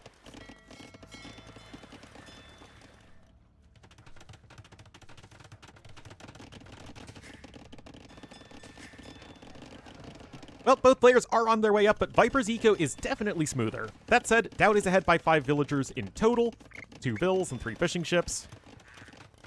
Irish? Did Longshanks fight the Irish? He definitely fought the Welsh. You do not need a mining camp to build a blacksmith. That has never been a thing.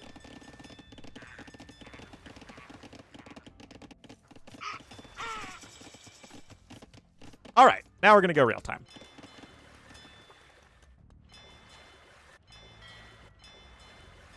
All right, Viper crossing the map. He's got a mix of galleys and fire ships.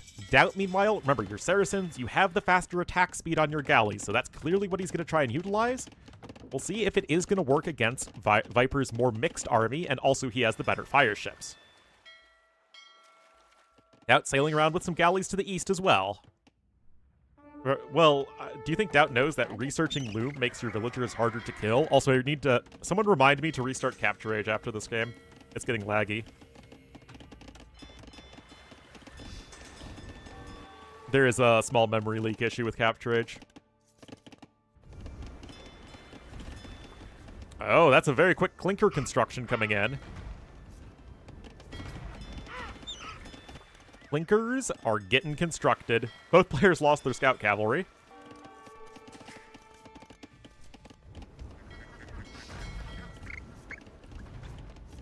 I don't know, guys. Doubt nominally has a larger navy, but it's all kind of split apart. And that's the thing with the galley line, is you don't want that. You want them to be in one big blob. Careening coming in as well for Viper, so he's getting both relevant upgrades. I like that a lot. Leaning into the Byzantine fire ships. Not trying to challenge Saracens at their own game. Ballistics coming in as well. Man, there is something that is just nostalgic about a Doubt Viper match, I gotta tell you.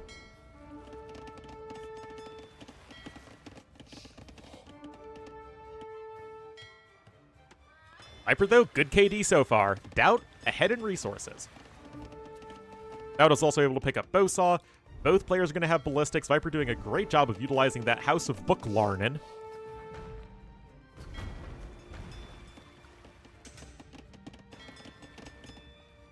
Doubt. He's got a university, but he hasn't gotten the Careening or Carvel Hole upgrades yet, or Linker construction. Of course, they both have to start with the letter C. Now Doubt is mixing in some fire ships, so initially the attempt was definitely there to try and just go for galleys, but I do think that Viper's more diverse army composition really is putting him in good stead, especially, again, leaning into the strength there of those fire ships for the Byzantines. And there you go, Viper torching everything. And then we say, burn, baby, burn. A disco inferno. I'm sorry, guys. I'll never do that again. All right, Doubt trying to intercept some reinforcements here, but Viper is looking good.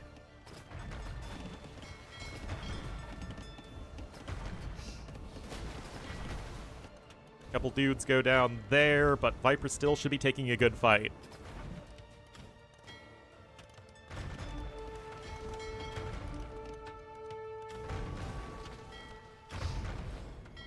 Dock trades, except Viper... Well, the numbers are still quite similar, but remember that Viper has a lot of fire ships, and they destroy docks super fast. Especially Byzantines. I mean, look at this, guys. Dock arrows, it affects it like a castle. So you get 4 damage on the extra damage on the main arrow, and then the other ones aren't affected.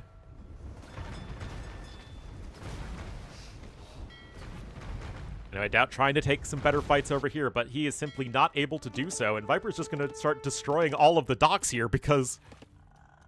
I mean, what are you going to do?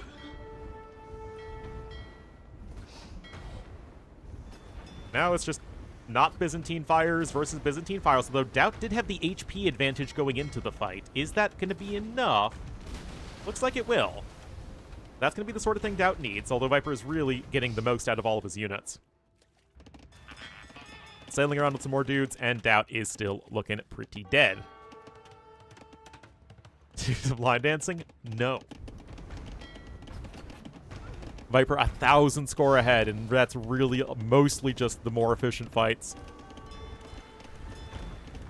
Yeah, fire ships probably need to be a little bit worse against buildings, I gotta say. I think that they are a little too good. Probably just need the 1 bonus damage and not the 2.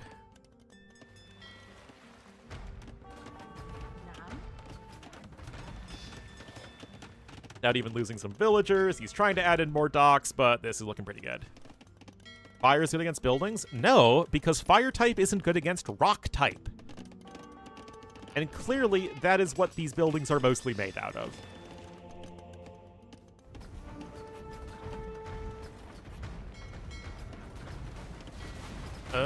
We love patrol stacking. It makes it really hard to judge the fights. There's plenty of water. Anyway, Viper sending the fleet in once again. Those fishing ships are pretty dead. I mean, this has all been pretty one-sided in favor of Viper. There you go. Researching Loom makes your villagers harder to kill Doubt. Wood type? Wood isn't a type. Grass type. Although plant type probably would be more sensical.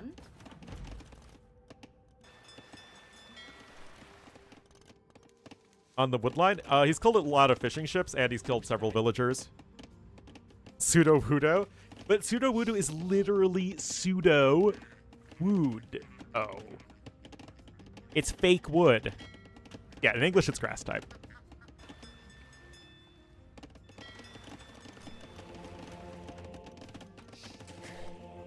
Rex buildings, but not that buildings made of stone.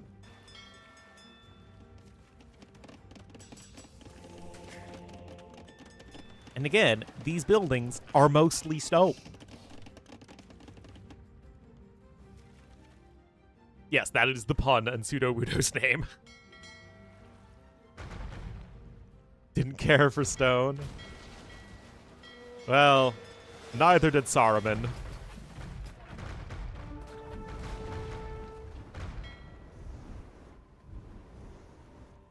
Wood equals grass? Yeah, that's true.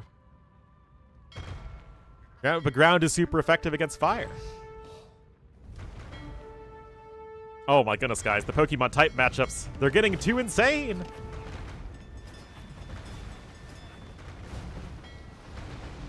Anyway, Viper's a minute 30 away from Imperial Age. This game is super over.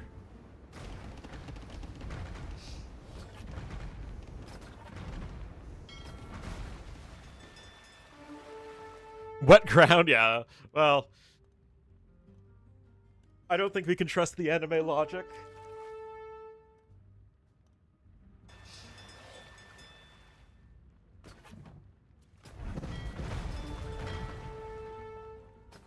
40 seconds, hopefully, here.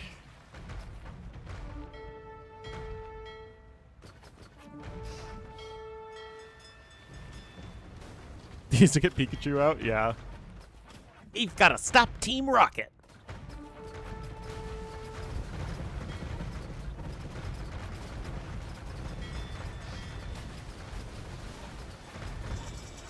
And there is Imp, and there is Doubt typing G.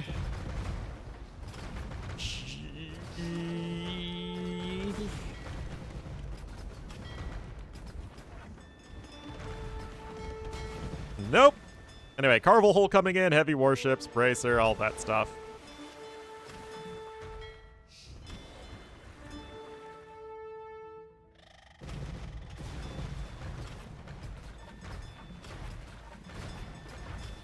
Stone is torch, that's true.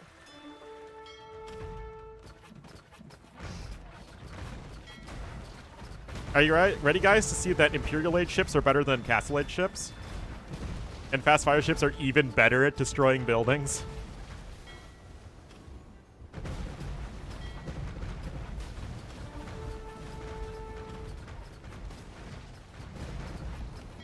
There we go. Yeah, Viper just had a more efficient eco early on and just took better fights and was able to destroy the docks, and it really is that simple. Except, well, unfortunately for everybody here, this series is Rex, so yeah.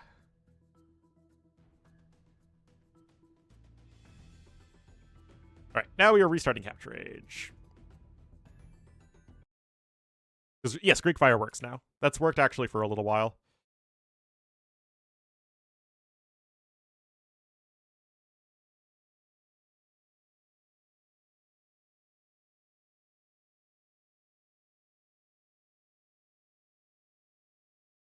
I restarted it. All right, let's get into game number 2.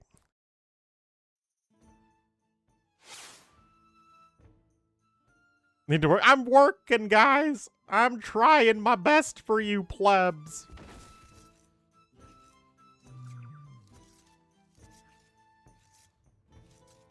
Alrighty, guys. Viper taking game number 1 here. Why is this still laggy? Anyway, Viper's going to be the Yellow Britons to the northeast. What?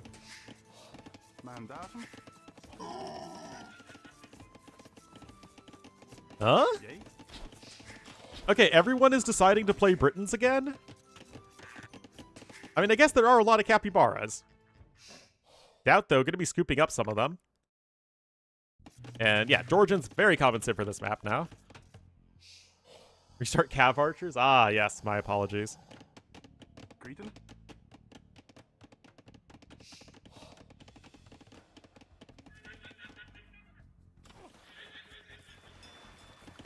Capybaras for days!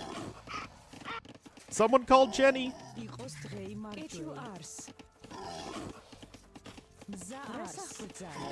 Britain Cav Archers, please, Viper. You know we all need it. Anyway, Doubt, nice build from him. Does have the 2 fishing ships out faster.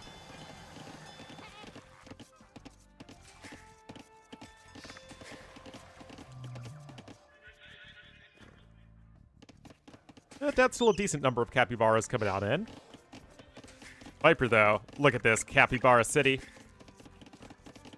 20...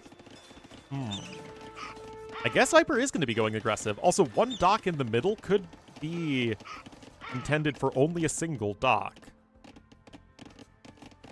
This is interesting. Okay, now Viper is adding a second dock.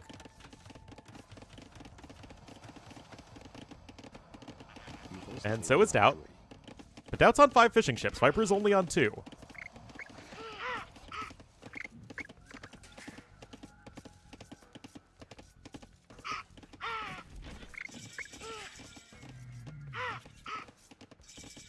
All right. We will now resume the real time.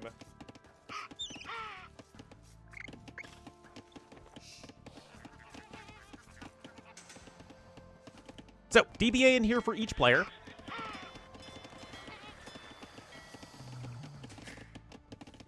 What Snorlax? Easily? Is that even a question? Alright, so 2 fire ships and then the galley follow-up. Doubt pure fire galley. Viper perhaps thinking Doubt isn't going to be investing as heavily into water as he is. Ready. And these galleys are going to be a little bit tough to make work, at least in the short run. That fat?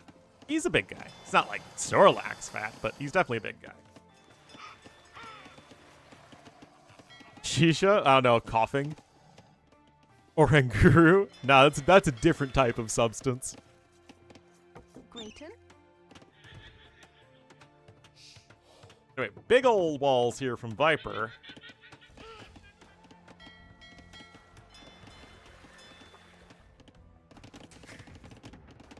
Out now grabbing a barracks.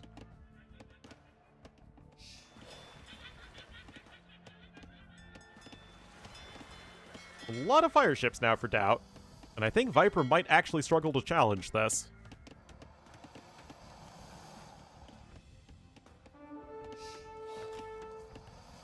Doubt's still hanging back for now, though. For the castle memes? Yeah, that's a good one. No, you can fish trap in the back. It's just usually hard to do because you want to get the more lucrative resources in the front.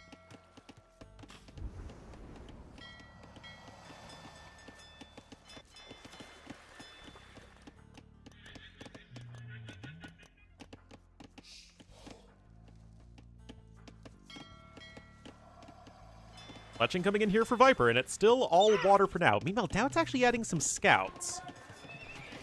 Interesting. I mean, you could, in theory, just run through Viper's base and go over here. That's a bit too British. Doesn't Galarian Weasling... Isn't that the one with the top hat? Or like, the comically oversized top hat? Yeah. So maybe just regular Weezing.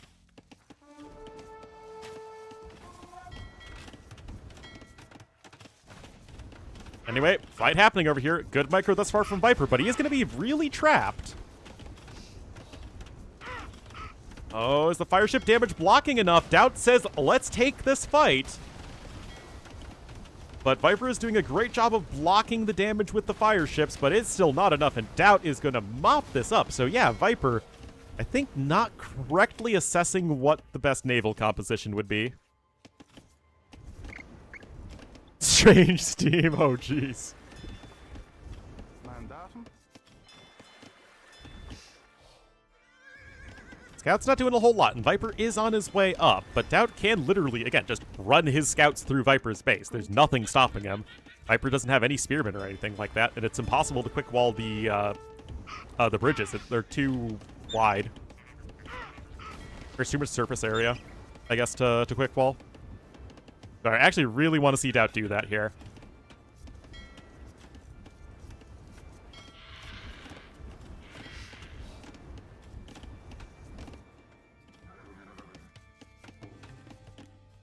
And Doubt's clicks up too, slower than Viper, but with a better economy. He is ahead by 700 resources, so in general, I've got no issues with what Doubt's doing right now. Oh, there we go, Doubt.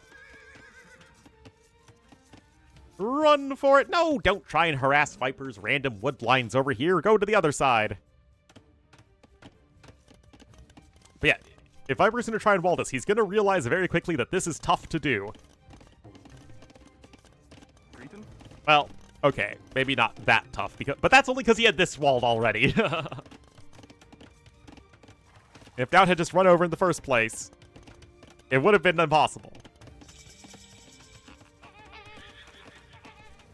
All right, Lodge des Chateaux in here for Viper.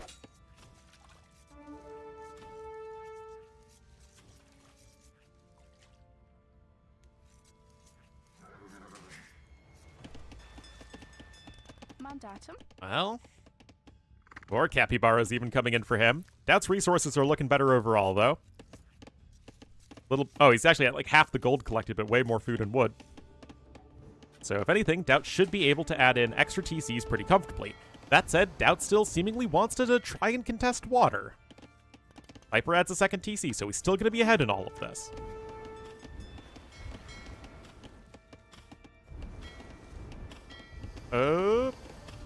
Tattoo, 4-2 Leary.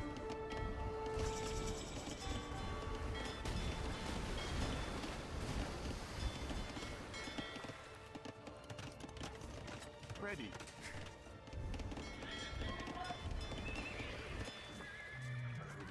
Yay. Ready. TC to the south for Doubt, adding in the fortified church. Viper attacking a farm.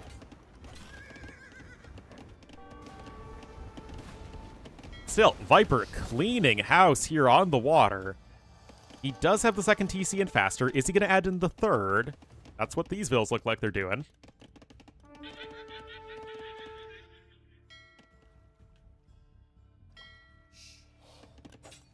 Greeting. Schmacking, dude.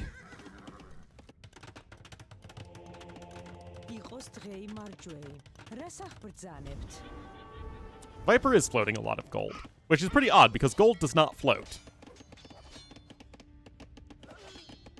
Loses another Vill there. And again, Doubt's still ahead in resources, and Viper's gold income isn't really doing a whole lot for him. Bosaw just now coming in for Doubt. The eco upgrades are indeed looking a bit better. The fortified churches are starting to come in. And I'm still not too sold on this water being all that important right now. You can't gather from gold mines with fishing ships, guys. That's not how AoE 2 works. And we have lots of upgrades actually coming in here from Viper. Viper adding in a fourth TC as well.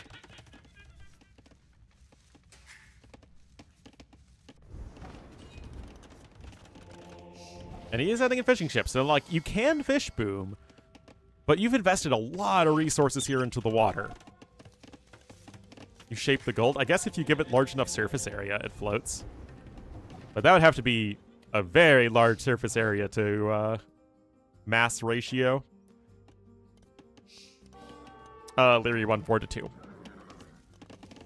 It was exciting until it wasn't.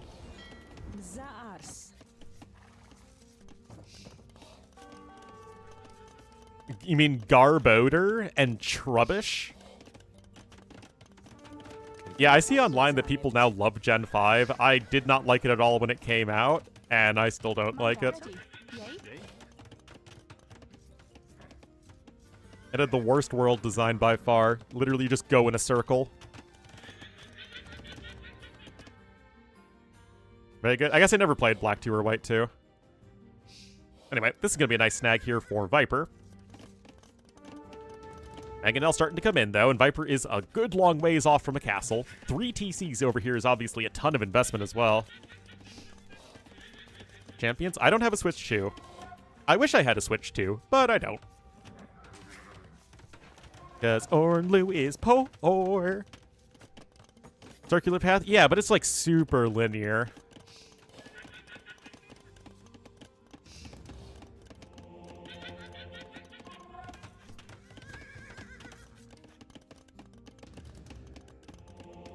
More fortified churches here for Doubt. Well, the path is linear. Like, you just go in a straight path.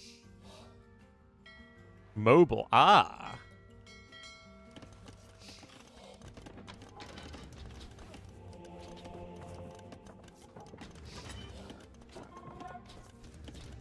Grayton.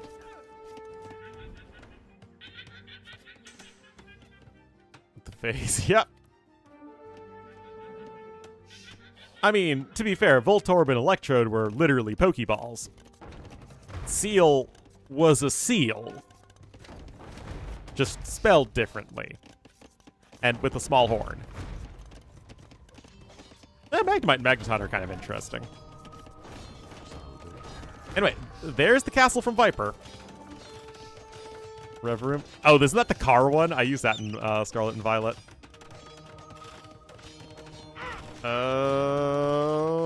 It's still tricky. Doubt doesn't even want to try. A little surprised by that. You're not trying to deny more of a castle there from Viper.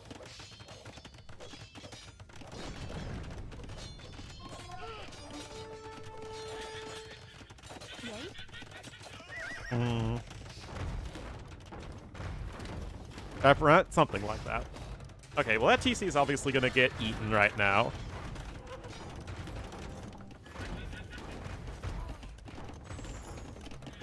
Ready.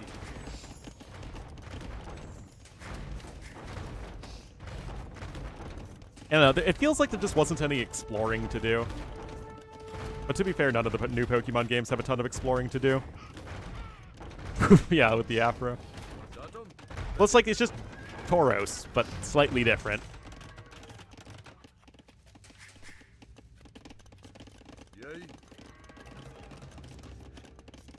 And that's the thing, like, some of the original Pokemon designs weren't very creative, but at least they weren't derivative of existing Pokemon. Legends Arceus? I loved Legends Arceus. But I think ZA is only for the Switch 2, right? Although I think the battle system was actually not that great in Legends Arceus, but it was still really cool. Mandatum.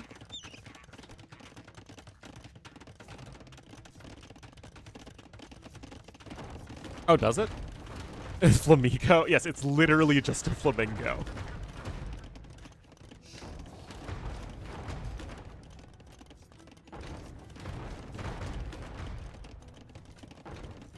Anyway, Doubt's on his way up, guys. This is not still that great for Viper yet.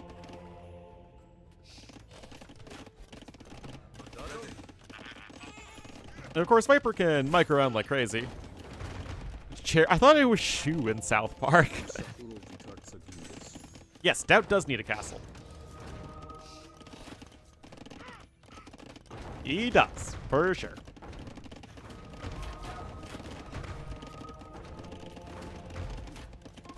Yeah, I thought it was Shu.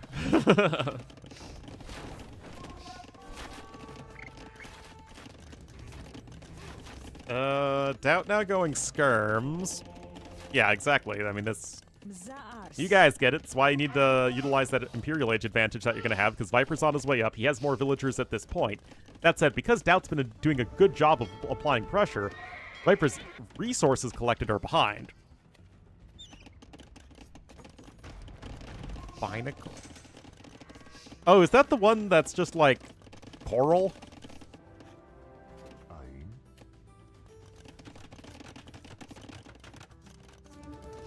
Or like a barnacle or something? What's Viper's plan? Literally just survive until you Britain's Death Ball your way across the map. Grayton. Yeah. I know which one that is. Ready.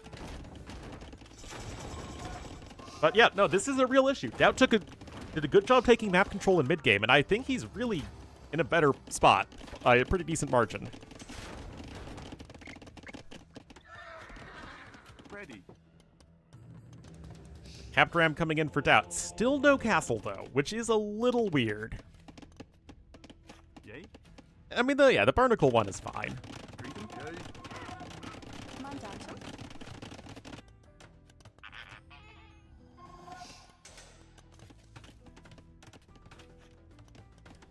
Not with this setup. I mean, you're gonna go see Dram Skirmisher. It's not bad. Yay. But Viper's gonna run out of resources long before Doubt does. Barbicle, no, I have not. Onager, but Viper doesn't have the resources to tech Onager yet. He's actually gonna go Light Cav first. Peppers, he might have to. Viper now has a slight score lead. Hard contender. And yet Klefki was super good and competitive.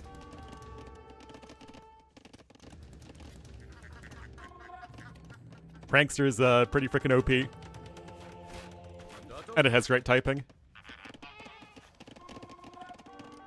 Oh, they nerfed Prankster? I mean, yeah, Viper has an idea. That's why he's going for those Light Cav. And the issue right now for Dad is he's got nothing that kills Light Cav. Can't hit Dark types? Oh. Yeah, doubt skirms were in the ranges. Anyway.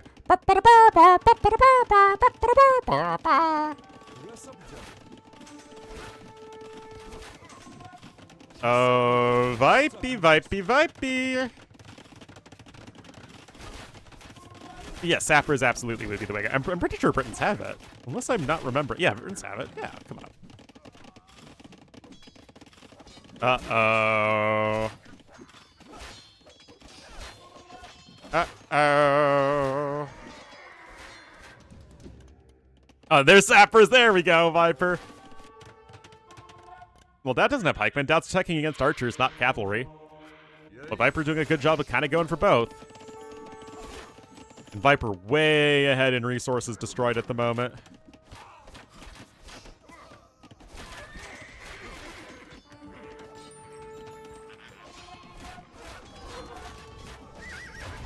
Well, I mean, it's still not a bad thing to have all those siege rams, but Doubt is just never really tacking into his good units at the moment.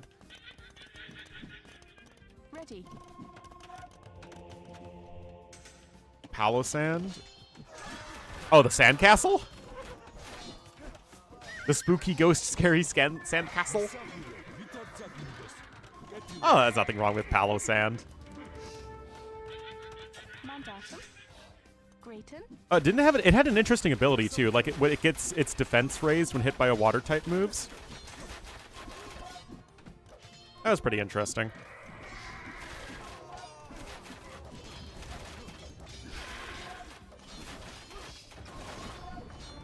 Wasn't expecting it. Well, again, the issue is that Doubt isn't tacking into his good units, like I said. He's behind in gold collected, and he's only a little bit ahead in food collected, despite making a very food-heavy army. Doubt still has all the map control, though.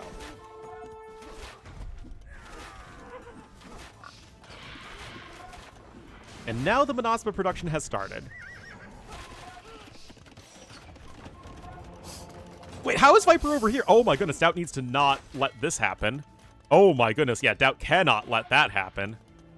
Oh, and Scotty doesn't know. Mandatum. Ready. Oh my goodness, yeah, no, Doubt cannot do that and hope to win this game. Viper's freely mining all that gold right now, and Doubt doesn't know.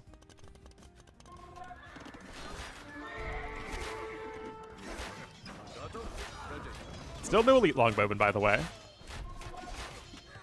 Yeah, you can castle the middle. Viper now attacking into pikemen. And no, he's trying to defend, he just can't. But the gold here is definitely a huge reward for Viper at the moment.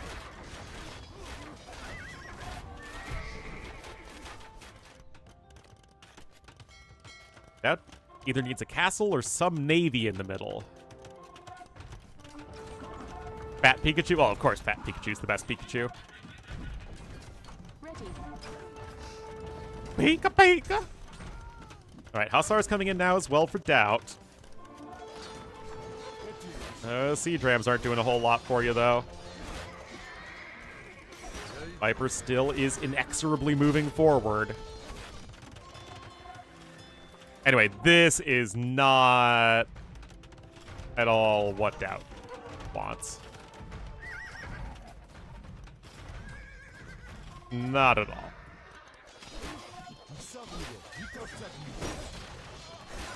I mean, maybe you can snipe the trebuchet there. Maybe. But the issue now is that Viper's going to be the one with the gold advantage. Look at all this gold he's got. Yeah, I really think it is just a matter of Doubt needs to get his priorities sorted out.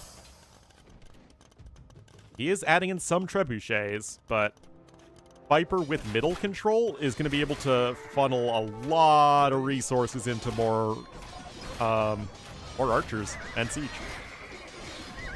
That said, Doubt is just trying to muscle his way through anyway.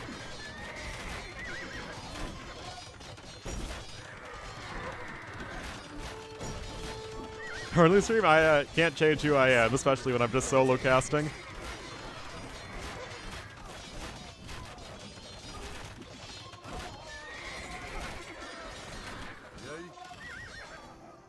Well, castle is up. Again, all of this gold income from Viper, man, is so crazy. Like, who cares about this gate? Mandatum. Viper has 14 villagers here. I mean, not that Viper wants to lose those for free, but it's not like it's the end of the world for him. Scores are still very close, but Viper's on 4 castles from which to produce more longbowmen. Remember, Georgians don't have the last armor upgrade for their skirmishers. Mandatum. Ready. Viper's getting close to elite longbowmen as well. And there's elite Manaspa, which isn't bad, but you need to deal with this. And Viper's already gotten so much out of the center area. And there's elite longbowmen for Viper. Feels like Doubt just hasn't... He's not mined that much. No, he's mined more stone than Viper. He just hasn't spent it. He's literally making 2 castles right now. Oh my goodness. Viper gonna try and keep that castle alive, but will likely be unsuccessful. Well... Oh my goodness. Why are we watching this? Grayton. Elite Manaspa's in, though. Just now missing Blast Furnace. But Viper with the elite longbowman, almost fully upgraded, just missing Yo, man. Viper has no stone, though. He did snipe one of those trebuchets, and he's about to snipe another one. Remember, Trebs have the Ram armor class, so the galley line does get bonus damage versus them. Oh no, we're nowhere near a Doubt Castle yet. This percentage can still go up, and villagers can still go down. Castle stays standing, though, for Viper. And that Treb is going to fall. And with it, Doubt's pressure in the middle here. I mean, Viper still spent a lot of gold, though. Much more so than Doubt has. And Doubt got out another castle. At least he's spending his stone now, right, guys? Yay. I got... Shut up, birds! Frickin' flamingos! No, Viper does not have Warwolf. Cannon Galleon's coming in for Doubt. Yes, you do Cannon Galleons. Oh, sorry, for Viper. Cannon Galleon's coming in. Oh boy, that is a lot of arrow fire. General Crane, medium warships just now coming in. That castle will be successful, though.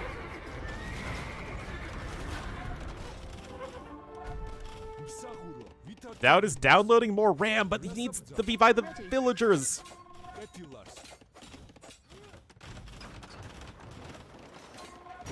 You got Hussars, Doubt! Doubt! Still, Shorty's getting low.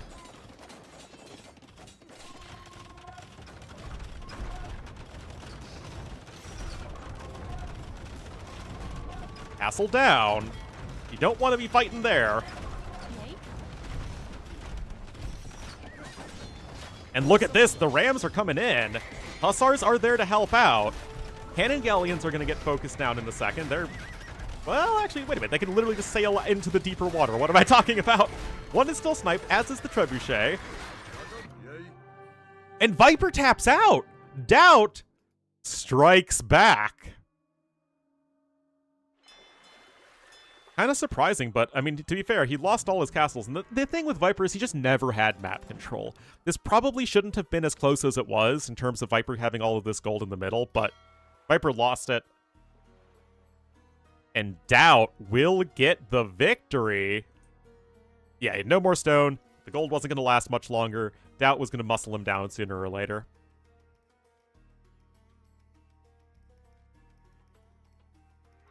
$48 APM from Doubt. That's how you do it. Yeah, no, like I said, there aren't any maps I dislike so far.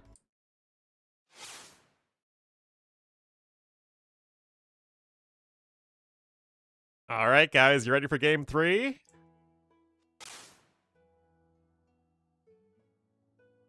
And it is Pontanal, no Huns. Hey, yeah?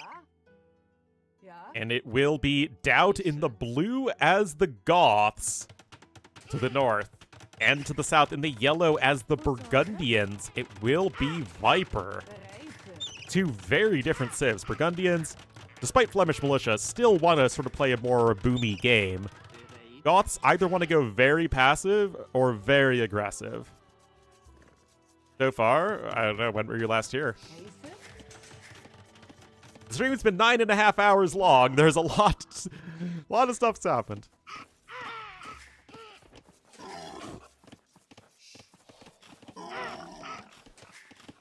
And there she goes.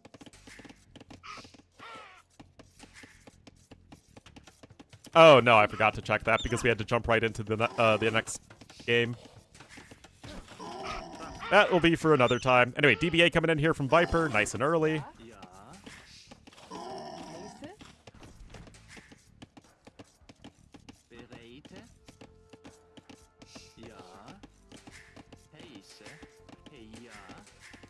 Hera beat? Nobody. He's invited.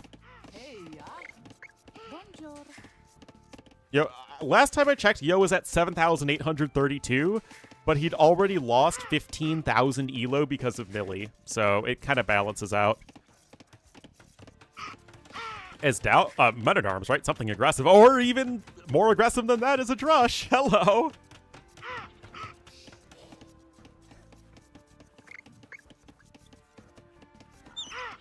Or no, okay, so it is still going to be Men at Arms.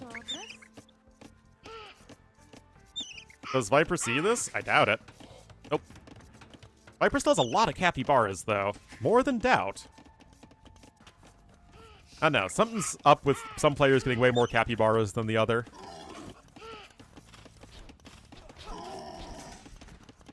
Anyway, Loom coming in. Viper's on his way up. If Doubt doesn't know about the capybaras, oh my goodness. If he just pops out with his swordsman, he could try and yoink all these units and he doesn't see! Alright. It's a marsh. You cannot dock here. Oh my goodness, Doubt, if he yoinked all those capybaras, that would have been so huge.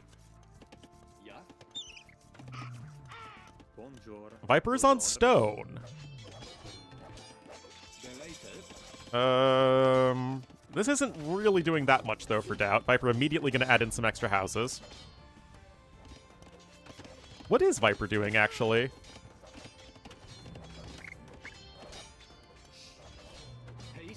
Like, this just isn't a worthwhile... At least it's not worth 4 Men-at-Arms. No, I mean, it's unlucky, right?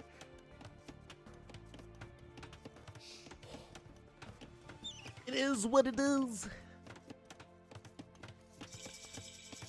Mill coming in for Viper. I still have no idea what he's doing. It looks like he's trying to FC, but he doesn't have the resources to FC. He only has 7 vills on food. He also doesn't have the wood for the market that he needs to build because he didn't have a mill.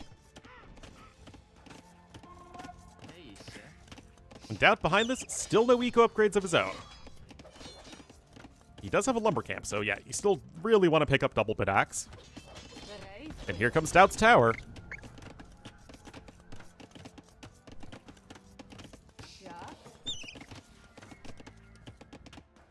Yeah, Viper knows. He got Town Watch. Still, Viper mining stone like this is just going to enable him to get the castle down, and of course, some Fusilier would really ruin Doubt's day.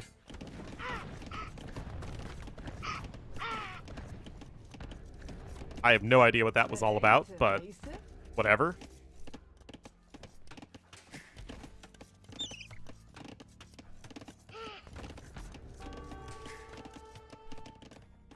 And yeah, whatever. Whatever. Oh my god. Ah, Doubt is bringing an archer over this way, so Viper is going to have to run away with his vills.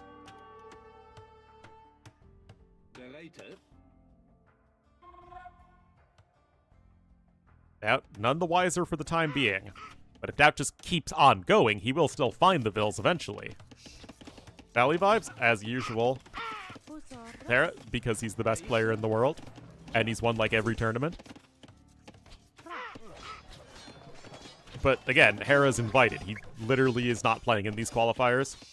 Doesn't have to. Osaw coming in here from Viper. Still not enough stone for a castle. Not no matter how friendly those villagers are. Anyway, that market is under pressure.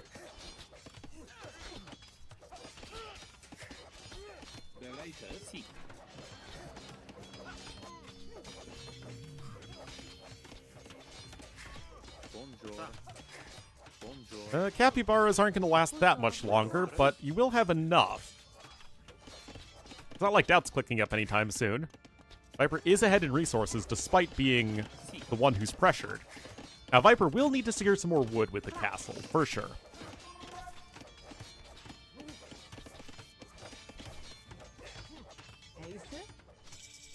Alright. But he's not going to build it on wood. Okay. We'll just build it defensively there.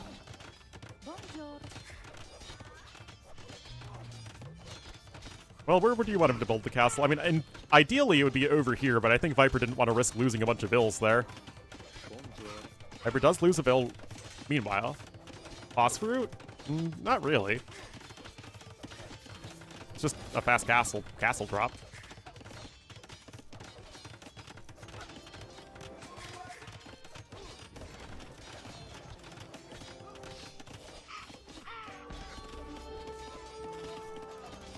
Alright, Watchtower's gonna go down very quickly.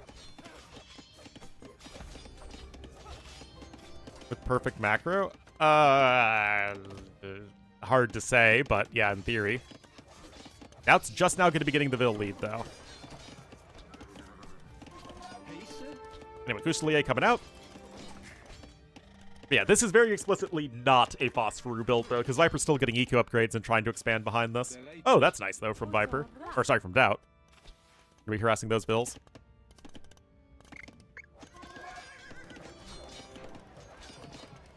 Now trying to add in a couple more Mr. Pokey Pokes.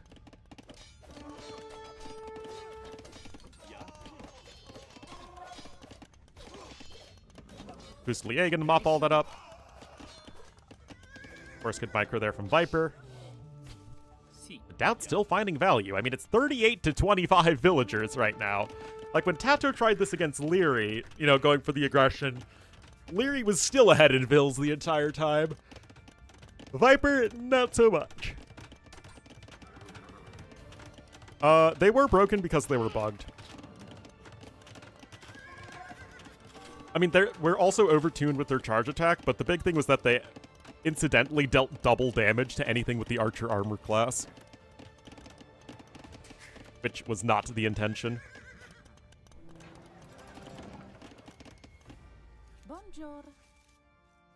Anyway, Doubt now ahead by 900 resources.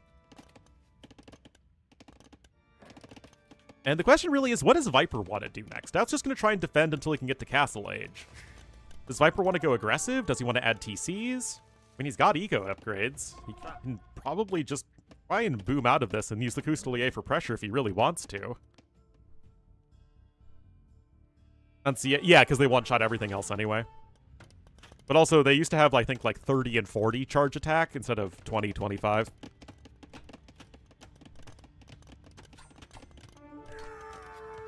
Castle Age is 8. Idle TC time.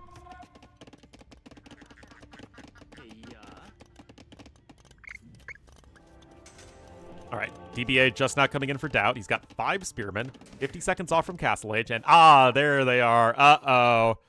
Uh-oh. Uh-oh. Spaghetti Mr. Yo.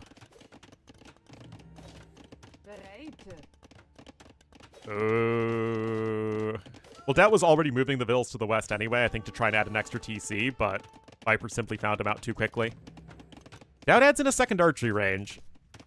Doubt, you're not going to go full Sheriff, are you?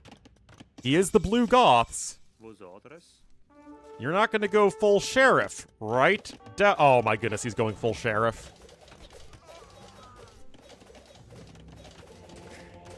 You either die a hero, or you live long enough to become the original balance lead on the game. Going for Goth Cav Archers.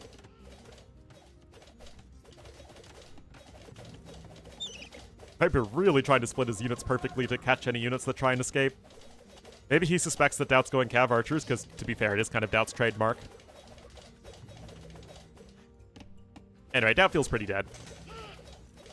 Losing all those vills really lost him his big advantage. He's going to try and add a TC, but Viper has a lot of Custelier here, and they even have +1 defense.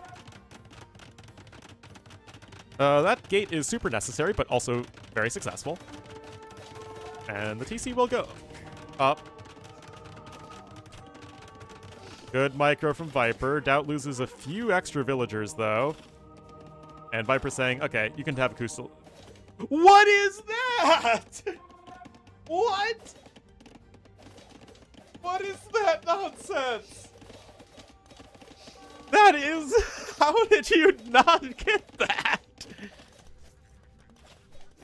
Oh my goodness. Anyway, nothing too crazy happening on the other side. You've got Husbandry coming in. That was extremely unlucky. TY Nilly! Oh, Ripperino.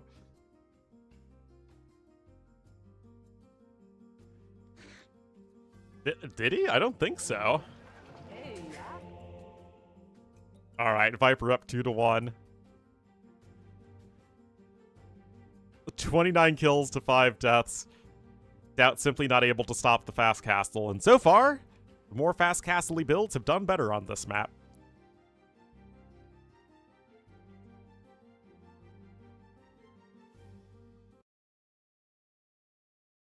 Alright guys, just hang in there, and we will be getting to game 4 on Monte Pascual. Mount Easter. Alright, they're both going on the water. I've been liking the land play more recently. Viper up 2-1, though. Doubt gonna need to try and even things up again. The Viper gonna be in the yellow as the Hankukin to the north. And to the south in the blue. As the Persians, it will be the Doubtster.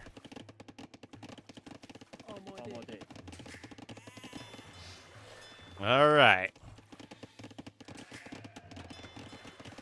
From Viper? It could be.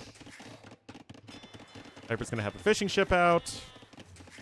Can he maintain Vil production? I assume he will. Doubt, same deal though. And these Persians.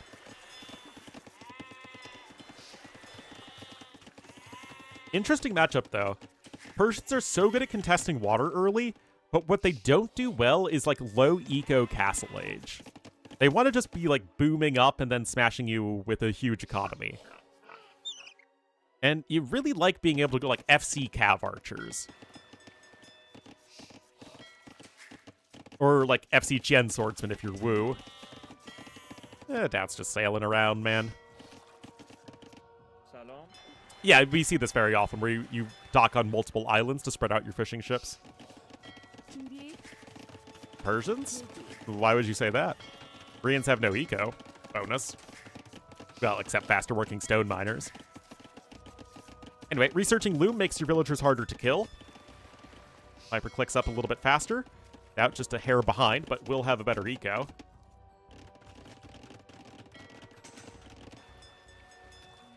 And yeah, Viper up 20 seconds faster. Doubt, though, gonna have more eco.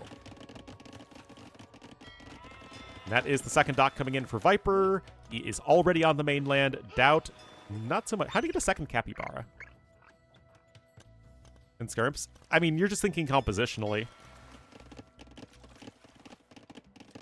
Persians have a far easier time winning water early on, as they are one of the best early game water civs, and they tend to be able to snowball from that. Now, Koreans are very good at defending, and if it gets to late game, yeah, Koreans are super cost efficient. Yeah, exactly. What you said, Co-Master. Fire Lancers are another one of those good low eco early castle age units that Persians don't have very effectively. Or don't do very effectively. Anyway, fire ship is out. And it's fire ships into galleys versus galleys into fire ships. I guess you're working towards the same thing anyway. Now going over here to the mainland, and he will be just dropping a lumber camp on the nearest wood line.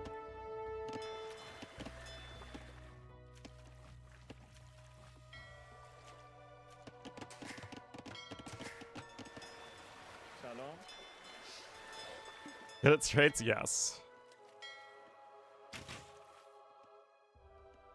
All right, fires and galleys, galleys and fires.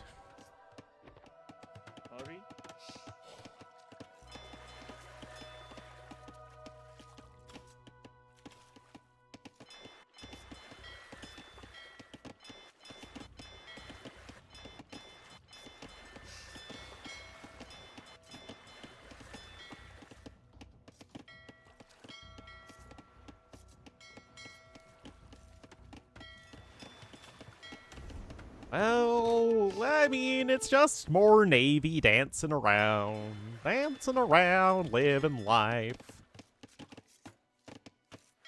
No fletching in yet for either player. Viper does have 4 more vills on food. Also got more vills on the mainland, I think. Oh, nope, Doubt just sent some more over himself. Fletching's coming in for Doubt, and also just coming in for Viper. 6 galleys, 3 fires, 2 4 galleys, 4 fires. Again, very, very similar from these two players. War Elephant, I do not think Doubt will make a War Elephant. I don't think the game will come to that.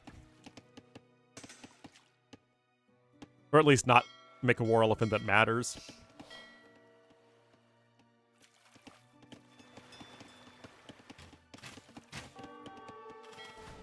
Oh, both players snipe a fishing ship. It's all very, very even, man.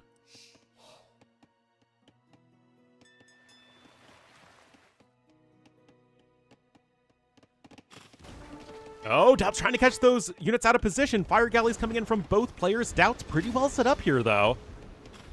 Oh, Viper taking some losses.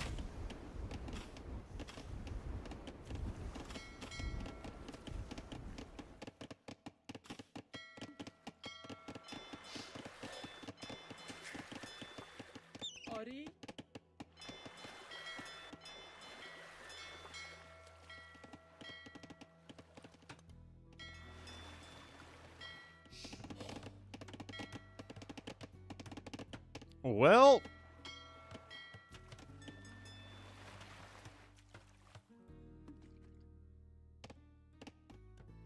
like Viper's eco more? He's definitely closer to Castle Age. Now taking the slightly better end of the fights, but not by a very significant margin. That is well ahead in resources, though. And you could certainly argue Doubt is a little over-focused on water.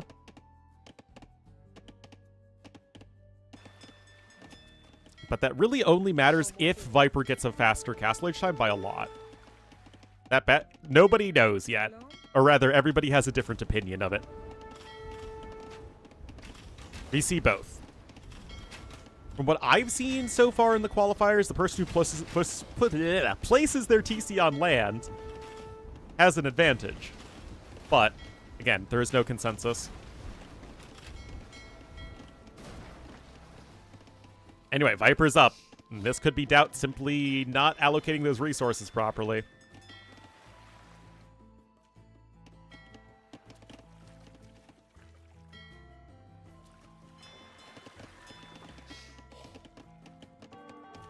It's like 3 vills or 3 vills and 2 fishing ships. Yeah, it's just not close. And again, Doubt is ahead in resources overall. The issue is that Viper's ahead in food collected.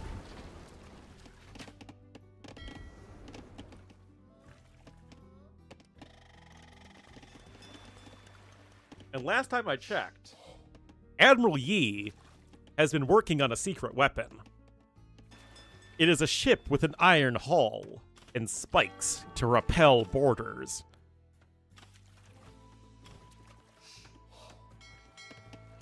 He names this ship's Kobukson, or turtle ships.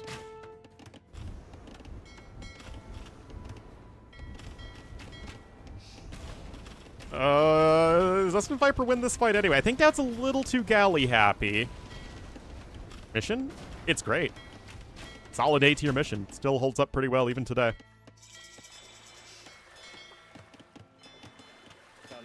That and Kyoto are both quite good. No, because that presumes that demos are actually pretty good, which they are not. A little annoying to lose the transport ship there. Yeah, he's going Fire Lancers. No, the unit. The unit you always go for. Out getting ready to click up, but medium warship's about in for Viper. Oh, and now it's turtle time, baby. Oh, and the Fire Lancer is completely uncontested. Oh, no. Yeah, I really think Doubt just needed better eco balance.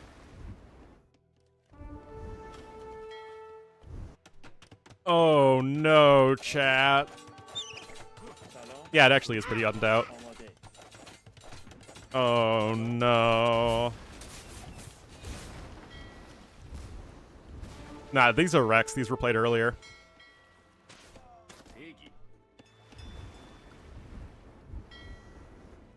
The whale looks more alive than Doubt.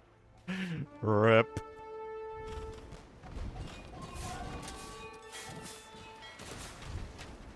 Guys, I really like turtle ships. They're awesome.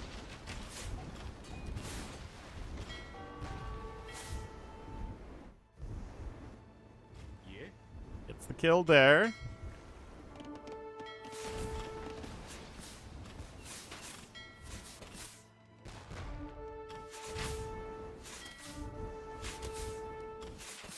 Yeah, no ship armor on the turtle ship, so the dock still does some damage against it. Oh my goodness, guys. Oh no.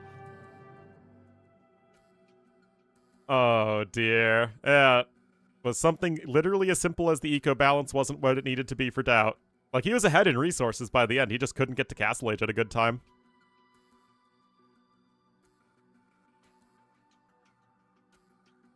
And Viper really struggled to qualify for Red Bull, right? He only got to Red Bull because of the visa issues for Vinchester. But right here, he is looking very solid to just breeze through his qualifier to go to Brazil. Or back to Brazil. To be fair, he was in Brazil not that long ago. But tournament life on the line. It will be Doubt to the west in the blue as the Ketons, and to the east in the yellow as the Mayons, the Mayos, the Mayonnaises. It will be Viper who is about to get housed because he is indeed a Norwegian AoE player. All right, 2 very good sibs for the open maps. Yeah, but like I said, he would still be making it through his first attempt as opposed to in Red Bull where he really struggled to make it through.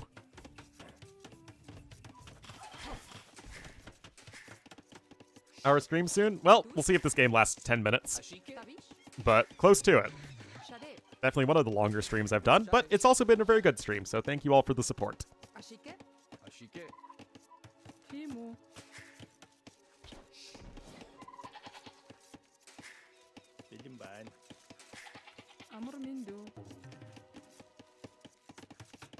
Well, gonna be going for a little bit of an egg base there as Doubt. And I have a corgi scratching at my door.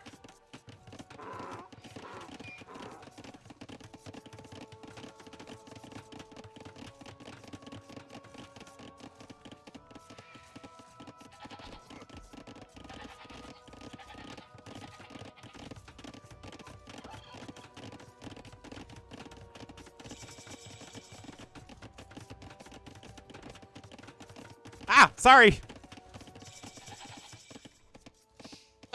Sorry. What? People were saying constantly. Yeah, Vinch couldn't get a visa. He got his visa denied. I mean, yeah, I talked about it a billion times on this stream. Alright, Eagle Scout is being made immediately here for Viper. Now, this is pretty interesting because there is no men-at-arms approach. And I think I kind of like that.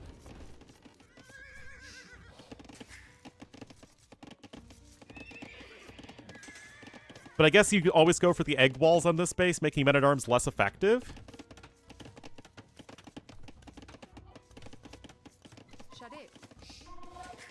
I'm not sure if I'm the biggest fan of this approach from Viper, guys. It feels like you're giving Doubt space to really develop those scout numbers.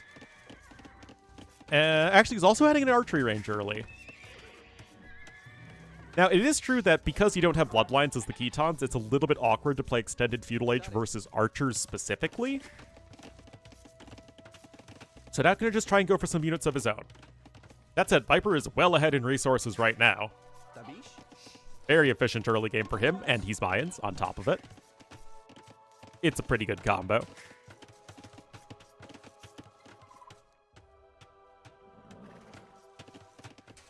Now Doubt gonna just be mixing in some skirmishers. A single farm yet for Viper. I mean, he hasn't walled much at all. He's made 14 tiles of wall. It's really not that much. It's just Viper isn't defended at all, except he immediately went for some infantry units, and that's just been enough to shoo Doubt away for now. Anyway, it's the army, the Mayan army. A few Eagle Warriors, a Spearman, and a few Archers coming forward, but in numbers that Doubt will find difficult to deal with at the moment. That 4 seconds idle time, though. Oh, wait, he doesn't have Loom! Oh, my Doubt. Come on!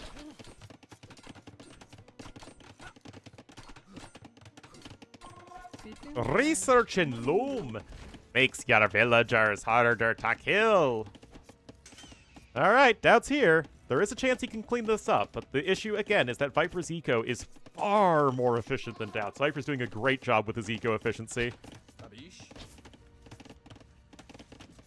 No blacksmith yet for Doubt. I mean, I would say that he still needed it in beforehand, because the issue for Doubt right now is he has a 30% less efficient economy than Viper. He is falling even further behind in resources, and now forging coming in as well. Viper's going to have 3 blacksmith upgrades before Doubt has 1. That is not insignificant.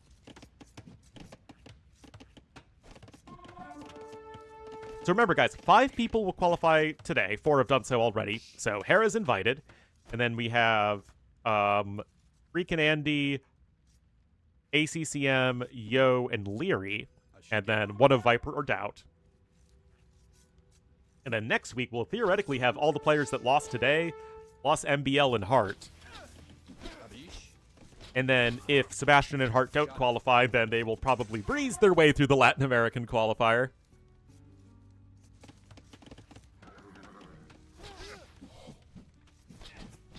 Alright, Fletching is in here for Doubt, though, and he is going to be taking a better fight. My concern for Doubt is just the income. Viper has done a very good job of keeping the efficiency of Doubt low, and you just see that right here. One player, I have no idea. But, again, if you're going to invite one player, it probably should be Hera.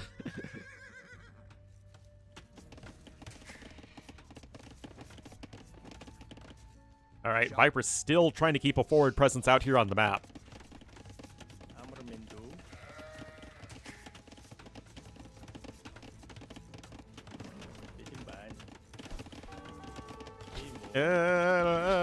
Archers getting a kill. And that's actually first blood in this game. Forging about to be in here for Doubt.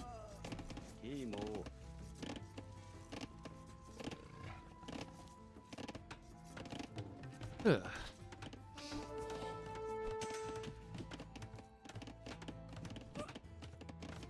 Making a 12-person event? Maybe, yeah. Maybe. Well, I mean, they could have had a, 2 players from a regional qualifier.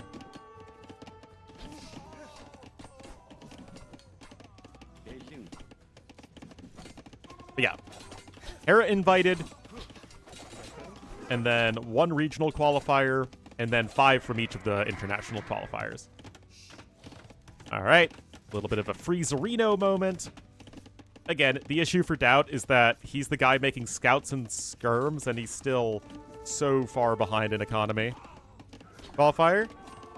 I mean, he both lives in Latin America and is from Quebec. And if there's any place that streams Latin America, it's Quebec.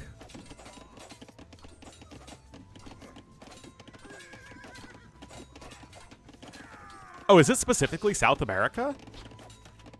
So, like, Inkstone couldn't try and qualify?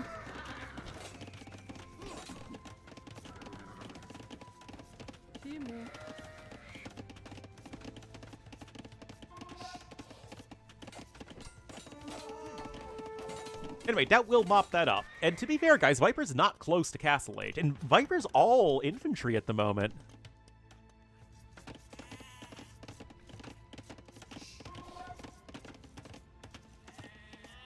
Kinda surprising. Why isn't he just, I guess, focusing on archers with a few eagles to run interference against the skirmishers? But, nope. Doubt took a good fight there. Resources are still not looking super sharp for him, but he has a decent counterattack opportunity. Those gold miners are obviously very exposed. Viper with 13 vills on the resource. Doubt trying to take a good fight right there.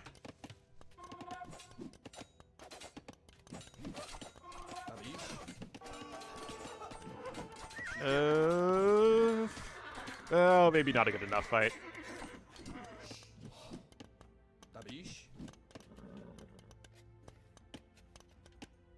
Maybe not. Market attempted here for Doubt, but Vipers is already in, so he is going to click up to Castle Age in just a second. And really, this has just been all Viper, other than that one game. That was a little bit weird. Doubt played well, but Viper just getting too much of a lead early on. Oh, Doubt's also lost 6 villagers behind this. I wasn't paying attention to that. Yeah, just huge, huge eco difference. And Keaton should be ahead in eco at this point, all other things equal.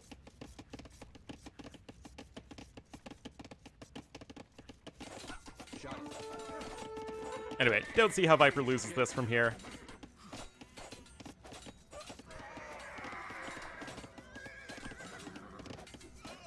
Gonna be around a minute advantage in Castle Age time. Again, a decent fight from Doubt. He is still at least ahead in the KD, but his units are much more expensive, remember. And Doubt's actually still slightly ahead in Res Destroy. So again, it's not poorly played from Doubt. Best Mesosiv player? I don't think there's a single answer to that question. Also, Mayans and Aztecs tend to play it pretty differently a lot of the time, so hard to say.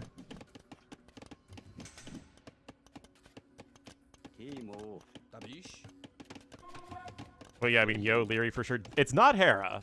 Hera definitely is not somebody who will pick the Mayans and Aztec. Well, Mayans maybe. He's definitely not an Aztec player, though. He's not even that much of a Mayan player either. Although he's certainly plenty good as them, right? It's just a matter of, I think, his preferences.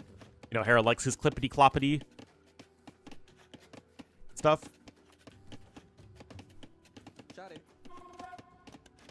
Anyway, all sorts of relevant Evil Warrior upgrades coming in right now. And Doubt simply just, he can't delay this attack at all.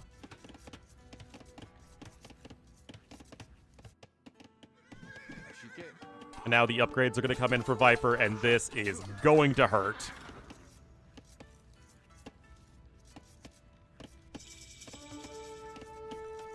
Doubt, he needs to get Light Cav, he needs to get Husbandry and Iron Casting, all that stuff. And that is so difficult to do when your eco is being idled like crazy.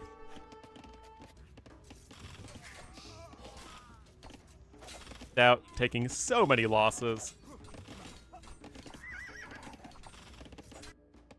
Still, he did make it to the finals, and that is not unimpressive from Doubt. And he will have a chance next week.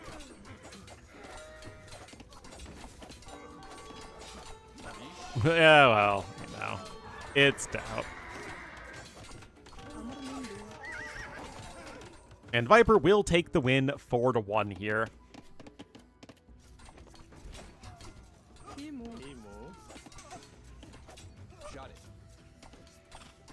22 villagers lost for Doubt.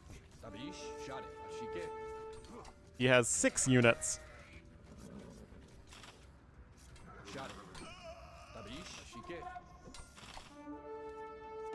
And Viper's just not going to lose from a position like this.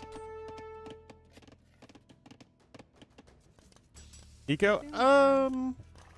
Arguably. I don't know. The water game was very convincing from Viper as well.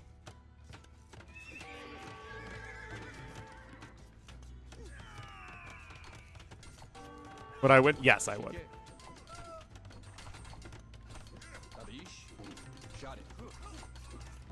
This is enough of a lead that I would win.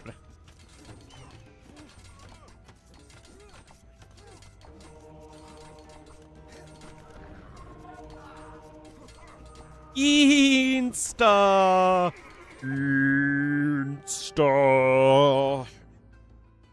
Yep, almost exactly 10 hours, guys. Well done there from Viper. He will qualify. Thanks, Nilly. That was a good one. And we did it. We did it, guys. Again, thank you so much for all the support today. It's been tiring, but it's been very worthwhile. Qualifiers start up again tomorrow for the second one, so yeah, no. Yeah, no.